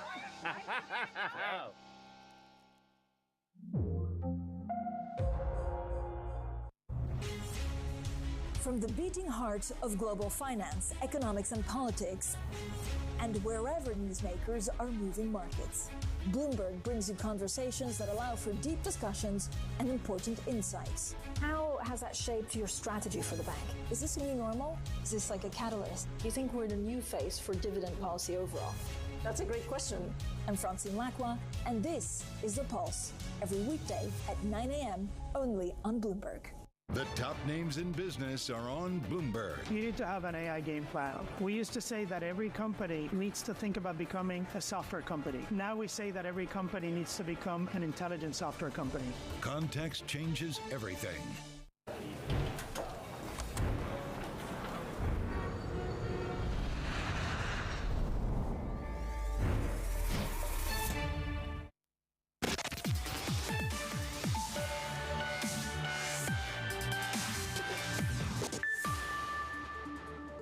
Welcome back to Bloomberg Technology. Ed Ludlow in San Francisco. I want to check in on Apple shares. It's an interesting position Apple finds itself in, up for a 5th straight day, kind of recovering under the radar. It's a name that we've had a lot of concern about with regards to valuation. We've been debating about whether the AI strategy with Apple is understood by investors, if they've given the stock too much credit about AI or too little. But really what's driving trading is data out of China that shows shipments up 40% in the month of May, a continuing short-term recovery after a really tough first 3 months of this year where sales weren't great and domestic handset makers were taking market share. Then we entered this period of the year in China, which is such a key market for all electronics providers and makers, where they did a lot of discounting, special holiday sales, things like that. But the stock, interesting over a 5-day basis, I would say that it's the longest streak since June 8th, which was the end of an 8-day winning streak. And it's kind of on the verge of retaking the crown of the world's most valuable company, which it had lost to Microsoft and briefly to NVIDIA. Let's bring in Bloomberg's Mark Gurman, the perfect correspondent for this. Talk to me about the China data, because it's official data that we kind of crunch the numbers on. And I'm trying to extrapolate a story out of it. Is this a recovery? The story definitely is a recovery, right? And the first couple months of 2024, you saw iPhone shipments decline quite significantly in China. But, around the springtime, some interesting things happened. Apple started offering some promotions on some of the higher-end iPhone models. Some of the resellers and online sales channels for the iPhone started offering discounts there.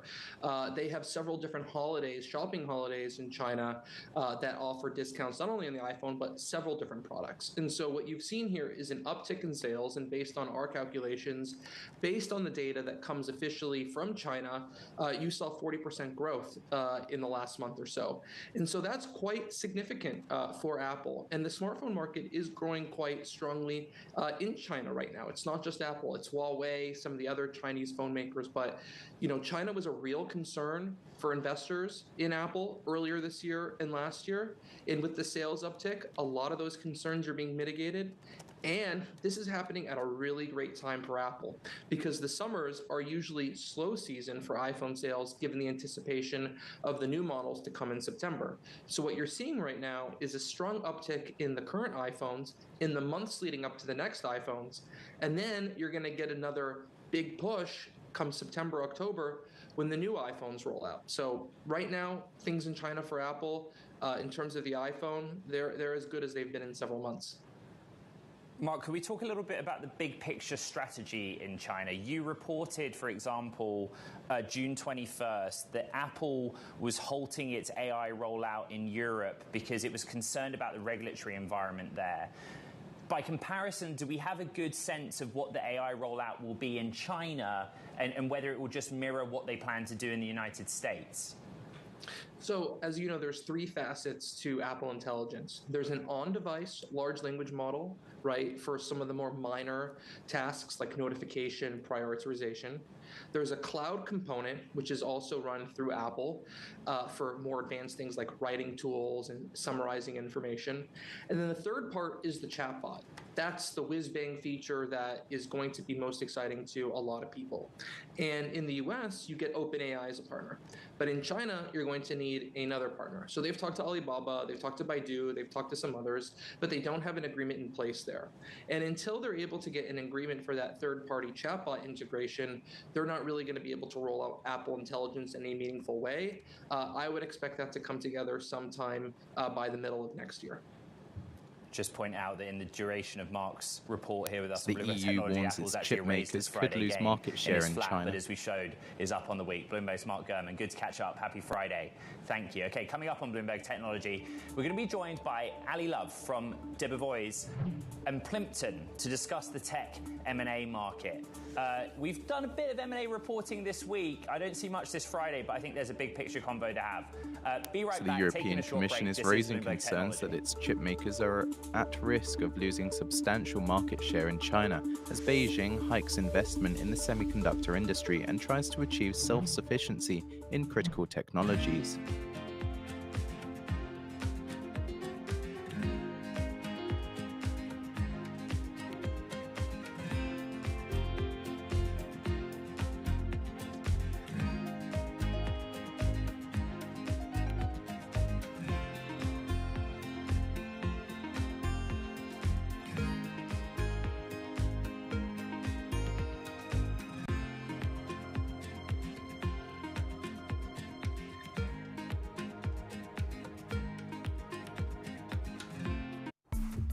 Arch has laid plenty of groundwork for future revenue, but for now, Mark Messler's most pressing challenge as CFO is conserving capital.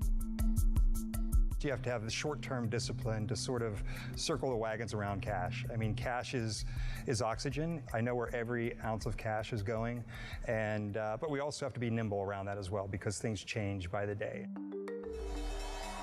Archer went public in 2021 in a reverse merger with a SPAC, Ken Moelis's Atlas Crest Investments. Through August 2023, the company raised over $1 billion from investors including Stellantis, Boeing, United Airlines, and Cathie Wood's ARK Investment Management. Does that ARK investment open doors for you to bring in different kinds of institutional money going forward?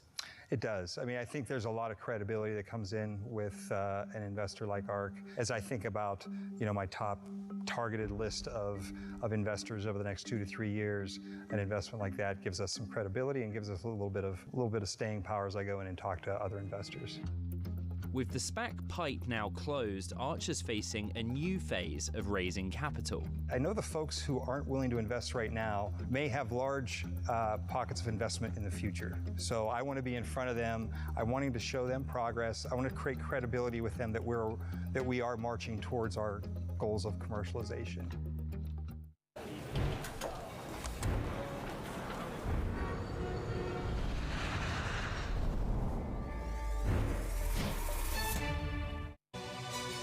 This is Bloomberg News Now.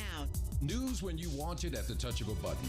Another volatile day on Wall Street. We're seeing big moves. All eyes on Capitol Hill as Democrats and Republicans prepare. Today's job numbers casting doubt on the Fed's next move. Inflation remains front and center. And that's news when you want it with Bloomberg News Now. Get it 24/7 on the Bloomberg Business app, Bloomberg.com, and anywhere you get your podcasts. Bloomberg News Now. Context changes everything.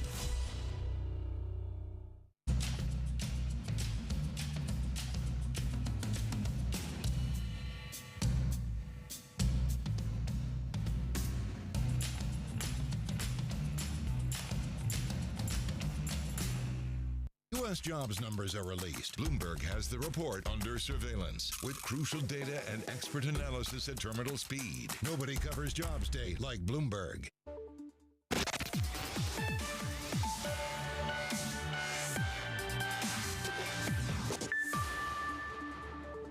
In venture capital news, the firm Kleiner Perkins announced today that they have raised more than $2 billion for 2 new funds. The first, $825 million fund, will target young startups, and another, $1.2 billion, will be allocated towards a later stage fund. Kleiner Perkins will look for startups that are leveraging AI for growth.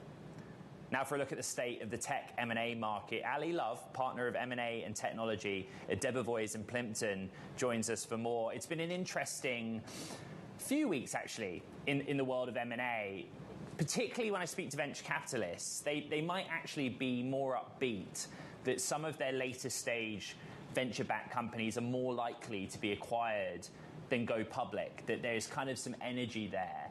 Is that something that you see from your desk as well? Yeah, I think that's exactly right. I think that there's a lot of optimism in the market right now. If you look at the last, 3 to 4 years, you obviously had a massive uptick in 21 and 22. And that dropped off precipitously with valuations dropping in 22, end of 22, all of 2023, and to some extent to the beginning of this year. And we have, probably 3 major groups of acquirers that will acquire venture-backed technology companies. You have private equity, traditional tech acquirers, and what I like to refer to as non-traditional tech acquirers. Those are older industries. Looking at private equity, obviously the rise in interest rates made them nervous. But if you go back in history, private equity is very used to operating at double-digit interest rates. So have they dusted off their old playbooks, reminded themselves, how do we do this again? Absolutely. And they've become increasingly active in the first 2 quarters of this year. Going to traditional tech acquirers, a lot of them sat out the first couple years of the boom. They didn't want to spend cash at that level. They didn't want to, use that. Sorry, go ahead. No, I'm sorry. I just wanted to jump in and ask about, there's the mechanics of it, using cash. I particularly understand the private equity side of that equation. There's also like a little bit of a psychological side of any transaction. What's interesting about your firm is you're on both sides of the table, right? Buyer and seller. What are attitudes right now to sitting down and hashing out a deal? Yeah, I mean, I think one of the things that we work with our clients right now a lot on is both for traditional and non-traditional tech acquirers, understanding the mindset of founders and of boards. You know, in a lot of instances, these are companies that were two individuals in a garage. They've grown their companies to multi-billion-dollar companies, but along the way, they've underpaid themselves. They haven't bought houses. They haven't gotten married. They haven't had children. You know, they haven't gone on vacation. And any buyer that loses sight of that isn't understanding the company that they're buying. So something really interesting is happening in what I would call non-tech companies as well, right? This idea that in a world of AI, for example, as we just discussed that new Kleiner Perkins fund, you've got to have some sort of AI tool, or your investor base or your employees won't believe you and they'll leave. And I see that happening in all kinds of sectors, you know, oil and gas, utilities, even construction, saying, uh-oh, we better buy a solution here. That must be a boon for business to you. That's exactly right. And you really have two separate things going on here. So first, speaking specifically to AI, I think it's mischaracterization to say that there's a lot of AI M&A activity. There aren't enough AI platform companies for there to be consolidation. Now, there are a lot of companies that do something else. They do cybersecurity. Maybe they are an HR platform. Maybe it's a fintech company. You know, are they adding AI to what they do to improve their products? Absolutely. Those products are getting smarter. They're going faster. They're more attractive to their customer base. But those aren't fundamental AI platforms. You know, on the flip side, the other thing that we're seeing is a lot of, as you said, some non-traditional tech acquirers come deeper into the tech space. Another area where they're doing that is cybersecurity. If you go back to the beginning of the pandemic, everybody may remember there was a massive pipeline hack on the Eastern Seaboard. That woke up a lot of the oil and gas companies to say, we have not invested enough in technology. We have not invested enough in cybersecurity and protecting these infrastructure projects. And so a lot of companies, in theory, could build those solutions, those cybersecurity solutions, but some older industries are not equipped to do that. So what do? They go out and buy them wholesale. They buy a company to create a product just for them. And so that's what a lot of some of these older industries, it could be oil and gas, it could be agriculture. You know, to some extent, even banking is still behind the ball for some of these technologies. Ali, what you just said on consolidation was really interesting. It almost contradicts kind of what we'd been hearing, what I wrote about a few weeks ago, which was based on comments from Hugging Face. That, you know, Hugging Face is a platform that hosts loads of large language model providers, and the smaller players needed help. They've run out of cash. It's an expensive enterprise. You seem to be saying that actually at the platform level, that isn't happening because there aren't enough platform level providers right now. Just give me a bit more on that. Yeah, so to be clear, there is a ton of investment going into AI and AI platform companies, 100%. And I think you see that with the Kleiner Perkins fund that was just announced. But what you're not seeing is the exits. There aren't enough of those companies for there to be consolidation. Yes, absolutely, there are some, but not to the volume that you see in other subsectors of tech. Ali Love from Debevoise in Plimpton. It's great to have you on the program from the M&A side. Appreciate it. Thank you.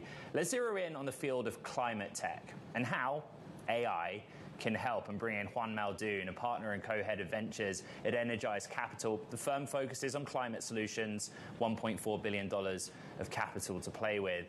Let's actually just start with what Ali was talking about from the M&A perspective. I have had sort of thematically specialized VCs come on the show in recent weeks and months and say, pretty good outlet for us because they either provide a very clear technology platform to a bigger beast in the energy field, for example. What did you make of her comments? I sort of agree. So I actually think that we're seeing a lot of growing interest from traditional industrial companies that are looking for digital technologies and pockets of growth. And frankly, in our space, the software meets climate intersection brings both. It brings digital technologies and it brings the growth pockets that a lot of these traditional buyers are bringing. I think this interest isn't exclusive to AI companies or maybe even catalyzed, because I do agree that a lot of the AI specific companies are still early in their journey, but there's no doubt tech-driven growth that is attractive. And I think that companies are looking for products that they can build onto their platforms and talent, next generation that's going to help them pull forward to where the transition is actually going. I don't think it's a surprise to our audience that we have venture capitalist specializing in energy or climate tech talking about AI, but we need to understand how much of it is hype and how much of it's sort of having an actual impact, right? I was a battery and EV reporter for a really long time. Loads of examples where software makes a really fundamental difference. So to take that and give me case studies of where you're seeing AI impact your portfolio companies or the industry at large. Yeah, no, absolutely. And I actually think that AI is already having a big impact in our space in two primary ways. On the one hand, it's actually very computationally intensive, and it demands huge amounts of power, which is electricity, to actually give rise to that compute. And this is a huge surge in the power load in our world, and it's pointing to stress in our grid. So energy consumption is expected to grow 7 to 10% year on year, compared to usually 2 to 3% year on year over the next several years. So that's a huge draw for power, and it's a huge draw for potential AI applications. The second is that AI is actually enabling a wide set of opportunities to accelerate the energy transition, like you were talking about. Workflow automation that can help reduce soft costs, or generative tools that can help improve the development or the deployment of renewable projects. So, for example, batteries, you mentioned, we have a company in our portfolio called Twice that can actually use AI engines to calibrate how batteries will age and degrade over time. So we could better predict battery behavior, better predict performance, better predict detailed insights into the state of charge and capacity. So to make sure that we can actually use those resources more effectively and more appropriately at scale. Juan, I'm sure you will have watched the presidential debate last night. Infrastructure has been at the heart of President Biden's policy platform for the last 3.5 years. How has that manifested in the real world for you in the areas that you invest in? The infrastructure, the Inflation Reduction Act, which is really an infrastructure bill, has pulled the future forward in a lot of different ways. But at Energize, we don't really see a shift in political power as a particular threat to the energy transition. We see that that train is underway, and the companies that we're investing in are accelerating that. So it might change a little bit the pace, but the direction is not really changing. For me, I think it comes down to economics. The renewable transition technology that is viable today, wind, solar, and batteries, they've come down in cost dramatically over the last 10 and 15 years, and that's going to continue. We've invested under Republican presidents and under Democratic presidents, and either way, that train has really left the station. And we actually think that the directional arrow of progress is going to continue to follow better products and better economics and really better social outcomes around the world. You join us from Chicago, Illinois. I still think of the Bay Area and Silicon Valley as the hotbed of energy or climate-related tech. Is that the case? There's a lot of innovation outside of Silicon Valley for climate. Climate is a global opportunity. The talent that is tackling the climate challenge is also global. We see a lot of innovation in Europe specifically, where those power dynamics and that energy infrastructure is very, very different. So actually, no, we see a lot of opportunity to invest outside of Silicon Valley, and we actually really like to be close to customers. And so being in that Midwest, the heart of industry, is important to us.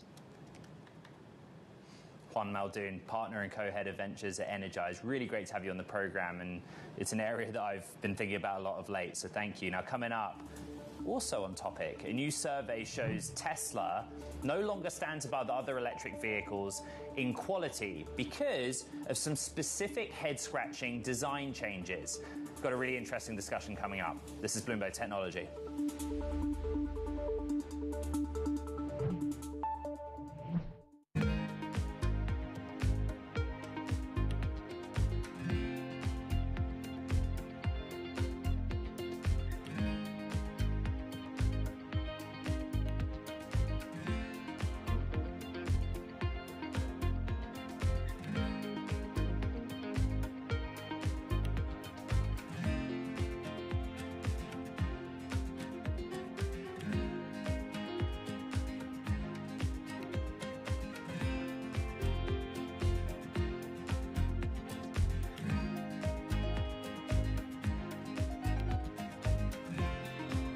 Jason Kelly, and this season on Power Players, we're taking you behind the scenes to see how the business of sports has gone global. I want sports to grow. I want sports to be bigger because we have talent. And how mammoth value is coming from the smallest of players. 3,184 hits, 431 home runs, and of course the most famous stat that everybody knows, 2,632 consecutive games played. Unmatched career. Why are you doing this?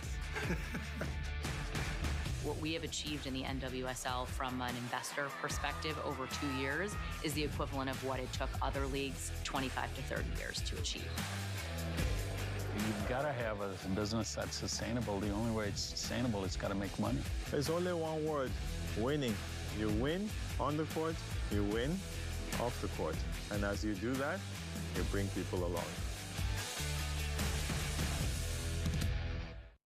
In 10 minutes' time now, at the top of the hour, Fed's Bowman is due to participate in a moderated conversation.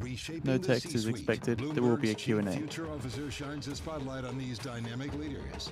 From breakfast cereals to pet foods, General Mills has an iconic array of brands. But future success depends on efficiency, innovation, and insight. CFO Kofi Bruce does much more than crunch numbers. Our first job is to intimately understand and anticipate the consumer's needs. Watch Chief Future Officer. New season starts July 10th on Bloomberg Television.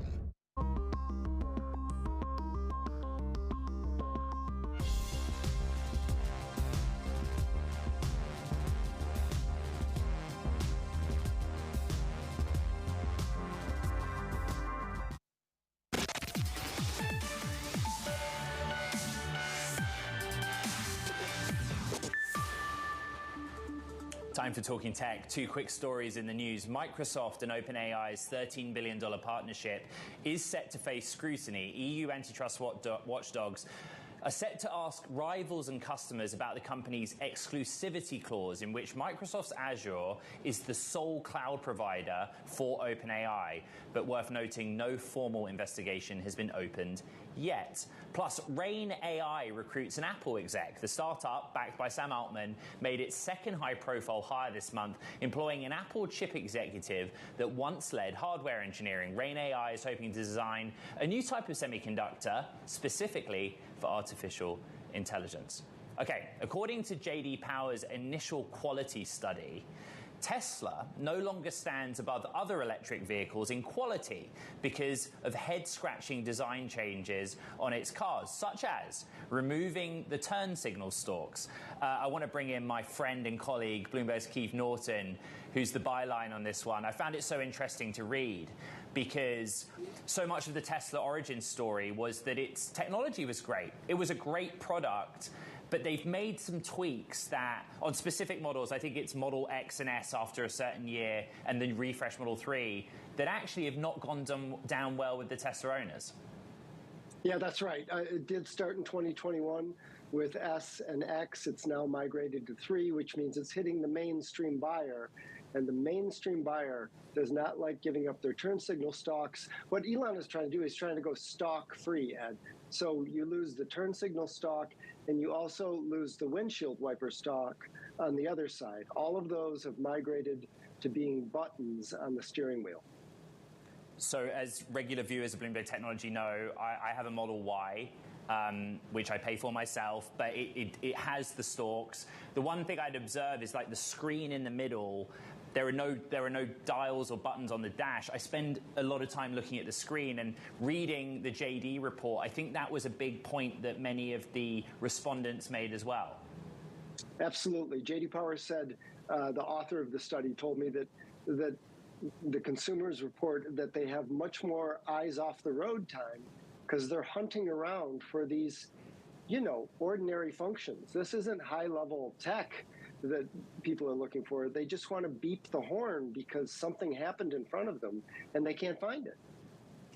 We won't get into the whole idea about the future of Tesla and full self-driving, where, to Elon Musk's mind, you won't need to pay attention anyway. But you've covered this industry for such a long time. You've written brilliant pieces at the product level. How impactful are these JD reports? Like, does the average consumer pick it up and go, well, this will inform whether or not I get a Tesla? Absolutely. J.D. Power and Consumer Reports. It's been 5 minutes time now at the top of the hour. Feds Bowman is due to participate in an event with no text expected. It will be a Q&A though. They'll run the J.D. Power seal if they're one of the preferred brands. And Tesla has always been the highest ranked EV. Now all the other EVs, Rivian, the legacy automakers, they've all caught up with Tesla primarily because of these rudimentary functions that have been put on the steering wheel and taken away from their usual locations. In the story, there's a chart of problems per 100 vehicles, but it's also a quality survey. Can we just quickly talk about the quality part of this discussion? Yeah, so, I mean, quality is defined in a couple of ways. One is things that break, that don't go well. But also quality in this survey now reflects what consumers are having trouble operating. It might be functioning as designed, but if the driver can't figure out how to use it, then that's a quality problem. And so that's what's showing up on Tesla here. These are things, the buttons work if you can find them, but can you find them in an emergency situation? And others have pointed out, if you're in a roundabout, the way the turn signals work now is there's a couple of directional arrows on the steering wheel. If you're in a roundabout and you're in the middle of it, your steering wheel's upside down and you don't know which arrow to push. Yeah, that's a problem. Bloomberg's Keith Norton, it's great to catch up and see you here on Bloomberg Technology. Thank you. That does it for this edition of Bloomberg Technology. Check out the podcast. What an episode it was. Happy Friday to everyone all around the world. This is Bloomberg Technology.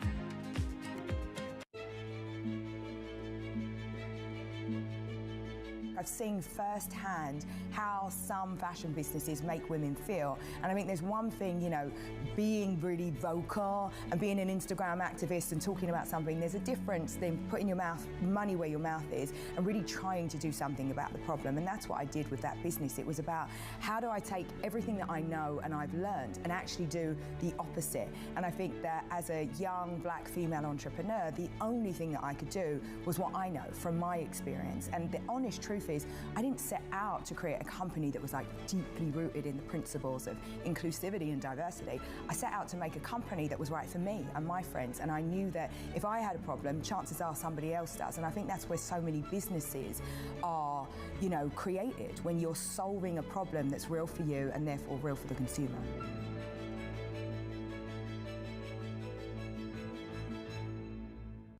People ask me all the time, what is the key to being a really good investor? And I tell them it's to surround yourself with and work with the best investors you can find. Expecting comments On from Feds Bloomberg Bowman. Wealth, I'm going to take you to meet the greatest investors in the world, the people that I would like to have managing my money. The private markets in general have exploded at the expense of the public markets. Part of that's regulatory, part of that's just structural in the market. Private credit particularly exploded when the banks took a step back.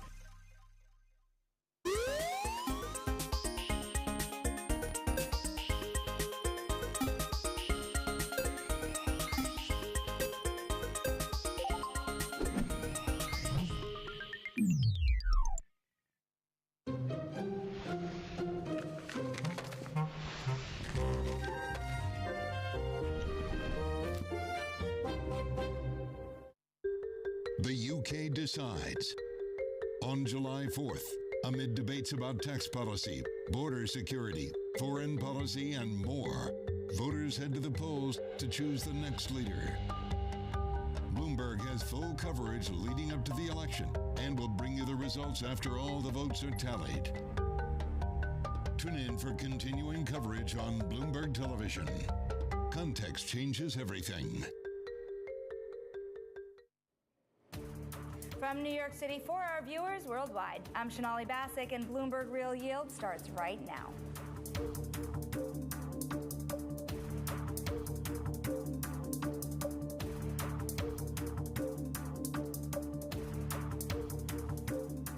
Coming up, positive data. Core PCE rises at the smallest pace in 6 months. And volatility hits yields as inflation numbers support bets on Fed cuts. But big picture, there's some relative stability here in the bond market. We begin, though, with the big issue. The case for cuts is getting stronger. The economy is slowing, and it's slowing faster than most economists expect. The economy is softening very quickly. The more important data, it still shows the economy doing well. I really don't think inflation is going to pick back up. Generally speaking, the trend in inflation is lower. I don't see a lot of reason for concern. If I were them, I would seriously look at July as being a live meeting. There's enough evidence at this point for the Fed to start cutting. Fed will be able to cut this year. Once they start, this is a march. They don't take a step. Taking control of the Fed is quite difficult. Let's not forget they're still excessively data dependent. You can't just be a slave to the high frequency numbers as they come in. Markets, trying to figure out what the Fed's going to do next. Now let's look closer at PCE month over month. Of course, it is the Fed's preferred inflation gauge, and it accelerated here in May with the smallest advance in 6 months. And if you look on a 2-decibel basis, just 0.08%. It was actually the least since late 2020. And at the same time, household spending rebounded after a pullback in April, and income showed some solid growth. So even under the surface here, you do have some conflicting data. Yet let's flip up the board here, because even with some moves here in yields, even on an intraday basis today, for example, you do have the move index meaningfully lower than it was late last year and even earlier this year, when you saw data really whipsawing the bond market. And you saw the move index above a 120 handle, even above a 130 handle late last year. You are down now to 95. And the question is, can we stay there? Joining us now is Krishna Memani of Lafayette College, alongside BMO's Earl Davis, and of course, with a slew of economic data that we have so far had, the inflation May data, manufacturing and of output course, has been jobs revised to data ahead. 0.6% Krishna, from 0.9%, and capacity utilization revised to 78.2% from 78.7% as the Fed releases its annual revisions for industrial production and capacity utilization. Very much with them. So, and I think while the May numbers are extraordinarily good, I think their verdict is still going to be the fact that, it's one month of good data when you had 4 months of really scary data from their perspective. So I think they are still data dependent. I don't think July is a live meeting. The earliest possibly is in September, and that would require more cooperation from the data and validation of May data than anything else. When you take the PCE data and the consumer sentiment data that we saw today, Earl, do you think that the data supports a cut yet, or do you think that there's a lot of risks still in the market? I'll answer that question directly in the end, but I'll start with our base case. Our base case is for no cuts this year, and we actually see a higher percentage another of a poll hike from than a cut. France in Very politics low, here 20% is chance of a Macron's hike, group seen 10% having chance of a 20% cut. in this poll, Now Le I'll come Pen's back to group seeing why at that is. 34%. There's two distinct playbooks that central banks have in regards to one-day cut, one-day hike. One is the growth playbook. That's the playbook we saw from basically 2000 to 2020. They ease or hike based upon what growth is doing. The other playbook that they switched to after COVID was the inflation playbook. That's where they hike or ease based off inflation, regardless of what growth is doing. They are distinctly still in that playbook, and we will believe they will stay in that playbook. So that's why we see no cuts as our base case this year, and a higher chance of a hike than an ease. And now I'll answer your question about PCE today. Yes, it's lower, but what we're looking at is wage inflation and services inflation. That's where you're seeing the stickiness. That's where you're seeing that wage price possibility of a spiral happening, and they're feeding upon each other. So PCE, yes, encouraging, gives them a path to possibly cut, but it is not the details that they want to see in regards to what services and wages are doing that I believe is the trigger. Now, Earl, you are a brave man, certainly floating against the market here. Krishna, I want to hear what you have to say about that, too. What are your ideas around a potential for a hike, actually? Well, so I understand where Earl is coming from, but I think from my standpoint, it is very unrealistic to expect a further hike given the trend in data that we have seen so far. I think if there was going to be significant re-acceleration in the economy, and not just inflation remaining sticky, inflation continue or starting to go up. If that is what was going to happen, you could make a case for rate hikes. I think the right tail of inflation and right tail of higher rates has probably been truncated already. It's never zero, but I wouldn't assign a very high probability to that. You know, it's interesting. Neil Dutta of Renaissance Macro had told our own Joe Weisenthal and Tracy Alloway here this idea of a potential policy mistake. Here's what he had to say about today's data. Take a listen. It doesn't really match the tone of the incoming economic information that we're seeing. They're going around telling people that the economy is strong. Over the first 5 months of this year, real consumption is growing below 1%. New home sales, we just learned, are running at their lowest level since last November. Yeah. Pending home sales are at fresh record lows. And over the last 6 months, core capital goods orders and shipments are basically flat. Earl, I hear what you're saying, but what's the risk that the economy starts to weaken a little more than investors currently expect? I do think it's a real risk, and I do think the economy is slowing as we're seeing. Where the difference come in our view is that they're still in the inflation playbook. Looking at the growth as the trigger is the growth playbook, and they haven't tipped their hat to being in that yet. And there's other things you have to look at as well too. Despite the economy increasing, like financial conditions are still extremely easy, and that is one of the precursors to a pickup in growth again. So I would say there's elements that could charge a pickup in growth again, although it is slowing, and I agree with that. And these are the things we have to be aware of in regards to the tightened labor supply and what we have in the market and the potential for inflation to come back. Krishna, I want to switch gears here a little bit because, of course, you have the data itself, you have the broader macro, but then you have the presidential election as well. And, of course, we're coming off of a very intense debate with a lot of views coming out of that debate last night. How do you think that the bond market is preparing for the presidential election and the administration that we might or might not see in the next 12 months? So I think what you are seeing in the market today for 10-year rates kind of gives you a preview of what may come down the road as we get closer to November. It will, at the end of the day, it'll really depend on the policies that get implemented. But it is fair to say, as the markets are telling you today, that if a Trump administration, and if they implement the policies that they are articulating today, which is of significantly higher tariffs, extension of the tax cuts, and continuation of the deficit, that is an outlook for a steepening of the curve significantly. And today may be just the preamble to that. And if this becomes a reality, and if these policies are actually going to get implemented, I think we'll see a lot more of that going forward. More directly, Earl, who's better for the bond market at this point, President Biden or President Trump? Yeah, it's a good question. The way we're looking at it, they're both good for the bond market, but they're both good for the economy. Let's start with the economy. And their policies are largely the same: tariffs, deficit spending, even immigration policies. Where the difference is, and this is a big difference, is the deregulatory thrust that Trump will bring into the market. And why that makes a big difference is the companies, individuals that benefit most from deregulation are small and medium-sized companies. They also happen to be the largest employers in the U.S. So they have less cost to apply to regulation and compliance issues. They put that back in the business. that could lead to a super move in the economy from the perspective of tight labor supply. It could re-accelerate inflation.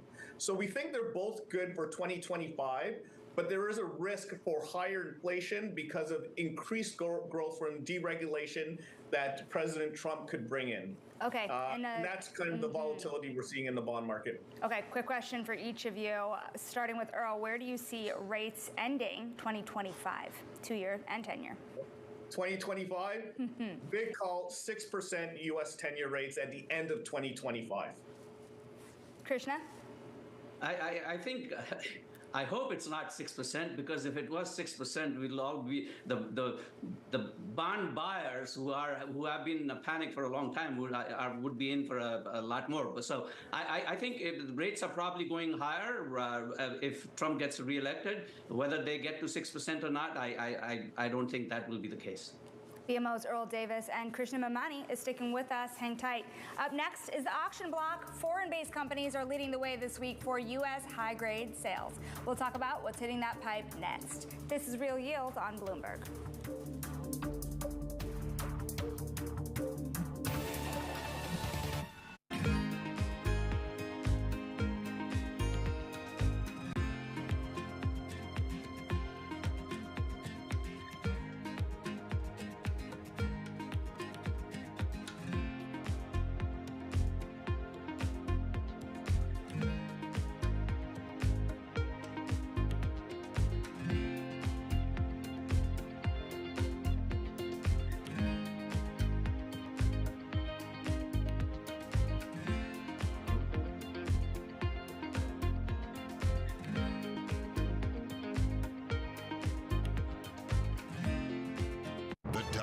In tech are on Bloomberg. I don't like anthropomorphizing AI. I sort of believe it's a tool.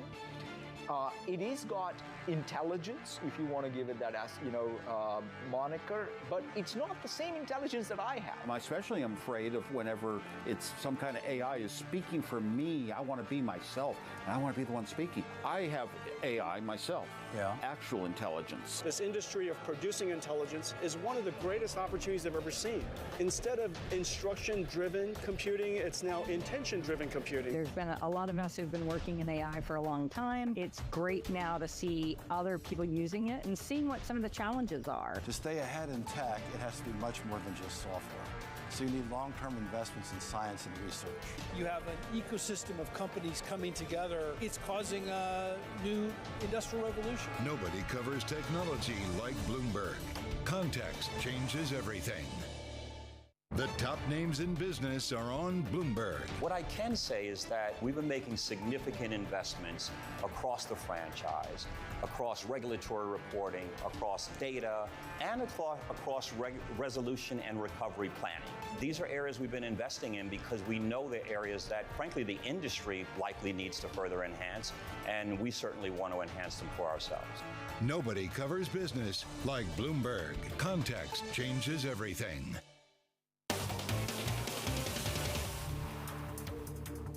I'm Shonali Bassick, and this is Bloomberg Real Yield. It's time now for the auction block. We're going to wrap up the month and the quarter for issuance. In U.S. high grade, there was a foreign flavor to this week's sales. Dollar-denominated Yankee bonds like Vodafone and Nomura driving June sales past $100 billion. And year-to-date sales past $860 billion. It is the second highest amount to start a year on record. And digging deeper, Asia-Pacific dollar bond sales this week tallied around $20 billion, the highest level since January 2023. Companies and governments locking in historically tight spreads before they potentially climb further. And over in U.S. high yield, June was slow. It's been the slowest month this year for issuance. Activity, though, remains well above year earlier levels. Anticipated sales will be relatively slow this summer.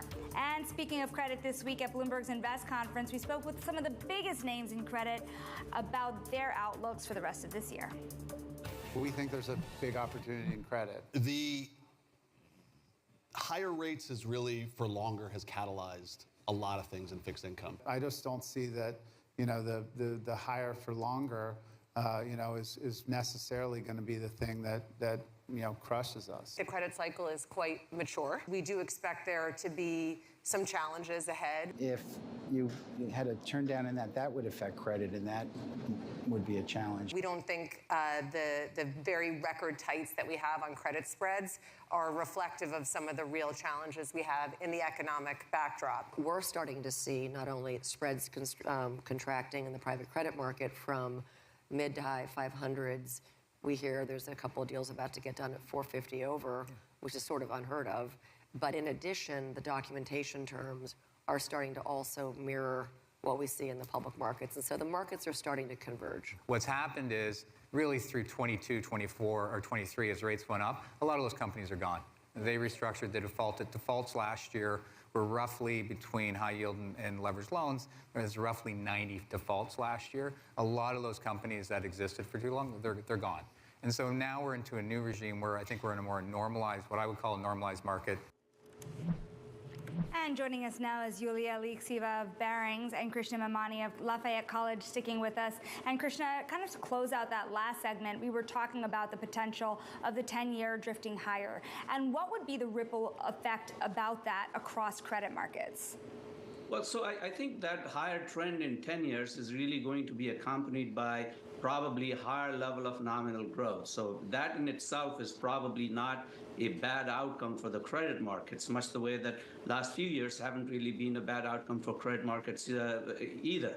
The challenge there is really going to be with respect to what the refinancing of the current debt level will end up being. So if rates don't come back, that is, we reaccelerate because of higher spending, and short rates don't come back, and SOFR remains high, and spreads remain tight, even that is a very untenable situation for a lot of market participants at the moment.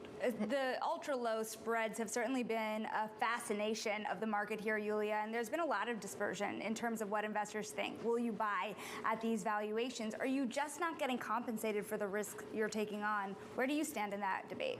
Yeah, Shanala, thanks for having me. It's exciting to be here, particularly on a day of very positive macroeconomic releases. Our thesis in investment-grade credit is that we continue to see value. And really the motto of our investing right now is keep calm and carry on. It is true, as you have pointed out, that the spreads are historically tight. But if you think about it from an all-in yield perspective, I would say the yields, the all-in yields, are probably close to the most compelling that I've seen, at least in my career. And so the yield buyer should definitely take advantage of that and enjoy the yields while they last. I will say, in terms of how it translates into our portfolio positioning and just the way we think about risk, is it's important to stay invested. You want to clip the coupon. You want to get that carry. In absolute terms, north of 6% yield is actually quite attractive if you look versus the 15-year history for investment-grade credit. And 2 points that I'll also make is that investment-grade credit is attractive relative to treasuries. The question that I get a lot is, why not just T-bill and chill? And the answer, from my perspective, is particularly for institutional investors with long-term investment horizons, picking up that additional 100 basis points over cash is meaningful. It does compound over time. Let's not forget, compound interest is the eighth wonder of the world, right? It's the people who understand it earn it, people who don't pay it, and we'd rather be on the earning side of the equation. And the second point I'll make is that investment-grade credit is even attractive relative to high-yield credit. In fact, some of my colleagues and teammates from the high-yield team at Barings have been adding investment-grade credit to their high-yield portfolios more locally because they see the compression between the BBB and the BB rated tranches. So the bottom line is, yes, spreads are tight, but yields are high, and yields are real, no pun intended to the title of this show. So, Krishna, to that note as well, T-bills, investment-grade credit, or high yield from your perspective? What's a better trade? Well, so I think I'm more in the T-bill camp rather than investment-grade credit camp. Yeah, I get the point that you're getting a spread, but I think there are plenty of other ways of earning that spread in the short end of the market. And so a combination of treasuries and a spread in the short-term market probably gets you better risk reward than just buying a 5-year or 10-year investment credit at this point in the cycle. Now, high yield is a little tougher because I think if the environment plays out the way the markets are reacting today, that is, if nominal growth continues to be good and probably re-accelerates, that probably ends up being better for high yield in the sense that a lot of the companies that may have faced defaults may not actually end up defaulting. So from a default adjusted basis, you may get better results than what you would have gotten otherwise. What does that conversation look like for you, Yulia, when you think about the amount of credit risk investors are willing to take on right now? Yeah, I think we are in a credit picker's market. Inevitably, the higher for longer has been putting pressure on the margins, on the earnings, on the leverage, on the interest rate coverage, and the rising tide that has been lifting all boats over the last couple of years has been receding. So we are, in fact, expecting dispersion going forward across sectors and across credits in investment-grade credit. What it means for us as active managers is actually a great opportunity. And so to Krishna's point, I think if you find the right spots to play in terms of the capital structure and in terms of positioning on the curve, there's still a lot of value to be extracted. And the way we think about it is a more defensive stance. We think it's important to go to higher ground when there is a lot of uncertainty and instability, particularly with the election around the corner. So we are leaning towards higher quality part of the investment grade universe. Across the backdrop of softening fundamentals and the Fed's focus and really slowing the economy, this seems to be the most natural place to be. And then we are shortening spread duration as a way to mitigate the risk in the face of potentially data that can bring some surprises in the second half of the year. And so our favorite trade right now is being on the front end of the curve, benefiting from that yield inversion while it lasts. And specifically, we like short, high-quality, securitized products that offer additional diversification, low correlation to other pockets of fixed income. And interestingly, they also provide a way to get access and direct exposure to U.S. consumer, which has been so resilient and so remarkably strong over the last couple of years. I'm glad you brought up the consumer, because certainly that's a place that most people are quite worried about right now. Krishna, are you convinced that the consumer is holding up this strong? Are you seeing any cracks that would give you pause into investing into anything that is very exposed or levered to the consumer? Well, so I would say that when the income growth is 5-6% and when the consumer is as delevered as it is, I think of all the things that I need to worry about, probably worries about consumer health, it probably doesn't make the top 5. The point is, post-COVID, the consumer got to in a really good situation. Employment is good, income growth is good. That's not the time when consumer blows up. Our thanks to Krishna Mamani of Lafayette and Yulia Alexieva of Barings. We thank you both so much for your time. Of course, a lot of economic data and still a lot of uncertainty ahead. But for now, still ahead, the final spread, the week ahead. A lot of economic data still ahead of a market holiday, including jobs. Stick with us. This is Real Bowman Deals says there doesn't seem to be a lot of appetite in Congress for a central bank digital currency. So again, doesn't seem to be a lot of appetite in Congress for a central bank digital currency from Fed's Bowman.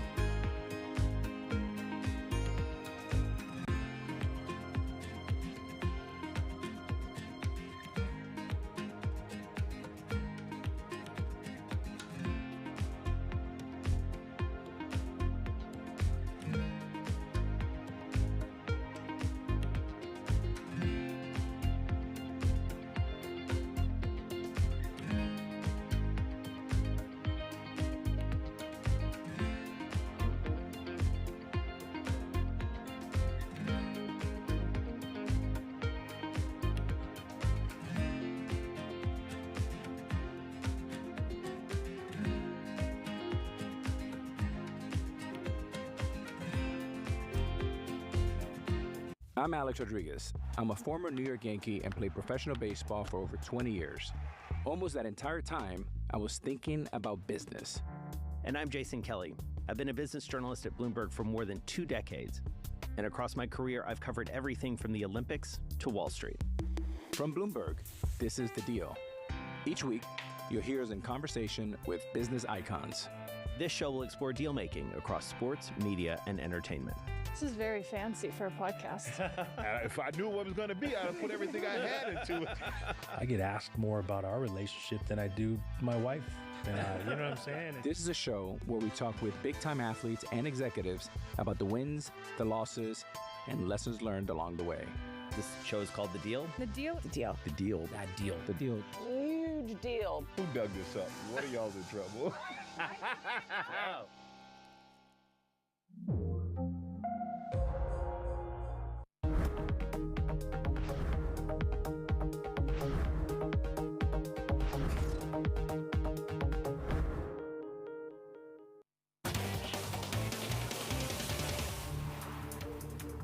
I'm Shanali Bassick, and this is Bloomberg Real Yield. It's time now for the final spread the week ahead, and even for a holiday week, you have a lot of data coming up. We will get more PMI data and Tuesday JOLTS, plus Fed Chair Powell speaking at the ECB's Central Banking Forum.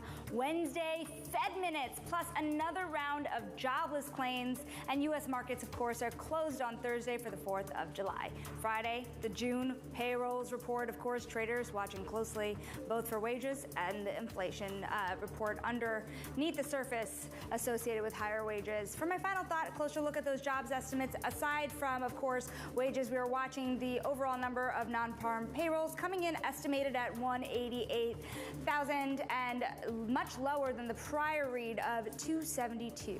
Jobless rate expected to be flat at 4%. Average hourly earnings expected to cool. And same goes for year over year to 3.9%. Let's see if that holds strong. And of course, we have a bond market looking a little cooler on the day, heading into all that data ahead. So hopefully not too much uncertainty. From New York, that does it from us. Same time, same place next week. This was Bloomberg Real Yield, and this is Bloomberg.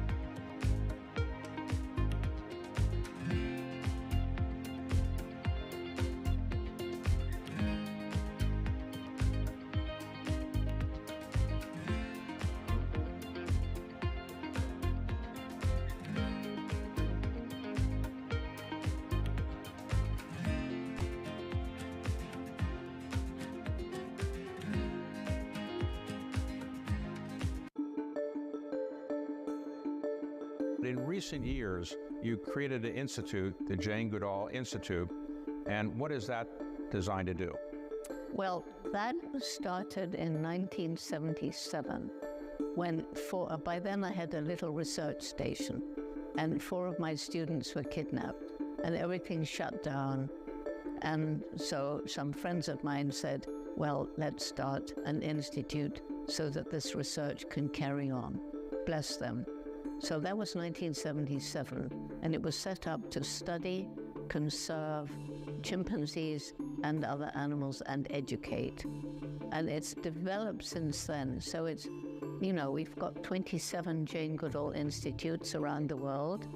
And then I realized at some point that the African people living in and around chimpanzee habitats right across Africa were struggling to survive. There was crippling poverty, lack of health and education, moving deeper into the forest, being exposed to diseases like Ebola and HIV from the chimpanzees and vice versa. It hit me. If we don't help these people to find ways of making a living without destroying their environment, conservation won't work. Bloomberg Surveillance covers the latest in global markets and the political events that influence your world. Join Jonathan Farrell, Lisa Abramowitz, and Anne-Marie Hordern only on Bloomberg. Context changes everything.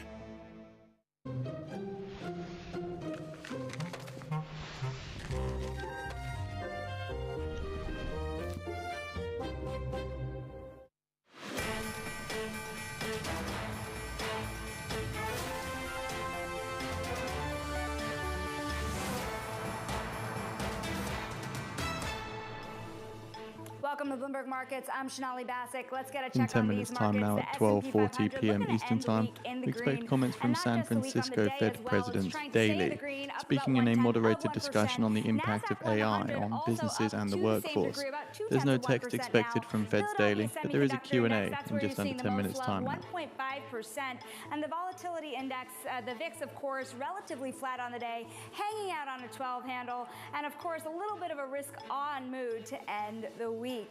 Some midday movers on the equity side here. Nike shares plummeting after the company's first quarter sales missed Wall Street estimations. Of course, that's the outlook that we're talking about here. It was the biggest intraday decline since 2001. The dramatic drop has wiped out $22 billion in market value for Nike, and it comes after the company's stock has already declined 17% over the past 12 months. Nike now down about 20%. And Synchrony shares up after Baird analyst Brendan Cowley cited his position as the #1 domestic private label and credit card platform with tenured large retailer partnerships and an experienced management team. Of course, that's according to Baird. The price target set to $56, implying a 27% increase from Thursday's close. You have Synchrony up now more than 5%.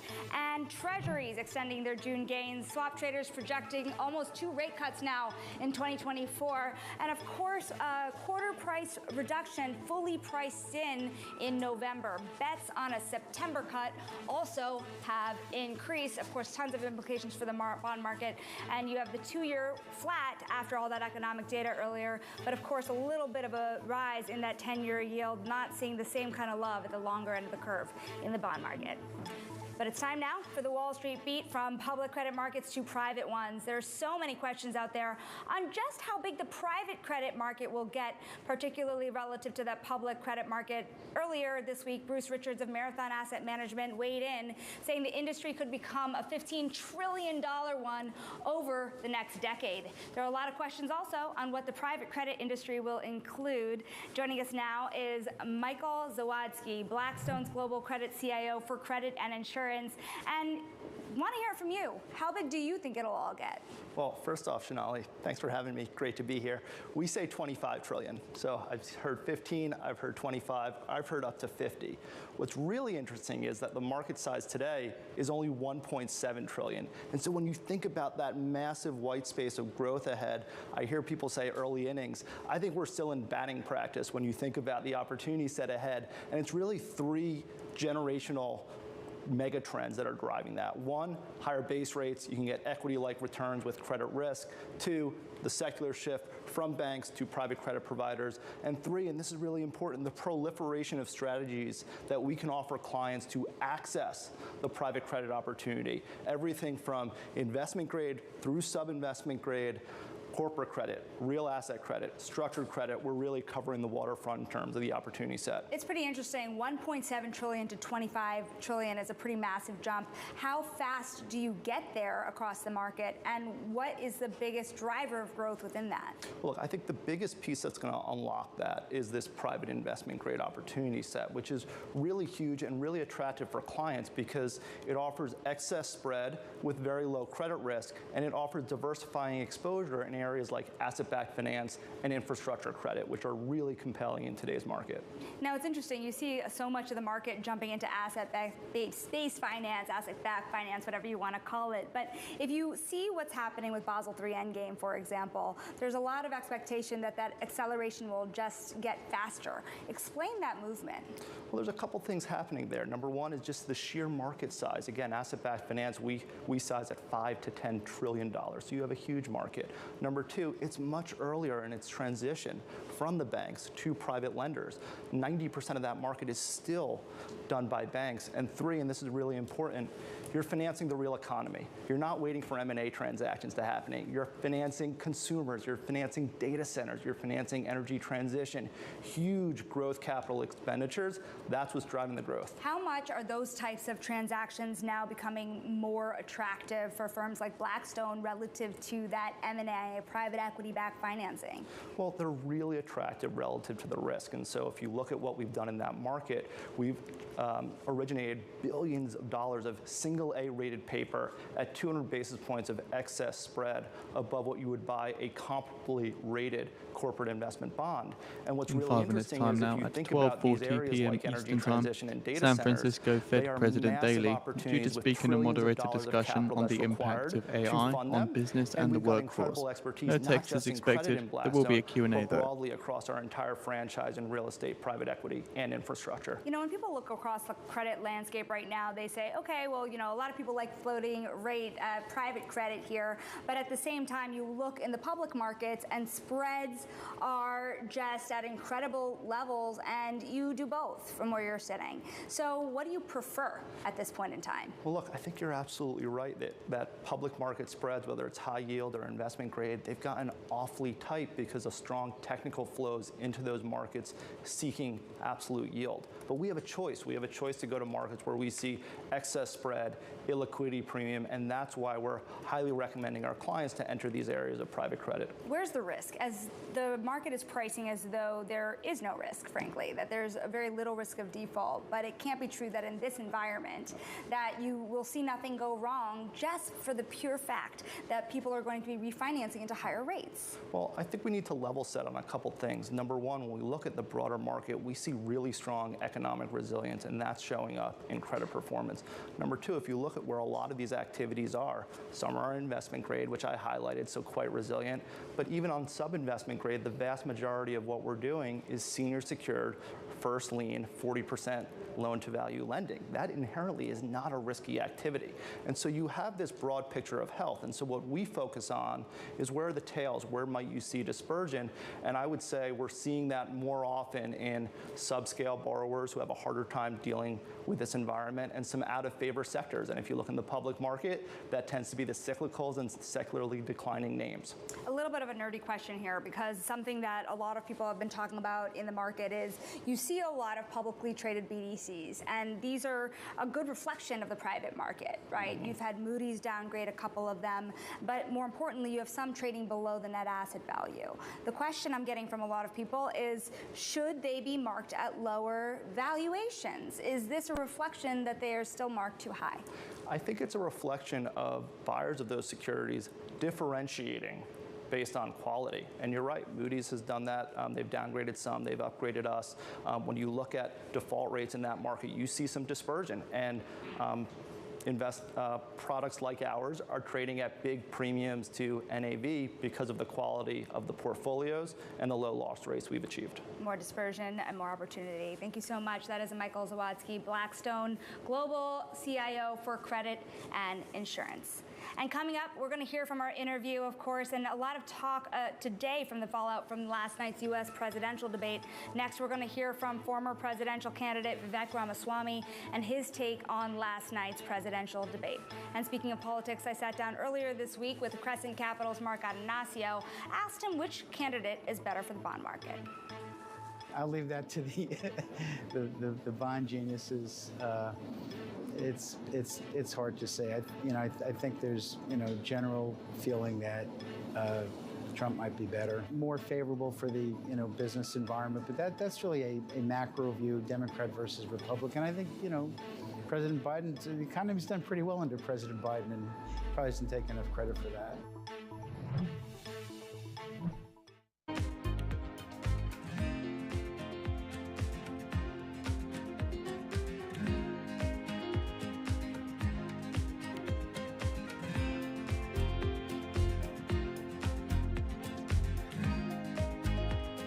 Fed's Bowman says we have strong employment but haven't quite reached our inflation goal.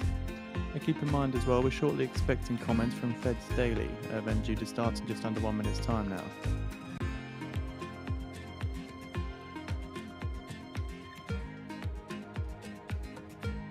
Bowman adds that we will continue to work toward the Fed's inflation goal on our pace. Jason Kelly, and this season on Power Players, we're taking you behind the scenes to see how the business of sports has gone global. I want sports to grow. I want sports to be bigger because we have talent. And how mammoth value is coming from the smallest of players. 3,184 hits, 431 home runs, and of course the most famous stat that everybody knows, 2,632 consecutive games played. Unmatched career. Why are you doing this? What we have achieved in the NWSL from an investor perspective over 2 years is the equivalent of what it took other leagues 25 to 30 years to achieve. You've got to have a business that's sustainable. The only way it's sustainable is got to make money. There's only one word, winning. You win on the court, you win off the court. And as you do that, you bring people along.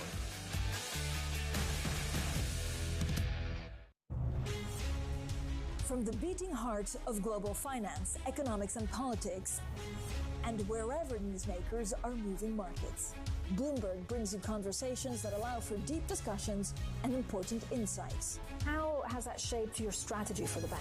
Is this a new normal? Is this like a catalyst? Do you think we're in a new phase for dividend policy overall? That's a great question. I'm Francine Lacroix, and this is The Pulse, every weekday at 9 a.m. only on Bloomberg.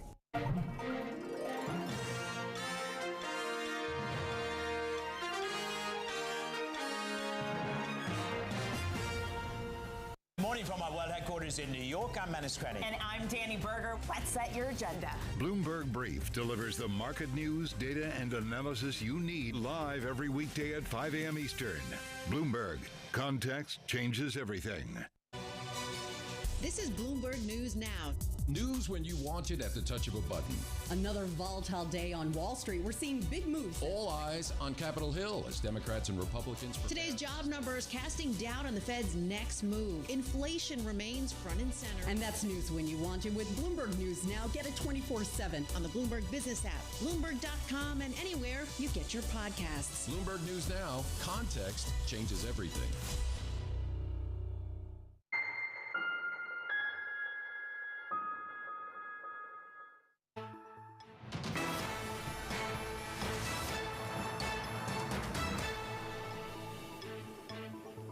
This is Bloomberg Markets. I'm Shonali Bassick. You're looking at a live shot of a Biden campaign event in North Carolina, and we are awaiting President Biden to join us with comments, which we will bring to you as it happens live. Of course, he will be speaking. But while we wait for that, of course, it's time now for the stock of the hour, because the consensus seems to be that Biden lost last night's presidential debate and gave boost to public opinion to Donald Trump.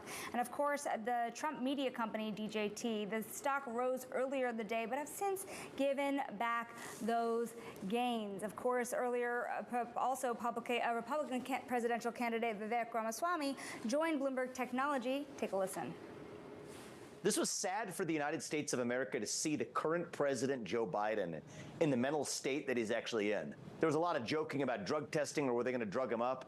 It looked more like he had a lobotomy. And I just think that that's a sad thing, speaking as an American, regardless of partisanship. When you think about the country that has produced the greatness of innovation and the leaders leading companies in the private sector, to see the person who's leading the federal government himself be as absent as he was yesterday, I think is really a damning indictment of the modern Democratic Party.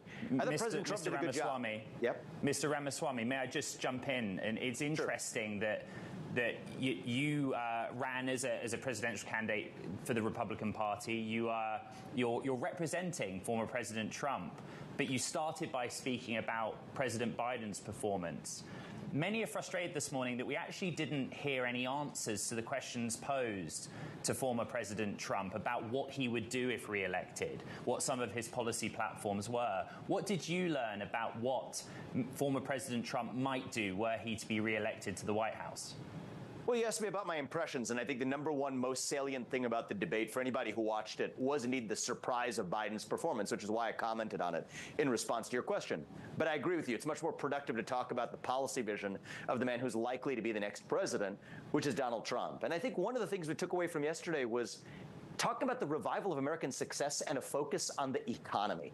The fact of the matter is President Trump, I think, demonstrated that despite being a member of a different economic class than most Americans, as a billionaire, he is still somebody who understands prices have gone up, but wages have remained flat. And I think that part really landed. I wish the debate had gone into greater depth on policy. Frankly, if Biden had shown up with greater mental acuity, we might have had that opportunity. In many cases, the things he said were incoherent that stopped that debate from being as useful as it could. But what did we learn last night and then the combination of recent speeches that President Trump has given? Economic growth is a core objective for Donald Trump. That's not a left-leaning message or a right-leaning message. Economic growth is an inherent and worthy objective.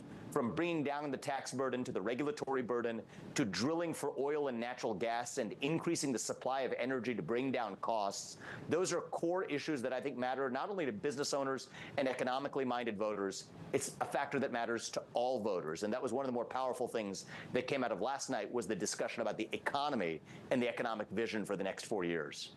Mr. Ramaswamy, may I just point out what you said on prices and also wage inflation? You said prices have gone up, but wages have remained flat.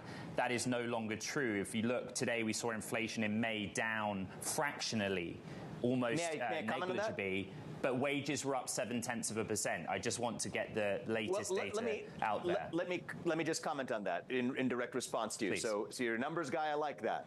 As you well know, I believe you well know, inflation is accumulative, right? So that is the inflation rate. But inflation over the course of the last several years, you want to look at actual many consumer goods and products are up by over 50% since the time Biden took office. Bloomberg technology co-host Ed Ludlow joins me now. And of course, you heard it just there, this idea of inflation and how the Republican Party is using it in a part of their way of pushing to the future. What do you have to say, Ed, about how they are reading the numbers versus the feeling of people, for example, who may see prices rising but be struggling with the level of price inflation?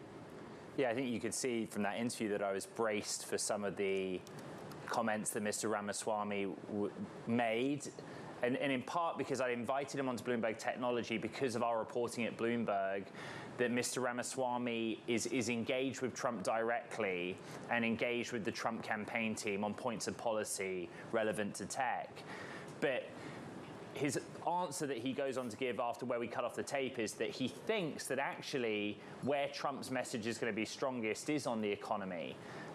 We had to do some fact-checking in real time, as you could see from the clip that you played. And one of the issues, and I think both sides of the political spectrum reflect on this morning, is that there was no fact-checking at all during the process of the presidential debate last night that played out on CNN.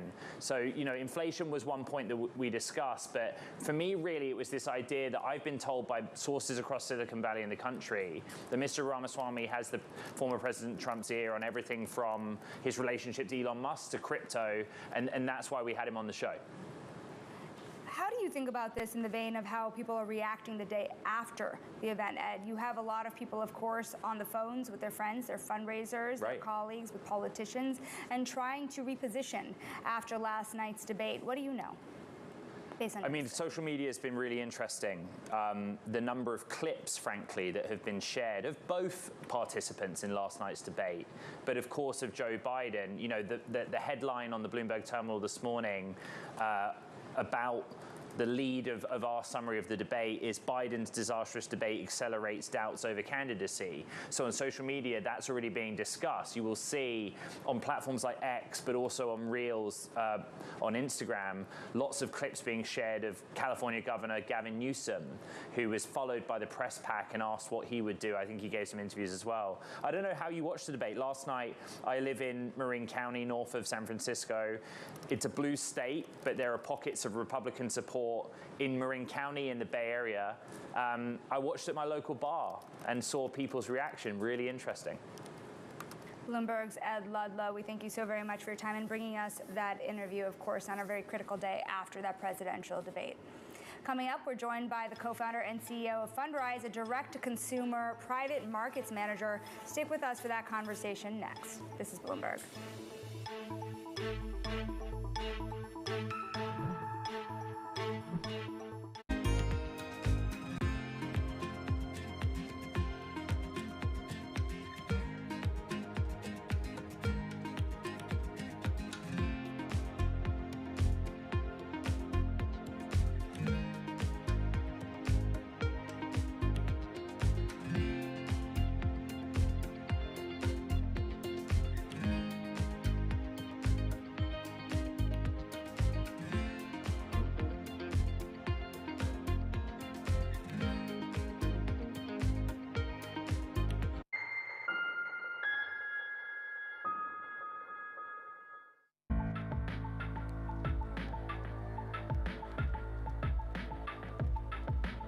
This is Bloomberg. Always on the heartbeat of the tech sector. Spread across global markets. It's in 10 minutes time now at the top of the hour. We expect the results of the weekly Baker Hughes rig count numbers. Oil rigs, the prior was 485. Total rigs, the prior 588. CFOs are reshaping the C-suite. Bloomberg's chief future officer shines a spotlight on these dynamic leaders. From breakfast cereals to pet foods, General Mills has an iconic array of brands. But future success depends on efficiency, innovation, and insight. CFO Kofi Bruce does much more than crunch numbers. Our first job is to intimately understand and anticipate the consumer's needs. Watch Chief Future Officer. New season starts July 10th on Bloomberg Television. Bloomberg covers the world with unmatched reach and resources. From more than 120 countries, the moment news breaks, 24 hours a day. Bloomberg. Context changes everything.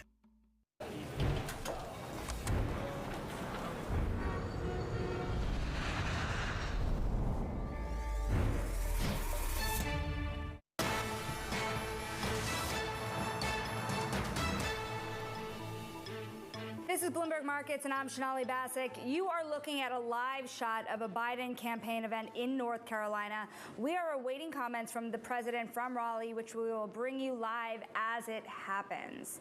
But until then, we're going to switch gears because for decades, major institutions have benefited from preferred access to private market investments. Now we're going to speak to a startup trying to give everyday people access to commercial real estate equity for as little as $10. Fundrise bills itself as America's largest direct-to-consumer private markets manager. I'm joined by co-founder and CEO Ben Miller and Bloomberg's Abigail Doolittle, who has been watching this market very, very closely for us. And Ben, when you think about the difficulties in giving access people to these markets and perhaps even the demand for these markets at this point in time, what are some of the challenges you're working through? I think the biggest challenge has been education. That institutions know why to invest in real estate, venture capital, private markets, but most people have never even heard of them. And so it's been like, I remember when we first invented it, we launched and nobody even cared because they didn't realize that this was a place that big institutions diversify into.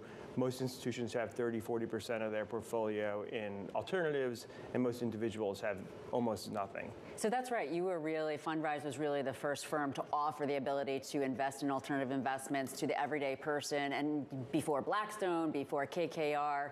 So in terms of the alternatives you're looking at this point, it's real estate, private credit, and VC. So many different views on the real estate market right now, the commercial real estate, whether or not we're at a bottom or not. We all know office is bad. What are your thoughts here? Has the bottom occurred? Yeah, I think the bottom occurred around December of last year. We've seen that really strongly across our portfolio. We have 20,000 apartments. Last year was soft, and at the beginning of this year, around February, we saw demand come back. The renter came back way stronger than anyone would have expected. The unexpected or the surprise was because rates were so high, it drove demand into renting, and so there was this fear last year that there was going to be a huge oversupply of apartments. Turned out to be misplaced because the demand was just more than enough to meet supply. So that's a pretty confident view, especially given the fact that some investors, Yigal Namdar of Namdar Realty, joined Bloomberg Television the other day and talking about the fact that office values could go lower than 10 cents on the dollar here in New York City.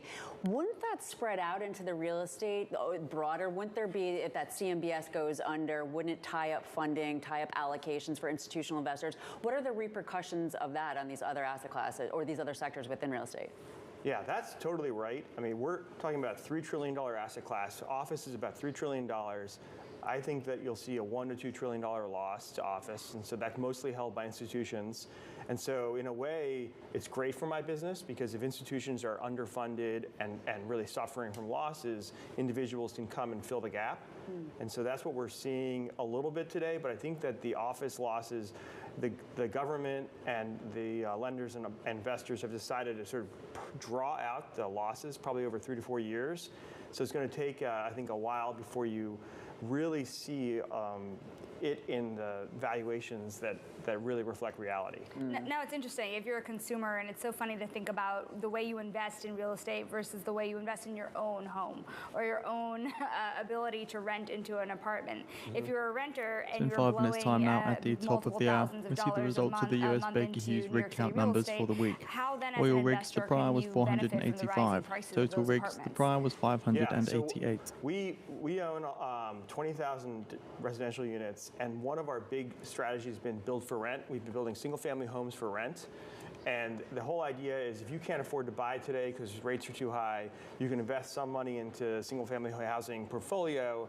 And if basically there's huge appreciation, then it balances the cost of the house that may end up being a lot more expensive than you expected, 3 or 4 years from now. The buzzword of 2024, AI. What's the role of AI in real estate? How far out is that? Yeah, the real estate industry has a terrible track record of understanding the impact of technology.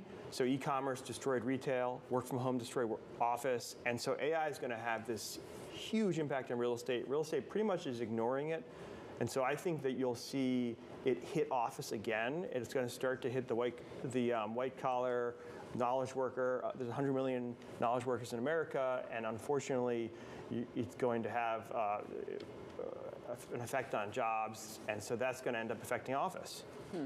Ben, we thank you so much for joining us. That is Fundrise CEO Ben Miller and Bloomberg's Abigail Doolittle. Now, I'm Sonali Basak. That does it for Bloomberg Markets today. Of course, we are still awaiting remarks from President Biden from a campaign event in Raleigh, North Carolina. Bloomberg TV will be bringing you those comments as they happen. Stick with us, though, through the close. This is Bloomberg.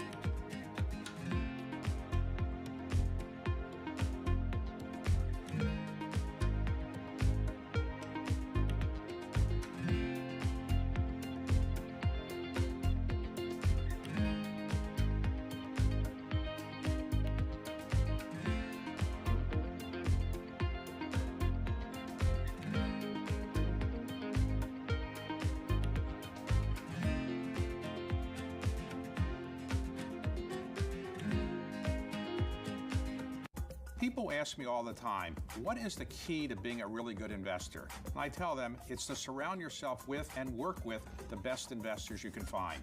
On Bloomberg Wealth, I'm going to take you to meet the greatest investors in the world, the people that I would like to have managing my money. The private markets in general have exploded at the expense of the public markets. Part of that's regulatory, part of that's just structural in the market. Private credit particularly exploded when the banks took a step back. The top names in business are on Bloomberg. You need to have an AI game plan. We used to say that every company needs to think about becoming a software company. Now we say that every company needs to become an intelligent software company. Context changes everything. The UK decides. On July 4th, amid debates about tax policy, border security, foreign policy, and more, voters head to the polls to choose the next leader. Bloomberg has full coverage leading up to the election and will bring you the results after all the votes are tallied.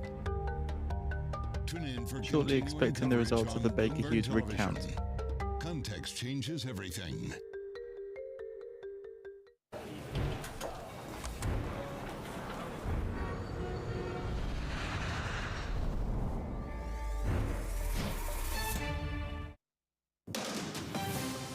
From the world of politics to the world of business, this is Balance of Power.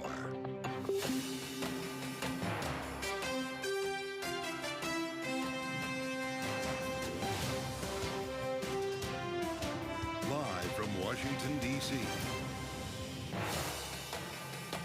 The president is about to speak. Welcome to the fastest show in politics. As Joe Biden returns to the campaign trail this day after a challenged performance in his first debate with Donald Trump in Atlanta. I'm Joe Matthew alongside Kaylee Lyons in Washington. And Kaylee, the president is hearing intense criticism and even in some cases calls to drop out of the race, calls that are coming from inside the House. Yeah, this is members of both the Democrat and Republican Party who, in the aftermath of the debate, are questioning Joe Biden's ability to carry on as the Democratic nominee, keeping in mind that this debate happened so early in June before Donald Trump or Joe Biden are the official party nominees. The conventions have not yet taken place. And after the events of last night and the at times halting and difficult performance that Joe Biden put up, there is an open question as to what exactly is going to go down in Chicago in August. And even today in Raleigh, North Carolina, if you're with us on Bloomberg TV or on YouTube, you see live shots from the podium as we prepare to hear from Joe Biden for the first time since Atlanta last night. Sue Baker Hughes' total rig counts 581, 581. Still waiting for the oil rig counts. But we brought special coverage of the CNN presidential debate last evening here on Bloomberg. People were struck by his inability in some cases to articulate numbers and ideas and halting performance. And oil rig counts 479, 479. In the debate. If you want to hear a taste of that right now, here's Joe Biden from Atlanta last night. Strengthen our healthcare system, making sure that we're able to make every single solitary person eligible for what I've been able to do with the with the COVID. Excuse me, with dealing with everything we have to do with. Look, if we finally beat Medicare. Donald Trump took the ball and ran with that, Kaylee. That was the moment last night where people, in some cases, started to tune out, and other cases expressed deep concern about what was going on. Democrats, namely. Yeah, and it happened very early on. We were not 15 minutes into the debate when certainly social media started to become in a tizzy. And of course, Biden's inability at times to articulate his message, to properly state his own policy positions and facts of his administration kind of overshadowed the fact that Donald Trump, for his part, told a litany of falsehoods, misstating facts of his own, lying, not being checked by the moderators on CNN, but not being effectively checked by Joe Biden either. They did decide to do that after the fact, by the way. The moderators allowed Donald Trump to make at least 30 false claims and Biden to make 9, according to the post-debate analysis on CNN. Look, when he comes out, we're going to bring you live to North Carolina. Everyone is wondering how Joe Biden is sounding and is feeling today, what his posture will be at this event where they're really trying to wind up the crowd, Kaylee. But we have a chance to talk to Steve Dupree, the owner of Dupree Companies, the former chair of the New Hampshire Republican Party, who we've stayed in touch with since the New Hampshire primary, was formerly backing Nikki Haley on the campaign trail. And as we wake up this morning to a world that feels a bit different and more assured, according to some, for Donald Trump, we wanted to talk to Steve about the way this is going. Mr. Dupree, welcome back. It's great to see you on Bloomberg TV and radio. I wonder what was going through your mind as you were watching this last night, or how you felt this morning, if you feel like Donald Trump is closer to the White House. Well, watching it last night was discouraging on both fronts. On the one hand, we have a former president who's a convicted felon, faces more felony charges, who has 40 out of 45 or some number of senior cabinet level of people in his past administration who won't endorse him, telling falsehoods left and right. And on the other hand, we have a president who's conducted himself honorably, restored relations with allies, handled the Ukraine and the China situations well, but clearly did not show the kind of mental acuity that's expected of a president. I mean, I think it was the worst debate performance, certainly in the history of televised debates. And President Biden had one task, which was to show that he's up for the job, and he failed last night. You know, I think it's a direct byproduct, which happens in every administration where they protect the incumbent. Had President Biden been subjected to a somewhat of a primary challenge, been in New Hampshire or some other places, either he would have been sharper or the Democratic Party would have realized that they had a challenge. Well, and now there is much speculation this morning, Steve, as to whether or not the Democratic Party, or at least key figureheads within it, including the First Lady, Jill Biden, are going to begin to press Joe Biden to consider leaving this race and allowing someone else to become the official nominee. For Donald Trump, though, does he need Joe Biden to be the nominee to win this thing? Well, I think certainly, notwithstanding the fact that he has all of that baggage and he had all those 30-plus false statements, he came across as vigorous, as animated, as in good mental and physical shape, and the contrast was disheartening, certainly for Democrats, but disheartening for every American, regardless of who you support. So I think obviously President Biden would be a strong candidate, notwithstanding last night, just from what we've seen in the polls. But if it opens up and there were a new nominee, who knows who that person could be and whether they could mount the kind of campaign you'd needed. But certainly last night's debate gave President Trump a clear win, and it'll be very interesting to see the polls over the next few days, which were showing a tightening of the race, whether that remains the same. Mm-hmm. You've been at this for a minute, Steve. You know what it's like to be a delegate at a convention. You don't buy this talk of a contested convention, right? This is fantasy for journalists, isn't it?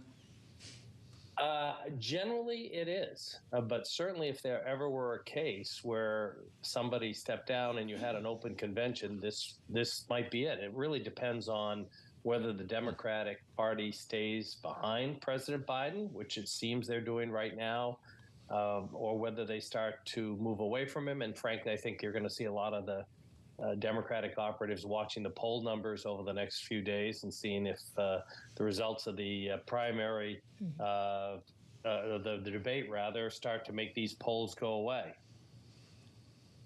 Well, here at Bloomberg, obviously, we do like to look at the data and look at the polling data, but we also like to look at the financial data on fundraising. After for 2 months in a row in April and May, the Biden and the DNC effort was outraised by Donald Trump and the RNC. Interestingly, though, based on the data we're getting from the campaigns today, the Biden campaign says yesterday and part of today it raised $14 million. Donald Trump's campaign says it raised $8 million after the debate. Is that telling to you in some way, Steve? No, I don't think so, because President Trump had 2 incredible months and virtually erased a large part of the gap between the two. So I don't think this overnight fundraising, I think people loyal to the president decided they better pony up and show their support.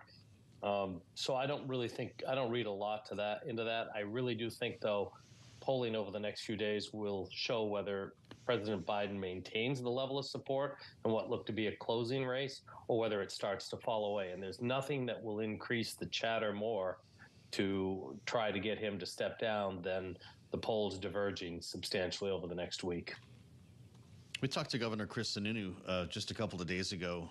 Steve talked about his evolution and why he plans to vote for Donald Trump. How many former Nikki Haley supporters plan to do the same, following Chris Sununu in that direction in the state of New Hampshire?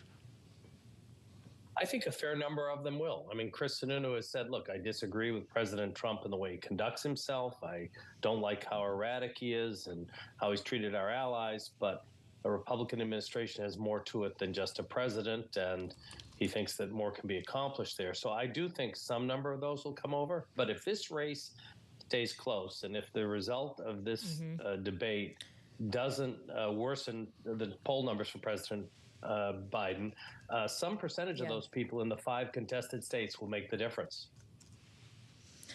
All right, Steve Dupree, owner of Dupree Companies, former chair of the New Hampshire Republican Party, thank you so much. Now, we are looking live at Raleigh, North Carolina, where Joe Biden has just walked up to the stage along with the First Lady, Jill Biden, who is at the podium now, Joe. Of course, Jill Biden yesterday at the end of the debate went up to Joe Biden at the podium, helped escort him off the stage toward the moderators, and of course appeared with the president after last night's activities, a campaign appearance, went to Waffle House as well. And many in Washington are pointing out that if there is a real conversation to be had about Joe Biden leaving the race, the First Lady is going to be a massive influence on that decision. I think anyone who endured that debate, stayed up till midnight last night, deserves some Waffle House. I have to be honest with you, Kaylee, but that's correct. And we could have a moment here while Jill Biden warms up the crowd for Joe Biden. But that moment he had at the fundraiser following the debate had a lot of people scratching their head because they said, where was that Joe Biden? He was in full voice.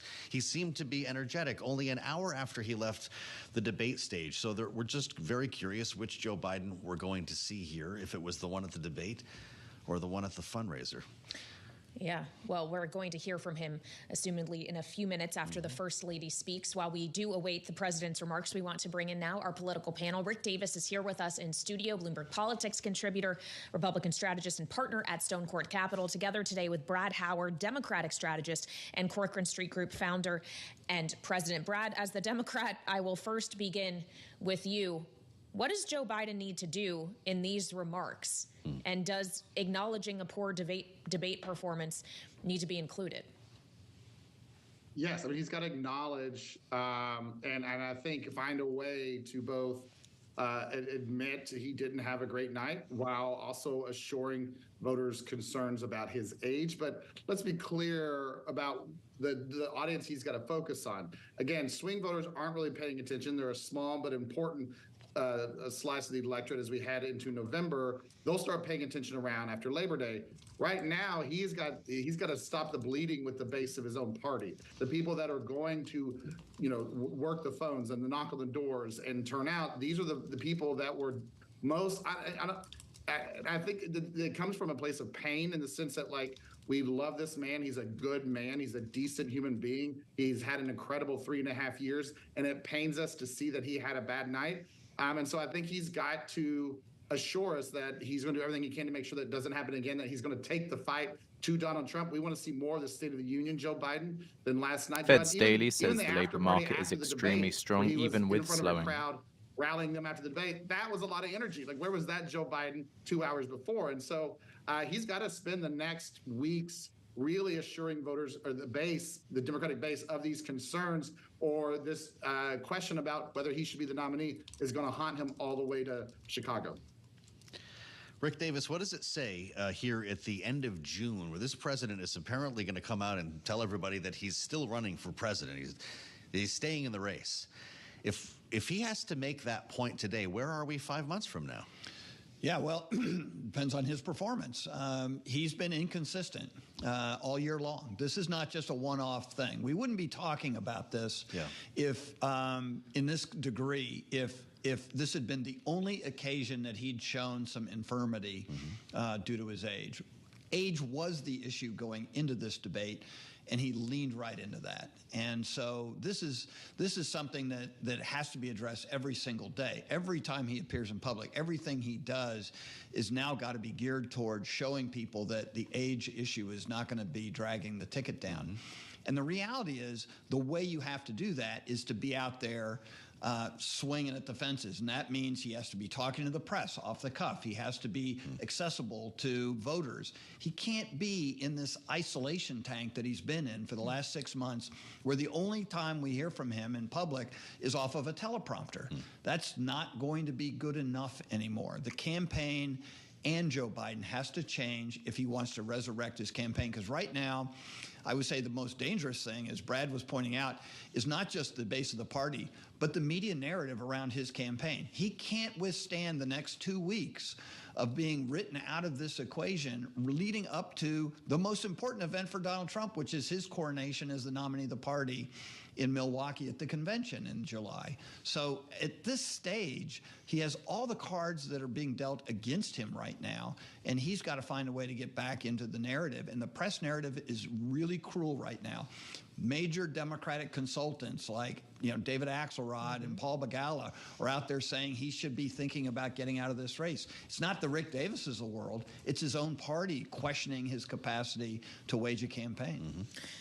We're, of course, continuing to pay attention to this campaign event in Raleigh, North Carolina. The First Lady, Jill Biden, just finished speaking, and part of her remarks, she was telling those assembled there in Raleigh, this election is about you. Joe is fighting for families here in North Carolina and across America who are working hard to find a secure place in the middle class, which points us to, Brad, that Joe Biden, even in his closing remarks at the very end of the debate, chose to talk about the economy, about inflation, about what he was doing to fight it. Does realistically any of that policy break through in a news cycle like this after a performance like that? Well, no, because I think the media is going to focus on the very evident and easy to talk about things on TV. That's the nature of the medium. And then again, the focus of now is the consolidation of the bases. And so that the message about what he's going to do for the next 4 years is targeted at the swing voters that will pay attention later in the cycle. And so I'm hopeful that they'll clip some of what he said, because again, the president did have several good moments last night where he was talking about defending his record, attacking Donald Trump, compared to Donald Trump's litany of lies that were bizarre at Shortly moments. expecting the results of the Fed reverse repo operation. Capacity to be president, because I don't want that guy running the country for 4 years. And so we look at, like, Joe Biden had some good moments, and so you can clip those and make sure the voters that weren't watching last night see some good elements of the debate there. And so again, debates typically don't have a history of winning or losing an election. Particularly, we've never had a debate this far out. The president still has plenty of time to make his case to voters, and he's got to acknowledge the pain people are feeling with inflation and with the economy, show the progress he's made, and tell people how he's going to do more to bring down inflation and grow the middle class and bring housing prices down as well. As we wait to hear from Joe Biden. No plan to do that. Yeah. Look, what do you tell Democrats then who are out on the ledge right now, Brad? Look no further than David Plouffe on MSNBC last night. He called it a DEFCON 1 moment. 93 counterparties take 664, spot $5.7 billion at the Fed reverse repo operation. Over certain things, and so by all means, I think this debate should be happening. I mean, it's natural as we head into the convention. There's is this our nominee? Like, that's fine, but I think at the end of the day, they're going to find that when you look at President Biden's record, it is a solid Democratic record that any candidate would be proud to run on. And, thrusting this kind of chaos into the system at the last minute is what we've got to decide. Is the chaos worth kind of any momentum a challenger would get if it's a new nominee, or would it just make the party look chaotic compared to, Donald Trump, who is a chaotic individual to begin with? And we really want to roll the dice at that situation. These are the calculations you're going to have to make. But my money is that Joe Biden is going to be our nominee. Instead of freaking out about whether or not you're a nominee, let's accept that and show and take the fight to Donald Trump. All right, Brad Howard and Rick Davis, our political panel today, will be sticking with us. President Biden has just taken the podium in Raleigh, North Carolina. Let's take a listen now to his remarks.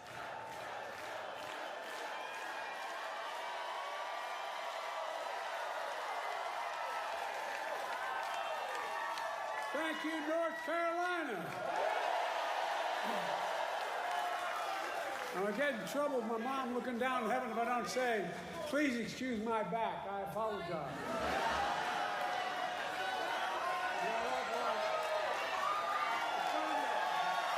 It's good knowing you have my back.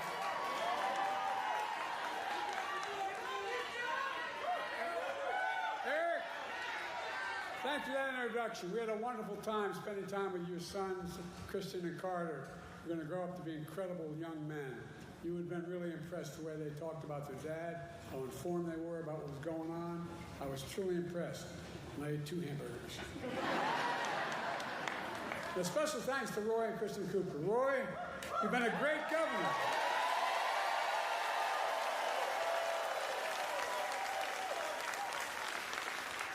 Which makes it all the more important that North Carolina elected a great governor to replace you, Josh Stein.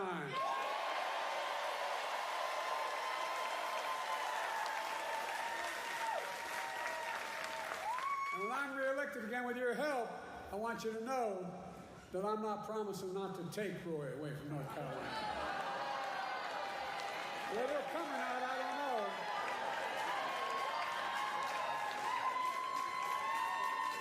And thanks to all the state and local leaders here today, the great musicians and entertainers who performed earlier. Folks, let me tell you why I'm here in North Carolina. I'm here for what?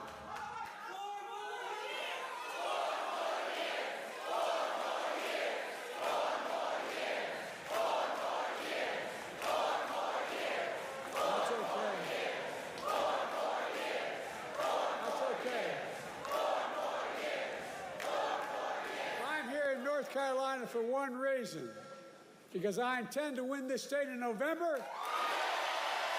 Are you going to see that? I think we are. And Roy's right. We win here, we win the election. And here's how we're going to do it. We're going to stand up for the women of America.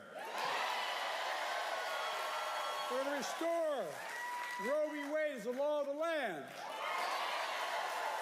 We're going to stand up for the right to vote. We're going to stand up for Medicare and Social Security.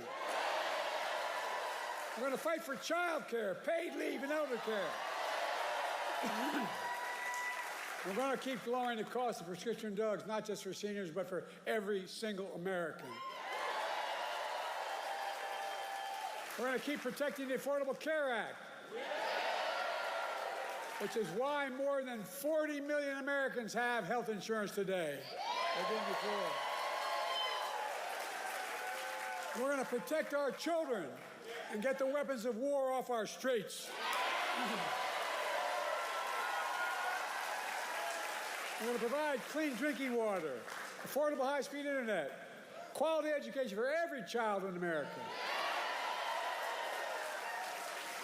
We're going to secure our border and protect legal immigration. And unlike the other guy, we're going to stand up to dictators like Putin, because America bows to no one, no one ever. Folks, and we're going to keep dealing with the climate crisis.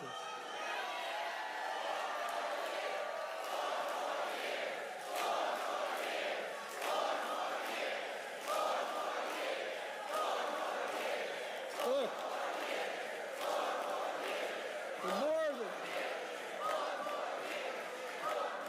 more than anything, we're going to preserve, protect, and defend our democracy. Because more than anything else, that is what is at stake in America this election. Your freedom, your democracy. America itself is at stake. Now, folks, I don't know what you did last night, but I spent 90 minutes on the stage debating the guy who has the morals of an alley cat.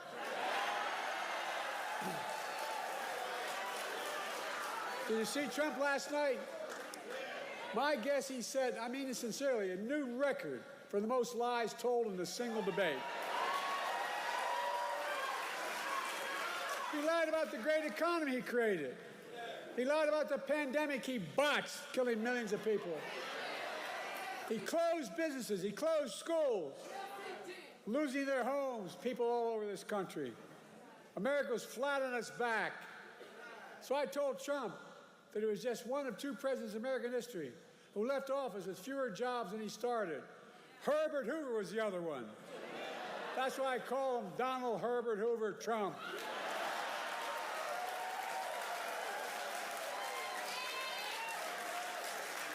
And then he lied about how great he was for veterans. But then I told him how he had called a veteran who had given their lives in the country in World War I and refused to go to the grave sites. He called them suckers and losers. He tried to deny it. But let me ask you, are you going to believe a 4-star Marine general, his own former Chief of Staff, John Kelly, who said he said that? Or the disgraced, defeated, and lying Donald Trump? My son was one of those people. Not in World War I, but in the Vietnam. Folks, look. How about the fact that 44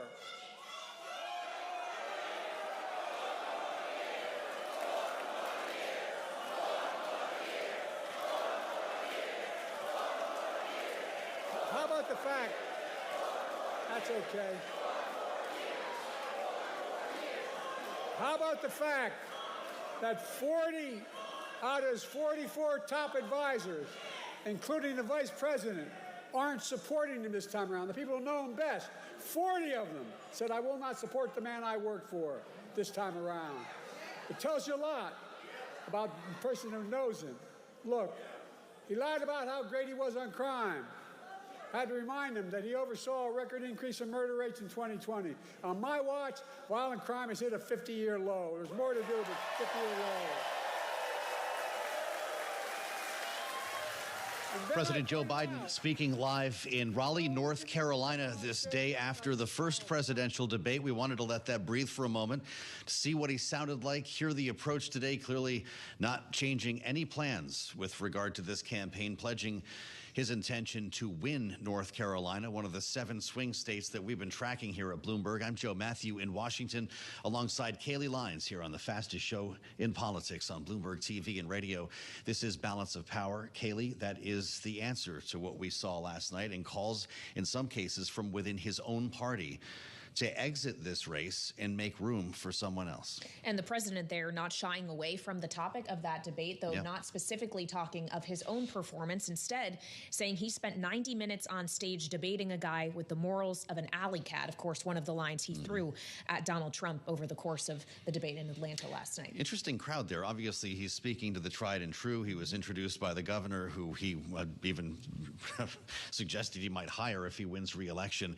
A crowd that was almost there to protect him. Kaylee, every time we heard somebody start shouting, potentially a heckler, the crowd would come right in with 4 more years. So this is an interesting moment for the president. Donald Trump, by the way, making his way to Virginia for an event with Governor Glenn Youngkin this day after the debate. As we reassemble our panel now, Rick Davis is back with us, Bloomberg Politics contributor and Republican strategist, joined by Democratic strategist Brad Howard, the founder of the Corcoran Street Group. Great to have you both with us. How did he do there based on what you just heard, Rick? It was almost like a different person. Yeah, I mean, you know, he sounded stronger. And look, he's proven that he can read off a teleprompter. We talked about his last good performance. Was that the difference maker, or having a crowd, or both? Well, look, I mean, he just mentioned 3 occasions in the very first start of his speech where Trump misrepresented the facts of his administration or his positions, and he corrected them just now, where he was able to read off the teleprompter the statistics and the rationale behind it. He wasn't able to do that last night. Same issue, same statistics, same argument. Today he could read it. Yesterday he couldn't remember it. So I don't think he's proven much, right? Again, the bar can't be so low that he can show up and speak, and that somehow means it's a good event. He's going to have to prove that without that teleprompter, he can function in a political environment. And frankly, if I'd have been involved in the campaign, I would have made the argument, no teleprompter. Make him talk to the crowd, have a heartfelt conversation, and make a joke about last night. He didn't even address the fact that he had probably one of the worst debate performances in modern political history. You don't blow through something like this. You've got to create a narrative around it where you're sensitive enough to know what happened last night and are going to address it. Well, as we came into last night, we were asking many questions about the extent to which voters were even going to be paying attention at a stage this early in the cycle where, as we've said repeatedly, neither of these candidates are officially their party's nominees yet. And yet, given the performance, everyone seems to now think the debate maybe did matter. But it does speak to the fact, Brad, that we still have months to go before voters actually have to make a decision in November. Months to go, even until the next time these two theoretically are going to be sharing a stage on September 10th. How much recovery can Joe Biden do with speeches and events like this in that time period, even if he is, to Rick's point, reading a teleprompter, not ad-libbing at a podium with Donald Trump next to him? I'm actually kind of over this Republican BS about reliance upon a teleprompter. Barack Obama used a teleprompter in nearly every speech, and no one questioned his ability to maintain facts or remember stuff. The teleprompter makes your remarks concise, and it makes sure that what you're saying is accurate. When you look at Donald Trump, he uses a teleprompter, not as much as other people, but his speeches are hours long. Okay, but Brad, would you not attribute some of the difference in delivery from the Joe Biden we saw on that stage in Atlanta last night to the Joe Biden we just heard in Raleigh as being in part because he was reading scripted remarks? If it's not that, what happened in the last 12 hours to have such a different president appear to speak? when you're doing a debate, you're not just reading a speech, you're listening in real time, crafting an argument and responding. You couldn't have a teleprompter in that. It's a very different environment than when you're giving a speech in front of 10,000 people in person with 100,000 people watching. A teleprompter is good in that. I'd rather have a disciplined candidate who uses a teleprompter than one that meanders for 4 hours in a debate where he brings up sharks and Hannibal Lecter and washing machines without water. None of that makes sense. In a debate, yes, that's what was frustrating about the debate performance. A teleprompter, you can't use a teleprompter, so you can't really make that argument here. I think the frustration among Democrats is Donald Trump is such an easy target to go after, and the president failed to not only articulate his vision in that moment, but to really take it to Biden. We know he can do it. He has done it time and again. He beat Donald Trump in 2020. He took it to him in the State of the Union. We were hoping to see that kind of same fervor and focus, and we didn't see it. That doesn't mean he shouldn't be the nominee. It means he's got to now spend 2 weeks reassuring our concerns as base voters that he's the best guy to take it to Donald Trump in November. Does part of that reassuring base voters include another debate, Brad? I wonder if what happened last night makes the second debate more likely because he wants to make up for it, or less likely because his staff wouldn't let him back on stage with Donald Trump. Well, look, I think the Joe Biden that we all know and have seen for the last 20, 30 years is a fighter. And now I want to see more of Joe Biden. I think sometimes the protective detail around him prevents us from seeing the real Joe Biden. I think there was a criticism for Hillary Clinton as well. I think when you get Joe Biden out there, when he expresses empathy and emotion and laughter, and he gives that $1 million smile, and he's like engaging with people, that's his strength. And I want to see more of that. Absolutely, I do. Of course, other Democrats, and Brad, you're included in this, are struggling with messaging today, or at least having a response as a member of the party to what went down last night. And many, including those on Capitol Hill, Joe, that we have seen responses from today, are still trying to defend President Biden. But interestingly, none of them really seem to be trying to spin the performance itself, but calling attention to Donald Trump, to the lies he told, to the alternative choice that exists, making it perhaps not so much about Joe Biden being up to the job as just Donald Trump not being up to the job. And you have to wonder how that... Did someone win or did someone lose? Lands. And Rick, I would love for you to weigh in on that. Is it enough to convince voters that Donald Trump shouldn't be president if you can't simultaneously convince them that you should instead? Well, I do think it's a good development that the Democratic Party is actually trying to attack Donald Trump. I mean, we went 6 months in this campaign without the Biden campaign aggressively going after Donald Trump, allowing him to go into targeted states with rally after rally and doing exactly what Brad just described, making things up, talking about every issue in the context of how he sees the world, not how the world is. So that's a good thing. But the reality is, this is now not about Donald Trump. This campaign went from a referendum on Donald Trump because he wants it to be a referendum on Donald Trump to a referendum on Joe Biden's capacity to wage a campaign and be president. And that is a decidedly different campaign. And if you ignore it, you ignore it at your own peril. You have to address it like Joe Biden should have addressed it at this event. Maybe he will before the speech is over. But there's absolutely a solid rationale to get this out of the way now. Take your medicine, admit what went wrong, find a reason why. Why is it that he could not perform on stage last night? There needs to be some causality there. Did they give him some cold medicine right before he went up there and he was sleepy? I don't know, but the idea is this is what June and July is for. Get the cobwebs out. Nobody is really paying attention to this campaign. The Biden campaign forced people to pay attention by agreeing to the first ever early presidential debate, and then it blew up in their face. So they have to deal with that. It's something that they created, and now they have to deal with the aftermath of it. And if they don't, then it will still be an issue in September when people are really paying attention to this campaign. All right, Rick Davis, Bloomberg Politics contributor and Republican strategist, together today with Brad Howard, Democratic strategist and founder and president at the Corcoran Street Group, our wonderful political panel on this day after.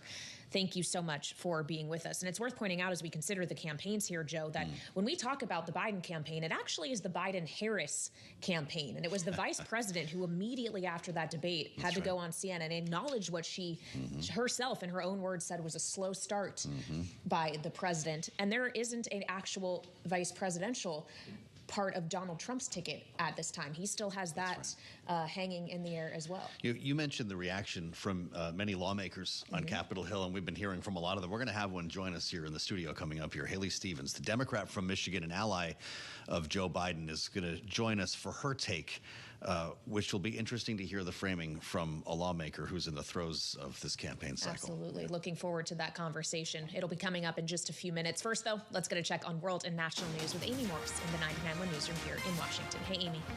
Hi, Kaylee. The Supreme Court has sided with a January 6th Capitol riot defendant in a ruling that could affect hundreds of prosecutions, including the criminal case in Washington against former President Donald Trump. Voting 6-3, the justices limited the Justice Department's use of a 2002 law, making it a crime to obstruct an official proceeding. A divided court threw out a decades-old legal doctrine that empowered federal regulators to interpret unclear laws, issuing a blockbuster ruling that will constrain environmental, consumer, and financial watchdog agencies. The court overturned Chevron v. Natural Resources Defense Council, a 1984 ruling that Democratic administrations had used as a legal building block for new regulations. And the Supreme Court is expected to rule on former President Trump's immunity case on Monday. Chief Justice John Roberts today announced Monday will be the last decision day of the term. Global news 24 hours a day, whenever you want it, with Bloomberg News Now. I'm Amy Morris, and this is Bloomberg.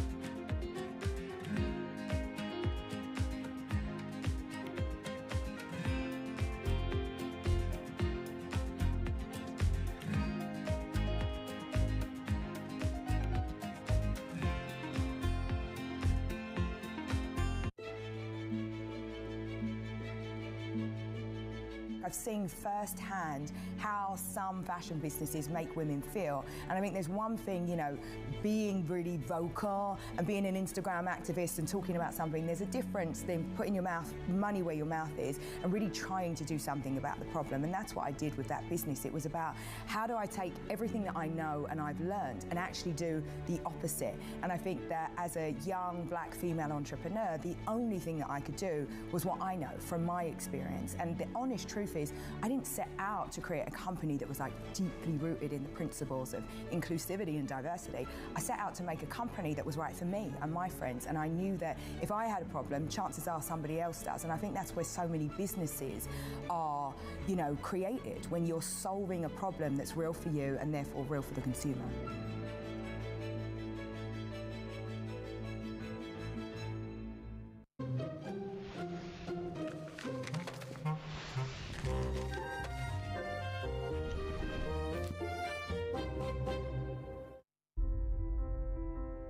Liquidity is the lifeblood of an airline. We make very conservative decision making about when we raise funding and how we raise funding. We try to diversify our sources, and we're always very focused on the actual rates.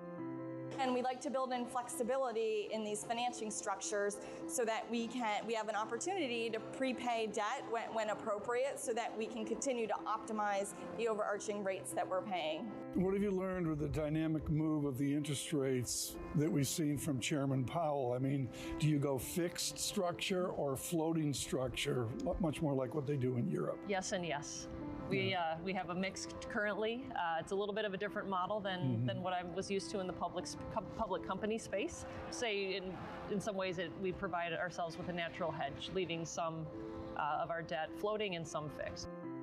You have to have the short-term discipline to sort of circle the wagons around cash. I mean, cash is oxygen. I know where every ounce of cash is going, but we also have to be nimble around that as well, because things change by the day. I know the folks who aren't willing to invest right now, may have large pockets of investment in the future. So I want to be in front of them. They may not be a buyer at this point, but I do want to spend a lot of time in front of that other set that is a buyer at this point. They're interested. They want to be an early adopter of the stock. They're interested in the story.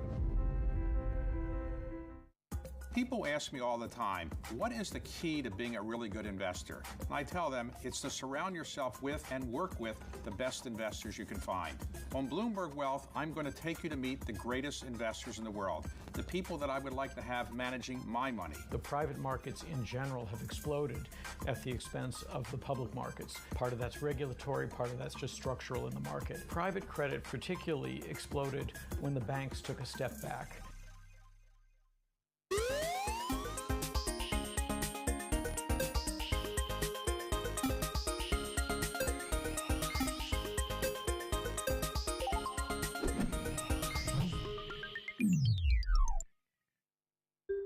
The UK decides.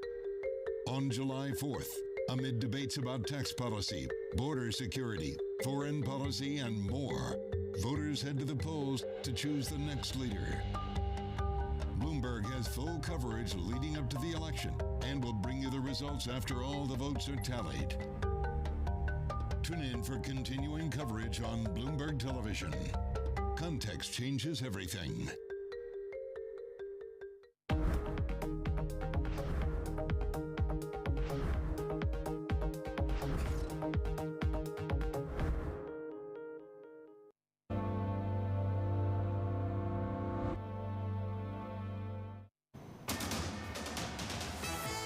It's 1:40 on Wall Street. We do check markets all day long here at Bloomberg. The S&P 500 rally has hit a wall as tech mega caps whipsaw. Right now we got the S&P 500 index unchanged on the day.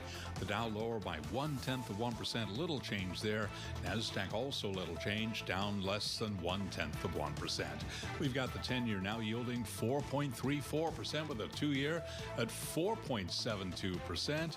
Spot gold trading lower now by 3 cents, just about flat on the day, $23.27 for an ounce of the precious metal, while West Texas Intermediate crude oil is down 0.2%, $81.58 right now for a barrel of WTI. Bottom line here, U.S. stocks struggling for direction as tech megacaps whipsaw in the final stretch of a banner quarter. S&P 500 index now unchanged on the day after an advance that almost reached 1% earlier in the session. NASDAQ 100 also losing steam after briefly surpassing the historic 20,000 mark.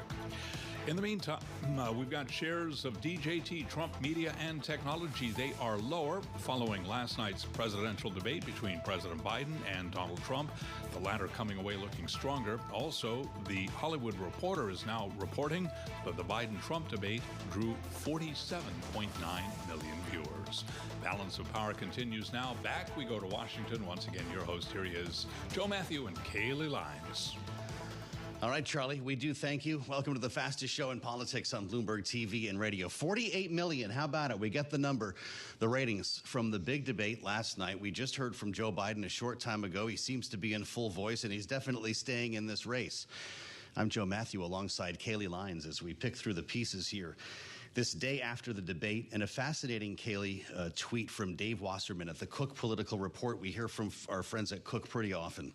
And he tweeted this while he was watching the debate, making it abundantly clear, he said, that Joe Biden's insistence on running for another term, when 66% of voters in our swing state poll believe it is likely he will not be able to finish a second term, has gravely jeopardized Democrats' prospects to defeat Donald Trump. And yet Joe Biden, speaking moments ago at a rally in Raleigh, North Carolina, said that he intends to win North Carolina in November and win the election by extension. He also said he would not run again if he didn't believe he could do it. The question is that belief shared by the American electorate and by even members of his own party after the performance in the debate last night? Yeah, this could be a temporary freakout, one that could be recovered from. We all remember the first debate for Barack Obama, but the stakes are a bit different. And the narrative surrounding Joe Biden's age is one that Barack Obama was not dealing with when he hit the stage with Mitt Romney. Yeah, a very, very good point. And of course, Democrats today are having to speak about the president and what went down last night, speaking about the alternative in former President Donald Trump as well. And we are very lucky here on Balance of Power to be joined now in studio by Democratic Congresswoman Haley Stevens of Michigan. Thank you for being with us here on Bloomberg TV and radio on this day after. Congresswoman, I think we can all call it like we saw it last night. It was a difficult night for the president. He just said he wouldn't be running if he didn't believe that he could win. But why would a voter watching what happened last night believe that he is capable of not just beating Donald Trump, but seeing out a second term to completion? Well, he's the only one who has beaten Donald Trump and has debated him before and beaten him by 7 million votes last time. And look, I'm not going to try and sugarcoat last night. It wasn't the best performance. It was shaky. I would have loved to hear the president talk more forcefully about his record. He's the one defending a woman's right to choose. He's the one standing up for abortion access. I have seen him talk about these things very forcefully. He also got an infrastructure bill done. But what crystallized last night is that people, voters, have had concerns about his age and about his fitness, and that now has called that back into question. I personally, as a lawmaker who I've done big policy alongside this president, I'm continuing to put my faith in him. He is in that big role to make decisions, and he has made a whole host of decisions very well, very effectively, and I'm going to continue to entrust him to do that and to speak clearly and honestly with the American people, as he has done many times before. So this is something you see making its way through the convention, and Joe Biden is going to be the nominee, obviously, in your eyes, because a lot of people last night were talking about your governor, Governor Whitmer. Did you talk to the governor after the debate to get her impressions on how things went? I talked to her a lot. I have not talked to her since the debate. I think she's fantastic. Mm-hmm. She has done a great job. This whole idea of drafting her in a contested convention, though, is that crazy talk? Well, look, George Packer talks about creative thinking to save democracy, and many Americans know that's what's on the line here. I mean, we have a former twice impeached convicted felon president who, again, couldn't denounce January 6th, wouldn't say that he would embrace the results of a free and fair election, doubled down on abortion bans, saying that the overturning of Roe was a great thing. And I know that Gretchen Whitmer is a fantastic surrogate for Joe Biden, and she has been standing alongside this administration and alongside him coming out of last night. I'm excited for her future. Again, that's her decision to make down the road in terms of what's going to happen and what's going to unfold over these next series of months. There's an amazing ground operation in Michigan and around this Biden campaign. Dozens of field offices, sleeves rolled up, campaign staff, working hard, recruiting people for weekend events. Yes, last night was a tough night. I've worked on tough elections before, tough presidential elections. So we're just going to have to roll up our sleeves and continue to see this through. But as you describe this as tough, and we have known even prior to tonight that this was likely to be a very close election decided by a very small group of voters, including in your state of Michigan, one of the critical swing states here. Would it be less tough? Would it be easier if the candidate wasn't Joe Biden? I guess my question is Joe Biden the only person in your eyes capable of beating Donald Trump, or could someone else do it just as easily? Well, look, and I understand why you're asking me these questions, because that's your job, and certainly the hypotheticals, right? You know, it would have been nice if Donald Trump decided not to run again. It would have been nice if maybe another candidate could have beaten him in that major primary that he had. This man is back. He's told us he wants to be a dictator on day one. We've got a guy who has won before against Donald Trump overwhelmingly, has an incredible track record, has a strong vice president, who, by the way, right now is really shining. Listen to her on the national stage right now. Look at the track record. Look at the trustworthiness. And so, yeah, we could sit here and say, gosh, it would be great to have some, perfect hypothetical candidate coming out of the sun that's going to save us all. But that's not the system. And maybe we are in a moment of doing some deep thinking around reforms for our democracy. There's a lot of things that haven't been adjusted or changed. A lot of frustrations. We've got ballooning debt and deficit under a multitude of presidents. We've got a problem at our border. We've got, tight majorities that just pendulum swing between 5 seats here, 5 seats there. And yes, we have sometimes a frustratingly undemocratic process that gets us presidents of the United States. When you don't win the popular vote, but you win by 10,000 votes between a handful of states, that feels frustrating to the American public. Yeah. Well, we really appreciate this conversation. I know you're not a spokesman for Joe Biden, but it's important to have this talk right now because people are trying to figure things out today. Yeah. And one of the big issues that you know a lot about, because it might mean more to Michigan than some other states, is the issue of tariffs. Joe Biden has his approach on this specifically when it comes to EVs. Speaking of Michigan, Donald Trump has a very different approach, and he got into this as one of the few moments of policy I might be able to point to you from last night. Let's listen to Donald Trump from the debate. It's just going to cause countries that have been ripping us off for years, like China and many others, in all fairness to China, it's going to just force them to pay us a lot of money, reduce our deficit tremendously, and give us a lot of power for other things. Or will it do something else, like increase inflation at a time when we might be on the cusp of beating it? Well, look, we know that President Trump's China policy was tariffs, and that did contribute to inflation. President Biden's approach has been aggressive public-private partnerships, industrial policy to the likes that this nation has never seen. You can look to the CHIPS and Science Act, the $52 billion that's been put into the marketplace by the federal government to say that we're going to start making chips here in the United States of America, that was met within the first quarter of its signing, Joe, with $200 billion of private sector contributions. These are things that are paying for themselves. We're also seeing this with the energy transition, where our automotive industry is going, where ethanol is going, tax credits that are also working for us. I think President Biden did the right thing, saying, hey, I'm putting tariffs down because I'm not letting cheap EVs flood our market. That's what's really frustrating with the Chinese Communist Party and how they do business. Finally, as you speak to legislative accomplishments like the CHIPS Act, obviously we are deep in this election cycle. What can we expect from you and your colleagues between now and the election? Is anything robust actually going to be able to get across the finish line? Well, it's summertime and that senioritis is kicking in a little bit. That itchiness to be home, be in your district, shaking hands. Okay, the elections are in some ways closer than we think, but we do have a whole host of work to get done. And one of the bright lights is this AI task force that I'm sitting on. And we're meeting very regularly. We've gotten direction from both Republican leadership and Democratic leadership that we need to come forward with some ideas, that there's a real want to pass some legislation around AI, if it's looking at regulations or even more so protecting people's privacy, but also ensuring that we can bolster innovation and harness the good, dictate the rules of the road around artificial intelligence for our public health sector, for sciences, and for small businesses across America. So I'm remaining pretty dedicated to that activity. This is an important conversation for us at Bloomberg, as you know.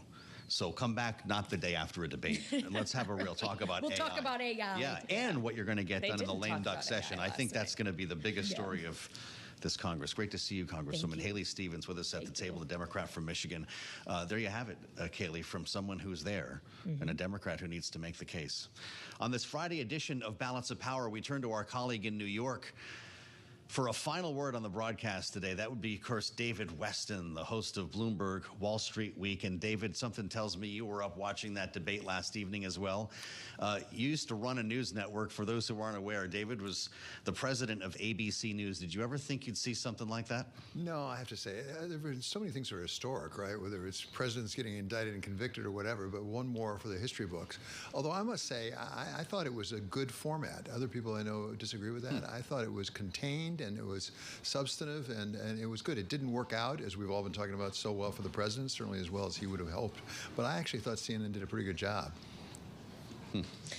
Of course, for our audience on Bloomberg TV and Bloomberg Radio, they're trying to figure out what the heck last night might mean for markets. Certainly, you're seeing betting odds around this election change as they try to decipher whether or not it's more likely we're going to end up with the policies of Donald Trump once more relative to the status quo of Joe Biden. How would Wall Street view this, David? Well, that's the question. We keep asking everybody that. We asked Roger Altman that from Evercore. We actually talked to him before the debate, so we talked to him mainly about the competing economic policies. of Donald Trump and Joe Biden and how they differed, and why, given that the economy is as strong as it is from so many different measures, why it is that people don't seem to be more enthusiastic for President Biden. This is part of what he had to say. Voters are queasy or sour about the economy, and at the moment, rating Trump more highly than President Biden on the economy. And why is that? And I think the answer is this much discussed topic of affordability, where it is true that grocery prices, gasoline prices, shelter costs have all risen in the low 20% range since President Biden took office. And I'm talking about absolute levels of increase. In other words, grocery prices in general are about 21% higher today than they were when President Biden took office. And voters are unhappy about that. Now, fortunately for President Biden, we're seeing some better news on that. Yeah, so that was Roger Altman of Evercore talking about that, and that was as of a day or two ago.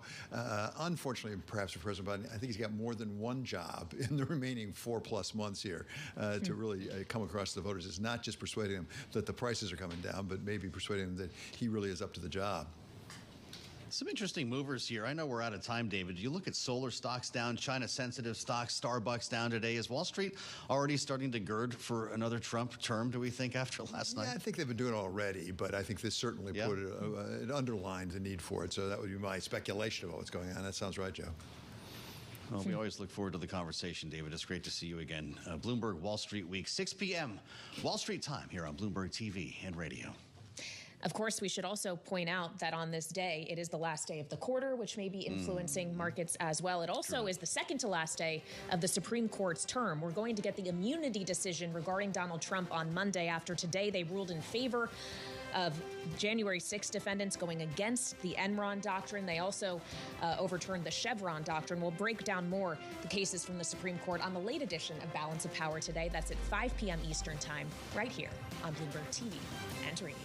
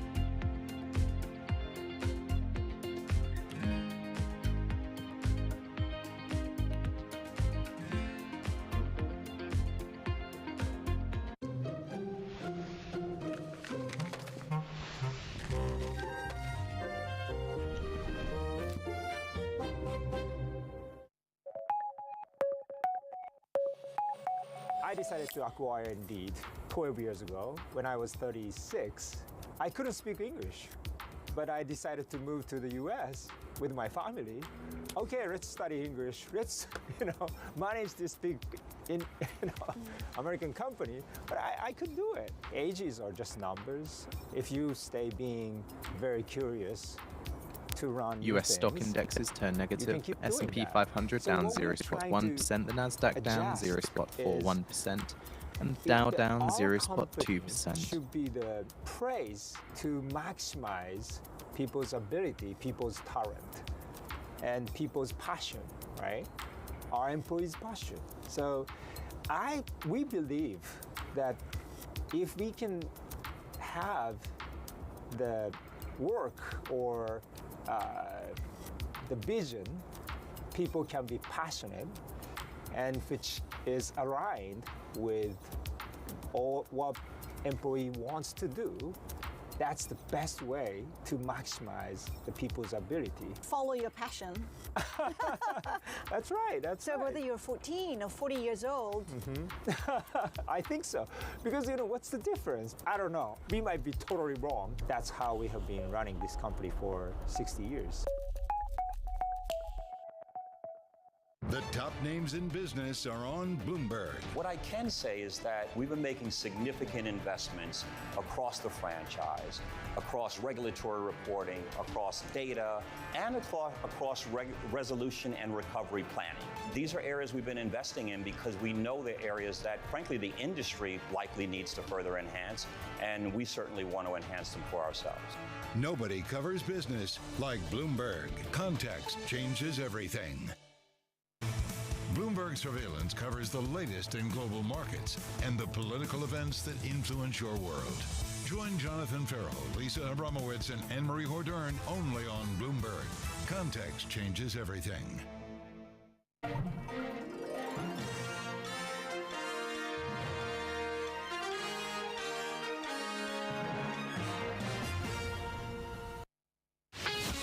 This is Bloomberg Business Week.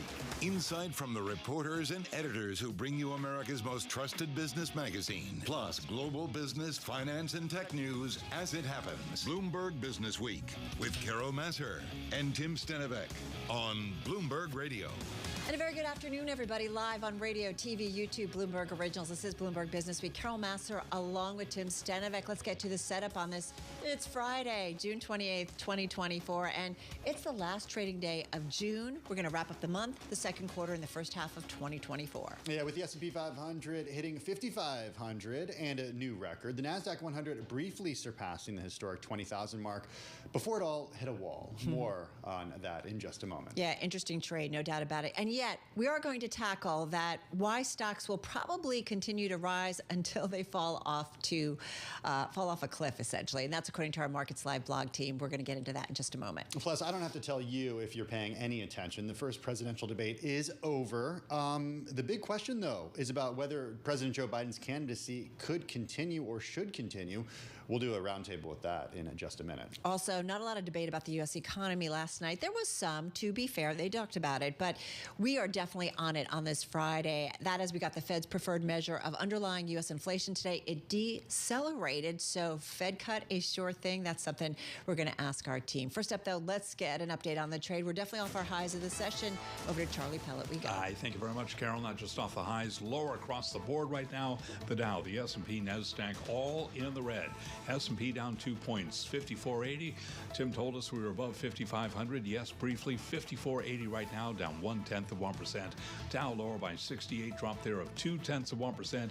39,093 on the Dow Industrials right now, while NASDAQ is down 17, a decline right now of just about 0.1%. We got the NASDAQ 100 index holding on to a gain, barely up less than 0.1%, higher now by 4 points. 10-year 4.34%, the 2-year 4.71%. Gold, little change, just about flat on the day, $23.62 the ounce, and West Texas Intermediate crude down 0.3%, 81.51 for a barrel of WTI. Bottom line here, Wall Street's enthusiasm fading in the final stretch of a solid quarter for stocks. One major standout today to the downside, Nike, stock plunging 20.3% after the world's largest sportswear company's full-year outlook missed expectations. Also, keeping an eye on Apple shares. Apple today down 0.1%. iPhone shipments in China rose 40% in May. The stock right now is down again. Apple trading lower by 0.1%. Recapping red on the screen as we wrap up the quarter. I'm Charlie Pellet, and that is a Bloomberg Business Flash. All right, Charlie, thank you so much. Well, our most read story on the Bloomberg this Friday is about last night's debate. President Joe Biden bet that a debate with Republican and former President Donald Trump would boost his moribund re-election campaign. Tim, his gamble, though, many would say, has failed. Yeah, we continue Bloomberg's coverage of last night's debate. Here with us is Bloomberg Radio and TV political news director Jody Schneider in our Washington, D.C. bureau. Also with us, Bloomberg Opinion West Coast politics and policy course columnist Erica D. Smith in Los Angeles. Jody, let's start with you. Carol did a really scientific, or not so scientific, poll on the website formerly known as X, asking people if they were voting voting today. Carol, what were the results of that? Yeah, I'm just pulling it up. So I asked if you were voting today. Biden got 50%, Trump got 31%, and undecided got 19%. People might be surprised by that. No standard deviations yet. Like we said, not very scientific. Or ever, maybe. Yeah, exactly. Listen, we all watched the debate last night, and we're going to dig a little bit deeper into President Biden's performance in a moment. I know everybody's focusing on that. Simply though, and maybe this is naive in our question, is there a winner, is there a loser from last night? A clear winner, clear loser? Well, I think if you're looking at performance, Joe Biden clearly lost. He seemed lost at times. He had, first of all, his voice was odd. They told us that he had a cold, but they didn't kind of tell us that beforehand. So when your first impression of Joe Biden, a question or so in, was, what's going on here? His voice was bad. He seemed to be faltering. He was really put on the ropes early on by Donald Trump and stayed there, frankly. So in terms of performance, Donald Trump was clearly the winner. Now, in terms of policy issues, first of all, there wasn't a lot of policy debate. They were each going on kind of in their own way. But Donald Trump, continued a lot of misstatements, lies, attacks, sort of ungrounded attacks. So from that standpoint, you're watching it, you don't exactly feel good about the grasp of the issues there. Mm-hmm. But he did have a much stronger performance than President Biden. And interestingly, President Biden today at a campaign event seemed robust. So very, very odd performance last night. Okay, go ahead, Carol. No, well, let's just go there for a moment, because we were just watching, too, where he was in, I think it was Raleigh, North Carolina, and it seemed much more like the President Biden of the State of the Union. What gives? How do we reconcile that? Yeah, I don't know. I mean, that's the question of the day, I think. One thing is he did have a teleprompter in Raleigh at that campaign event. He didn't last night, which is interesting. There was no audience last night, which everyone seemed to think was going to benefit the president rather than the former President Trump, because Trump loves a crowd, right? But it really seemed to hurt President Biden. Okay, so let's look at a couple key aspects from last night's debate. Jody, here's CNN's Dana Bash and Donald Trump at last night's CNN presidential debate on Trump, whether or not he'd accept the next election outcome in November. Check it out. The question was, will you accept the results of the election, regardless of who wins? Yes or no, please. If it's a fair and legal and good election, absolutely. I would have much rather accepted these. But the fraud and everything else was ridiculous. And if you want, we'll have a news conference on it in a week. Okay, Jody, not exactly a yes or a no answer there. I'm curious if Trump's reticence is going to alienate people or perhaps alienate swing voters. I mean, they can think of January 6th, just 4 years ago, and the way the president at the time responded to the 2020 election. Yeah, I think if something was going to hurt him with swing state voters, it would be that, Tim. He not only did he not answer yes or no, he made up things, saying it was not a free and fair election. Every single court seemed to, said that, right? He would not be, Joe Biden wouldn't be standing there if this was something that was litigated. It wasn't. So not accepting the, legal outcome of an election, I think, is something that does disturb swing state voters, and it's that kind of answer that gives them pause. All right, and let's get to something that you certainly talked about before, Jody, and was disturbing to a lot of folks who were watching, and what many would say was a key concern for Democrats, and that is President Biden's performance last night. Here he is at the CNN presidential debate. Making sure that we continue to strengthen our healthcare system, making sure that we're able to make every single solitary person eligible for what I've been able to do with the COVID, with dealing with everything we have to do with, look, if we finally beat Medicare.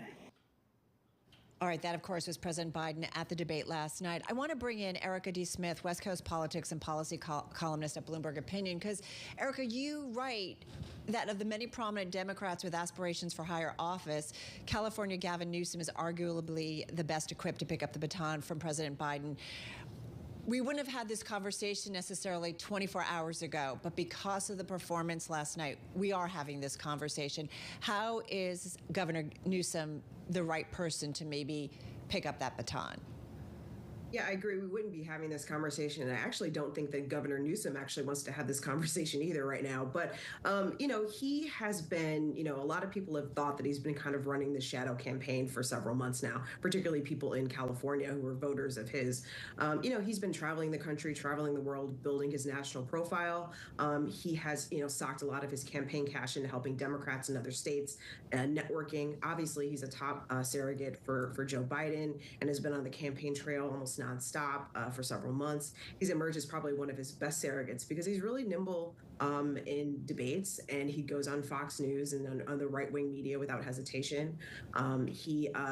We all remember the debate that he did last year with Florida Governor Ron DeSantis when DeSantis was still a presidential candidate for Republicans. And, he got a lot of applause for that, though it was, I don't know if much policy came out of that debate either. But he is really serves as somebody who's kind of ready to kind of take into that next step as a backup.